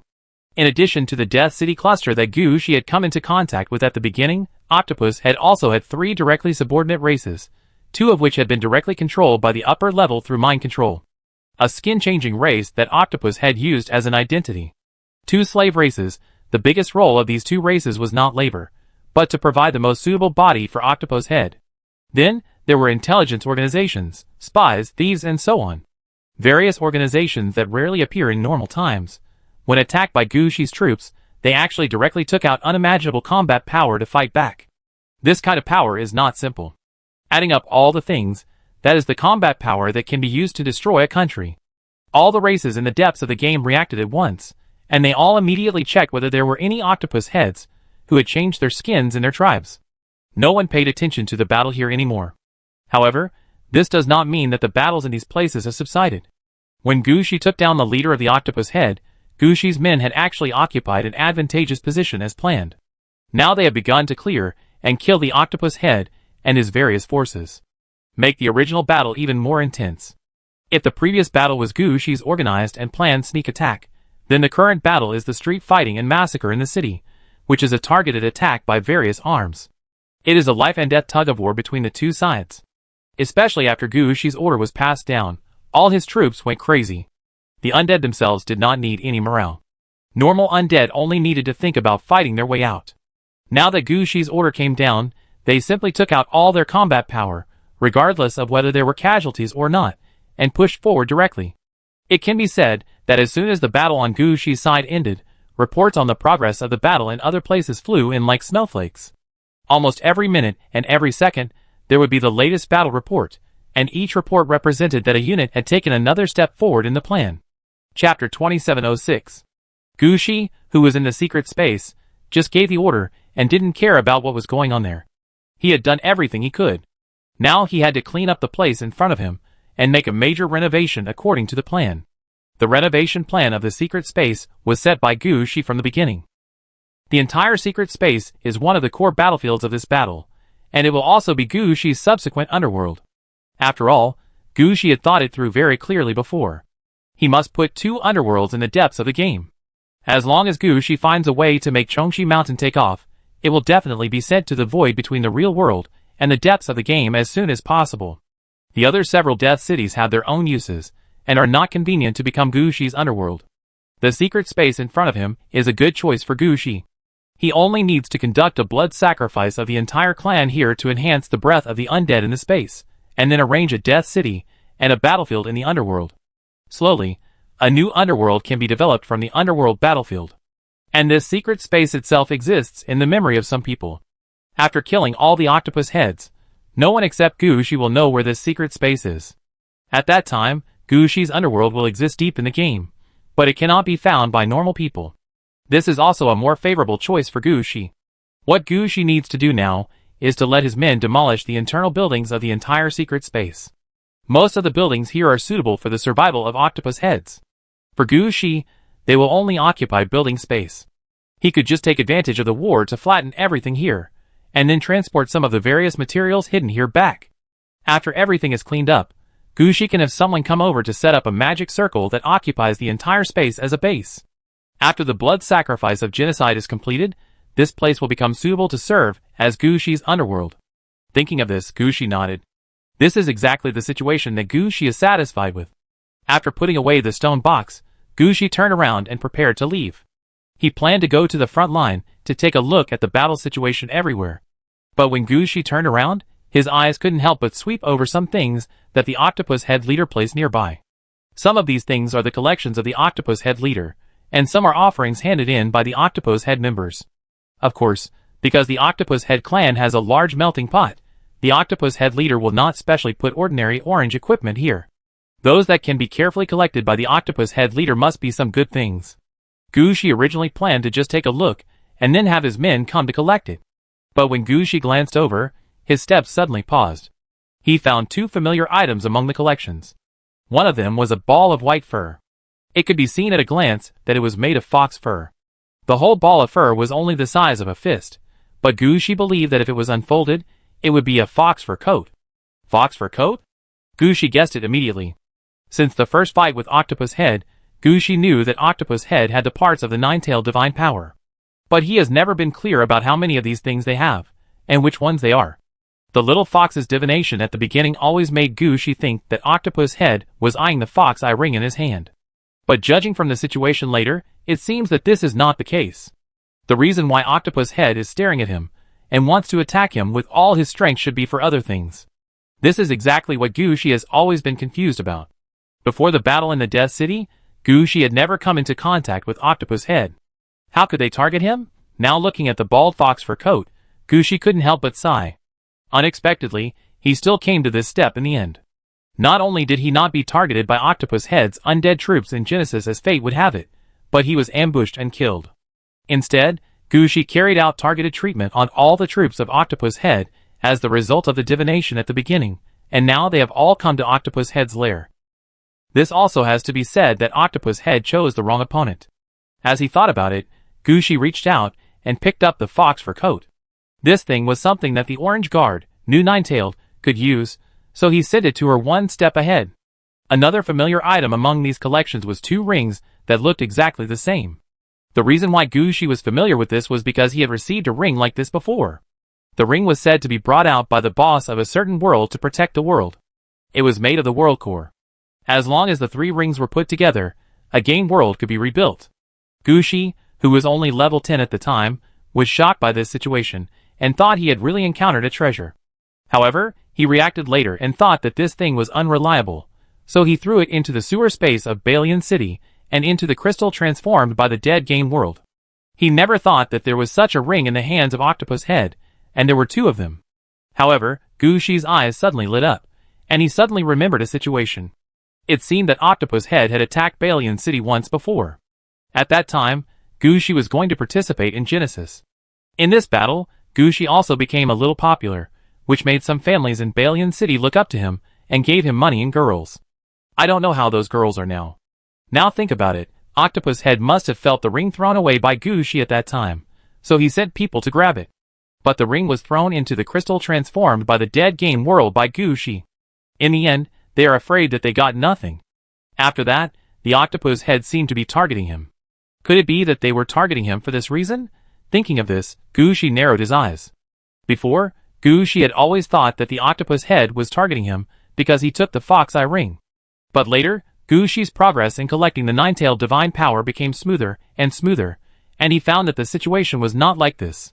Now that he thinks about it, the most unlikely situation is actually the real reason. At this time, Gushi couldn't help but sigh just for this. An inconspicuous game world reappeared? This is really unreasonable. Who doesn't have 10 or 8 game worlds in their hands now? Just because of this, he offended Gushi and was finally exterminated. This reason is too fake. Chapter 2707. With this discovery, Gushi became curious about the two rings. If this was just a scam, there was really no need for the Octopus Head Chief to keep these things here. Even if they were offered by the lower level, for the Octopus Head Chief, there was no need to put these things here like treasures. It was obvious that the Octopus Head Chief had developed a new use for them. Or maybe they knew some information behind it. That's why they put these two rings here. But Gushi couldn't care about these things now. If he hadn't seen the fox fur coat this time, Gushi might not have stopped. Even if he encountered orange quality things, they would be packed and processed by Gushi's men, and Gushi would not even look at them. After all, such a large race has so many orange clothes in hand. If Gushi had to check them one by one, he didn't know when he would finish. He might not be able to finish even after reading hundreds of chapters. Gushi just made a note of this matter, and asked Shea to arrange someone to check what was going on. Even in the end, it might be handled by a secretary like Li Yufeng or Inchai Sherwu. If he didn't meet again, he might not even have the chance to enter Gushi's ears. After putting this matter aside, Gushi looked at the bald fox fur coat in his hand, thought for a while, and appeared near the orange guard Nu Nine-Tailed. Seeing that Gushi came to find him first, the orange guard Nu Nine-Tailed was also a little surprised. Sir, according to the plan, shouldn't you find a suitable place for blood sacrifice in this secret space? Oh, I just found this and sent it to you. Gushi didn't say much and took out the fox fur coat directly. Seeing the fox fur coat in Gushi's hand, the orange guard Nu Nine-Tailed jumped up directly. Fox fur coat? Yes, Octopus Head has the Nine-Tailed Shui kit in his hand. I knew this from the beginning. But I didn't expect it to be a fox fur coat. You should keep it first and don't rush to merge it. In addition, I will ask people to pay more attention to see if there are other kits in this loot. Gushi said, while sending the fox fur coat to the orange guard Nu Nine-Tailed. The orange guard Nu Nine-Tailed took the fox fur coat and didn't rush to put it on. The orange guard Nu Nine-Tailed also knew that at this level, every time she had an additional kit, she would need to merge it for a longer time. Last time, she merged for nearly 7 days for the fox mask. This time, it will probably take about 10 days. If it were normal, the orange guard Nu Nine-Tailed might have merged directly after getting the kit. But the current situation is obviously not good. The current battle still needs the orange guard Nu Nine-Tailed. That's why Gushi specifically reminded him. Don't worry, sir, I will guard this place well. I trust you to do things. By the way, can you use this thing? Gushi pointed to the mind amplifier not far away. The orange guard Nu Nine-Tailed shook his head. This thing is of no use to us. It's only halfway through the warming. If you want to become a red suit, it will take another 300 to 500 years. This is still the fastest progress. After all, we have some mind crystals in our hands, which can be used to speed up the warming speed. If it were someone else, it might take more than 1,000 years. The most important thing is that after we nurture this thing, I'm afraid no one will use it. We are on the undead route, so nurturing this thing is a bit of a waste. Gushi nodded, and had already made an arrangement for the place of this thing in his mind, and no longer considered that this thing was useless to him. Just as the orange-clad guard Nu Nine-Tailed said, if this thing really needs to be nurtured for 300 to 500 years, Gushi already has dozens of red clothes in his hands, so how can he still look at something that he may not be able to use? As for Gushi's subordinates, the only one who is a little interested in the mind amplifier is the orange-clad guard Nu Nine-Tailed in front of him. But her goal has always been to collect a full set of nine-tailed divine power, and the mind amplifier is of no use to her. So I heard. The meaning of Gu Shi's words was that the orange guard knew Ninetail didn't feel reluctant. For a psychic, sealing or giving up some memories or ideas is quite normal. Gu Shi wanted to throw this thing away, so let's do it. Anyway, he didn't care about these. Seeing the reaction of the orange guard knew Ninetailed, Gu Shi nodded. Pay more attention to the situation here, and pay more attention to the mental fluctuations in the secret space. This is the lair of the octopus head anyway. God knows what they have arranged here. If there is anything abnormal, you can deal with it directly. I go to the other battlefields to take a look. The orange guard knew Ninetailed nodded, without saying anything, but just tightly holding the fox fur coat in his hand. Gu Shi didn't care about anything. He knew that his men knew the priorities. When the task is assigned, they will always complete it seriously. As for the completion process, Gu Shi does not need to worry about it. After leaving the orange guard knew Ninetailed, Gu Shi went to see the red guard blacksmith and the red guard origin of the undead. Their situation is not much different from that of the orange guard knew Ninetailed. They are all in the situation where they have won the battle, but have no way to control the quasi-red. The red guard blacksmith is better. The big furnace there has been hit under the magma, and it is afraid that it will not come out in a short time. After it is salvaged, the battle on Gu Shi's side is probably over, and the magma has been drained away by Gu Shi. At that time, Gu Shi can do whatever he wants with the big furnace. But now, let's throw the big furnace into the magma and seal it first. However, the red guard blacksmith also knows more or less about the situation of the big furnace. When Gu Shi came over, he had already explained to Gu Shi that the big furnace has a good effect. If the red guard blacksmith is combined with the great furnace, he can produce 3 random orange equipment every week, and every time he makes an orange equipment, the progress of the great furnace can be improved. I believe that in more than a year, the great furnace will be successfully nurtured. Gu Shi will get another red equipment in his hand by then. Unlike the red guard blacksmith, the situation here at the red guard undead origin is a bit strange. The red guard undead origin is communicating with the 10,000 worlds. When Gu Shi came over, the red guard undead origin smiled at Gu Shi. How is it? Good stuff. This 10,000 worlds is very suitable for using death text. Gu Shi raised his eyebrows when he heard the words of the red guard undead origin. What do you mean? This Wanja has the ability to observe, penetrate, and connect with the inside of the game world, and their way of observation, penetration, and connection is telepathy and subtle influence. In other words, we can inject what the death text needs to spread into the game world.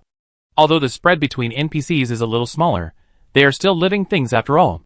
Chapter 2708.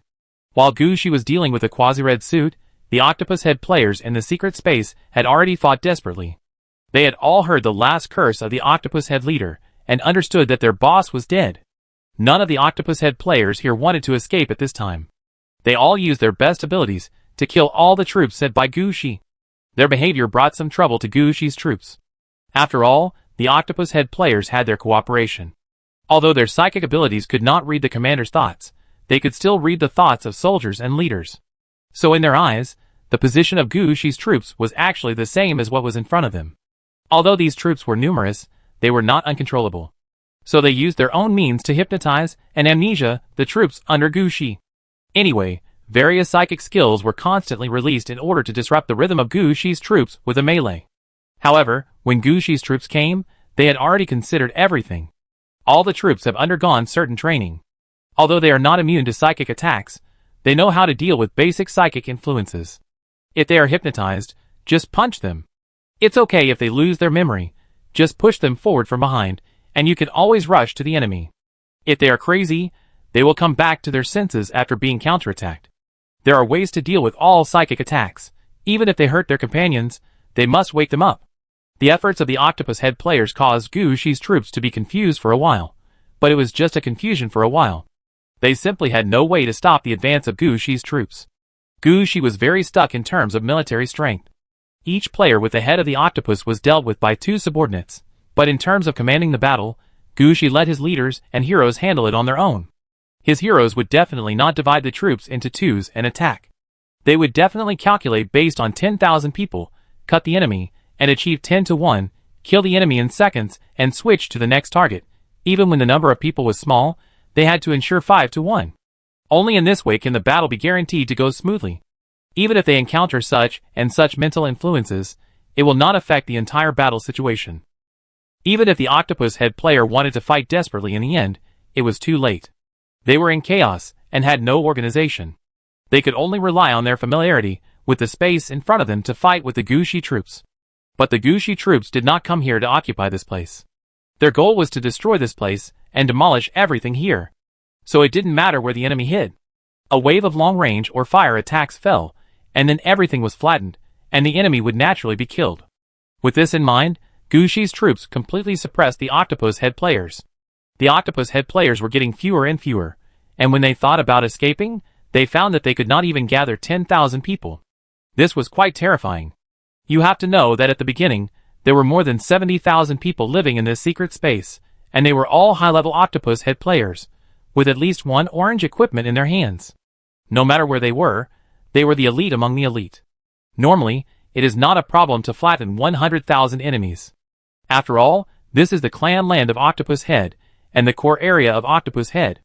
It is quite reasonable to have the residents and troops here. As a result, only a little more than 1/10 of them are left now. And they are all players below the normal level. They have not gathered together yet, but are scattered in various locations in the secret space. They can't even gather together now, and can only determine the location of Gushi's troops through mental connection. In this situation, they are still arguing there, trying to persuade the living companions to listen to themselves, and they have never thought that the current situation will not give them any chance of failure. If they are willing to put their lives together like before, they may be able to send some people to escape. But in their current state, I am afraid that none of them will survive in the end. The undead under Gushi speculated like this, and they even bet there when these people will be killed. Only Gushi's attention is not on this. At this time, Gushi came to another location in the secret space. As a race that can escape from the real world to the depths of the game, the octopus heads not only hide themselves, but also have a strong ability to escape. In the minds of the octopus heads, as long as they escape with their memories, it means that the entire race has escaped. So no matter when, there will always be some larvae that have been sealed for who knows how many years in their tribe and land. Just like when the octopus heads escaped from the real world, they also have such a mechanism in the depths of the game. But this place is not so easy to open. It is necessary to wait until almost all the people in the tribe are dead, at least only 100 or 200 people are left, and then these 100 or 200 people will know the news, and then they will fight with all their strength to send this wave of larvae out. But all their arrangements were seen by Gushi. Let the octopus head out? This is impossible. After checking the battle here, Gushi immediately went to the place where the octopus head hid the larvae. Even the leader of the octopus head can't get in that place usually. The larvae sealed inside are all the best of the octopus head, and the information recorded in it can be changed every day, all of which are the latest information. In addition to the industry of the octopus head for so many years, there are also the locations of some things hidden by the octopus head. As long as the octopus head larvae can escape, they can quickly make a comeback with these things. Of course, there will be no red clothes to go with them this time. After all, the octopus head has only one secret eye. Even other quasi-red equipment will only make them more conspicuous.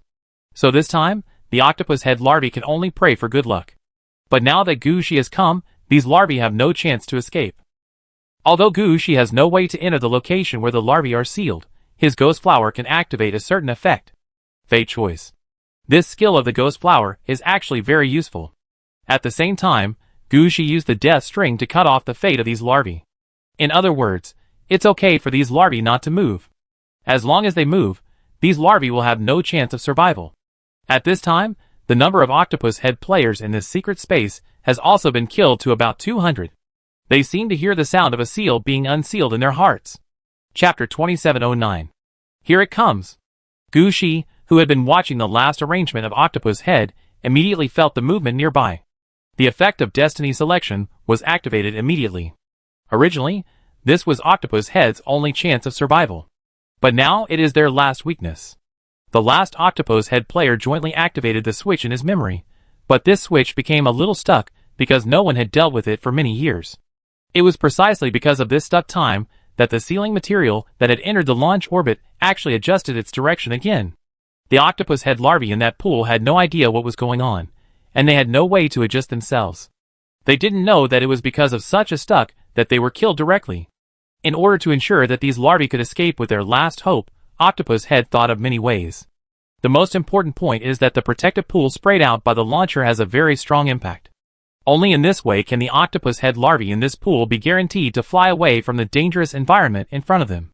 But it is also because of this that if there is a slight problem with the direction of the launch port, it will be fatal to the octopus head larvae in this pool.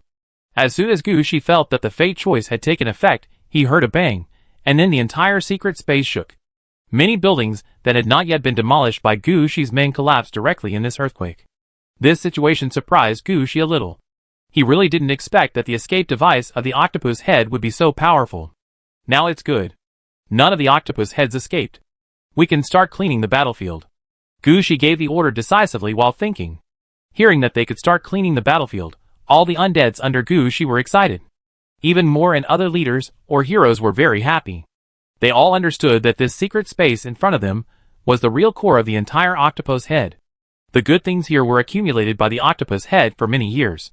Not to mention other things, the number of orange equipment here is definitely more than 100,000. What does this number represent? Humans in the depths of the game do not have so many orange equipment. Think about the Balian city at the beginning. There were only 3 orange equipment in the entire city. Think about the fact that Gushi had a fox eye ring in his hand at the beginning. He had the confidence to walk sideways on the human side of the game world, and you can know what the number of orange equipment here represents. It can be said that the purple equipment in the hands of some small races is not as many as the orange equipment here. As long as all these orange equipment are found, even if Gushi can't find anything else in this secret space, the harvest this time will be enough to make up for Gushi's losses in this battle. You know, even if Gushi has the means to make orange equipment for soldiers, he can't get so many orange equipment at once. So when Gushi gave the order to clean up the battlefield, all the undead troops were excited. Even the usually high-handed undead dragon joined in the battlefield cleaning. At the same time, in the main city gate opened by Gushi, some undead received the order and were rushing out quickly. These undead are engineering units under Gushi. They are not the main combat troops. Originally, they were only responsible for the construction of various cities in Gushi's territory. They are not even needed for transportation. However, this time, the transportation troops were arranged by Gushi. At present, only they can come out to work. Otherwise, there are farmers who are still farming, miners who are digging, or iron workers. These troops have been mobilized a lot. In the territory under Gushi, various buildings can only maintain the most basic operation. If more people are mobilized, many places in Gushi's territory will not be able to operate. So now it is enough to have someone to use. What else is there to choose? After the engineering units entered the secret space, they started to demolish the buildings as soon as possible. Compared with the random attacks of Gushi's troops, the speed of the engineering units demolishing buildings is quite interesting. They are quite familiar with the conditions of various buildings. As long as they appear in front of the building, they can immediately find the weakness of the building. As long as they hit the weak position of the building a few times, the whole building will be quickly demolished. At the same time, they will check the properties of these buildings before demolishing them. If some buildings have particularly useful properties, or if Gushi doesn't have them now, they will try to draw architectural designs. However, most of the buildings in this secret space are related to spiritual practice. The impact on Gushi is not too great, and since many buildings are repeated, it does not affect the work progress of the engineering unit. After only 7 or 8 hours, the buildings near the main city gate were almost demolished. At this time, Gushi had already received the first day's battle report. In the first day's sneak attack, Gushi's troops had a great advantage. Among the 69 battlefields, only 13 survived Gushi's attack, and the surprise attack turned into a protracted war. Among the remaining battlefields, 16 were destroyed at the first time. Now these 16 have begun to enter the battlefield cleaning state. About tomorrow, the troops of these 16 can be transferred to other battlefields to fight. The rest were also taken down one by one after Gushi killed the leader of the octopus head and launched a general attack. Now these places have begun to clean up the last enemies. After the enemies are cleaned up, the battlefield can be cleaned up. This part of the battlefield still needs troops to stay to guard. About 1 to 2 days later, the troops here can also be transferred to other places for support. And the place where the 13th place has not been taken down is the Death City cluster of the octopus head. This is the most difficult time to take down. The opponent's Death Cities are obviously not built together, but when the real war starts, all the cities will be superimposed together, and the battle will directly change from a surprise attack to a city battle. Sometimes, even though they had fought their way in, the combat troops would be sent out of the city for no apparent reason. Anyway, Gu Shi's troops did not fight as smoothly as expected. Finally, Gu Shi's subordinates discussed the deployment. Since there were more long-range troops in the troops, they simply coordinated with various corpse wizards and blood disasters to cast large-scale magic into the city. Under such circumstances, their battle became smoother and the progress was greatly improved. However, this matter was also delayed, and the battle was turned into a protracted war. Without 3 to 5 days, the battle here would not be so easy to end. Chapter 2710. The other places that resisted fiercely were those with vassal armies, or the entire country was controlled by the octopus head. Only such forces could quickly mobilize more troops to fight Gu Shi after being attacked by Gu Shi. At the same time, they also sent out a distress signal. As long as they delayed for a few more days, their allies would arrive, and then Gu Shi's troops would be under pressure from all sides. Gu Shi didn't care about the enemy's allies at all. In the eyes of the undead, no matter how many people came, they were all sent to the population, and at most it would take longer to kill. Gu Shi was still worried that he didn't have enough people. Now it's not sent to the door. If Gu Shi wasn't in a hurry to complete the blood sacrifice, Gu Shi would definitely expand the entire battle to the depths of the entire game. Even if there was no way to cross the zone, they had to take down the zone where they were. After receiving the news that the octopus head might have allies to support, Gu Shi replied immediately. Remember the allies who come to support Octopus Head, ignore them for now, focus on Octopus Head. We will deal with these allies after we take down Octopus Head. Gu Shi didn't want to let any of his enemies go. However, Gu Shi knew the priorities of the matter very well. Octopus Head was the most important thing for Gu Shi now. In order to fight Octopus Head, Gu Shi even postponed his graduation. Gu Shi let go of some so-called allies who came to kill themselves, and waited until the current wave of things was dealt with, and then see if they could escape. After receiving Gu Shi's order, the undead under his command also acted quickly. The battles in the 13 locations where the fighting was still going on became more intense. At the same time, some of the idle troops were being dispatched quickly through the gates of the Death City. The new undead, who had just been transformed into the city of Aridabi through Double Death, were sent to the field base of Changxi Mountain with weapons prepared under Luna's arrangement. After all, the withdrawal of large troops before had reduced the defense system of Changxi Mountain to an extreme level. Now, except for the sentries at the edge of Changxi Mountain, there were no people at other passes, and there were no patrol troops on the way to and from Changxi Mountain. This was a terrible thing. If there were any problems in Changxi Mountain, no one would be found to support them. Now the number of undead, who had just been transformed from Double Death, was not small. It happened that they had not been organized and trained. Sending them out to fight would cause chaos. It would be better to send them to the passes and sentries everywhere and let them stay temporarily. The main force withdrawn from the place where the battle has ended can quickly go to the direction of the battle where the 13 battles are still going on. At the same time, the command hall originally parked near Aradavada has now been moved to the vicinity of the most critical battlefield. With the addition of the command hall, the battle on Gu Shi's side has become smoother. While Gu Shi was going on, the contracted undead under Gu Shi were not idle either. Catherine and Eve took over the work of cleaning the battlefield as soon as possible. After all, there are so many battlefields, and although the transport troops under Gu Shi work faster, they also have to be divided into priorities. If it is not arranged well, all the things will be transported together, or they will be too far apart, which will affect the efficiency of transportation. That is why 2 contracted undead were arranged to handle it. And the 2 of them are quite capable. They all know that it is time to race against time. They did not consider the problem of sorting the items. They just transported the things back first. And they also have choices. The bodies must be transported back, and all the materials and supplies in the city must be transported back. Then it is a matter of demolishing the buildings. Not all cities were demolished. After all, there were too many cities this time. Some cities were too small or not so important. Gu Shi's men also had to give priority to the parts that could benefit. So everything has priority. It is not that a certain battlefield will immediately have a transporting force.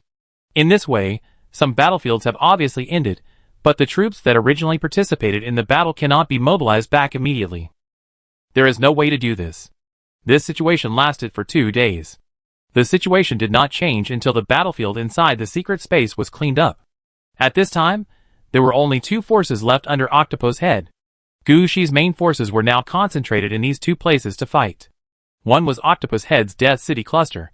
To be honest, Octopus Head himself probably didn't expect that the most insignificant undead forces in their hands would be the ones that could hold on in the end. You have to know that all the focus of the Octopus Head clan is on the practice of psychics. Those who took the necromancer route were all the least noticeable, and the least potential among them. They usually didn't get any good things, and even the Death City was managed by everyone. Unexpectedly, they became the longest-lasting force among the Octopus Head clan. This has to be said that choice is sometimes more important than fate. The other force is a racial force that has been brainwashed from top to bottom by the Octopus Head. There is nothing good about this racial force itself. The only advantage is that there is a main tribe behind them. The Octopus Head also saw this point, and brainwashed the savage race from top to bottom. The benefits this time came out. When Gushi's troops came, they immediately sent a distress signal to the main tribe. After that, the two sides had many battles near the city of this race. And after receiving the distress signal, the main tribe of this race really sent people over. Although there were not many people, they just helped this racial force to block the most fatal blow. For Gushi's men, this was a war of extermination. Anyone who dared to jump out to stop it was an enemy. So they immediately killed the enemy's supporters. This angered the force behind them. That force actually mobilized 200,000 troops in one day. I don't know how they did it. Anyway, the final battle changed from a battle between Gushi and Octopus Head to a battle between Gushi and this force. Octopus Head is probably almost dead now, but the battle here is not over yet. This is also a model of a bad battle. After receiving such information, Gushi contacted Shea immediately. Do you know which race that suicidal force belongs to? Send them a letter, and tell them to get out as far as possible, so that they don't end up being exterminated without knowing how they died. Chapter 27:11. While the outside world was fighting, in the secret space, Gushi was making arrangements step by step according to his own plan. Everything in the entire secret space was dismantled, the corpses were temporarily transported away, the buildings were completely flattened, and even the magma was pumped away. Even part of the soil on the ground was transported away, and the ground was compacted again. After leveling the foundation of the secret space, the engineering team did not leave immediately. Instead, Gushi brought the materials that had been prepared long ago from the city of Aridov. Most of these materials were metal ingots, and some magic dust and other things. In addition, they also brought some temporary foundries.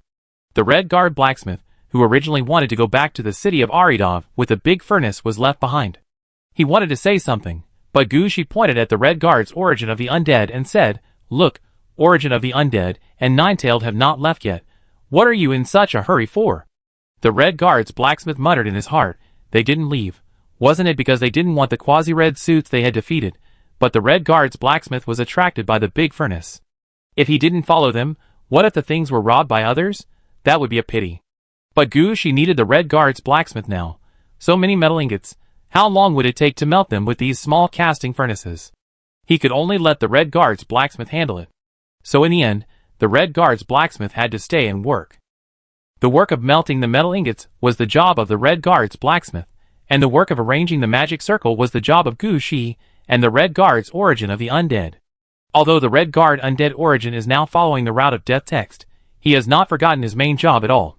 All things related to the undead are all remembered in his mind. In such a large space, only the Red Guard Undead Origin can arrange a magic array as the base array. Let's do it bit by bit. I will draw it first, and then let the engineering team come to dig the pit. No need for an engineering team, just go to the red suit, and the undead laborers in the Night Blood Road can come to dig the pit. The blood silk net of the Death Main can pour the molten metal liquid into the designated location, and there is no need to call any engineers at all. Gushi reacted the fastest, and he made a decision at the first time. Hearing Gushi's words, the Red Guard Undead Origin also nodded. This is a good idea. The most important thing is that it will be very fast. So the Red Guard Undead Origin also said, "Okay, I lend you your blood thread net." Gushi nodded and said to the Red Guard blacksmith, "Get ready to work. If you want to get to the big furnace quickly, finish the work on hand first." The Red Guard blacksmith also understood this truth, so he not only borrowed the power of the furnace, but also used the power of his own flame to melt the metal ingots sent there. And the Red Guard Undead Origin quickly set up the magic circle. Gushi checked the actions of the Red Guard Undead Origin through the Ghost Flower and the Blood Thread Net. Gushi knew every magic circle here, but when they were combined together, he was a little unsure. It can be said that what Gushi has learned now is relatively advanced knowledge, which is not necessarily learned in college. Although the Red Guard Undead Origin was quick to act, the secret space was too big. and the magic circle needed to be adjusted according to each position, so the whole progress was not that fast. In order to prevent mistakes, Gushi had to wait for the Red Guard Undead Origin to confirm the integrity of the magic circle again and again before arranging the undead workers to dig. The size and depth of each ditch dugout were different. Such work also takes time. When Gushi and his team finished the first position, nearly 6 hours had passed. On the Red Guard blacksmith side, a large number of metal ingots had turned into liquid metal. "Come and help." Gushi was not polite, and said directly to the Red Guard blacksmith. The Red Guard blacksmith immediately lifted the crucible filled with liquid metal, and poured the liquid metal into it. "You come to handle it, remember to make sure the liquid metal is evenly arranged." "Don't worry, I'm the best at blacksmithing." The Red Guard blacksmith responded immediately. Gushi didn't say anything more. He just quickly cooperated with the 2 Red Guards to speed up the arrangement in the secret space. However, no matter how fast Gushi and his team speeded up, the arrangement of the magic circle still needed to be carefully made. If there was any mistake, they had to start over. Gushi didn't want to do it to the end and overturn it because of a mistake in the past. They would rather go slower than mess around. So even if Gushi felt that the progress was not fast, he didn't urge the 2 Red Guards to speed up. But when he was free, he cared about the progress of the battlefield. After receiving the message from Gushi, the force that jumped out also saw that Gushi was powerful at this time. After saying something harsh, they retreated with the remaining troops. In this round trip, this force lost nearly 300,000 troops. Gushi was not sure whether such a loss was big or small for this force. Anyway, Gushi believed that this force would not give up so easily. After he recovered, there would definitely be another battle between them and Gushi. But Gushi didn't care who let them die by themselves. It's okay that the subordinate race was brainwashed by the octopus head and didn't know it, but they rushed over directly after receiving the distress signal. These losses were all their own fault. If Gushi didn't want to cause trouble, Gushi would have killed them all. They didn't get the advantage this time, and it would be even more impossible next time. With this idea, Gushi put this race whose name he had never heard of behind his mind. Now Gushi is more concerned about the situation of Octopus Head. According to the information from Orange Guard New Nightale and Shea, as well as Catherine's inventory of corpses, it can be confirmed that more than 10 million octopus heads have been killed, which is almost 90% of the official members of the octopus heads. In addition to the races and subordinate races controlled by octopus heads, some an undead, etc., the total number is nearly 60 million. It can be said that the roots of the octopus heads have been dug up. Now the remaining 10% of the tribesmen are either the necromancers in the Death City clusters, who are still resisting, or they are spies lurking in various races, and the cubs are sent out through unknown channels. The largest number of them are the spies, and the strongest combat power are the necromancers. As for the potential of the cubs, I am afraid it is not very good. Faced with such information, Gushi did not urge, he only gave a request, before he arranged the secret space, to take down the Death City cluster. Chapter 2712. On the 6th day after Gushi attacked the Octopus Head race, the only place left in the Octopus Head race was the Death City cluster. Most of the other battlefields had been cleaned up, and everything had been transported away. If there hadn't been a large pit about 3 meters deep on the spot, no one would have believed that there had been a city in these places before. After the battlefields were cleaned up, Gushi's troops would naturally not stay there. Most of the troops withdrew to the cities, where they were originally stationed, and began to take over the defense of Chengxi Mountain and other places. Ordinary undead quickly returned to their respective jobs, and put the buildings back into operation. Only a small number of elite troops, led by the leaders, entered the battlefield of the Death City cluster and joined the battle against the Death City cluster. In this way, about 60 million troops gathered on the Death City cluster side. However, due to reasons such as the venue, the number of troops that can attack the walls of the Death City cluster head-on is not that large. For every kilometer of the wall, there is almost a 10,000-man team attacking. When this side can no longer hold on, the replacement troops behind will be replaced. And every time the wall is taken, 5 to 6 10,000-man teams will rush into the city and engage in street fighting in the city. The Death City cluster of Octopus Head also has its own means, and their biggest means of self-protection is the characteristic of the city cluster. This is a city cluster composed of many death cities, not a large death city composed of multiple urban areas, like the city of Aridov. There are actually completely different concepts here. The biggest feature of the Death City cluster is that the Death City here can be moved freely. They will move the Death City occupied by Gushi to the rear, and move the complete Death City to the front.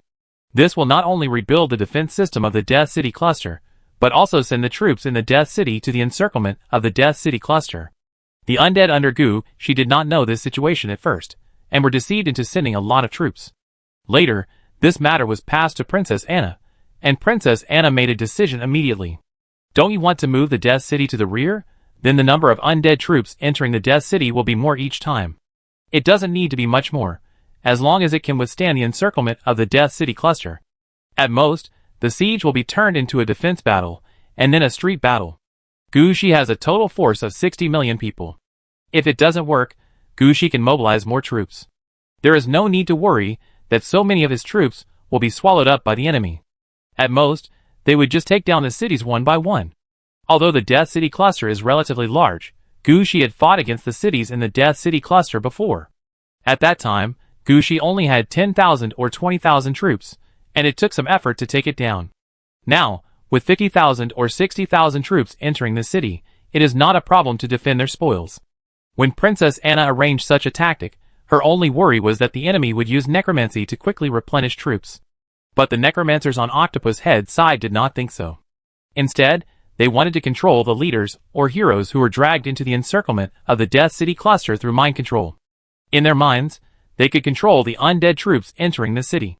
This idea was actually good, but they had never thought about how much preparation Gu-shi had made to deal with the octopus-headed players this time. All heroes have ways to deal with mental influence. The fate line was not distributed just for the sake of appearance. The treatment of these octopus-headed undead mages had no effect on the leaders and heroes under Gu-shi. And the sludge undead in the hands of the octopus-headed undead mages also needed to be transferred to the front line, and the number of them used to clean up the battlefield in the rear was not large. After all, their troops were limited.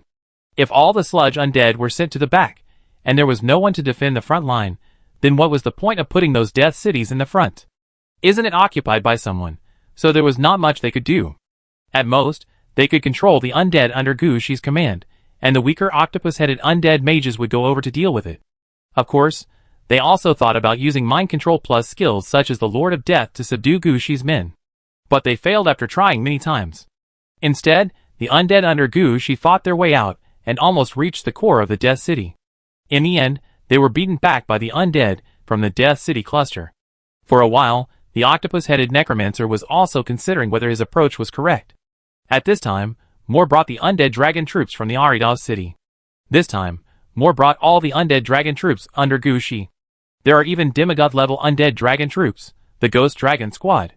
This Ghost Dragon Squad, which has turned into the appearance of black impermanence, mixed in with the undead dragons, which looks quite weird. But Moore didn't care at all. When she came here, she had received a mission from Princess Anna. The goal of the undead dragons this time was not to attack the city, but to bomb the Dead City cluster from the sky. Originally, it would be more convenient to let Gu-shi's Death Incarnation handle this task. In particular, Gu-shi's nuclear bomb machine gun or nuclear bomb Katyusha can deal with everything in front of him.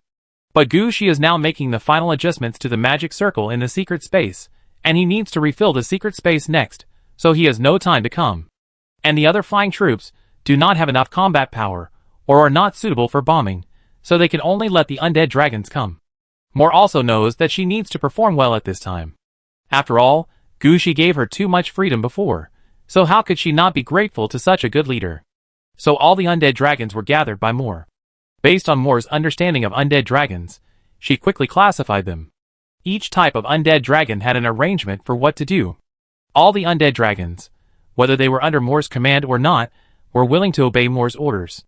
After taking the undead dragons into the air, Moore did not fly directly into the Dead City cluster, but took the undead dragons to the most intense battle position as the starting point, and bombed them in circles from the outside to the inside. When the undead dragon troops attacked, new orders were also issued in the command hall that had been transferred here. The 76th attack begins. The following troops are ready for battle. Chapter 2713. In the secret space, Gu-shi and his team completed the first layer of foundation. After compacting the soil that just covered the entire space, Gu-shi laid a layer of flesh and blood in this space. All the flesh and blood came from the spoils of this time, the corpse of the octopus head player. However, all these corpses have been processed, and the bones and heads have all been taken away. In the subsequent blood sacrifice, the head of the octopus head is the most important sacrifice.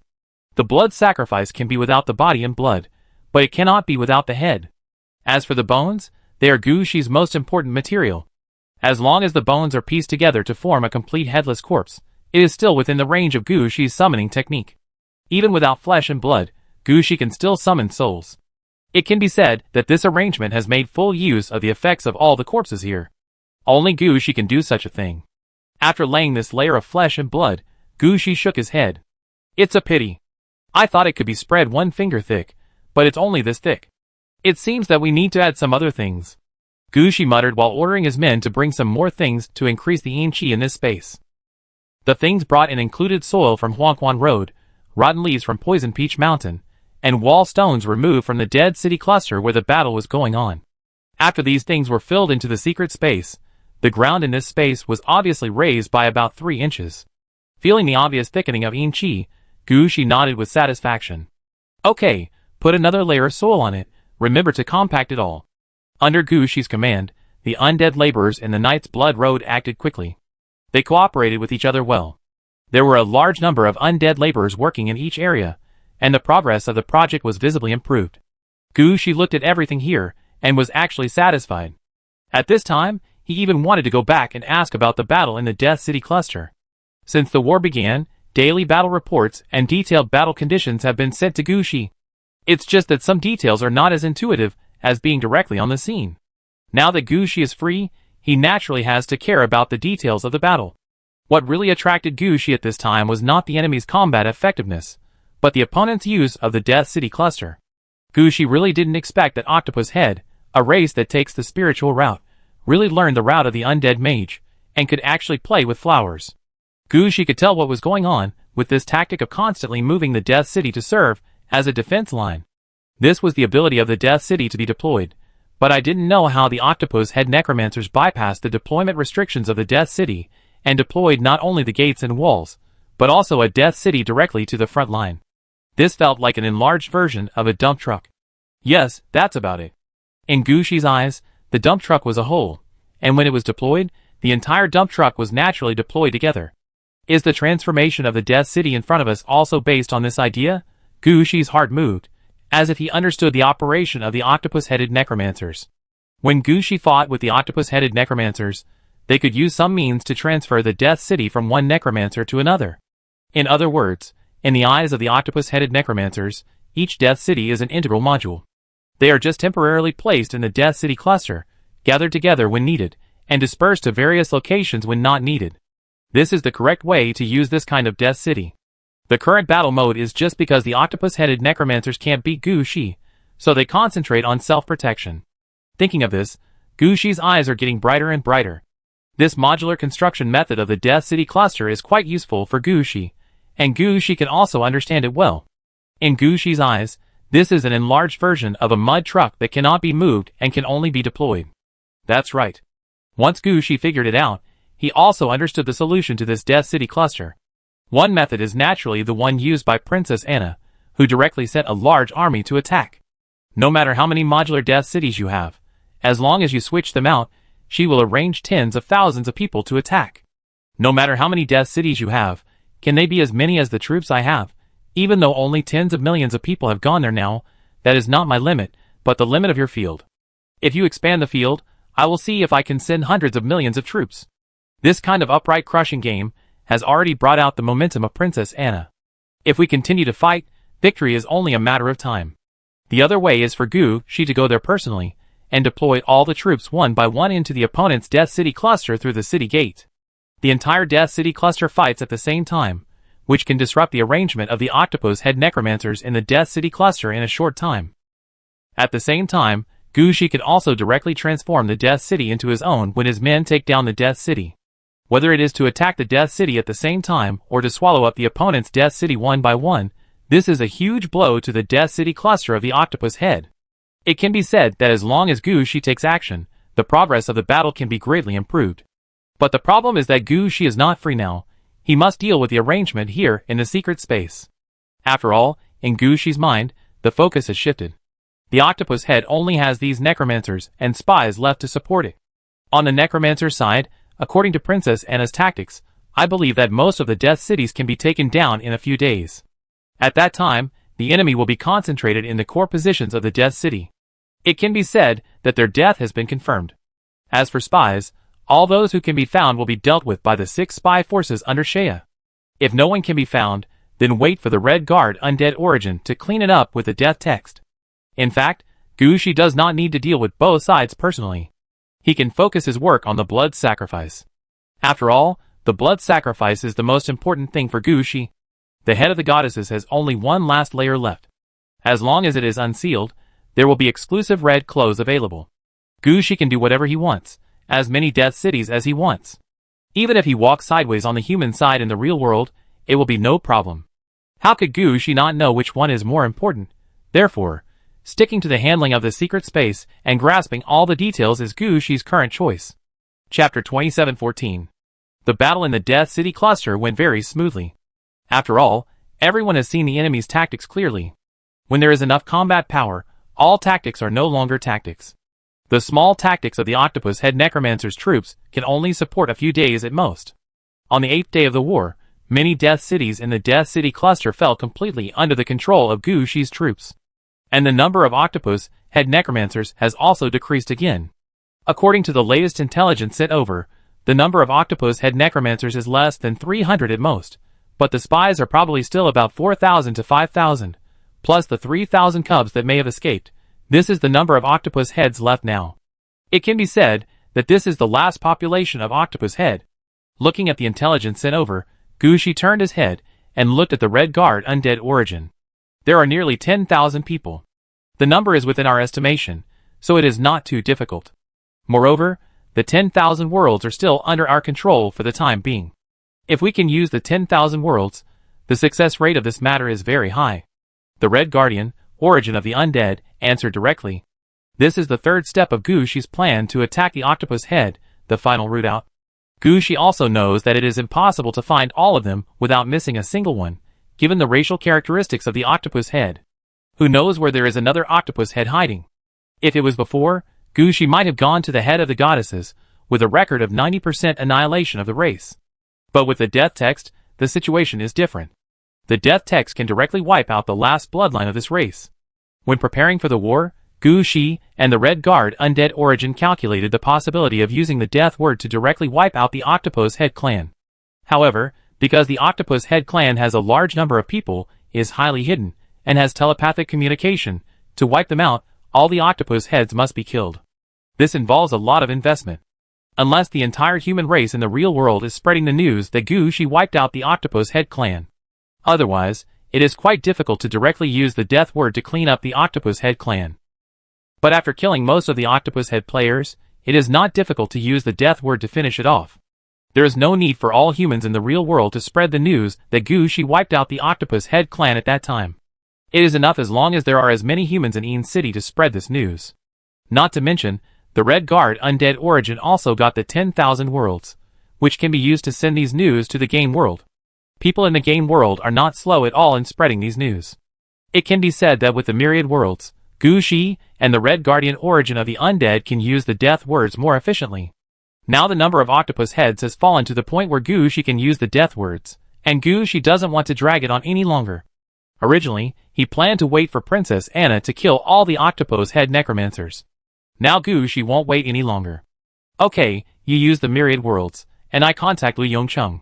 Before going into battle, Gushi had already asked Lu Yongcheng if he had any contact information with the intelligent computer. Or if he wanted to spread some gossip in human society, who should he go to?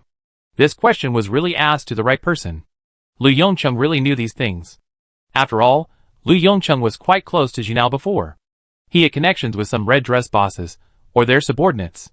Among the human red dress players, there are actually quite a few who have information. After all, information is very important to players. At the same time, there are also many people who spread rumors. Sometimes, even if you don't use red dress, you can spread rumors. What Gushi is going to do this time is actually not a big deal, just spread some rumors, which doesn't require looking for any red dress bosses at all. Lu Yongcheng can settle the matter with his own connections. So before getting the 10,000 worlds, Gushi also had the confidence to make the final finishing touches, just because of Lu Yongcheng's words. Now that preparations have to start, Gushi will naturally not let Lu Yongcheng's useful channel go unused. After hearing Gu Shi's order, the Red Guardian Undead Origin said directly, "Then we will start in half an hour, spread for 5 hours, and aim to spread this news to 1 million people." Gu Shi had discussed with the Red Guardian Undead Origin how to use the death text this time. Even what words to say, and what news to send out have been carefully studied, and they are determined to convey the most complete meaning in the shortest text. It can be said that this time Gu Shi really thought of everything before the war. Except for the effect of the 10,000 worlds, which is a temporary discovery, other things are also carried out according to Gu Shi's plan. After sending the Red Guardian Undead Origin back to Arida's city, Gu Shi contacted Lu Yongcheng as soon as possible. As the first player under Gu Shi, Lu Yongcheng only knew that Gu Shi was doing something big during this period, but he didn't know what he was doing. Lu Yongcheng has now been sent out by Gu Shi to wander in the real world.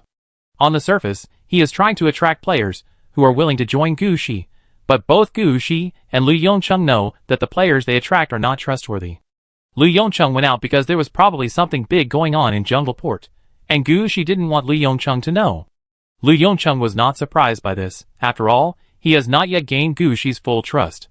This kind of trust can only be achieved through more contact and performance, and completing more tasks. The task that Gu Shi gave him now is a test for him. Although Lu Yongcheng didn't know what the task Gu Shi gave him meant, it was obviously not difficult. When Gu Shi confirmed it, he helped spread a rumor, and the disappearance of this rumor must be known to millions of people within at least 5 hours. The most important thing is that no one should notice it.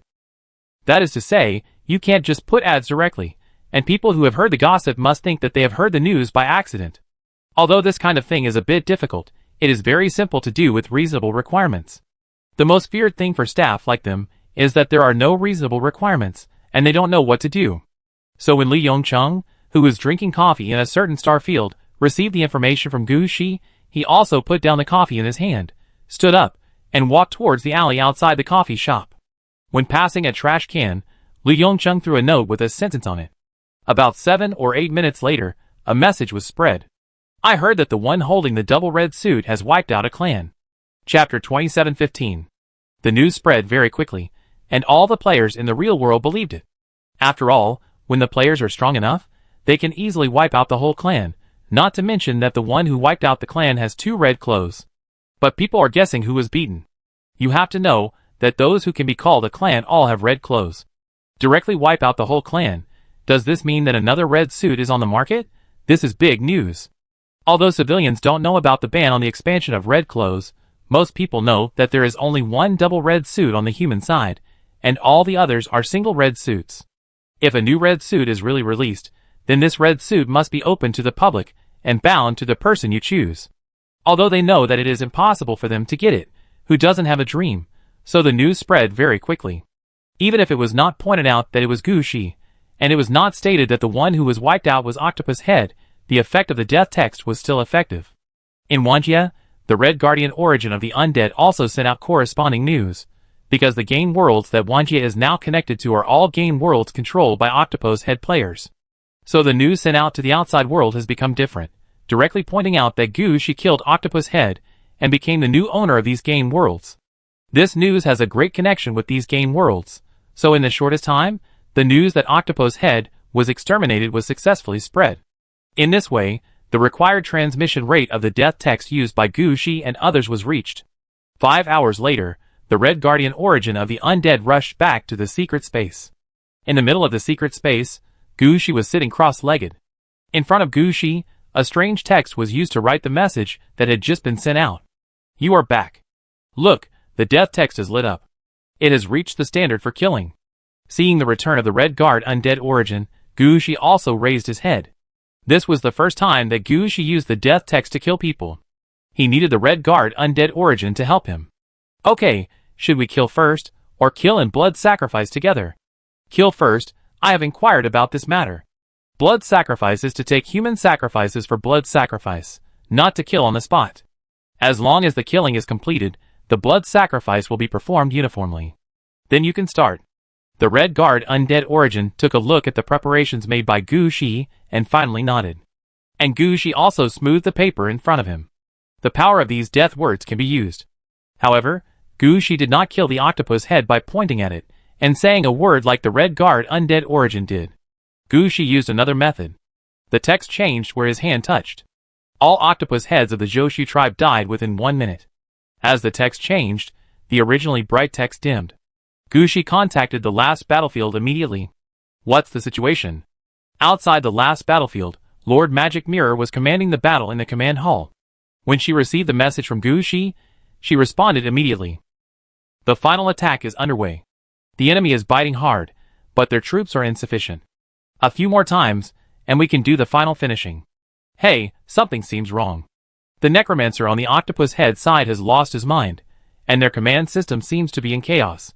Sir, I won't talk to you anymore. We are going to launch a general offensive now.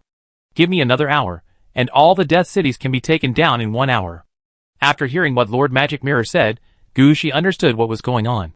All the octopus head necromancers in the Death City clusters are dead. The undead troops without command will naturally be in chaos. After all, the command method of the octopus head necromancer is through mental command. When there is no mental contact, their undead are in a state of confusion. However, Gushi still contacted Shea. The situation there is similar to the information sent back by Lord Magic Mirror. When the spies and thieves of Shea's 6 intelligence organizations were chasing the octopus head spies, they found that the target they were staring at suddenly died. Although they didn't know what the situation was, they could be sure that all the targets were dead without exception. It's almost done. After asking around, Gushi finally nodded with satisfaction. The death words worked very well, and they killed the enemy silently. You can start preparing. Under Gushi's order, the main gate of Arida's city opened again in this newly leveled secret space. Gushi's transport team brought in all the processed octopus heads. All these octopus heads were specially processed. All the octopus heads were blue-gray, and the tentacles of the octopus were curled up unnaturally. After being sent to the secret space, Gushi personally directed his men to stack these octopus heads layer by layer. As a necromancer, Gushi also learned how to make a Jingwan. Although he himself was reluctant to use the best materials for making it, it did not mean that he could not do it. So many heads in front of him were also a good experience for Gushi. Under Gushi's command, the Jingwan was stacked layer by layer. After these octopus heads died, some liquid would still flow down from the skin of the head. These liquids could just act as adhesives for each layer. As long as they were stacked up, there would be no possibility of collapse. About 4 hours later, all the octopus heads that could be found were sent here, including the heads of the octopus head necromancers who had just been killed. Finally, in this secret space, a huge human head pyramid with a height of 21 meters and a length and width of 30 meters at the bottom appeared in the middle of the secret space. Because the whole pyramid is made of octopus-headed human heads, no matter where you stand, you can see the tentacles of the octopus heads twisting constantly. Gushi himself couldn't bear to watch that feeling. At this time, Gushi stood on the east side of the octopus-headed pyramid and placed the stone box that sealed the secret eye on the ground. Then Gushi took out the head of the goddesses. If his yen sword had not been made yet, Gushi would definitely raise the yen sword and gesture there. Now, Gushi didn't do so much. He let go of his hand and sent the head of the goddesses out. At the same time, he said loudly, "Today, we will destroy the enemy Joshu tribe, and use its head and its equipment to sacrifice to the gods in exchange for the effect of dissolving the seal." Chapter 27:16. In the voice of Gushi, the head of the goddesses who floated up automatically actually slowly opened his eyes. Nyx's voice also sounded naturally. "It turns out to be you. What, is it done? Please turn around." Gushi pulled his hand back to let the head of the goddesses pay attention to the octopus head pyramid behind him. Seeing the scene in front of him, the head of the goddess's eyes also lit up. "You have it. This is a big clan. The box below contains the red equipment of this race, and there are 3 quasi-red equipment that I left behind. If 1 red equipment is not enough, I can take out another quasi-red equipment." Gushi planned to leave the 3 quasi-red equipment in the melting furnace and the world. The melting furnace is about to be promoted to red equipment. Even if it is not promoted to red equipment, it can continuously produce orange equipment, which is a very powerful quasi-red equipment. And the world can connect to the game world, which is very useful for players like Gushi who have few players and many game worlds. This time, the Red Guardian origin of the undead was able to use the death word so smoothly, and a large part of it came from the help of Wanjia. Gushi might need to use the death word at some point, so Wanjia naturally couldn't hand it over.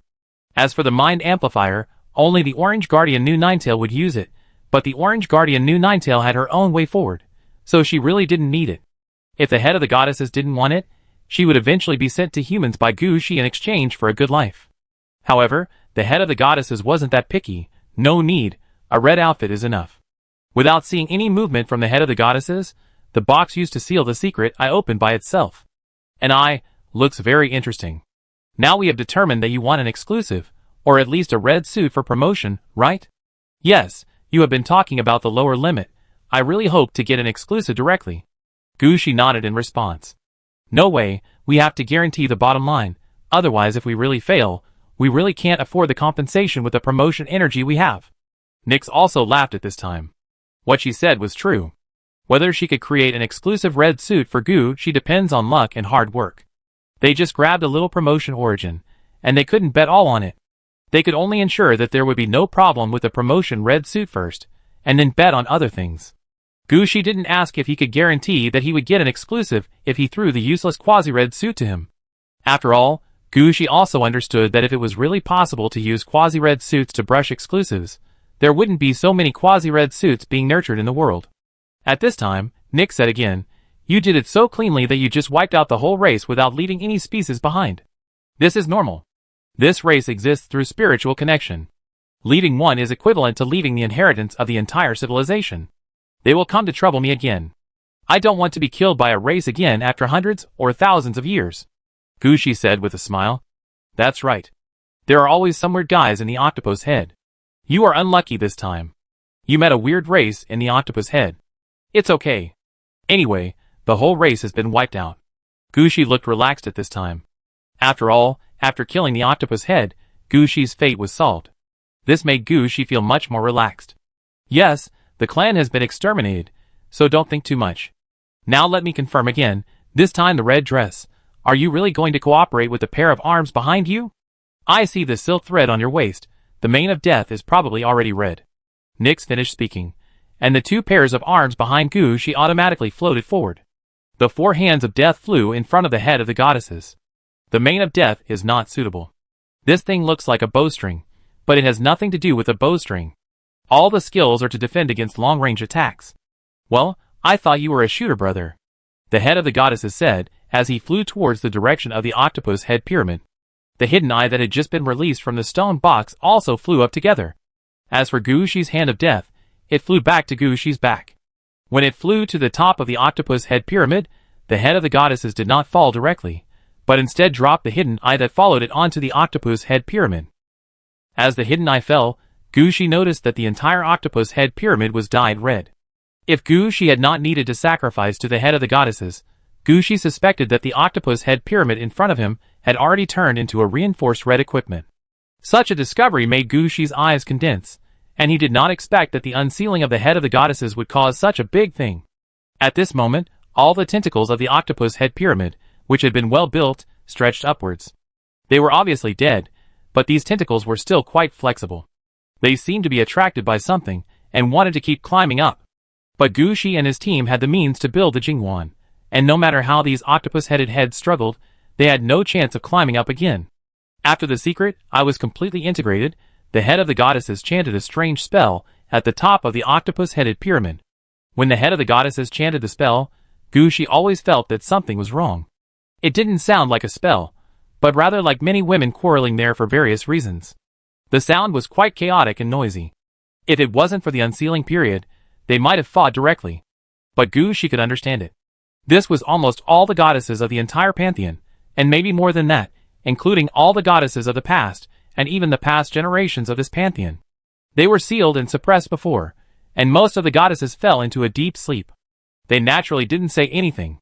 But now, under the stimulation of the life and luck of an entire race, all the goddesses, regardless of size, strength or weakness, have all woken up, and their ideas are of course all kinds of strange.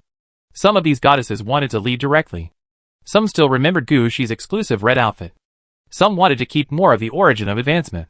Anyway, they quarreled fiercely, and scolded each other very badly. For the first time, Gushi felt that the goddesses were not that good. Fortunately, these goddesses also understood that they still owed Gushi a red outfit that had not been completed, so after the quarrel, they finally focused on the production of the red outfit. Several goddesses discussed it, and drew out a part of the origin of advancement, and some of their own paths for adjustment according to Gushi's needs and situation. And the octopus head pyramid below was burning like firewood at this time, supporting the actions of the head of the goddesses. Until Chapter 2717. Light, dazzling white light. Gu Shi, who had been staring at the changes in the head of goddesses, closed his eyes immediately. Gu Shi, who was almost blinded by the white light, still felt as if his eyes were sprayed with pepper water after a long time, and tears kept flowing out. However, Gu Shi still tried to open his eyes, and looked at the octopus head pyramid. At this time, under the white light, the octopus head, which was originally sticky, became dry and brittle. The skin on the octopus head seemed to have been weathered for many years, and it dried and fell off. The tentacles that were originally climbing up have now all become grilled squid tentacles. Not only did it lose its vitality, but it also exuded a fragrance. The head of goddesses floating at the top of the octopus head pyramid also changed at this time. Originally, the head of goddesses was a white jade-colored thing. But at this time, it looked like an equipment from the underworld. Countless black, dark purple, and dark blue human-shaped phantoms kept circling around the head. Some wanted to fly out of the head, and some wanted to squeeze into the head. This situation made Gu Shi feel a little puzzled. What was going on? Failed? At this moment, Gu Shi felt a breath that made him feel quite uncomfortable coming from the head. Gu Shi had felt this breath once, when he saw the ancient god corpse being beheaded. Later, when he grabbed the head of the ancient god, he felt it again.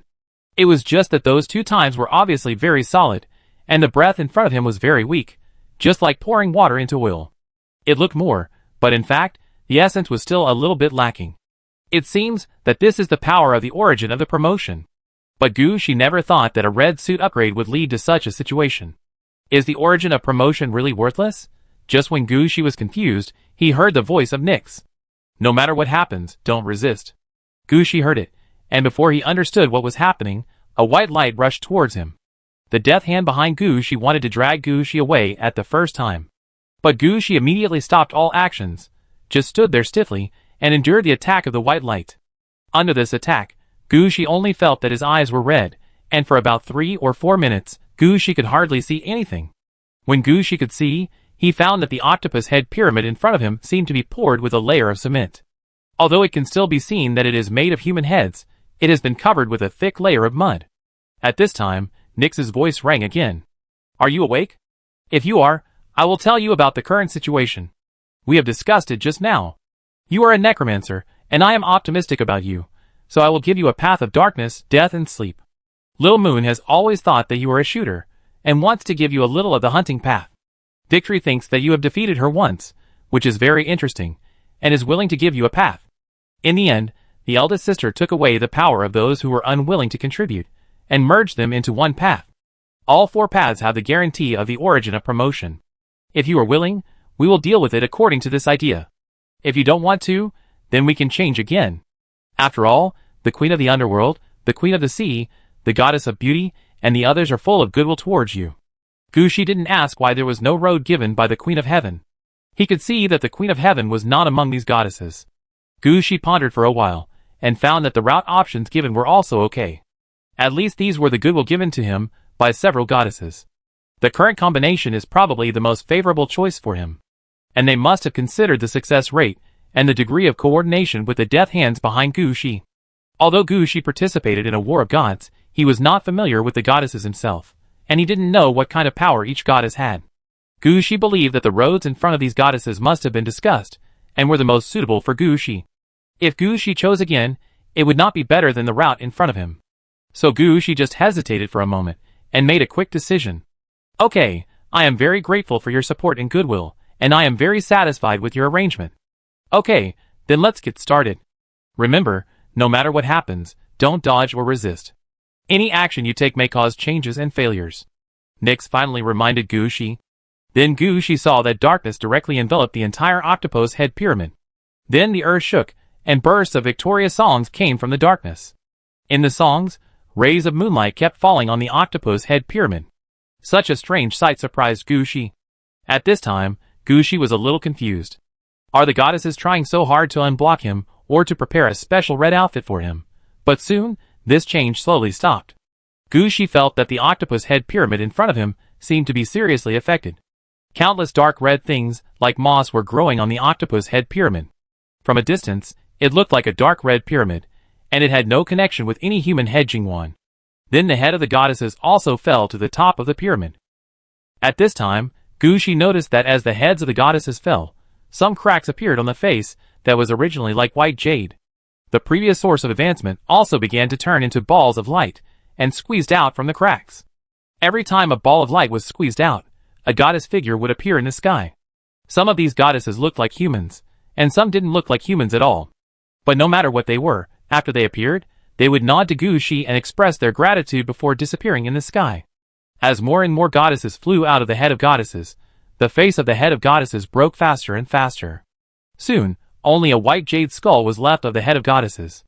When all the goddesses flew out of the head of goddesses, Gushi could still see some liquid like mercury left in the eye sockets of the skull.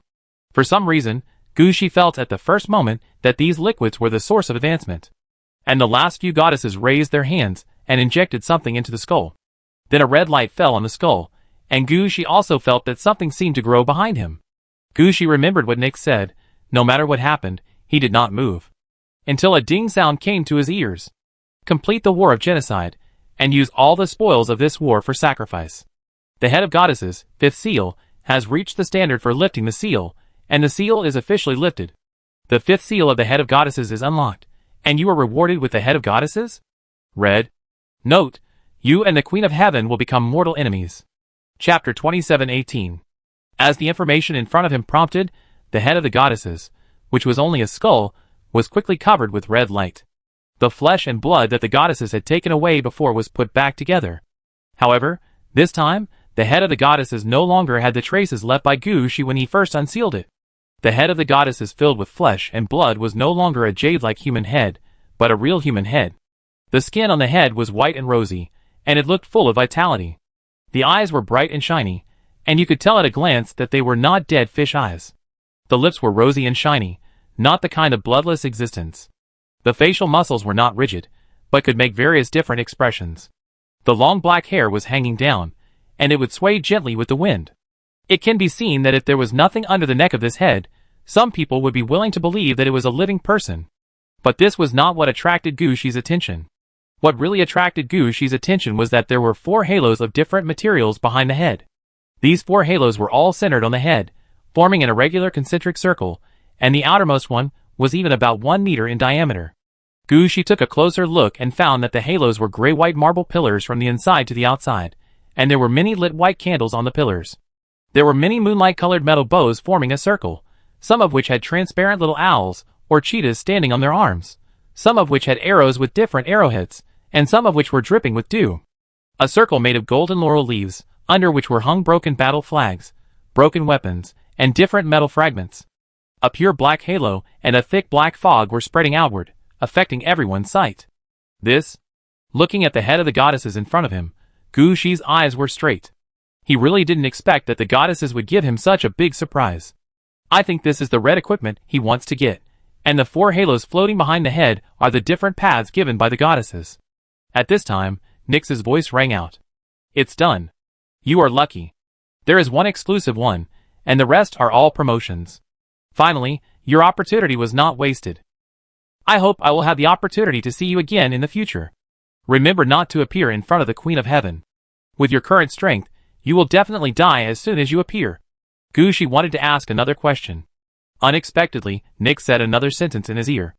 Okay, I'm leaving now. I hope everything goes well for you, and we have a chance to meet again in the future. Then the voices of the goddesses rang out one by one. Goodbye, little one. I hope we have a chance to meet again in the future. Bless you, my friend. Thank you very much. Be careful, Queen of Heaven. Don't go to that goddess of beauty, come to me, I'm the real one. The thread of fate needs to be tangled up.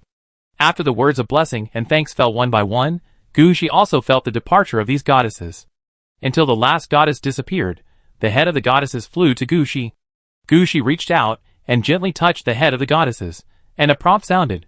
You get red equipment, blessing of the 4 goddesses, head of the goddesses, red. Blessing of the 4 goddesses, also known as the head of the goddesses, red, exclusive red equipment, bound to Gushi.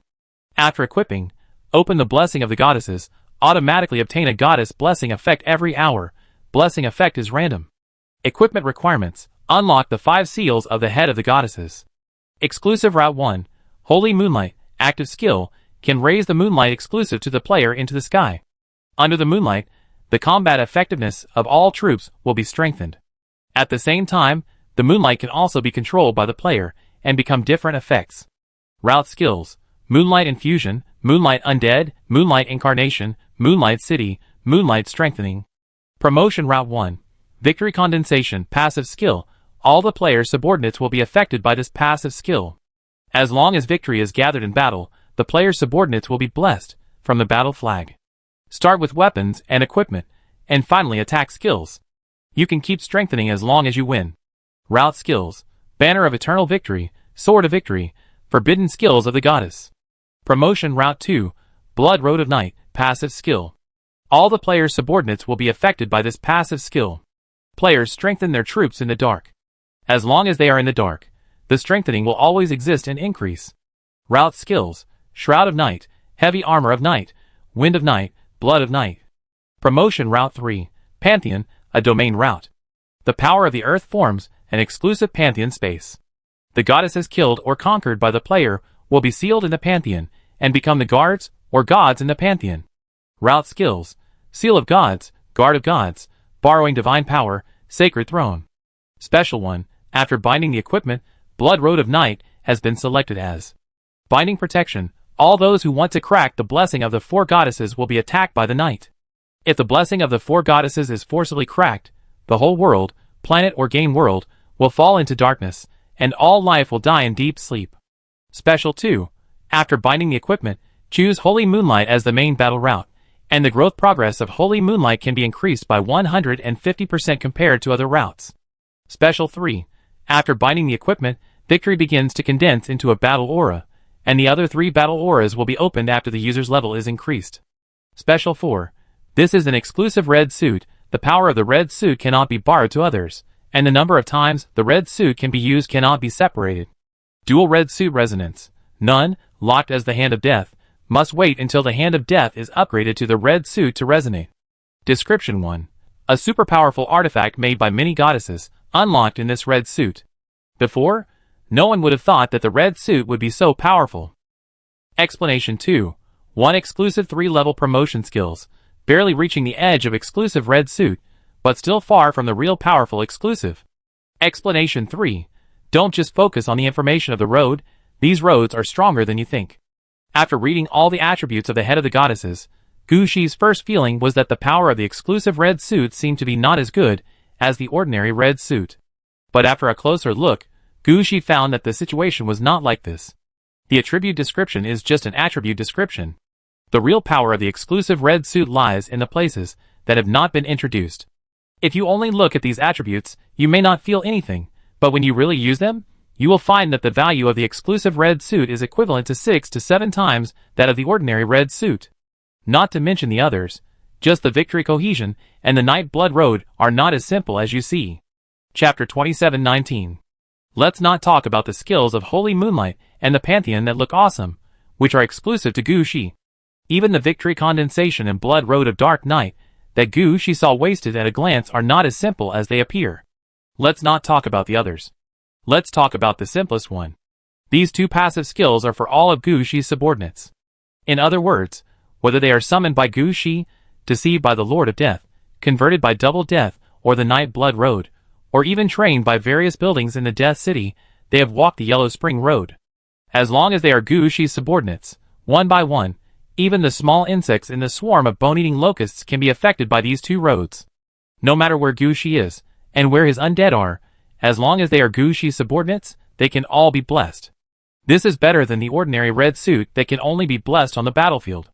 Even if the attribute effects of these 2 roads are not very good, this point can satisfy many people. Not to mention that Victory Condensation and Blood Road of Dark Night are not that simple. Gu Shi looked carefully. The most important role of Victory Cohesion and Blood Road of Night is to open up a new path for Gu Shi's men. You should know that the troops under the player are basically divided into 2 routes. Leaders, heroes to leaders, or warriors, elites to brave men, and finally unified to epic level. In addition, in terms of military types, the paths that have been clarified are ordinary soldiers, champion soldiers, demigod soldiers, and finally the path of mythical soldiers. However, Victory Cohesion and Blood Road of Night opened up new tracks on both sides. Victory Condensation focuses on individual combat and command, while Blood Road of the Night focuses on the slow strengthening of collective arms. It can even be said that these are two new paths that have been taken out. Gu Shi's eyes lit up at this discovery. He really didn't expect that there would be such a benefit. So he took a closer look at the first time. After all, this is related to his future growth. Even Gu Shi has to be careful. Gu Shi has already thought about it. If the situation of the two new tracks does not satisfy him, he will not go. At most, he will regard these two roads as a blessing effect to strengthen the combat effectiveness of his subordinates. Anyway, all his subordinates can be blessed, without considering the distance problem, and more blessings will not consume much physical strength of Gu Shi. According to the information that Gu Shi can grasp now, the route of victory condensation is very simple, that is, to win continuously. After the effect of victory condensation, all the soldiers under Gu Shi can get something called victory contract when they win or kill the enemy in battle. This victory contract can be used to improve the quality of weapons and equipment in the hands of soldiers. For soldiers, every victory is a strengthening. As long as he can win 100 times or kill 100 enemies, this ordinary soldier can get a banner of eternal victory, and the template will be upgraded from ordinary soldier to leader or warrior level. At this time, the soldier can be called a centurion or a 100-man killer. Of course, at this time, the centurion can be used as a leader, commanding a 1,000-man army to participate in the battle. At the same time, because the centurion's record is hard-won, while they can command their subordinates, they can also rush to the front line of the battlefield. This situation is equivalent to a weakened version of the epic level. At this time, because of the authority to lead troops in the next battle, whether it is killed by himself or his subordinates, the centurion can get a part of the victory contract to strengthen his own equipment or the equipment of his team. After killing 10,000 people or winning 10,000 times, you can master the joint means such as the goddess's forbidden moves, and the template also corresponds to heroes and elites. At this time, the soldier can be called a captain of 10,000 people or a slayer of 10,000 people.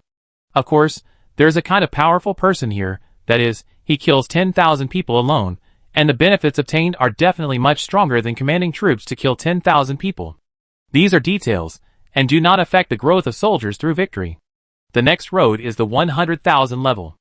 As long as you kill 100,000 people, or win 100,000 times, you can reach the leader level and the brave level. At this time, the difficulty here is reversed.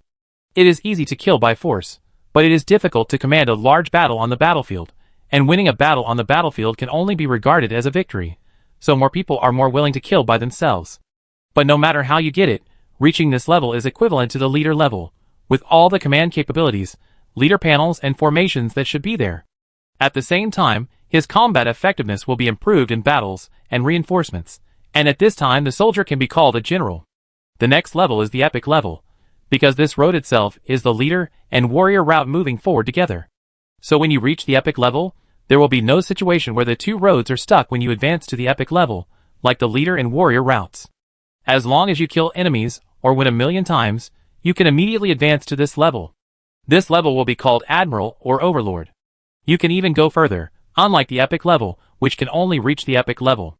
It's just that Gu Shi has only been exposed to the epic level now, and the requirement for the latter is not to kill 10 million alone, but to kill more than 100 million alone. Gu Shi himself can only be called a battle that breaks 100 million. Where can he go to provide a higher level existence? There is no point in looking down. Instead, Gu Shi is there to check the good things condensed by the victory contract. This is a good way to improve the combat effectiveness of his subordinates. Gu Shi checked and found that in addition to the direct 100 permanent victory flags, the victory contract obtained by the 100 victories can upgrade a soldier's weapon or equipment to orange quality. In other words, as long as the victory condensation effect is turned on, the centurion killed by force, that is, the boss level, will have at least one orange suit in his hand. This is much more powerful than the method of Octopus Head to mass-produce orange suits. Even stronger, you know that this orange equipment is enhanced from the soldier's weapons or equipment, and it is definitely the most suitable equipment for these soldiers after careful consideration. It can be the most beneficial to their growth. Such soldiers with such equipment, the effect produced is definitely 1 + 1 greater than 2. It's just a pity that Gu Shi didn't see the possibility of enhancing weapons and equipment to red quality in this victory contract. Otherwise, if a general with red clothes really appeared, the situation would be quite interesting. Chapter 2720. With the foundation of victory condensation, Gu Shi also has more expectations for the strengthening of the Night Blood Road. After carefully reading the detailed information of the Night Blood Road, Gushi understood that compared with Victory Condensation, this is really a bloody road that was created out of thin air. The normal soldier promotion route is that ordinary soldiers reach the level of champion soldiers after some training. When the champion troops are over level 40, and equipped with at least one orange equipment, they can reach the demigod level through special training. Now the demigod soldiers in Gushi's hands are trained by the underworld lancers, plus the self-training position of the demigod troops under the golden apple tree, and the demigod soldiers transform from the two double deaths of the ghost dragon squad and the ancient undead. No matter how you add them up, the number does not exceed 1,000. Then, there are the mythical soldiers with the red road, and Gushi has a total of 3. It can be said that this road is the road for all players to control the growth of their soldiers, but it is also a road of heavy screening. In fact, Gushi only really achieved champion-level mass training, and there was no trace of demigod soldiers. The Bloody Night Road in front of him was another way to fight his way out. With the successful binding of the head of the goddesses and Gushi, the Bloody Night Road has been officially opened. The Bloody Night Road has 3 aspects of strengthening for all of Gushi's men, namely equipment strengthening, flesh and blood strengthening, and skill strengthening. Equipment strengthening is like what Gushi is doing now. All soldiers are changing their clothes, from being unarmed at the beginning, to changing to ordinary standard weapons later, and then changing clothes again, and finally some special existences will need to change to orange soldier weapons. The equipment enhancement of the Bloody Night Road is also enhanced in this way, but this kind of enhancement is not a change of clothing enhancement, but an enhancement on the soldier itself. This is accumulated bit by bit over time. Even if the soldier does nothing and lies there every day, he can slowly enhance his weapon to purple and get a purple cloak. After that, he will add armor to his body and slowly improve the quality of his weapons and cloak. Anyway, the final goal is to turn the whole body purple first, and then the whole body orange. As for the whole body red, sorry, there is no. According to Gushi's estimation, if a soldier does nothing and lies down directly, the whole body will turn orange in about 130 years. If he lies down in a place where it is completely dark, the speed of the whole body turning orange may be doubled. The same is true for flesh and blood enhancement. Under the influence of the night, lying down can improve various attributes, but all attribute enhancements have an upper limit. Lying down for about 130 years can get the effect of plus 130 for all attributes of the soldier. Don't underestimate the attribute blessing of 1 point per year. If you break it down, there are many things that can be enhanced, such as the defense of the skin surface, the hardness of the body bones, the reaction speed of the body, etc. These all need to be slowly transformed, and you can't just raise the level as high as you want. The last is skill enhancement. Unlike flesh and blood enhancement, skill enhancement here is not to directly add attributes, improve skill levels, etc., but to add the skills used by soldiers to the skill effects of the night. The higher the skill level, the faster the fusion effect. Take the archer for example. Ordinary shooting can be transformed into shooting shadow arrows at night. The more powerful the skill, the slower the fusion effect, but the longest fusion will not exceed 130 years. With such a long time, the skills can be fused and iterated 4 or 5 times. In other words, if Gushi does nothing but stay there, as long as he can survive for 130 years, he can have a level 1 soldier unit with orange body and strong combat effectiveness. Of course, this is just the beginning. The Blood Road of Night really didn't make people wait for 130 years. The real key to the Blood Road of Night is to open a new path. This new path starts with ordinary soldiers. At level 20, an aura is opened. After the weapon and cloak in the hand are affected by the night and become purple, they are called the Son of the Night after promotion. The template is compared with the Champion Soldier template, of course. It can also be directly converted with the Champion Soldier. This point is actually nothing. The real key is that after reaching level 40, as long as the weapon and cloak in the hand are affected by the night shadow and become orange, and 3 skills become night skills, you can directly promote to the Night King level equivalent to the demigod level. As for why the Night King is equal to a demigod, Gushi estimated that it was probably because the person who originally made up the name of this level had a blank mind, and didn't know what to make up a nice name. Gushi hasn't mastered the conversion here yet, so he just used it for now. When Gushi gets it right, he can change these bad names himself. Oh, by the way, the situation is almost the same at level 60.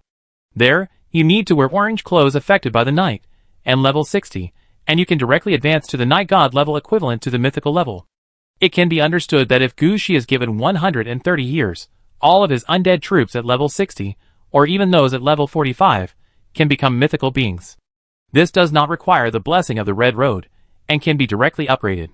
The most important thing is that this does not affect the soldier's career. After all, this is the blessing of Gu Shi's Dark Knight Blood Road. Seeing this, Gu Shi almost understood why the head of the goddesses did not lend the number of times the red dress was used to others, like other red dresses. Let alone other things, how to borrow the powerful effects of these two roads. Even if the powerful effects of these two roads are not borrowed, what about the ordinary effects? This thing cannot be released externally.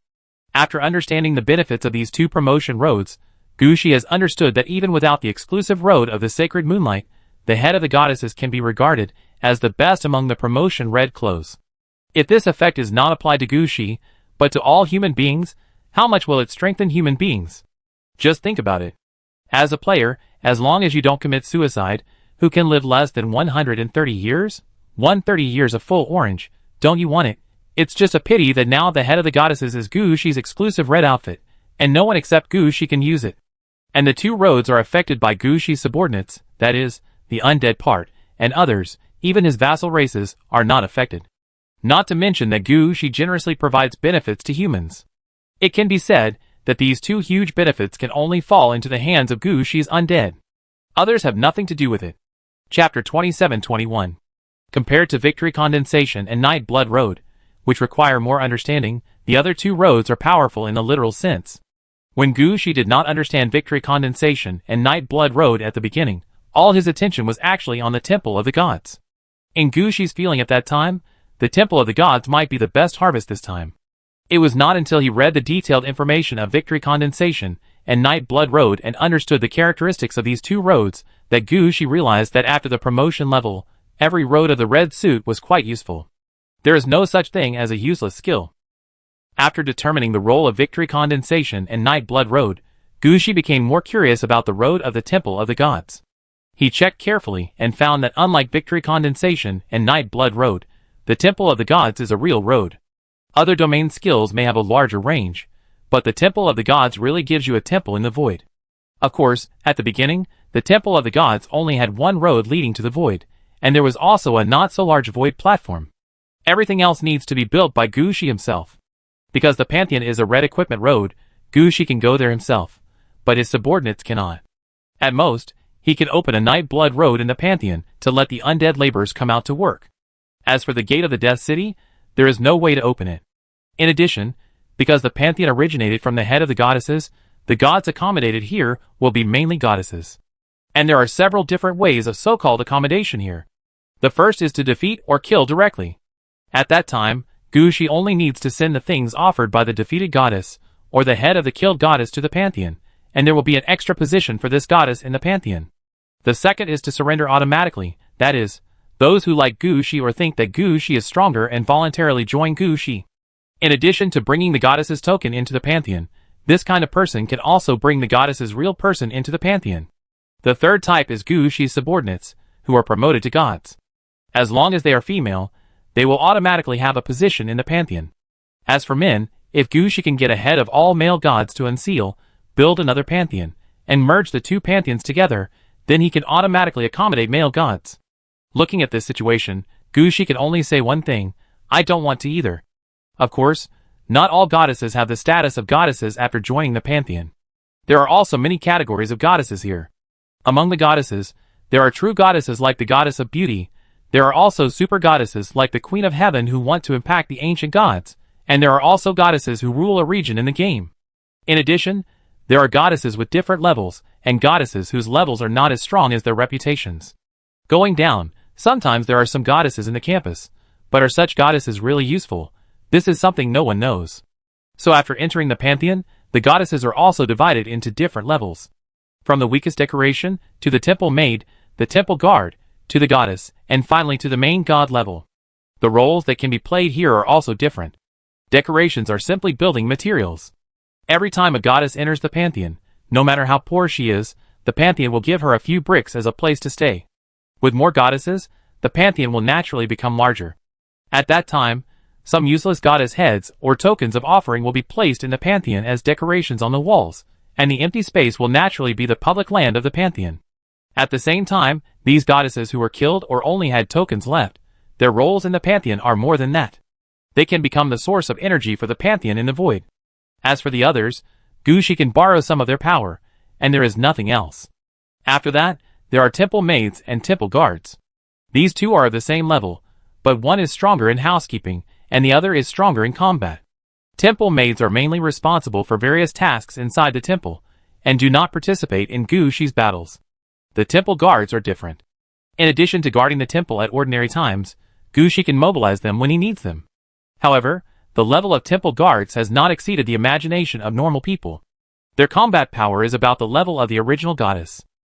The goddesses who come after that have seats in the temple. In addition to supporting Gushi in various ways at ordinary times, they can also be directly deployed to the battlefield during battles. The most important thing is that the level of this formal goddess is at least the level of mythical soldiers.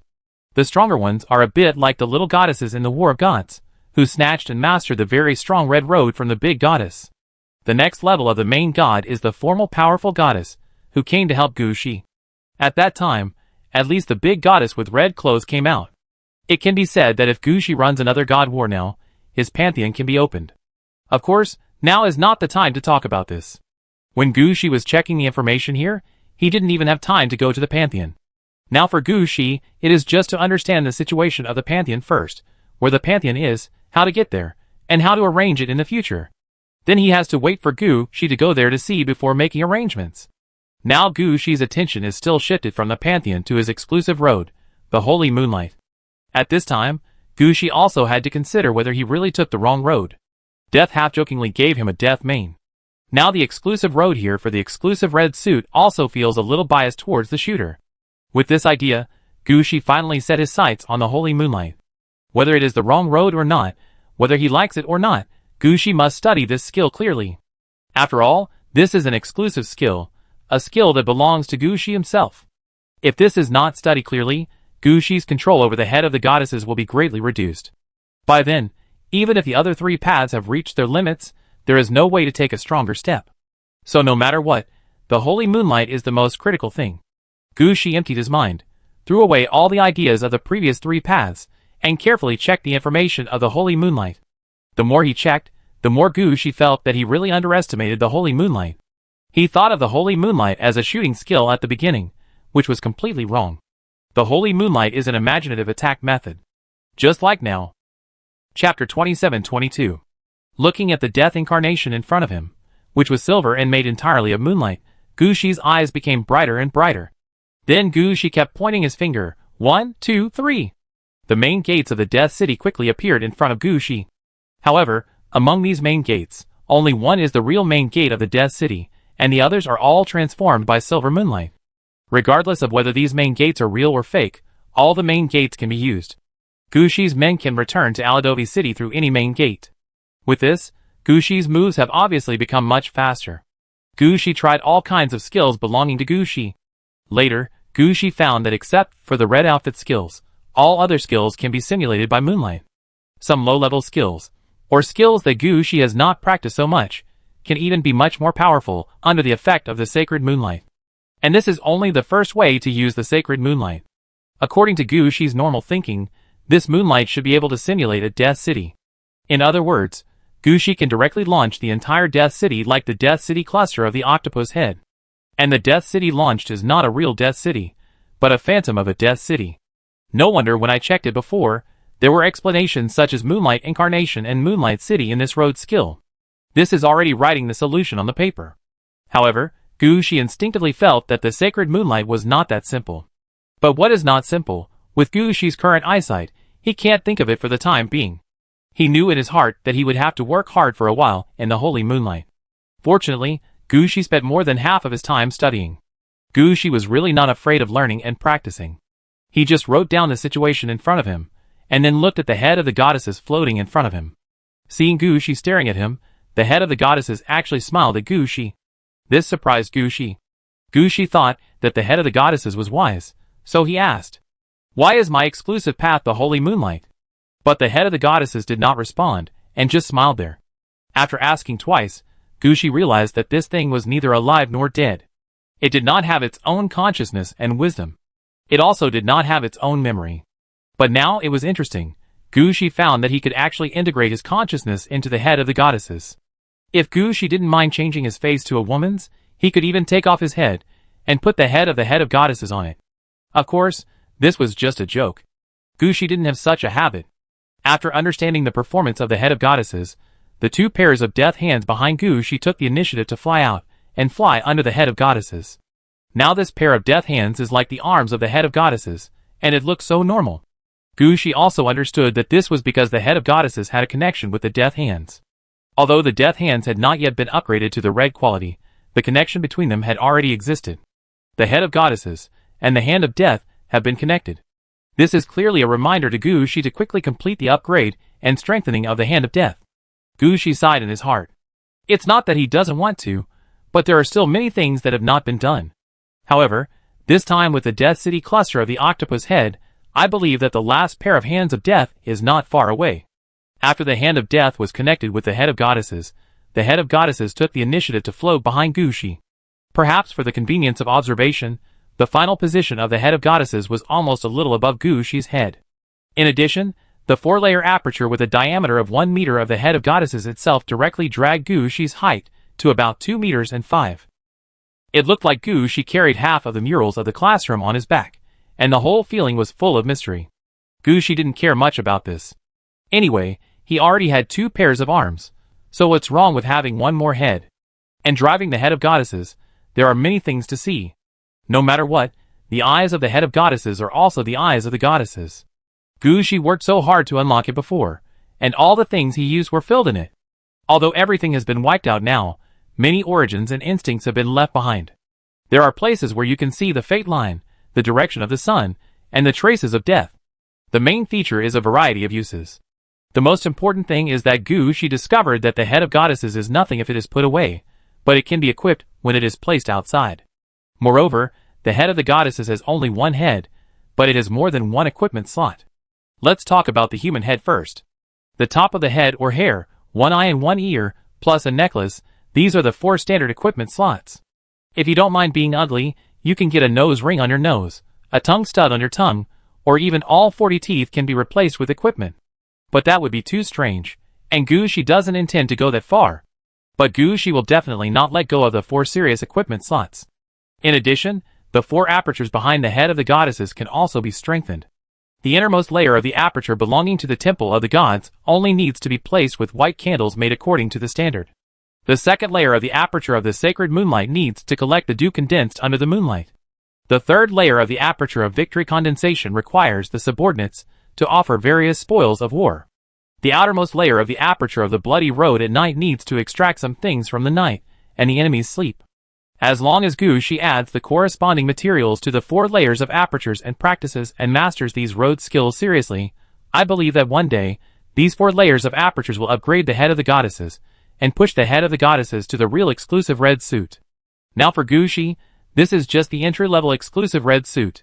If you want to grow step by step to high-level exclusive, you must turn the remaining 3 roads into exclusive roads. And it is best to be able to fully master the road like Teacher June. As for Gushi's current mastery of several red suits, all of them are the most basic techniques. The only time it was like the effect of red suits was the observation of the fate of the octopus head. The rest are using red suits as powerful oranges. Gushi may need to practice more and think more in the future. Chapter 2723. After understanding the function of the red dress, Gushi turned his attention to the octopus head pyramid. When the goddesses left, the octopus head pyramid did not leave with them, or disappear directly, but was left in place. Before, Gushi's attention was all focused on the head of the goddesses, and he did not pay attention to such a thing. Now it is different. Gushi has a rare leisure time, and his eyes fell on the octopus head pyramid. Gushi has already planned the secret space to arrange a separate underworld. It is considered as Gushi's hidden territory and strength. And the location where he performed the sacrifice is the core of this secret space. The main city of the underworld must be built here. Gushi wants to clean up this place, and then go to the Death City cluster to see which cities can be taken, and which cities need to be demolished directly. After all, Gushi is not a garbage collector, he will not take all the Death Cities. Gushi thought confidently. But when he reached out, and touched the octopus head pyramid, his face changed. The octopus head pyramid in front of him, which had turned into a dark red moss, had become a small wonder because it had been used to worship the goddess, and completed the final unsealing of the head of the goddesses. And it was a wonder that only Gushi had. The reason why it was unique to Gushi was that in the next long period of time, no one would destroy the Octopus Head clan just to unseal a red suit. You completed a miraculous battle and sacrifice. Under your influence, the ruins you left behind will become a level 1 basic wonder. The new Wonder Octopus Head Pyramid has been added to the Wonder Manual, and will be added to the Wonder Pool in 300 years. Octopus Head Pyramid, Self-Built Wonder, Basic Wonder, Level 1.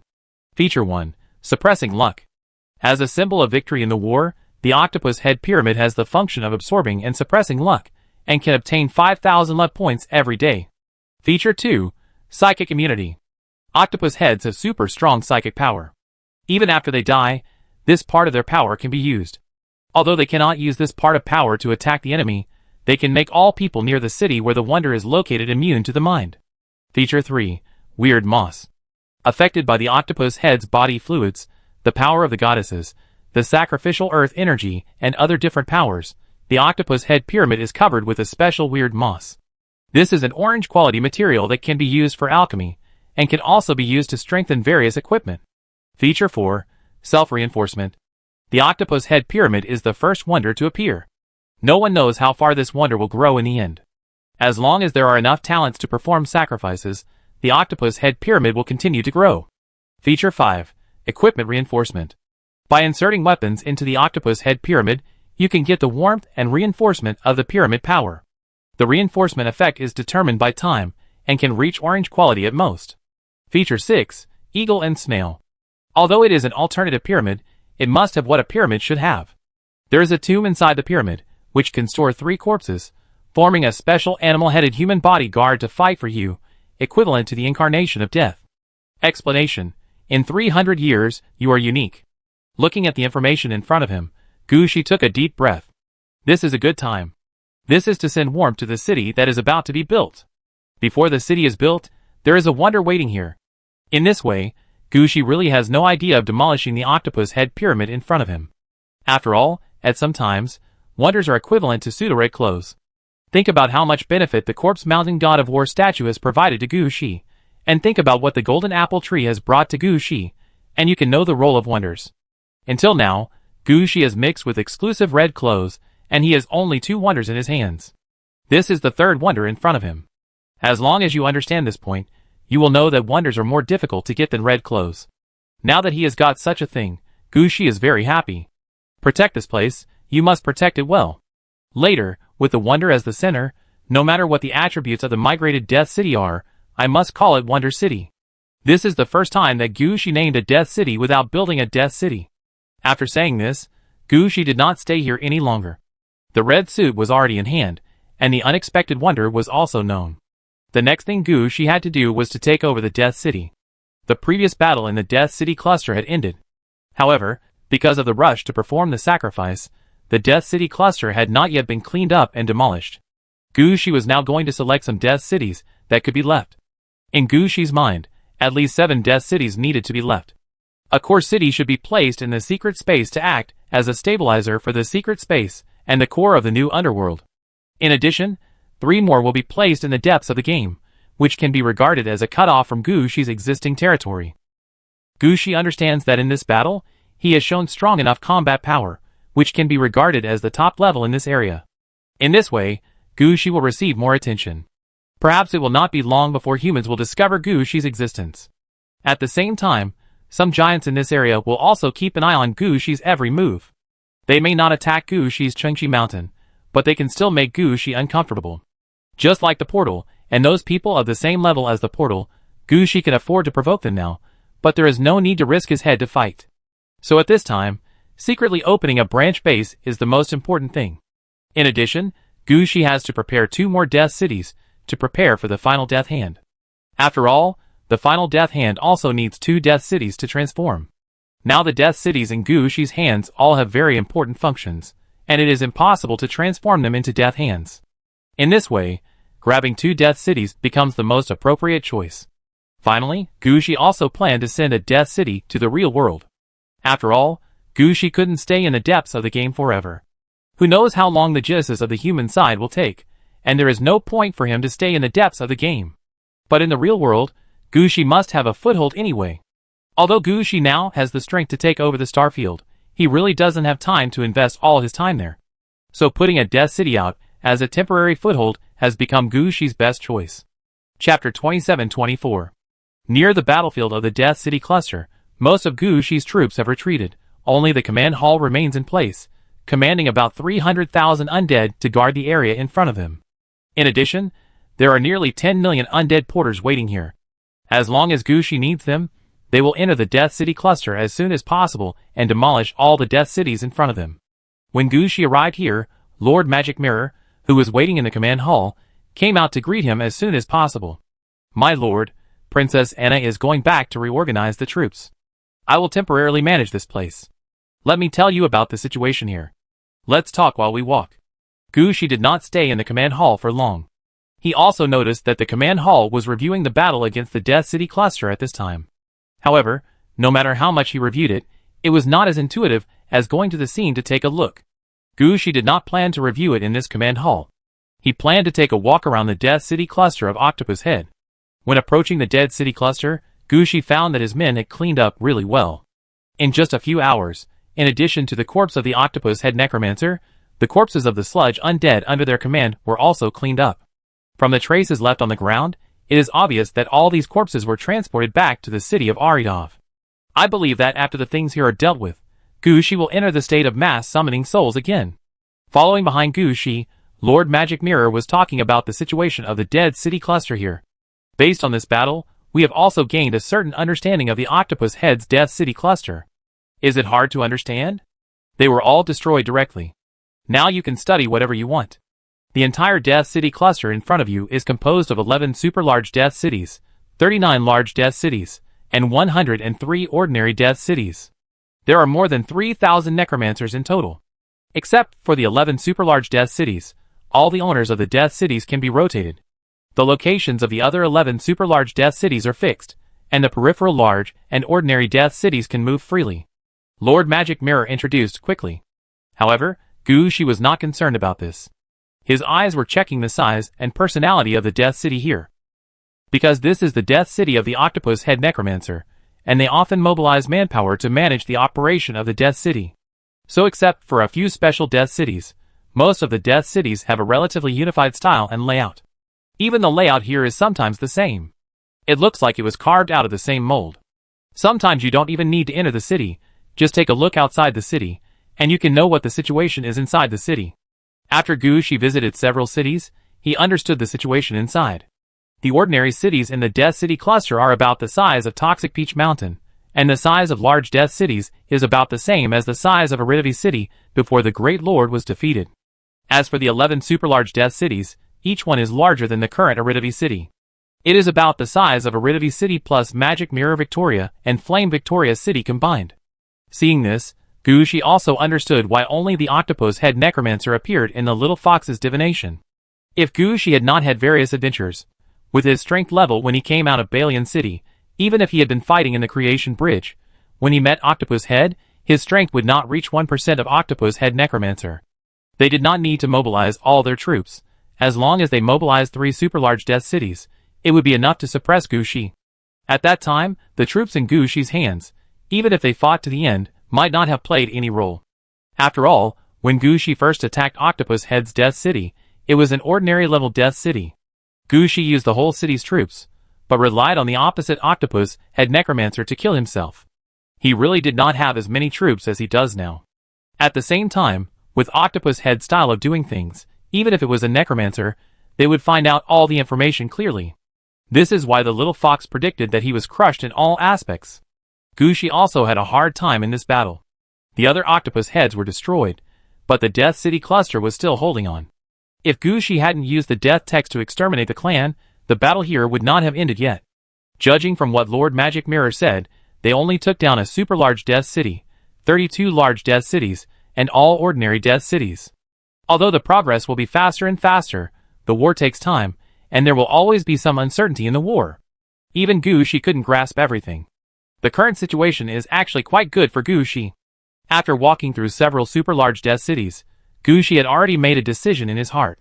In the Death City cluster of Octopus Head, there is a primitive city. This city is an experimental Death City, which should be the first Death City of Octopus Head Necromancer.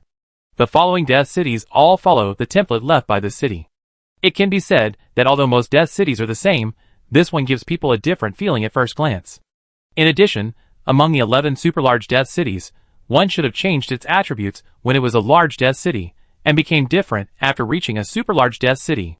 Gushi plans to keep these two super-large Death Cities, and finally use them to make his own Death Hand. In addition, among the remaining super-large Death Cities, Gushi plans to select the one with the highest potential and the best preservation as a wonder city to serve as the core position of the new underworld. Then, from the large Death Cities, 3 Death Cities with alienated properties were selected and placed in some places, with relatively rich undead resources in the depths of the game. Finally, there was no need to choose. Among the ordinary Death Cities, only one was not built according to their standards. Gushi planned to send this Death City to the real world, served as his foothold in the real world. As for how to send it, this was quite simple. Ordinary Death Cities were all formed in one piece, even the alienated ones. They could be regarded as super-large, immovable dump trucks. They could be deployed in a unified manner. As long as Gushi took down the Death City, he could easily deploy the entire city. As for the remaining Death Cities, Gushi had only one idea: to demolish them. Chapter 2725. Lord Magic Mirror only thought about it for a moment, and expressed his understanding of Gushi's request. The homogeneity of the Octopus Head Death City is too serious. Except for a few mutated Death Cities, other Death Cities look exactly the same. The future of such Death Cities is fixed, and they will definitely develop like super-large Death Cities in the end. If Gushi only pursues quantity, it would be fine. Such modular Death Cities can allow Gushi to quickly occupy many positions. But is this what Gushi needs now? He wants to open a small account and put it deep in the game. This kind of quantitative Death City is not the best choice. On the contrary, it is right to have each Death City, like the one in Gushi's hand, have its own special use.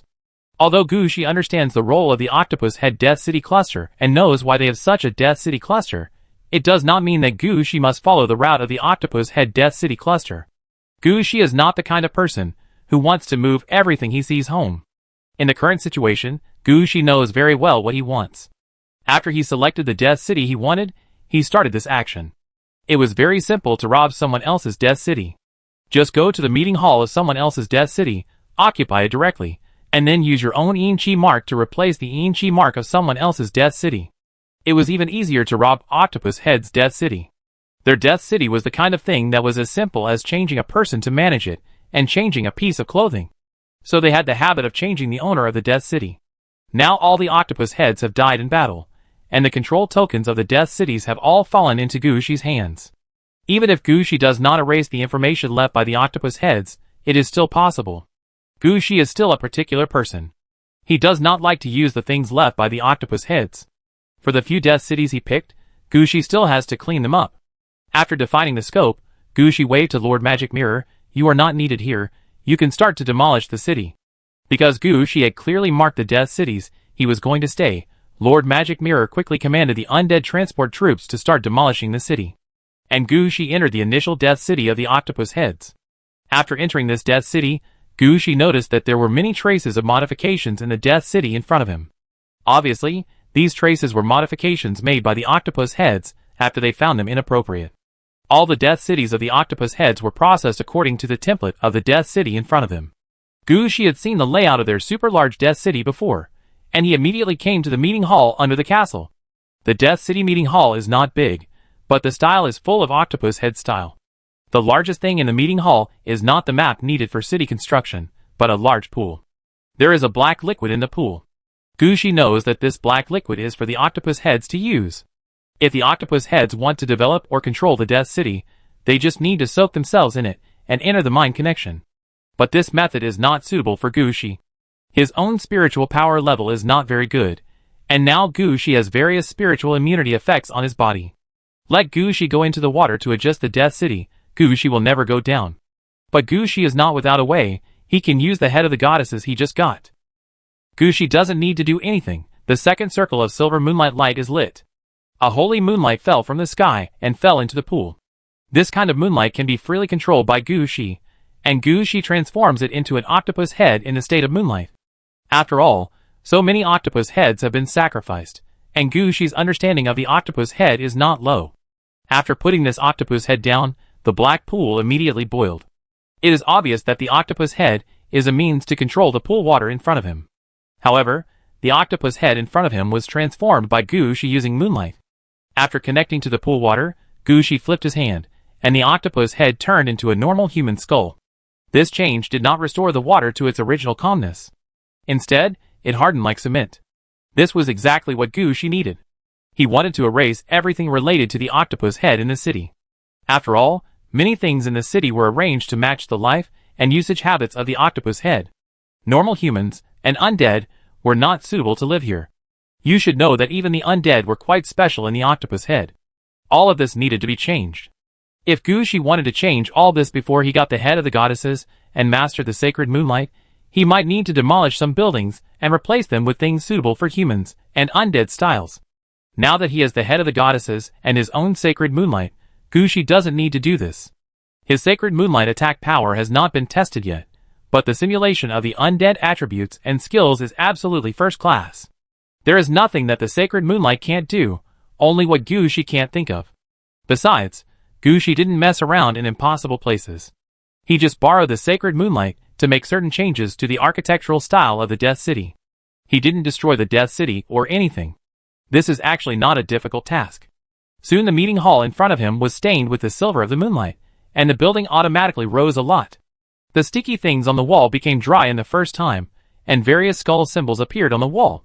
As for the pool in front of him, it also became a unique desk in the meeting hall. Looking at such changes, Gu Shi nodded with satisfaction, but this is just the beginning. Gu Shi didn't have the idea of transforming the entire super large Death City room by room. If that were the case, Gu Shi would die of exhaustion and couldn't transform the Death City in front of him. The reason why Gu Shi came to the meeting hall at the beginning was to find a simpler way. Just like after the pool turned into an office desk, the octopus head that Gu Shi had thrown in before had flown out from the desk. The octopus head turned into a silver map and spread it on the table. Gu Shi could see that the silver map was the entire map of the super large Death City. The location and function of the buildings used were marked on the map in black, red and purple. Black is a standard building that can be used by anyone and does not need to be changed. Red is a special undead building for the octopus head that needs to be changed or is being changed. It even has a note on it, how much energy needs to be invested in it, and how long it will take to modify it. Purple is a modified building. When this map becomes black or purple, it means that the Death City in front of you belongs completely to Gu Shi. Chapter 2726. After the idea of transformation was determined, things became much smoother. Gu Shi only needed to go to each city he selected and deal with it according to this idea, using the sacred moonlight as energy to assimilate and transform the Death City. With the blessing of the sacred moonlight, the speed of the Death City transformation was quite fast. However, after Gu Shi came back from a circle, he found a problem. That is, the sacred moonlight would naturally adjust some styles of the Death City. Originally, the style of Gu Shi's Death City was processed according to the location, but most of it was still the undead style. Plus Gu Shi had studied in the Yin City for so long. So Gu Shi's style would tend to be bright undead style. But now, Gu Shi accidentally discovered that the new Death City slowly turned into the weather under the moonlight at night. In the corners of the buildings, there would be more and more blooming flowers. At the same time, the surfaces of various buildings were slowly covered with some silvery white moonlight. Coupled with a fine-tuned layout, these Death Cities did not look like undead cities, but rather like elf cities that had lost their owners. Gu Shi discovered the changes when he went back to the original Death City after a round. Gu Shi was stunned by the changes, and then he laughed. This is good, the 7 Death Cities are all of this style, which gives people the feeling that they are a group. Gu Shi arranged 3 such Death Cities deep in the game, and as long as they appear, people can distinguish them from Gu Shi's Death Cities. This is a good thing. In the future, he will distinguish them from the Tianqing Undead in the activated Giant Rock City, and call the Moonlight Undead. It's just right to use them for some experiments, to see if the Holy Moonlight is Gu Shi's innate exclusive skill. Thinking of this, Gu Shi's hands moved quickly, and the power of the Holy Moonlight was naturally released. Under the Holy Moonlight, some basic undead were slowly condensed by the moonlight. These undead are the standard undead 7-piece set: skeletons, zombies, ghosts, vampires, corpse wizards, death knights and bone dragons. However, the combat power of vampires is obviously much stronger, and it seems to be almost the same as that of corpse wizards. The bones of the skeletons are obviously much whiter, not the yellowish color of ordinary skeletons, and the armor on their bodies is more neat. Zombies and ghosts have also changed towards elegance. The limitations of the Death Knight cannot be changed even if they are red-clad. What appears here is also a substitute for the Death Knight, a silver-armored, silver-mounted warhorse Silver Moon Knight. It is obvious that these undead are all affected by the holy moonlight. But this is understandable. After all, these undead are all directly transformed by the holy moonlight, and they are not the routes of Gushi's other training or transformation. Gushi feels that as long as he wants, he can use the holy moonlight to transform the undead. He can transform as many as he wants, 1 or 2, 1 or 2 million, or 1 or 200 million. But Gushi did not transform comprehensively. Gushi released these undead just to let the undead take over the city in front of him. Gushi has already made plans, and is ready to release several dead cities deep in the game. Be careful. Except for the chieftain in charge, no one in each death city will call on Gushi's troops. Especially the various corpse witches and blood disaster troops. These two troops have played their own style in this battle. Tens of millions of troops, all of which are such powerful champion troops, are a great threat to all forces. Gushi has been hiding in Chongqi Mountain, and the several death cities outside are not known to people. Now everyone is just paying attention to him, and there is no idea of attacking Chongqi Mountain. But if Gushi dares to release the death city to the outside, it will immediately cause the reaction of several big guys in the depths of the game. Don't think there is no one in the depths of the game. Those people may not be strong in frontal combat capabilities, but they definitely have many tricks to sneak up on people. And no one knows how long some old guys have survived, and what tricks they have. For some reason, Gushi always feels that the enemy is very dangerous, and if he messes up, it will cause some trouble. But every time he thinks about it, he can't figure it out. There is always a feeling that he should have remembered something, but he didn't remember it. Although he didn't understand what was going on, Gushi still chose to follow his own judgment. Except for the leader, he used the Moonlight Undead to take over all other aspects. After a long time, the trained undead here will be slowly replenished.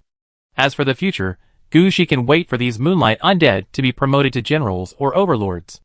In this way, he will no longer need to use the leaders under Gushi. While Gushi was waiting for the transformation of the Death City to be completed, his men had already demolished all the remaining Death Cities. All the materials of the demolished Death City were taken from the city of Aridov and sent to Chongqi Mountain. Soon they found something different. That is the main reason why the Death City can be turned into a Death City cluster. The unified foundation that can be used to build the Death City. This foundation can turn the entire Death City into a unified whole. This is why the octopus head can make the Death City rotate and turn into a wall. But there is also a problem here, that is, only ordinary and large Death Cities have such a foundation, and the foundation of the super-large Death City is not large enough. It can be seen that even if the octopus head knew that there was such a function, they did not invest enough time and resources to study it. Such a good skill was wasted in vain. If Gushi had gotten the script of the Death City cluster early, he would definitely turn the super-large Death City into a unified entity. How could it be wasted like the octopus head?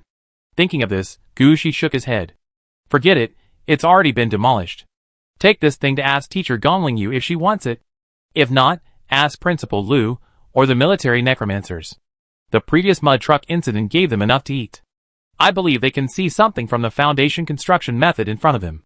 As the Death Cities were demolished one by one, the alienated ordinary Death City had also completed all the transformation.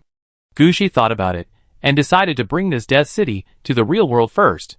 After all, Lu Yongcheng also needs to make arrangements. He can't always run around outside. As for other Death Cities, there is enough sacred moonlight energy left here. At most, it's just a matter of waiting. Gushi goes and comes back, and it's actually very fast. Chapter 2727. Lenjideo, Xingji City. An outer star field of the real world, where mechanical professionals dominate. Various mechanical weapons, human body modification, puppets, and mechanical people are popular. Because Wanji City belongs to the technology side, Lu Yongcheng is relatively familiar with Xingji City. When Gushi did not give a new place, Lu Yongcheng simply ran to Xingji City. Xingji City is a city that mainly focuses on human body modification. The humans here will more or less undergo some human body modification. Sitting in front of Lu Yongcheng is his friend, a man who has lost his lower body. Have you really decided? Watching Lu Yongcheng pouring coffee into his mouth cup by cup, The man did not persuade him. They have been friends for many years, so how could he not know Lu Yongqing's personality? He was just a little curious about Lu Yongqing's decision. I've decided. I have no chance with the intelligent computer. If I stay there any longer, I'm afraid I won't live for 3 years. After I get out, I still have thousands of years to live. Even if I wait, I can wait until the era of human red suits. Besides, Mr. Gu is very lucky. I tell you a secret. Mr. Gu is the second person in the human race to have 2 red suits. Wait, didn't I hear that Gu Shi was rewarded with a red suit because he discovered the ancient god corpse, which is worth at least 5,000 red suits? He has already got the red suit now. No, your information is outdated. He hasn't got the red suit rewarded by humans yet. He got the 2 red suits by himself. When the red suits rewarded by humans arrive, he will have 3 red suits. Just think about his status, not to mention the human side. Even in the celestial race, or the 10,000 spirits race, he can rank high. Lu Yongqing said seriously, and it can be seen that he is very clear about his choice. At the same time, he also understands that as a necromancer, Gu Shi focuses more on the undead, but when communicating with humans, he cannot use the undead. At this time, he has his place. I wonder how many people will be thinking about his status by then. So powerful, do you want to ask Mr. Gu if he still recruits people? My machine is plug and play, and any machine can be used by plugging it in, and the construction speed is super fast. Forget it, no matter how fast you are, can you be as fast as the undead? That's not necessarily true. The construction speed of biochemical machinery is the best in the world. The man said with an unconvinced look. Oh, how fast can it be? Just then, Gu Shi's voice rang out nearby. Lu Yongqing and the other man were startled and turned to look in the direction of the voice. But they found that Gu Shi had sat down beside them without knowing when, drinking a cup of coffee in his hand. And the one who spoke just now was not Gu Shi, but the head of the goddesses behind Gu Shi. This is also one of the special uses discovered by Gu Shi. Like the hand of death, Gu Shi can completely leave some of the chanting and talking to the head of the goddesses, and eat or do something else there.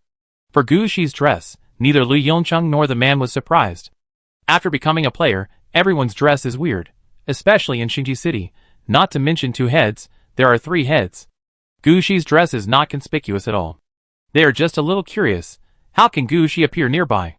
In fact, Gu Shi used the resonance of the 2 red clothes, which was directly teleported from the depths of the game. Because he used the resonance skill, he could not be monitored directly, which is why Xinhua did not find him when Gu Shi was wearing the 3rd red suit. Of course, Xinhua may have discovered Gu Shi's abnormality, but Gu Shi has always been loyal to humans, and brought great luck to humans, so Xinhua will not care about these small things. After all, he was afraid that he would force Gu Shi to hurry up, and Gu Shi would turn around and go to the Wanling tribe. That place is not like the Tianan tribe, Wanling, which means accepting everyone. If Gu Shi really runs away, he will cry. Therefore, Xinhua would not do anything to Gu Shi until he showed any anti-human behavior. After seeing Gu Shi, the man with only half of his body quickly moved out from the table. Gu Shi could see that under him was an octopus mechanical body, like a mechanical spider. Hello, Mr. Gu, nice to meet you. My last name is Lu Quancher. You can call me Engineer Lu or Mechanic Lu. Seeing Lu Quancher being so polite, Gu Shi also smiled. Hello, Engineer Lu, nice to meet you. By the way, you just said that the speed of mechanical construction of cities is very fast. Do you also know civil engineering? Not civil engineering, but mechanical construction engineering. I have certificates, ground construction certificates, underground construction certificates, and planetary construction certificates. Mr. Gu, if you want to build a planet, you can let me do it. I can replace an engineering team by myself. Gu Shi did not speak, but just glanced at Lu Yongqing, which meant to ask if your friend is reliable. Mr. Gu, although Lu Gong is noisy, he is still relatively reliable. He has participated in the construction of several large planets. If we need to build a planet, it would be more appropriate to find him. There is no planet to build for the time being. Lu Yongqing, how is the completion of plan number 3 that I asked you to do? It has been approved. I bought a piece of land in Daxing Star in Gushi Star Domain. Gushi Star Domain belongs to the outer star domain of the human world, and also belongs to the war-torn star domain. The land price there will be cheaper. The most important thing is that it is quite welcome for adventure teams to buy land and build cities. There are no such high requirements for buyers of land. As long as you are willing to pay, you can go and buy it. They only require that when encountering foreign invasions, The cities are willing to send troops to help. Lu Yongcheng had just finished speaking when Lu Quanshi said, Mr. Gu, why are you so unpresentable to buy land in Gushi Star region? The land price there is falling every day. I need a transitional territory. After all, I need a place to recruit people and players. I can't send players to the Death City. I can live there, but players may not be able to. Gushi directly told his situation. Mr. Gu, when you put it that way, I understand that you want to build a temporary station. Why don't you leave this matter to me? As long as I give you the money for the materials, I can handle everything by myself. Looking at Lu Qianzhi's appearance, Gushi couldn't help but want to laugh. At this time, Lu Yongcheng said, Mr. Gu, Mr. Lu is very reliable. Let him have a try. Chapter 2728. Okay, it's rare to meet your friend, so I'm willing to believe it. So Lu Yongcheng, you go apply for a guild, and that location will be used as the guild's base. I go there and deploy a Death City first. I leave enough space for you. You take Engineer Lu with you to build the base. Gushi thought about it, and made a decision immediately. Now Gushi has not finished the things on hand. If it weren't for delivering the Death City this time, he wouldn't have made a special trip. Leave this matter to Lu Yongcheng. Okay, I buy the ticket now, Mr. Lu, we go together later. When Lu Quanshi heard this, he immediately said, okay, buy it for me. By the way, Mr. Gu, what does the base plan to be like? You can ask Lu Yongcheng, it's not me who will live there. If it doesn't work, go over there to find my undead. Ah, Mr. Gu, do you know where that place is? Just have the coordinates, if not, I can see it. Gushi said, as he poured the last coffee into his mouth. Now he has 2 mouths, and can eat and talk at the same time. When he left, Gushi said hello, and then disappeared in front of the 2 people in a flash. The next moment, Gushi appeared on the Daxing Star in the Gushi Star domain. As soon as Gushi appeared, he saw that his own symbol was made into a flag, which was just stuck in the ground. It seems that this is his own territory. The reason why Gushi could locate so accurately was naturally the double resonance skill. After all, Lu Yongcheng had personally come to this location to inspect it. Gushi only needed to find the fate line where Lu Yongcheng had been here, and then walk out of the time of fate. It felt as simple as walking out of his own bathroom. After arriving here, Gushi did not pay attention to the local forces of the ancient Shi-Star domain Daxingsing. This place would sell large tracts of land to the outside world, not for increasing population or anything, but for someone to help when their own planet encountered problems. As for whether this land was given to the guild, to some cities as branch cities, or to some family, they did not care. At most, the guild would be more closely connected, the city could develop independently, and the family would be relatively in the middle. After taking a look at the flag on the ground, Gushi automatically flew up. Standing in the sky, Gushi used his own eyes, and the eyes of the head of the goddesses to look at the situation below. All kinds of visual effects were turned on, and the situation of the land in front of him was seen clearly at the first time. I won't talk about the size of the land. Anyway, because the land price is cheap, it is almost equivalent to giving away the land. The whole plot of land is quite large. However, there is no good ground vein underground. It is a marginal area of a marginal planet. Gushi chose a relatively good location and pointed directly. The ordinary Death City just fell down. This Death City is the only one that is alienated among the ordinary Death Cities on Octopus Head side. The other Death Cities are all based on the same template, and the future development routes are also determined. Gushi naturally doesn't want the kind of Death City without potential. Only the Death City in front of him was to Gushi's liking. It was also because it was of ordinary level, so when using the Sacred Moonlight to convert it, it would be relatively faster. When it came out, only this Death City under Gushi's command had completed the conversion. Now when it was released, the effect was quite gorgeous. It looked like a city flew directly out of the moonlight, and slowly fell to the ground. Because the foundation was unified, when the Death City fell, a sound of heavy objects falling to the ground could be heard. But upon closer inspection, no smoke or dust was found, and the ground did not even vibrate. As the Death City was released, the entire area seemed to be lit up, emitting white moonlight. This situation made the Death City in front of him full of elf style. If it were not for the undead walking inside, no one would believe that this was a Death City. However, no one noticed that when this Death City was released, more than 100 identical Death City phantoms were quickly released in the moonlight. Only Gushi waited carefully for the shadows to be projected, and then he retracted his raised hand. After putting the City of Death down, Gushi did not leave immediately, but first named the city. Because it was an external city, Gushi did not give it an ugly name, but named it Moonlight City. Then he began to release people. He first released a leader, and explained the situation here. The soldier Gu Shi did not give him much, and it all depended on the moonlight undead simulated by the moonlight in the city. What Gu Shi wants to explain is the development of this death city. This death city is Gu Shi's facade in the real world, a window to the outside world, so it is mainly to show military strength and existence. The main focus is on making friends and being as gorgeous as possible. Originally, this kind of thing is most suitable for Wei Hu to come here. But Wei Hu has his own tasks, and Wei Hu can't stay in the same place all the time. So he can only arrange it in this way. Fortunately, the leader level is enough for managing a death city. After the leader heard Gu Shi's order, he immediately said, "Don't worry, sir, I know what to say. Okay, during this period of time, you will develop this city first, mainly concentrating troops and laborers, and when Li Yongcheng comes, you will listen to his arrangements. If he needs manpower to take care of the nearby garrisons, then you can arrange troops for him. If he doesn't need manpower, then you can patrol the vicinity and protect the dead city. Remember, although it seems that you are using the moonlight undead now, we are always behind you. If anyone dares to come out and provoke, just kill them directly. Don't worry, sir, I will take care of everything. When Li Yongcheng and others come, you will tell them the same thing. Tell them that double red suits must have double red suits. I don't care about the name or not, but you can't bully me. If I'm unhappy, I have a strong power to overturn the table." After destroying the Octopus Head clan and getting the exclusive red suit, Gu Shi is quite confident. Although he couldn't deal with the entire human race, Gu Shi was not afraid of humans now.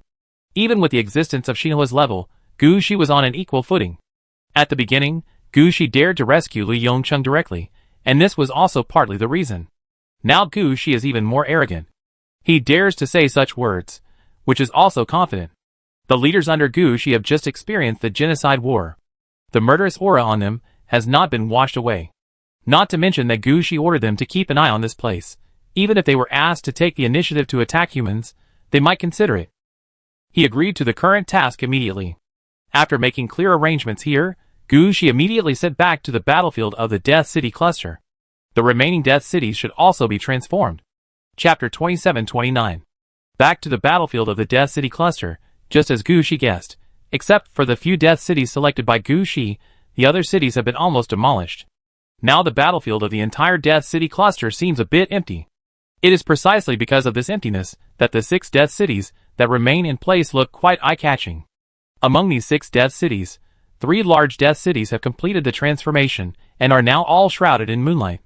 After taking a look at the progress of the super large Death Cities, Gu Shi raised his hand, and the 3 Death Cities that were also located on a large foundation and could be directly packed and moved were received by Gu Shi in the sacred moonlight. Don't ask Gu Shi how he knew there was such a function. Exclusive roads are sometimes so unreasonable. Many times you can't do it not because you can't do what you want to do, but because you don't dare to think about it at all. After putting away the Death City with the sacred moonlight, Gu Shi was obviously stunned for a moment. He was actually just waving his hand instinctively. He really didn't expect things to go so smoothly. This time, Gu Shi once again looked at the situation of the head of goddesses with a higher opinion. Gu Shi felt that after this matter was over, he would study more about how to use the head of goddesses. But now, Gu Shi still had to launch these 3 Death Cities. The launch locations of these 3 Death Cities were planned to be placed in this area, but the selected location was not now. Since he had the double red outfit resonance skill, Gu Shi now always liked to jump to the past in his destiny. Originally, jumping on the fate line for a long time would affect the direction of fate to some extent, and even affect Gu Shi himself. But since he had the head of the goddesses, fate has nothing to do with Gu Shi. Now as long as Gu Shi does not mess around, ordinary fate-style movement will not affect him at all. It's like Gu Shi went directly to the place where Li Yongcheng had been through Li Yongcheng's past experience. This kind of thing is a trivial matter. And Gu Shi is now borrowing this power. The locations he chose are all locations that have never been occupied by anyone from ancient times to the present. Gu Shi plans to launch these Death Cities 3 to 5 years in advance, and then hide these Death Cities. In this way, even if someone finds out, they will not connect these 3 Death Cities with Gu Shi's battle this time. At most, they will think that these 3 Death Cities are Death Cities that have been hidden and have not been discovered. In the wilderness deep in the game, there are quite a lot of such Death Cities. Just like Gu Shi's Black Pole City, it is a Death City that has never been discovered. Gu Shi's Luchen and the activated Giant Rock City are the known Death Cities. No matter what, for Gu Shi, as long as he can get rid of his relationship with them, it's fine. So Gushi quickly went around in fate, and put all 3 death cities down. For the naming of these 3 death cities, Gushi did not name them like the Moonlight City in the real world, but named them according to the surrounding environment. This way, people who discovered these death cities would think that these death cities have existed here from the beginning. Instead of appearing suddenly, no one would suspect him. The location chosen by Gushi was quite coincidental. One place was located in a strange forest. This forest has been uninhabited for many years, and no players from deep in the game have entered. When Gushi appeared here, he could clearly feel that the leaves on the ground were at least 3 meters thick. A heavier person would fall directly into it. According to common sense, this kind of forest should not be uninhabited. Even if it is poisonous, or the plants here eat people, there should be traces of other creatures surviving, but there is no movement here. The only thing that exists is various trees. Gushi is not sure what the situation is. The only thing he knows is that this place is more suitable for the Death City. Because from ancient times to the present, few intelligent creatures will come here. Even if they come in, they may not be able to get out alive. It would not be surprising to hide a Death City here. The Death City placed here looks like an abandoned fortress city from the outside. The main body is built of stones and trees, and there are many waterfalls and springs around. It's just that the water flowing out of the waterfall has a little silver. So the city in front of him was named Silver Forest by Gushi. As for whether others can hear that this is a city of death, it has nothing to do with Gushi. Why should he consider others? The situation of the other 2 cities of death is somewhat similar. One is placed in a swamp with few people and poison, which is also in line with the living environment of the necromancer. Another one is placed on the river of a super large river. How big is this river? Let's put it this way. Gushi only chose an island from tens of thousands of islands on the river, and he could put down the Death City completely, and there was still a large piece of open space left. Just think about it this way, and you can know how big this river is. The reason why it is called a river instead of a sea is because it comes from a source and flows in a certain direction. Gushi didn't care to check where the river flows. In his opinion, it doesn't affect him. He put the Death City here. On the one hand, it is easy to send out naval forces, and on the other hand, it is because there are so many islands here that no one knows how many islands there are. If you hide a Death City here, no one will be surprised. These 2 Death Cities have their own names, of course. The Death City in the swamp is called the Poison Gas City, which sounds like the Poison Peach Mountain, but the development direction of this Death City is not the direction of toxicity, but the direction of undead alchemy. The Death City on the river is called Xianfan City. As mentioned before, the Death City is placed here mainly for training the Navy. After all, Gushi's Navy is too backward. Although there is no time to use the Navy now, it does not mean that Gushi will not need water troops in the future. Now there is such an opportunity, Gushi will naturally not miss it. After the 3 Death Cities were put down, Gushi came out of the fate line. At the same time, he also felt the situation of the 3 Death Cities. The size of these 3 Death Cities has not changed significantly from when he put them down, but the number of undead inside has obviously increased. This shows that after being put into the fate line, these 3 Death Cities have not done nothing. Although they have not expanded externally, the new recruits trained every week have never stopped. Now these 3 Death Cities have finally gained some popularity, and they don't look like new cities that have just been put down. Chapter 2730. After all the large-scale Death Cities were successfully deployed, Gushi returned to the battle position of the Death City cluster. Now there are only 3 super-large Death Cities that are still being transformed. However, the conversion speed of super-large Death Cities is still a bit slow. Judging from the current speed, it will take at least 7 to 8 days to complete the conversion. Because the other Death Cities have been almost demolished, the number of troops left here to guard has also decreased a lot. When Gushi came over, he immediately felt that many eyes were paying attention to this side. It seems that they want to see how Gushi will deal with the Death City cluster in the end. Gushi didn't want to care about this situation. The most important large-scale Death City has been sent out. One of these 3 super-large Death Cities will be sent to the secret space to serve as a Wonder City.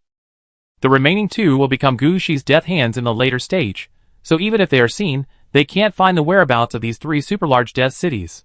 If they want to watch, let them watch, just don't come to destroy Gushi's transformation.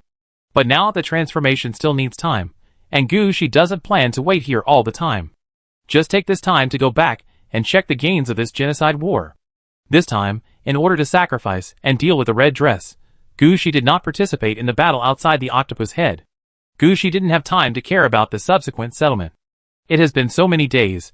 Gushi also needs to know the losses and gains of this genocide war. In addition, Gushi needs to prepare a new battlefield in the underworld. Without the underworld battlefield, the secret space cannot be arranged as the underworld, and can only be used as a storage base for the City of Death. Finally, Gushi still needs to go to the Temple of the Gods to take a look. Although the Temple of the Gods has not yet been built, and there is nothing inside, for Gushi, it is also his territory, and he must go there anyway. In addition, after Gushi was excited, he also needed to find a place to rest. These 7 or 8 days are just enough to complete this matter. So after Gushi confirmed the time for the conversion here, Gushi returned to the city of Aridov as soon as possible. Luna, Mary, had the battle reports come out this time? Yufeng, contact Titanium Lion and ask him to help me choose a world suitable for the underworld battlefield. I will go there later.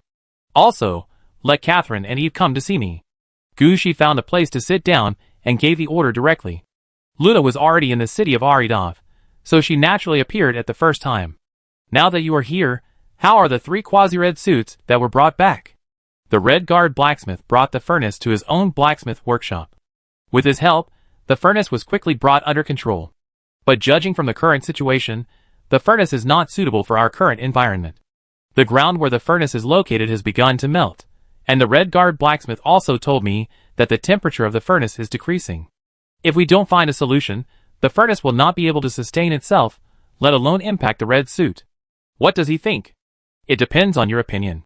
If you want a formal red suit, you must find a suitable place to keep it warm. If you don't want a formal red outfit, we can focus on making orange equipment before the quality of the crucible is downgraded to consume the last bit of resources in the crucible. Luna talked about this with the Red Guard blacksmith. The Red Guard blacksmith definitely wanted to keep the furnace.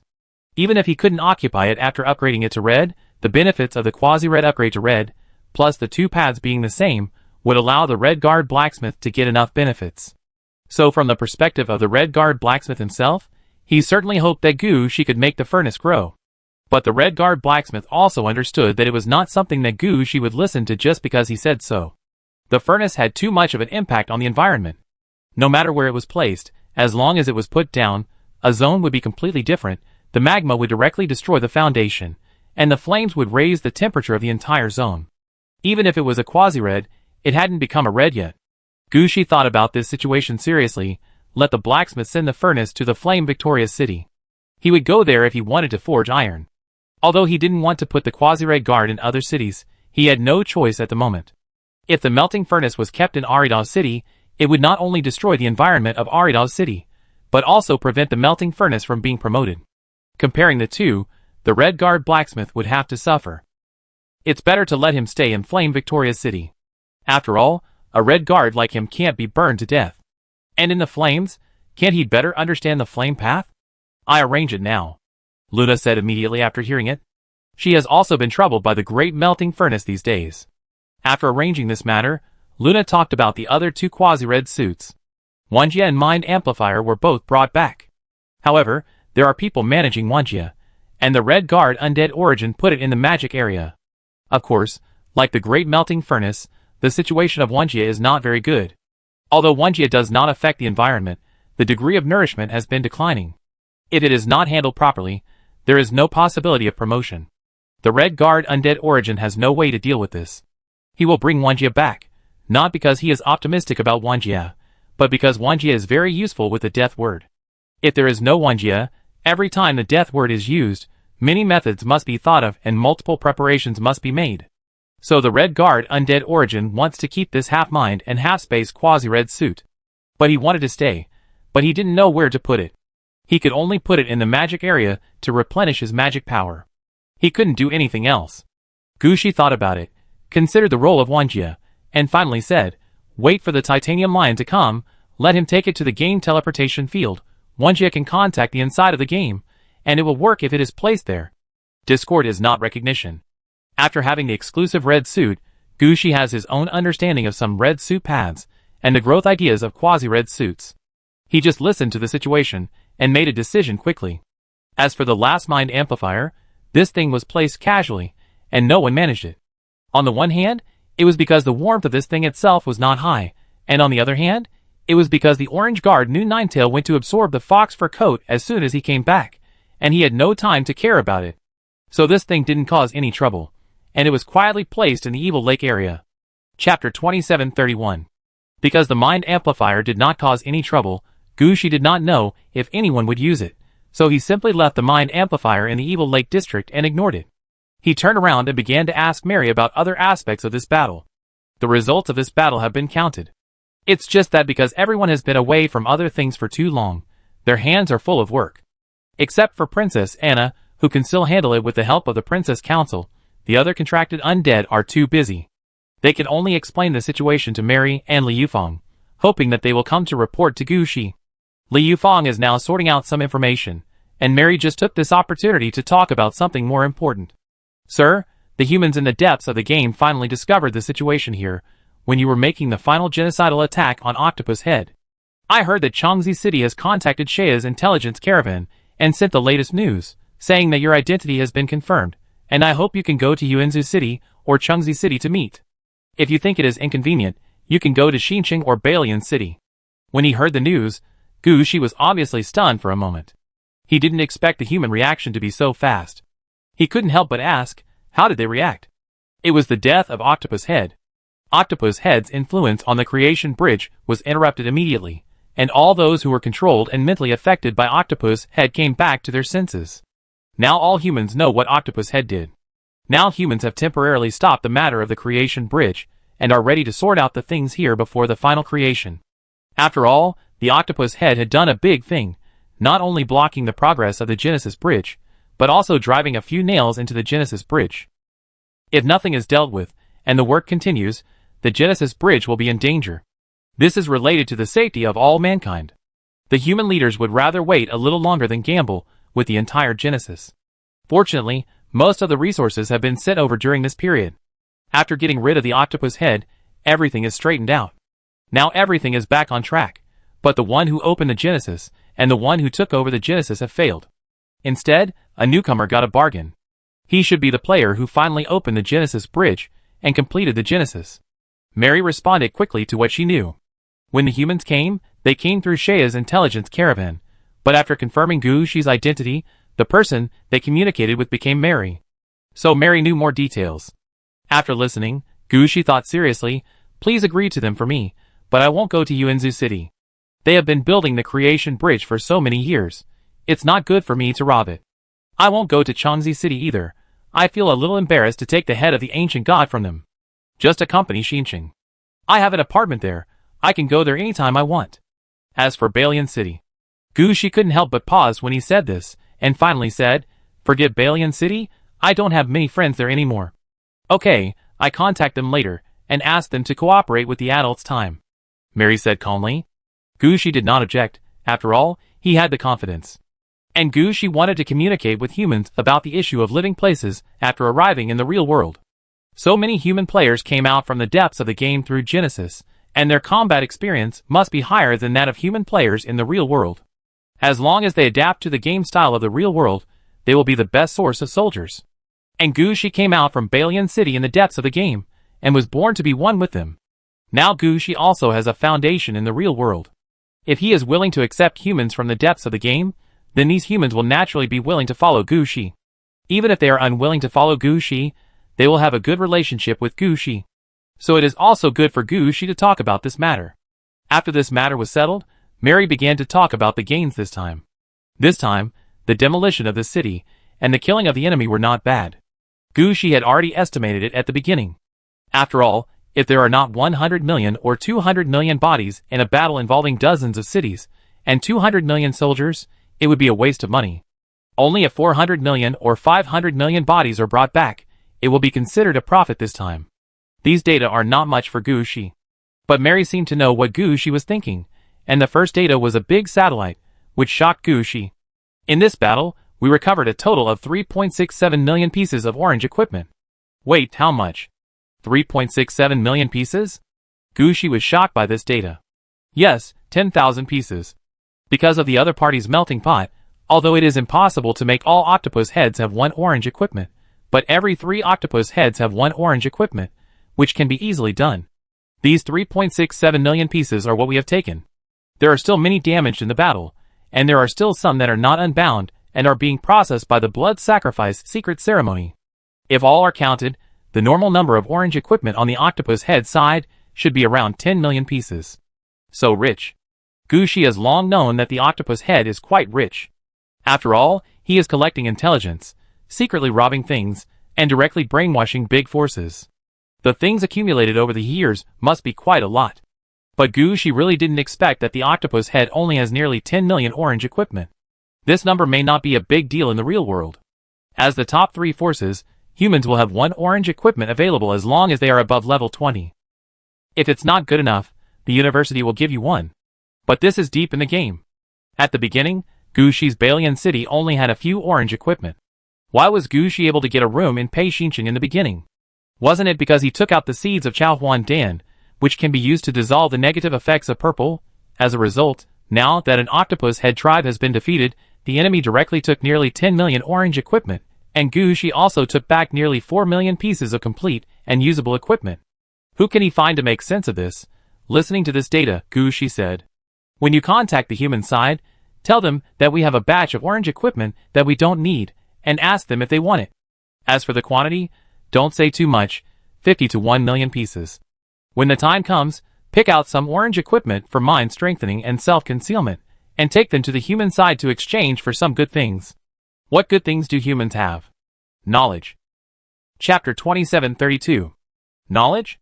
Sir, isn't the knowledge in the real world more comprehensive? After hearing what Gushi said, Mary asked curiously. It's different. The ideas in the depths of the game are broader. Apart from other things, blood sacrifice ritual stripping was learned from the depths of the game, Gushi said lightly. But just some knowledge is definitely not worth so many orange equipment. Gushi thought of several conditions, and told them to marry one by one. After all, Mary might have to negotiate this matter, so Gushi must make it clear what he wants. And now what Gushi needs most is not to improve his combat effectiveness, but a research team. After all, Gushi spent most of his time studying before. This can be seen from the Red Guard origin of the undead, and the contracted undead Yin Ryu in Gushi's hands. But since Gushi graduated, many things need to be studied by Gushi himself. The most important thing is the path of red suits. You are really overthinking if you expect a school that doesn't have many red suits to teach you. If Gushi relies on himself to study, he won't be able to come up with any ideas in a few hundred years. Only by forming a scientific team and gathering collective strength can we gain something. In other words, Eve and her subordinates are now going to rise up. However, Eve's main research direction is still a bit narrow, and the number of people is small. It is inconsistent with Gushi's idea of improving himself in all aspects. For this reason, Gushi needs to extract some inspiration and talents from humans. For Gushi, these things are much more important than more and more orange suits. Mary also understood Gushi's thoughts, and directly recorded everything. As for what the final negotiation would be like, and whether the humans would give in, it would depend on whether they cared about this batch of orange equipment. After all, they had just suffered a loss from the octopus for the first time, and Genesis almost lost all its manpower. If they wanted to restore their due combat power in a short period of time, apart from a large number of upgrades, they could only get better equipment to improve themselves. Gushi's move was like timely help, so it shouldn't be difficult to ask for some things. At this time, Mary said again, "By the way, sir, there are a few other discoveries that I want to tell you about." "You tell me." "This time when we fought the octopus head necromancer, in addition to obtaining their Death City cluster technology, we also obtained some other things. Because you are a necromancer, these things have a high priority, so you should also know about them." "Is it also about the Death City?" "No, it is about the other 2 death magic skills. And their research is not inferior to the Death City cluster. It's just that many things are not well known, because they have not used them," Mary explained quickly. "In fact, these necromancers did not get the Death City at first. Octopus Head has his own city, and they are not really interested in the Death City. What they got at first was the Death Lord skill. They can pull people to join them, use mind control or brainwashing, and then use the Death Lord skill. So why didn't they go to heaven?" Gushi immediately thought of what a psychic would become if he mastered the Death Lord skill. Because they added some of their own things to the skill of the Death Lord. So for a long time, the undead were unwilling to be affected by the skills of the Octopus Head Death Lord. What did they add? Hearing this, Gushi also became curious. There are also undead who resist the skills of the Death Lord, which is really rare. What did they do to end up like this? All the undead, who join them will be transformed into the kind of sludge undead they need. Hearing this, Gushi was obviously stunned for a moment, and then he realized that the undead with the octopus head looked like that. Even the undead themselves couldn't stand it. Then what did they research? Gushi was somewhat curious about what could be compared with the technology of the Death City cluster. That's right, they developed a technology that matches the Death Lord. With this technology, even if those undead are affected by the skills of the Death Lord but are unwilling to join, this technology can also copy a copy of the undead to join the team of the necromancer. What did you say? Hearing this news, Gushi stood up directly. Gushi knew very well that he could do so well, and had over 100 million soldiers, not because of the slow accumulation of the Death City, but because of the double death. Others only had one chance to summon the soul after killing the enemy, but Gushi didn't even need to summon the soul, and directly converted the undead to his own territory. This is how he could get ahead step by step. After that, he got a Night Blood Road, and the number of undead under Gushi took off. It can be said that the talent of double death is the foundation of Gushi's growth. Now there is suddenly such a skill, and it is a research technology. Although it is not as powerful as double death, what is the situation with Octopus Head? Their skills can be universal. In other words, if they encounter a group of undead with whom they cannot reach an agreement, can they use this technology to communicate with them in turn? You know, if every time they communicate, they have a group of copied undead, that situation will really fly. It is as the adults guessed. They have this copying technology in plan, but this technology is developed by themselves. Compared with talent or formal skills, there is always something missing. It will be restricted in some aspects, and it was not promoted in the end. Only a group of wild undead were raised in a certain place, which is a reward for the necromancer. We already know the location of this part of the undead, and we have specially arranged people to check it out. But the news has not been transmitted back yet, and we are not sure what the wild undead that Octopus Head raised in that place are like. Well, this is either novice treasure box or promotion reward. Gushi muttered, it's a pity that only the Octopus Head race can learn the 3 magic skills of death, and no one else can do it. Otherwise, this is really a good skill. What about the Death Incarnation? Have they done any research on this part? Yes, and they are on the battlefield. On the battlefield? Why didn't Lord Magic Mirror tell me when I went there? Because she didn't find out.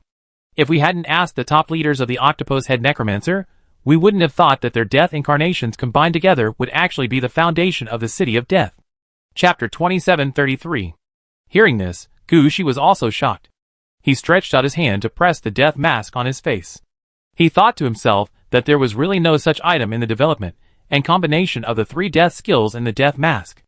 It seems that the upgrade tree is not the most authoritative. There will always be some people whose brains are different from others, and can come up with more routes. This makes Gushi look forward to the think tank on the human side deep in the game. Of course, Gushi will not put all his hopes on humans. The undead think tank must also be established. It's just that Eve's focus is different.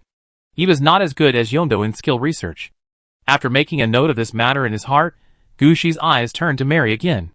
Gushi will find a way to verify that the foundation of the Octopus Head Death City cluster was built by the incarnation of death.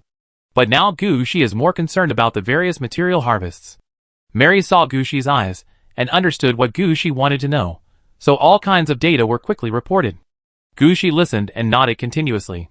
Gushi sent a lot of troops in this war, but also gained a lot. Gushi watched and saved the wealth of Octopus Head. Just the various ready-made materials and resources obtained from the warehouse of Octopus Head are enough to rebuild Chengshi Mountain 3 times. As for the materials taken back from the Dead City cluster, it is not a problem to dismantle Chengshi Mountain and rebuild it 8 or 10 times. Not to mention the various cities controlled by Octopus Head, all of those cities were dismantled and transported back by Gushi. It can be said that just from the materials that can be counted at present, Gushi has obtained resources equivalent to 20 times that of Chengshi Mountain. Of course, the ancient god's head and red clothes are not included in this calculation. The value of those things cannot be estimated. But these are enough. Gushi has already thought about it. He wants to use all the resources obtained from the demolition of the Death City this time in the construction of cities, strongholds, towns and villages in Chengshi Mountain, adapting to local conditions, and quickly revitalizing the ecological environment of the entire Chengshi Mountain. Only in this way can Gushi's snowball roll, and the materials of these Death Cities will be well used. Instead of converting the Death City of Octopus Head into the Death City of Gushi, that will not only limit the development of each city, but also waste Gu Shi's original materials for conversion. The difference between plus and minus here is huge. The most important thing is, what can be faster than the growth of a self-built city, right? As for the purple quality and below equipment, that is a long string of numbers. Gu Shi did not intend to count the number of digits before the decimal point. Anyway, these things can never be used up. Really can never be used up. But just looking at these data, Gu Shi's eyes have flashed a trace of satisfaction. One battle can exchange for so many resources. No wonder everyone wants to send troops to fight. It is not as fast as robbing by working by yourself. Not to mention the snowballing spell of the necromancer. Thinking of this, Gu Shi's eyes fell on the military strength. This large-scale battle, because it was a sneak attack and a surprise attack, was fought smoothly in the early stage of the battle. Although there was some resistance later, the losses were not serious. More than 150 million troops were dispatched, but only less than 10 million people were lost. Most of this loss was in the Death City cluster. The losses in other places were not much. Compared with the troops lost, the gains were quite large. The official number of Octopus Head tribe members is more than 11 million. This is the data converted through Double Death. I am afraid that there is no more detailed and accurate data than this except for the Octopus Head itself. Except for the part of the body that was killed by Gu Shi as a spy and could not be brought back, all other bodies were brought back. The reason why the Octopus Head is singled out is that all the bodies brought back have been processed, the flesh and blood have been filled into the secret space, and the human head has become an Octopus Head pyramid. The rest are waiting for Gu Shi to summon the soul. It can be said that in Gu Shi's place, the Octopus Head can be regarded as a multi-purpose object. Even if it is dead, the body has played a considerable role. As for the races covered with octopus heads, brainwashed, and lurking, as well as the most difficult Death City clusters, the harvest here is even greater. Counting the Death City clusters alone, the races covered with octopus heads, brainwashed, and lurking have been killed more than 60 million people. Now all of them have been transformed into the city of Aridov through Double Death. In addition, the number of corpses of various races and forces collected is more than these. For the Gu Shi troops, who even take away some of the soil, digging up people's ancestral graves is a traditional skill. From them, Gu Shi's men brought back a total of 200 million corpses. This is because some of the corpses have been buried for too long and have rotted to the point that there is no bone left. Otherwise, there would be more bodies brought back. This can be proved by the fact that Gu Shi's men brought back about 8 million stone coffins without bodies. After all, the bodies in the stone coffins have become like this, not to mention those bodies that don't even have coffins and are directly wrapped in straw mats and thrown into mass graves. If it weren't for this, the number of bodies brought back might be doubled. However, compared with the gains from the Battle of the Death City cluster, this is not a little bit worse. In the Death City cluster, the number of city-guarding undead awakened one after another has exceeded 90 million. The most important thing is that after the undead die in the Death City cluster, some means can be used to revive and reborn. In other words, Octopus Head has done a good job in reusing the undead. This also gives Gu Shi a great convenience. The first kill is effective for Double Death. If the opponent is resurrected, Gu Shi kills again, and Double Death is still effective. Gu Shi and his men kept fighting, and the number of undeads obtained through Double Death was close to 200 million. Some of the undeads had been used by Octopus Head at least 4 or 5 times. If they were put anywhere to cook soup, there would be no oil on the soup's surface. Moreover, after taking down the Death City cluster, Gu Shi's men also found more corpses in the process of dismantling the Death City cluster. Octopus Head and his men have the habit of using corpses as building materials. If we calculate here, it is another income of more than 200 million corpses. There are also corpses saved by Octopus Head for use, wild beasts that were accidentally injured by passing by, small forces that wanted to join in the fun, etc. Anyway, once the war started, all kinds of corpses were everywhere. Even when Gu Shi's transport troops were digging mud, they would step on the rat nests and take 2 rat corpses back, so the number of corpses naturally increased. 200 million here, 200 million there. Gu Shi didn't see how many there were, but he was stunned when he saw the summary data at the end. How come the number of corpses harvested is close to 1 billion? How come the number of undead converted from Double Death is over 500 million? Is this data of more than 1 billion true? Why does he feel like he is reading a book of heaven? Gu Shi couldn't help but raise his head, but found that Mary was looking at him and laughing. Does your lord feel that this data is a little wrong? Gu Shi nodded. I also felt that the data was wrong before, but after a careful count, I found that this number is correct. I may have to trouble your lord in the next period of time. What do you want to trouble me with? Do you mean to summon the spirits? Chapter 2734. Sir, don't you think that we now have money and resources, and as long as we can keep up with the manpower, it is a good opportunity to fully develop Chengxi Mountain? From the perspective of the area occupied by our Chengxi Mountain, it can support at least 10 billion people. Now our population and troops are still a little less, and the development of the entire Chengxi Mountain is less than 1%. The most important thing is that Sir is still expanding outward. We can't even run our basic base at full capacity now, and we have to mobilize to fight a war. Don't you know the pros and cons of this? Mary is right. Gu Shi is very clear about how big his Chengxi Mountain is. Now Gu Shi has only built cities in a few key locations. The rest of the places are empty. Usually, a patrol team is sent to patrol. The rest of the time, even mining is intermittent. It's not that Gu Shi doesn't want to deal with it seriously, but he really doesn't have the manpower. The contracted undead under Gu Shi have tried very hard, but all they can do is to radiate outward with a few cities, and there is no way to fully develop the entire Chengxi Mountain. Not to mention that Gu Shi is now thinking of various plans. After hearing what Mary said, Gu Shi could only sigh. I know, but this matter will have to wait for a while. I need to set up the underworld in the secret space. I also need to go to the Temple of the Gods again. After I finish the things on hand, I will come back to summon the souls. What do you think? Mary did not say much. She understood that Gu Shi must have something to do at this time. Now that the undead under his command have returned, plus the double death wave, the problem of insufficient manpower has been controlled. They can make a plan first, and wait for Gu Shi to come back to summon the soul. So Mary nodded. The things that happened afterwards were just some small things. For example, Octopus Head actually had an orange equipment that was about to be upgraded to a quasi-red suit, but because Gu Shi acted too suddenly, this quasi-red suit was destroyed before it was achieved. In the end, Gu Shi got a few pieces of empty spirit crystals for nothing. Another Octopus Head player actually had the Fox Bone Boots, a set of nine-tailed divine power. In other words, now only the Fox Fur Cloak is left, and no one knows where it is, and the remaining nine-tailed divine power has been collected by the Orange Guard New Ninetail. This has to be admitted that the Orange Guard New Ninetail has good luck. But Gu Shi is a little unsure about what changes will happen when the nine-tailed divine power is collected. After all, this combination of a set of 3 red suits is probably different from the normal enhanced red suit. This should be directly like 3 red suits, giving 12 red suit paths. And this is nothing. The 3 red equipment will definitely cause 2 double red equipment resonances, which is the most critical. Gu Shi has seen the effect of double red equipment resonance. Octopus Head was killed directly, more than half of which was due to Gu Shi's double red equipment resonance effect. If the Orange Equipment Guard New Ninetail really succeeds, how strong the double red equipment resonance effect will be, Gu Shi can know without thinking. Didn't you find the Fox Fur Cloak? No, we checked all the orange equipment, and there is no such thing. Gu Shi blinked, and suddenly had an idea in his mind. With his current strength, he can actually go to the world of Bailian, the festival, for a walk. I believe that the heavenly Dao white-robed Great Guanyin, who made him feel terrified at the beginning, can no longer stop Gu Shi. After Gu Shi goes there, he can also leave directly from the city of Bailian Great Festival to find other stored killing stones.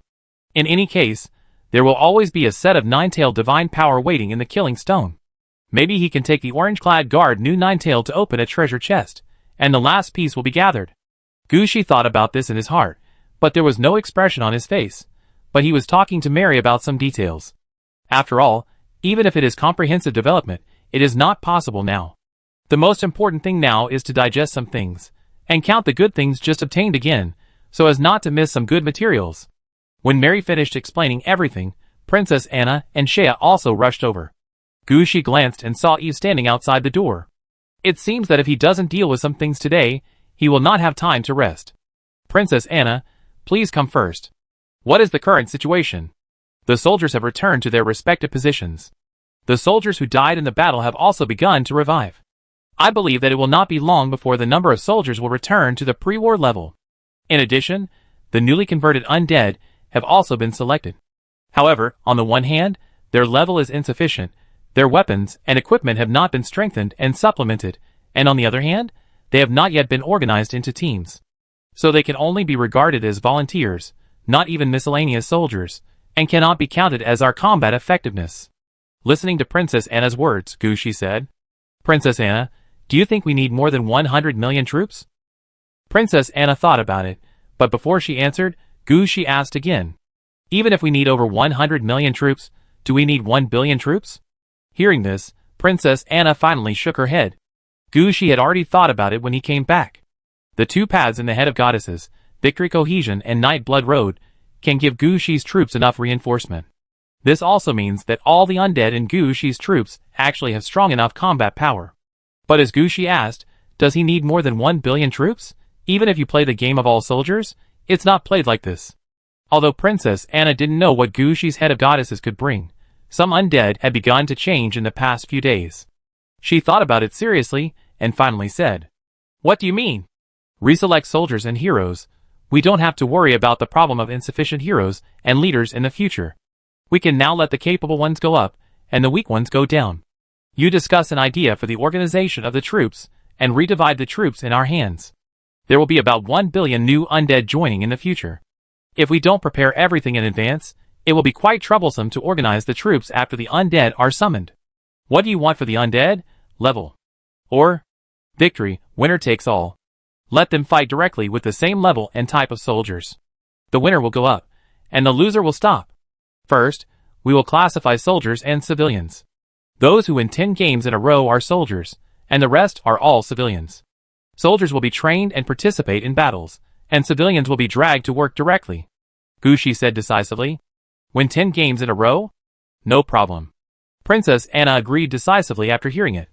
Chapter 2735. Sir, I will go down and make arrangements. Do you have any other requests? Maintain the diversity of the troops. It doesn't matter if the soldiers are low level. As long as we are given time, we can raise them in level and other aspects. She explained the two paths of Victory Cohesion and Blood Road of Dark Night to Princess Anna. Of course, what she explained was the path that had been developed and could be guaranteed to be achieved. After listening to the path of Victory Cohesion, Princess Anna understood why she made such a choice. After listening to the path of Blood Road of Dark Night, Princess Anna understood that time would be their friend. As long as she and his men were given enough time, even if all the undead were peasants, they would have strong enough combat power. My lord, I know how to deal with it. I will arrange it now. Seeing that Princess Anna could react quickly, she also smiled with satisfaction. By the way, when we fight the Death City cluster this time, didn't the opponent have a large number of reusable undead? You go to Luna to find these undead, and use the superposition method to superimpose them together. After that, the weapons and equipment cannot stop. We cannot put down the work of arming our subordinates, just because we can automatically strengthen the weapons and equipment. Not only must we fully arm ourselves, but we must also find a way to integrate the ideas of the Night Blood Road to strengthen the weapons and equipment. Full body orange is not our limit. We must find a way to break through this. Now you will handle this matter. When I have new manpower in the future, I will arrange for someone to take over. Okay. She arranged things one by one, and Princess Anna quickly agreed. After deciding what she was going to do next, Princess Anna left quickly. Then Shea came in. My lord, this is what the nearby forces think of us and Octopus Head after the war. There are some situations that I think you should know. She took the information and took a quick look, and then he understood why Shea said that.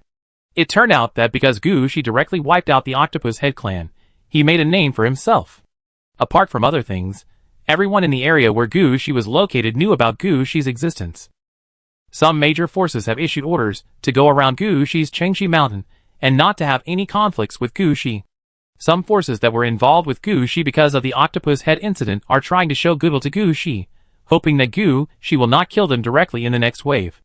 Especially the force that went to rescue people before was willing to offer a large amount of supplies to She in order to get a place to protect itself. This situation made She very happy, and he also understood that he had shown off his power this time. However, the key point of Shea asking She to watch these things was not this. If it was just a small matter, she could just hand it over to Li Yufeng and let her report it in the end. What really made Shea think that She felt important was that one of the forces was willing to surrender to She and hoped to become a vassal player under She. The number of players in this force was not large, that is, more than 30,000 people, plus about 110,000 people who could not become players. Without their own red equipment, even their ancestors were not rich. They came out of the game world and struggled to survive in the depths of the game. However, they came here with good intentions. They recently occupied a mineral vein, and because of this mineral vein, They were oppressed by several forces. They are now willing to become vassals of Gu Shi's men, and only hope that Gu Shi can keep them safe. When they contacted Gu Shi's intelligence caravan, they also sent some things dug out of the mineral vein. It can be confirmed that it is a vacant crystal mineral vein, and it is a rich mine. This is of great benefit to the nurturing of quasi-red equipment and the replenishment of red equipment energy. In addition, there is a piece of information recorded in this intelligence. Deep in this mineral vein, it seems that a huge crab is sleeping. A creature sleeping in a rich vacant crystal mineral vein? Gu Shi's first reaction was to take this place down. Although he did not see the crab, he had a feeling that this crab was very likely related to the red equipment. Either it contains a quasi-red suit, or it is an ownerless red suit. In any case, this is an important piece of news. It seems that Shea has been collecting intelligence for so many years, and knows very well what Gu Shi wants to know. Leave it to Mary to deal with it. We have accepted the player race. Contact the Titanium Lion to send a game world portal every 3 weeks. In addition, let them cooperate with the use and research of the 10,000 worlds. We will share the Void Crystal Mine with them 40% and 60%, 60% for us and 40% for them. Although Gu Shi knew very well that this race would be useless even if they got the Void Crystal. But Gu Shi knows better that people should be kind. If they are too greedy, they will have no friends in the future. Like this time, Gu Shi can swallow all the empty spirit crystal mines. Then some races will not rely on Gu Shi again unless they are about to perish. This is a big blow to Gu Shi. Gu Shi needs players. It's that simple. After responding to this situation, Shaya pointed to the top of the intelligence and said, "Sir, how should this matter be handled?" Gu Shi thought about it, and finally said, "Let me think about it." The first part of the intelligence is that some organizations in this area have intelligence contacts with Octopus Head. They have commissioned Octopus Head to inquire about intelligence, and some important information has fallen into the hands of Octopus Head, and some important materials have fallen into the hands of Octopus Head. Now that Octopus Head has been destroyed, these forces naturally found Gu Shi's side. Some hope to take advantage of it, and some hope that they will not lose too much. But no matter what, Gu Shi will lose if he manages their affairs. Gu Shi didn't want to bother with this kind of thing. He knew his position very well. A necromancer was a necromancer. He just needed to get some information. If he treated himself as an intelligence organization, he would die miserably. After thinking about it, Gu Shi finally shook his head. We just need to do our own thing. We don't care about intelligence. As for those guys who want to get back from us, let them come. Shaya also understood the situation. When she saw that Gu Shi had arranged things, she didn't bother Gu Shi with some unimportant things. After Shaya left, Eve came in. "My lord, we found a skill from the Octopus Head. I hope to borrow something." "Borrow what?" "The brain fluid of the Octopus Head is the fluid that the Lord brought back from the secret space." Chapter 2736. What do you want to do? Gu Shi knew that Eve must not only come for the brain fluid of the Octopus Head. If it was just such a simple matter, Eve could take it away by discussing it with Luna or Catherine, who was in charge of business. Anyway, the brain fluid of the Octopus Head was not an important thing for Gu Shi. Eve's behavior was clearly making a big deal. "I want to upgrade the wisdom wall in the magic area." Wisdom wall? Gu Shi thought about it. It was placed near the magic tower and the magician tower. Every hero who touched it could permanently increase 1 wisdom. That thing was a one-time thing for the hero. Gu Shi went there once and never went there again. After all, it was not a landmark, and there was nothing special about it. It was enough for a hero to go there once. There was no need to keep running there. It was just that Gu Shi didn't quite understand what he wanted to do this time. "What's the use of this upgrade?" "Sir, it's like this. During this period, we have developed an idea to strengthen and upgrade the smart wall, and finally upgrade it into a man-made wonder." Hearing this, Gu Shi knew what he wanted. "How sure are you?" 80%, no 60%. "Okay, you can try it. Anyway, I haven't figured out the use of the brain fluid. If it fails, tear down the smart wall and build a new one. Don't leave the failed product in our city." Gu Shi knew Eve's situation. She said this, which means she already has a detailed plan, but she is not sure how high the success rate of this plan is. Gu Shi was quite satisfied with Eve's research. Although Eve's research work was slow to produce results, once it produced results, it was all nonsense. The Last Death Titan and the Book of Titans were evidence. Gu Shi didn't quite understand what Eve was researching, but he was willing to believe in Eve. "Thank you, sir. Please believe me, this time it will definitely succeed." Eve ran out happily after saying that. One thing after another, during which Li Yufang came to report the latest news and brought food to Gu Shi. After a day passed, Gu Shi slapped his head. No, I came here to rest. Why is it getting busier and busier? No, I'm not going to do it anymore. I'm not going to do it anymore. Sir, next you have to prepare for the battlefield in the underworld, and check the conversion of the last 3 death cities. There are still 1 billion corpses to deal with. Just as Gu Shi was shouting, Li Yufang said calmly to let Gu Shi understand how much he had to do next. After reporting the work schedule, Li Yufang said, Sir, you have promised to expand the secretariat. This matter cannot be delayed any longer. If you delay it any longer, you will have more things to do. I know. Isn't it that there is no suitable manpower now? Wait.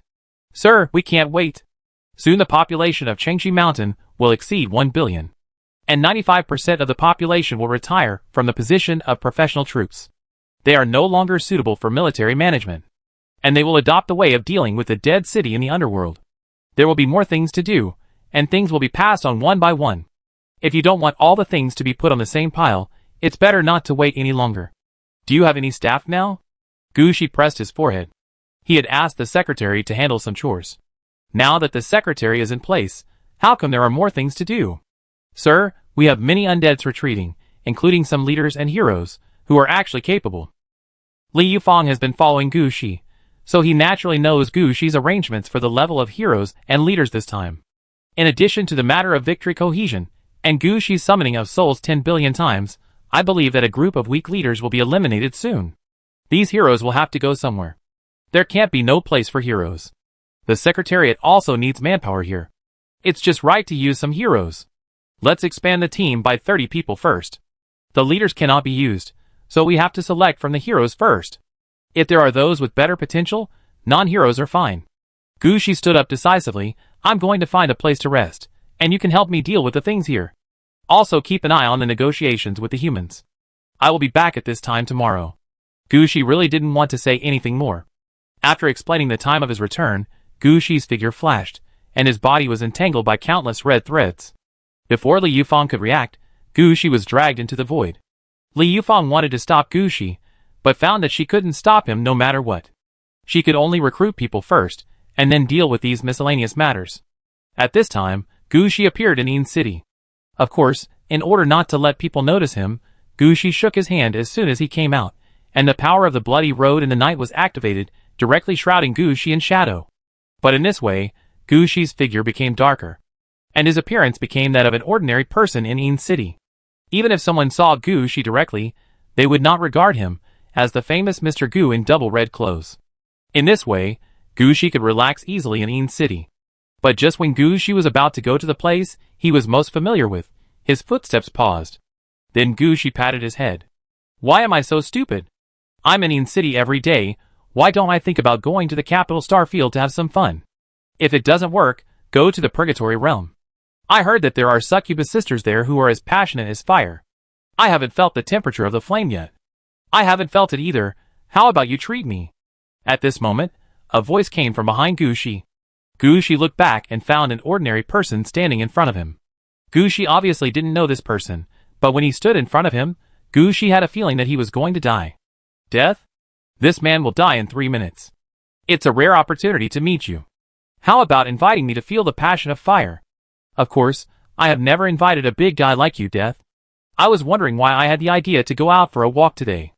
It turns out that I will meet a noble person. Come on, I take you there. Gu Shi pulled the man's hand and activated the effect of Death's mane. The red silk thread dragged them both into the void and pushed them back again. Gu Shi said a little embarrassedly, I only heard of that place, but I don't know the way. Ha ha ha, I know it, I lead the way. Chapter 2737. The Underworld? The next morning, after experiencing the new experience of life, Death left a middle-aged man's body in the hot place and left. Gu Shi, who was busy helping Death finish the job, recalled the hints that Death had given him. The Death Mane and Death Hand in Gu Shi's hand, as well as the handbook of the Lord of Fengdu Emperor on the road that Gu Shi took were all given by Death, so Death could naturally feel Gu Shi's current situation. He had a sense of Gu Shi's situation. Especially since Gu Shi got a piece of exclusive equipment that belonged to him, Death naturally had to come and see it. As a result, after seeing it, Death unexpectedly discovered that Gu Shi's potential was obviously a little greater than when he saw him before. In the eyes of Death before, Gu Shi was at most on the edge of the ancient god, but this time, Death felt that Gu Shi might be able to impact the name of the underworld. After all, on the road of death, the name of the underworld was the only one in the Eastern system that had been vacant for many years without anyone occupying it. And Gu Shi already had a strong tendency in this regard. In the hint of death, he hoped that Gu Shi could grab the name first. Other things will be discussed after the name is reported. Anyway, for death, as long as there is a name, there are countless opportunities for trial and error. Gu Shi also understood this hint. Gu Shi was also quite interested in this proposal. After all, the head of the goddesses was in such a state, just for a chance to be promoted to the ancient god. This can explain what the ancient god represents in the eyes of those high-level people. So if someone points a way, Gu Shi will definitely be willing to give it a try. But Gu Shi has been thinking about whether to try the name of the underworld. If he wants to try, the underworld chapter is the threshold that Gu Shi cannot bypass. After thinking about it, Gu Shi felt that he was still thinking too far. Ancient gods are really too far away from him, as if. Gu Shi was stunned, always feeling that he had forgotten something, which seemed to be the ancient god. No, he has not reached the ancient god yet, but it is a key step before becoming an ancient god. Gu Shi shook his head. It seems that if he wants to become an ancient god, he still needs to find back the forgotten things.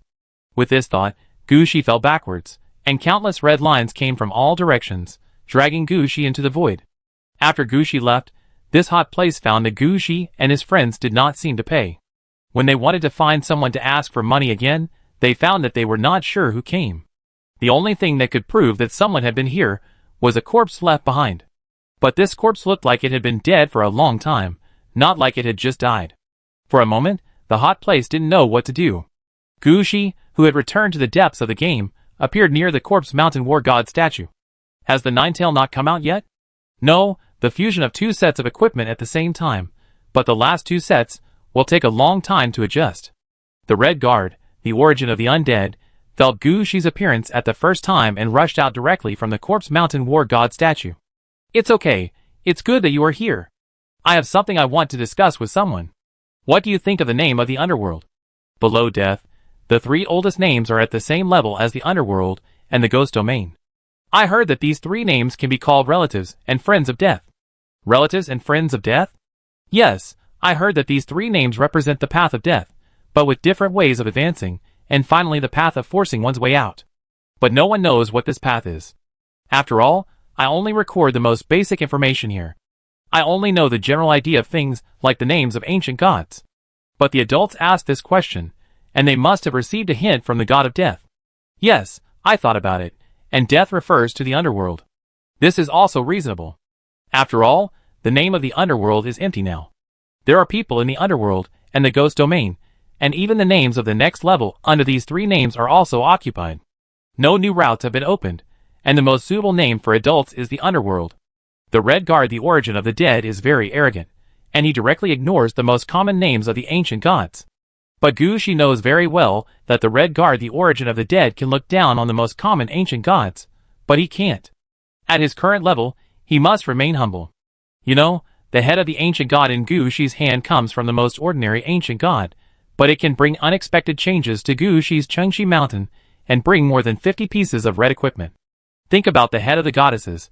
I believe that the queen who wants to strive for promotion is definitely not a top name like the underworld, and may even be a level stronger than the name of the head of the ancient god in Gu Shi's hand. The proposal of death raised Gu Shi's upper limit a lot at once. But Gu Shi is a family member who knows his own business. He knows very well that he can't even touch the edge of the ancient gods now. In addition to the level problem, there is really something stuck on it. Gu Shi talked about this matter with the Red Guard Undead Origin. The Red Guard Undead Origin said, "Sir, you should grow up first now. We have plenty of time. Death has existed for who knows how many years, and it is still unknown how many years it will exist. He will not be in a hurry. An adult should not be in a hurry. Even if someone took the name of the underworld before adults still have several roads to go. Death text is also a direction for adults. Death fate can also become a new direction. There is also the Death Moonlight exclusive to adults. It seems that someone has walked that road before. Although it did not pass, I can find some information here. The Red Guard Undead Origin has a lot of information about the undead route. Before Gu Shi didn't ask, He couldn't bring it out to explain to Gushi. Now that Gushi has directly touched the top, he can naturally explain some things to Gushi. However, there are some key points here. He always feels awkward to tell Gushi, as if Gushi lacks some knowledge. After talking to Gushi for a while, the Red Guardian Origin of the Undead finally said, "Sir, I always feel that your situation is not right." "I think so too. I always feel that part of my memory seems to have been erased or sealed. But there is one thing I am very curious about. This part of the memory should be sealed by myself. And there are conditions for unsealing, but I don't know why. It seems that I always feel that I have reached the conditions for unsealing, but have not been able to unseal it." Chapter 2738. My lord, you must have encountered something before, and your memory was sealed. It needs to be unsealed under special conditions. No wonder my lord came to find Jiawei. Only she can do this kind of thing. But my lord is not here at the right time. Jiawei may not be able to come out in a short time. It's okay. Knowing the problem is enough. As you said, this matter is not urgent. It has been many years since the underworld, and death is also nothing. I will deal with other things first, and I will come again after Jiawei wakes up. Gushi didn't care about time that much. After all, Gushi has plenty of time now. After writing this matter down, Gushi found Li Yufang to explain the next things. Mary has already contacted humans. But when Gushi comes out at this level, it will take at least 7 or 8 days. This is still fast. Normal exchanges take about 10 days, and state visits cannot be decided without half a year of preparation. With this time, it should be possible for Gushi to find a short-term dungeon to create a hell battlefield. After all, even if Gushi had enough time, he couldn't waste it. Of course, he didn't escape his work ideas at all. After all, for Gushi, the most important job of a player is to play games. So after telling Li Yufang where he was going, Gushi appeared near the game portal square as soon as possible. At this time, the Titanium Lion knew Gushi's purpose as soon as he saw Gushi. My lord, the world suitable for the hell battlefield has been found. I have selected 3 game worlds for adults. The upper limit of the level of these game worlds is 20, with a large population and a strong sense of combat. As long as you appear in that world, you will be targeted by that world and enter the battle at any time. No need to choose, just point out the portals of the 3 worlds to me. Gushi made a decision without thinking. With Gushi's current combat power, he can sweep everywhere he goes. So he is already an adult. Children only do multiple choice questions, adults want them all. It just so happens that Gushi is free these days, so he can run around these game worlds, open a hell battlefield in each of them, and turn the most important secret space into a secret underworld first. As for Gushi's choice, Titanium Lion did not say anything. In his opinion, no matter what Gushi chooses, it is his business. All the game worlds here belong to Gushi. Gushi is willing to play however you want. He is mainly responsible for keeping an eye on the portals of these game worlds for Gushi. Of course, after appearing in Wanjia and being moved here, Titanium Lion has another chance to play Wanjia, a quasi-red suit. Now Titanium Lion feels that with Wanjia, he seems to be able to communicate better with people in the game world. Not only can he communicate with the Team Senin, but also with the neutral forces, or those who have established relations with Gushi. Even hostile forces can be influenced subtly. This is a good thing, and it is still a quasi-red suit. If it becomes a red suit, it will be even more amazing. Titanium Lion thought that if there was a chance, he would definitely keep this. However, Titanium Lion did not understand that although the 10,000 worlds might be placed nearby, it was not Titanium Lion who truly held the ownership of the 10,000 worlds. The Red Guardian Origin of the Undead would need the 10,000 worlds more. The Death Text needed the 10,000 worlds. Perhaps one day, the 10,000 worlds would become the exclusive red suit of the Death Text. With the guidance of Titanium Lion, Gushi quickly entered a game world. Just as Titanium Lion said, these games were specially selected for Gushi. All of them started fighting as soon as they entered, and there were big scenes and battlefields as soon as they entered. Gushi's own strength was very strong, and with 3 red suits on his body, he did not need to do anything. A direct undead army transformed by the sacred moonlight could directly flatten the entire game world. Not to mention that Gushi could now walk directly on various destiny nodes in the game world. There was nothing very obvious or powerful in this game world.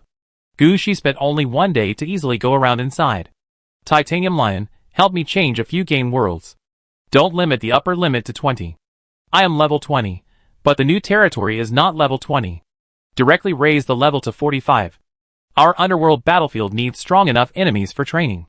Gushi's order was quickly met by Titanium Lion. The next 2 game worlds were selected with higher upper limits. One game world has an upper limit of 45, and its size is similar to the world that Li Yufeng came out of. When entering this world, Gushi thought of his experience in the world that Li Yufeng came out of. At the beginning, Gushi relied on the White Impermanence Ghost team around him to pretend that he was the reincarnation of the Lord of Mount Tai, which frightened those weird people. Now Gushi doesn't need to do these things at all. After arriving in this game world, Gushi immediately found out about the most famous people in this world. Those are all characters who have been on the ceiling of level 45 for a long time. Gushi killed one of them with one move. Because there are only a few people on the ceiling, the whole game world was shocked when he was killed. After that, Gushi directly launched an indiscriminate attack on the whole world, becoming the enemy of the whole world, and attracting all the hostility of this world together. And there was a big battle in a place in this world with good feng shui. Under Gushi's operation, this kind of battlefield became a battlefield in the underworld. At the same time, Gushi also got a material that can be used to forge swords from this world. Now Gushi also has the material for making Yinjian. As long as he prepares for a few more days, Gushi can start making his own Yinjian. As for the other game world, the level cap is 35. Apart from the fact that the style of the whole world is a bit weird, there is nothing much to say. The reason why this world is said to be weird is entirely because the race of this world is Oriental, but the stories and legends are quite westernized. It seems that the reason is that this world was in the end of a certain dynasty hundreds of years ago, and the peasants revolted. The leader of the rebels was a scholar who had fallen from grace. When he revolted, he found that many reasons for the uprising had been used by others. The most simple thing is to say that he is the younger brother of the Western monotheistic God. When the monotheistic God was nailed to the cross, he held his hand and said, "My brother should be Yao and Shun." With this reason, this world became neither Chinese nor Western, and the system was in chaos. Chapter 2739. It only took Gushi 3 days to complete the 3 game worlds, and Gushi was not the kind of person who rushed to complete the tasks, but took his time to deal with them. Gushi even took the time to take care of himself. Gushi felt that this kind of life was what he wanted, instead of being in a hurry to do things every day, or having endless work every day. He also wanted to relax. During these 3 days of relaxation, Gushi's spirit became quite good. He felt that all the resentment he had accumulated over the past few months was swept away. It feels so good. Gushi moved his body, and the smile on his face was so happy. The titanium lion wanted to say something, but Gushi smiled slightly, and many red silk threads popped out from behind him and dragged him away. The next moment, Gushi appeared on the battlefield of the Death City cluster. At this time, the Magic Mirror Lord who had been guarding here saw Gushi at the first time. She quickly came up to him, but Gushi's attention was not on her. At this time, Gushi's eyes were always on the 3 super large death cities in front of him. It had been 4 or 5 days since the octopus head was destroyed. These 3 super large death cities had finally completed the transformation. Because of the octopus head, 2 of the 3 death cities were very similar. However, under the influence of the sacred moonlight, these 2 similar death cities were somewhat different. Gushi glanced at the 3 death cities, and just raised his hand, and the sacred moonlight directly covered such a large area. Under the moonlight, the 3 death cities that could accommodate at least tens of millions of people were like ice and snow encountering the sun, melting quickly and disappearing in the moonlight. Watching Gushi's actions, Lord Magic Mirror, who had been staying here, was also stunned. In the past few days, she has been watching the transformation of the Death City by the holy moonlight. In her eyes, the holy moonlight is just that. If it is really powerful, just cover the whole city with a moonlight and transform it directly. Lord Magic Mirror actually does not understand that what Gushi wants is a death city that can be used immediately, not a blank city that is torn into pieces and wiped out, leaving only the foundation. That's why he chose this slow assimilation method to occupy the death city in front of him. It's not because Gushi's red dress is useless, or Gushi's transformation of the death city is not powerful. But Gushi's choice is like this. You can retreat now, and take everything here back. By the way, go back and tell Princess Anna that I will soon deploy 3 underworld battlefields, and ask her to transfer 3 leaders, and 300,000 troops to the secret space. After explaining the matter clearly, Gushi went to the secret space. What Gushi didn't expect was that after he and Lord Magic Mirror retreated, a portal appeared directly on the battlefield of the Death City cluster. Several ordinary-looking humans or other creatures walked out through the portal. From their movements, it was clear that they had made a temporary body and used it casually. However, none of them were as light as death, which looked weird. After arriving at the battlefield of the Death City cluster, the faces of these people became a little ugly. Portal, is this what you call harmless? He dug a layer of the ground. Isn't it clear to you whether he is harmless or not? I just told you about his existence. What did you do? Especially you. You went to his territory for no reason. Do you really think he can't find you? I just want to go there to see if he is a threat to my descendants. Who knew he would react so strongly? The one pointed at by the portal was a little unhappy, but he was the one with the least status here. If he hadn't reached the level of strength, the portal and others would not take him to play. There are many reasons for this, but the most important ones are a few aspects. One is that the rule this person is exposed to his evil spirit, which is the rule that whoever touches it will be unlucky. The other is that this person is one of the few people who is descendants, and he is a person without bottom line. For his descendants, he can do anything. So everyone is unwilling to take him to play.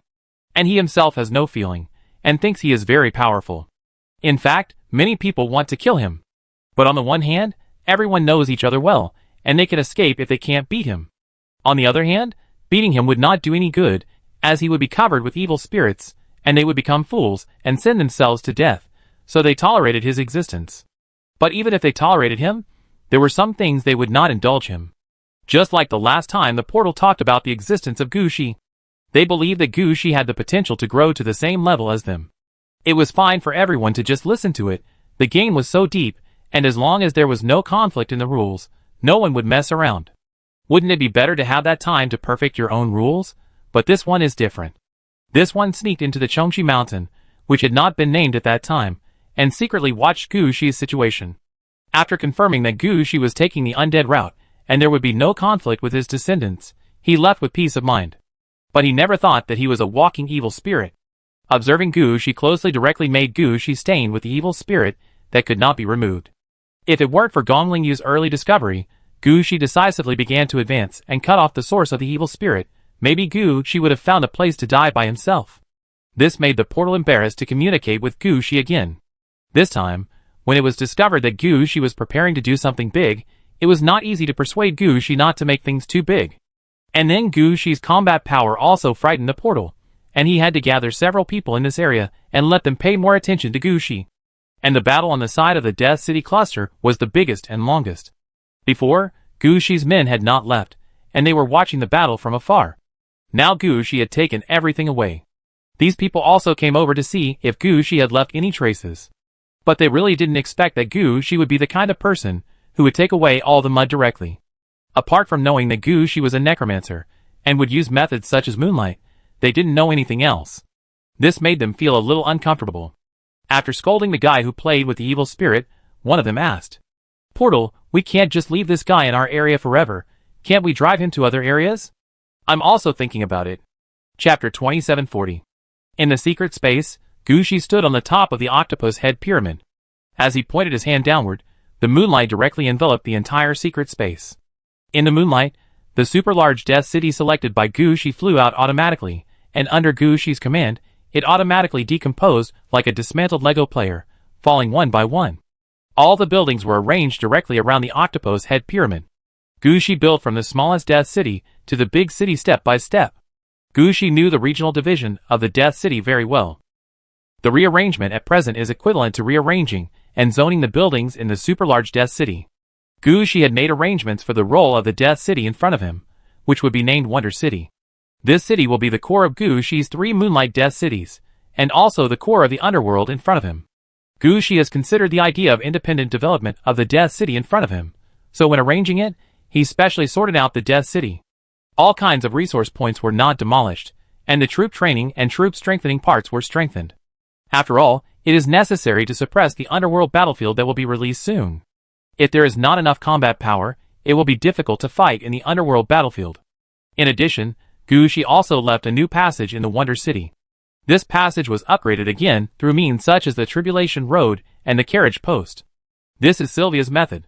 After all, as the number of Gushi's Death Cities increases, transportation and communication are becoming more and more important. Although the Tribulation Road is good, it can shorten the distance between the Death Cities to 30 kilometers, but the Tribulation Road also has various problems. The Tribulation Road can only lead to the main gate of each Death City, this is certain. And the Tribulation Road is one-to-one, you can't just turn a corner on the road to get to where you want to go. You have to think about where you want to go before leaving the city, and choose the right road after leaving the city. There were only 7 or 8 death cities before, so it was not difficult to transfer. But as the number of death cities increases, the tribulation road is not so easy to use. Sometimes all the people are crowded at the main city gate, which will squeeze the main city gate so that it can't move. And this is not connected to Gushi's main route, which is also a trouble. You must know that Sylvia has been dealing with the traffic problems of Chengxi Mountain. Chengxi Mountain is already completely Gushi's territory. Sylvia has always wanted to pave a road that can reach any location in Chengxi Mountain at the shortest speed. But this has never been realized. Now the population of Chengxi Mountain will increase, and the city will expand exponentially. Sylvia brought up this matter in advance. At least he must ensure the construction of a fast transportation network that can quickly enter and exit all cities of Gushi. However, this kind of road will be more troublesome than the Ligia road, and there are many calculations and investments. Originally, Gushi had insufficient resources, so he naturally would not do such a thing. But now it is different. After taking down the octopus head, Gushi had too many resources to use up, and he could not use them up at all. So this plan began to be implemented. But now the plan has just begun, connecting several major death cities, such as Aridity City. Whether some new cities can be added to this road traffic network depends on this time. After all these were arranged, Gushi began to put people into the Wonder City. Unlike the 3 death cities outside, the Wonder City needs to correspond to the underworld battlefield. In order to ensure that the Wonder City will not be sent away in the first time, Gushi still transferred 300,000 undead troops from Princess Anna. When these undead appeared, Gushi immediately felt that their aura had changed. All the undead had a sense of victory. It is obvious that they have won 10 games in a row at the request of Princess Anna, and they are the first formal troops under Gushi to meet the standards. The same is true for the leader of the team. It is obvious that the leader is more anxious than ordinary soldiers. They all see what kind of impact the existence of the general and the overlord will have on them. They don't want to be arranged to defend the city in the end, and never stand in front of Gushi again in their lives. Therefore, in this choice, the leaders put down their heirs and fought with ordinary soldiers of the same level. They fought their way out of the soldiers of the same level and strength. Even Amilcar did the same. He challenged 100 knights alone, solidified his title as the first person on the road of knights, and also got the first banner of eternal victory. Although these leaders did not reach this level, they were recognized by Princess Anna, so they sent people here. However, due to the reorganization of the troops coming here are a bit messy. There are blood disasters and corpse wizards, as well as ordinary troops under Gushi. Some of them have just been transferred to Gushi through double conversion, and some have changed their skins. Anyway, there are all kinds of troops. Fortunately, this is managed by the leader level. If it is commanded by a hero, I am afraid that 300,000 troops cannot be commanded at all. These troops first entered the Wonder City. As soon as they entered the city, the moonlight fell on them, dyeing them with the color of moonlight. This is also some of the effects brought by the Wonder City that is slowly being arranged. This discovery made Gushi understand that the usefulness of the sacred moonlight is increasing. He needs more time to think about how to use the sacred moonlight.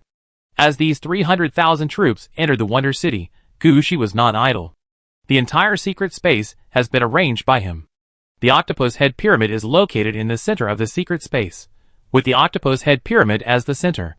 The south is the official entrance and exit of the secret space, and all the roads behind will move towards this side. The 3 underworld battlefields that Gushi captured will be arranged in the east, west, and north of the Octopus Head Pyramid. The 3 leaders led by 300,000 undead troops will guard the 3 underworld battlefields respectively. They will clean up the underworld battlefields once a day. The captured underworld battlefields will spawn a lot of resources and land. This time, Gushi's arrangement for the underworld battlefield is very simple. All land will automatically be integrated into the secret space to expand the area of the secret space. At the same time, Gushi also adjusted the double death situation. All enemies killed in the secret space will be transformed into moonlight undead in the Wonder City through double death. They will also select suitable soldiers, like the normal undead in the city of Aridov, and then add them to the 3 leaders to participate in the battle of the underworld battlefield. Chapter 2741. Is this the Temple of the Gods? After finishing all the arrangements for the secret underworld, Gushi still remembered his last plan to go to the Temple of the Gods, the head of all goddesses. But the scene in front of him made Gushi quite disappointed. No matter what style it is, the Temple of the Gods must be big. But the temple of the gods in front of him is just an area paved with 4 marble tiles of 1 meter by 1 meter. A full 4 square meters. When Gushi was not in office, he was imprisoned in a cell under Victoria's City, and the living area was not so small. What can be done in such a small place? Not to mention that the environment in front of him is also quite bad, and weeds grow between the tiles. And at the edge of the temple of the gods, there are some half-burned white candles, but now all the white candles are extinguished. Gushi can't stand the situation here. He squatted down helplessly, first pulling out the weeds between the tiles, and then clearing away the useless white candles. After all the garbage on the ground was cleared, Gushi suddenly felt a burst of joy in his heart, as if the environment in front of him made him very happy. Gushi was stunned for a moment, and then understood that this was the feedback from the Pantheon to him. After all, the Pantheon was Gushi's skill, and organizing the Pantheon was a help to Gushi himself. Then Gushi felt a situation, that is, some information about the Pantheon. In the Pantheon, everything Gushi is cannot be peeped. This kind of inability to be peeped is not the kind of emperor title, but a higher level influence. This includes not only Gushi's information, but also his fate line and so on, all of which are protected. It can be said that when Gushi is in his own Pantheon, even death may not find him. However, the real function of the Pantheon is not this, but to recruit goddesses. After Gushi entered the Pantheon, he realized that not all goddesses can be recruited by Gushi. You must conquer or kill the goddess before you can leave a place for this goddess in the Pantheon. And every goddess who joins, no matter how strong this goddess is, can add a 1 meter by 1 meter floor tile in the Pantheon. When the area of the Pantheon exceeds 10 square meters, a chair will appear in the Pantheon for people to sit down. Before that, even if a goddess comes, they all have to stand. After there are 10 chairs, a table will appear. After there are 20 chairs, marble columns will appear around the Pantheon, and corresponding ceilings will begin to be built. Before there are 100 chairs, the Pantheon does not want to have a complete house building. But if you think about the fact that you can only have 1 more chair in 10 square meters, you will know how many goddesses Gushi needs to invest in the Pantheon if he wants to upgrade it. Thinking of this, Gushi couldn't help but shook his head. Finally, he sat directly on the ground. In the information just now, Gushi not only confirmed the upgrade method of the Pantheon, but also the benefits of the Pantheon. At the same time, there was also the matter of the maintenance of the Pantheon. If the Pantheon is not taken care of for many years, it will become old and grass will grow on the ground. At this time, the blessings or power left by the goddess will slowly dissipate, and some goddesses may even want to leave. Therefore, the Pantheon needs to be maintained at ordinary times. Just like Gushi couldn't stand it just now, he pulled out the grass, and the whole person felt comfortable. There is also the style of the Pantheon. In addition to being related to Gushi's style, the style of the goddess brought in will also have a certain impact. It is not fixed forever. Some powerful goddesses can change the style of the Pantheon. So before the player's strength reaches a certain level, please do not bring some overly powerful goddesses to the Pantheon. Gushi didn't think much about this information. Now Gushi is thinking about where to find a goddess to bring in first. Or he can see if the goddess ladies in Yinzadu can do it. If not, ask someone if there is a goddess corpse. After all, the corpse of a god is not difficult to find, and it has been unearthed in many places. As long as Gushi is willing to collect, he can find clues soon. And Gushi does not need to bring in the whole corpse, just a human head is enough. No matter what, let's deal with the maid first.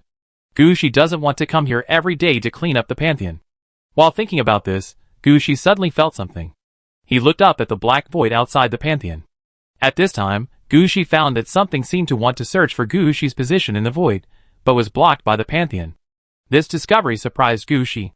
To be able to find the Pantheon, this is not an ordinary enemy. Thinking of this, Gushi stood up, put his left hand on his waist, and the red silk thread of the death mane was activated. However, as soon as Gushi pressed it, he found that the red thread was running around in the Pantheon, but it had no intention of exploring the Pantheon. Gushi took a look and then understood. The effect of the red dress road will suppress ordinary red dress, even if the 2 red dresses resonate. The Pantheon said to suppress it, and it was suppressed directly. This gave Gushi an idea. In the future, when he encounters that kind of ordinary red dress holder, can he directly release the Pantheon to suppress the final self-destruction effect of the red dress? However, thinking about the entry conditions of the Pantheon, Gushi realized that this didn't seem to work. It was all the sacred moonlight that could suppress the final explosion of the red dress. Thinking of this, the head of the goddesses behind Gushi immediately raised his head and stared at the direction of the void search that was bounced back. A silver moonlight fell into the void. Then Gushi heard a click. The sound sounded like the sound of crystal breaking. After that, there seemed to be someone in the void who kept shouting.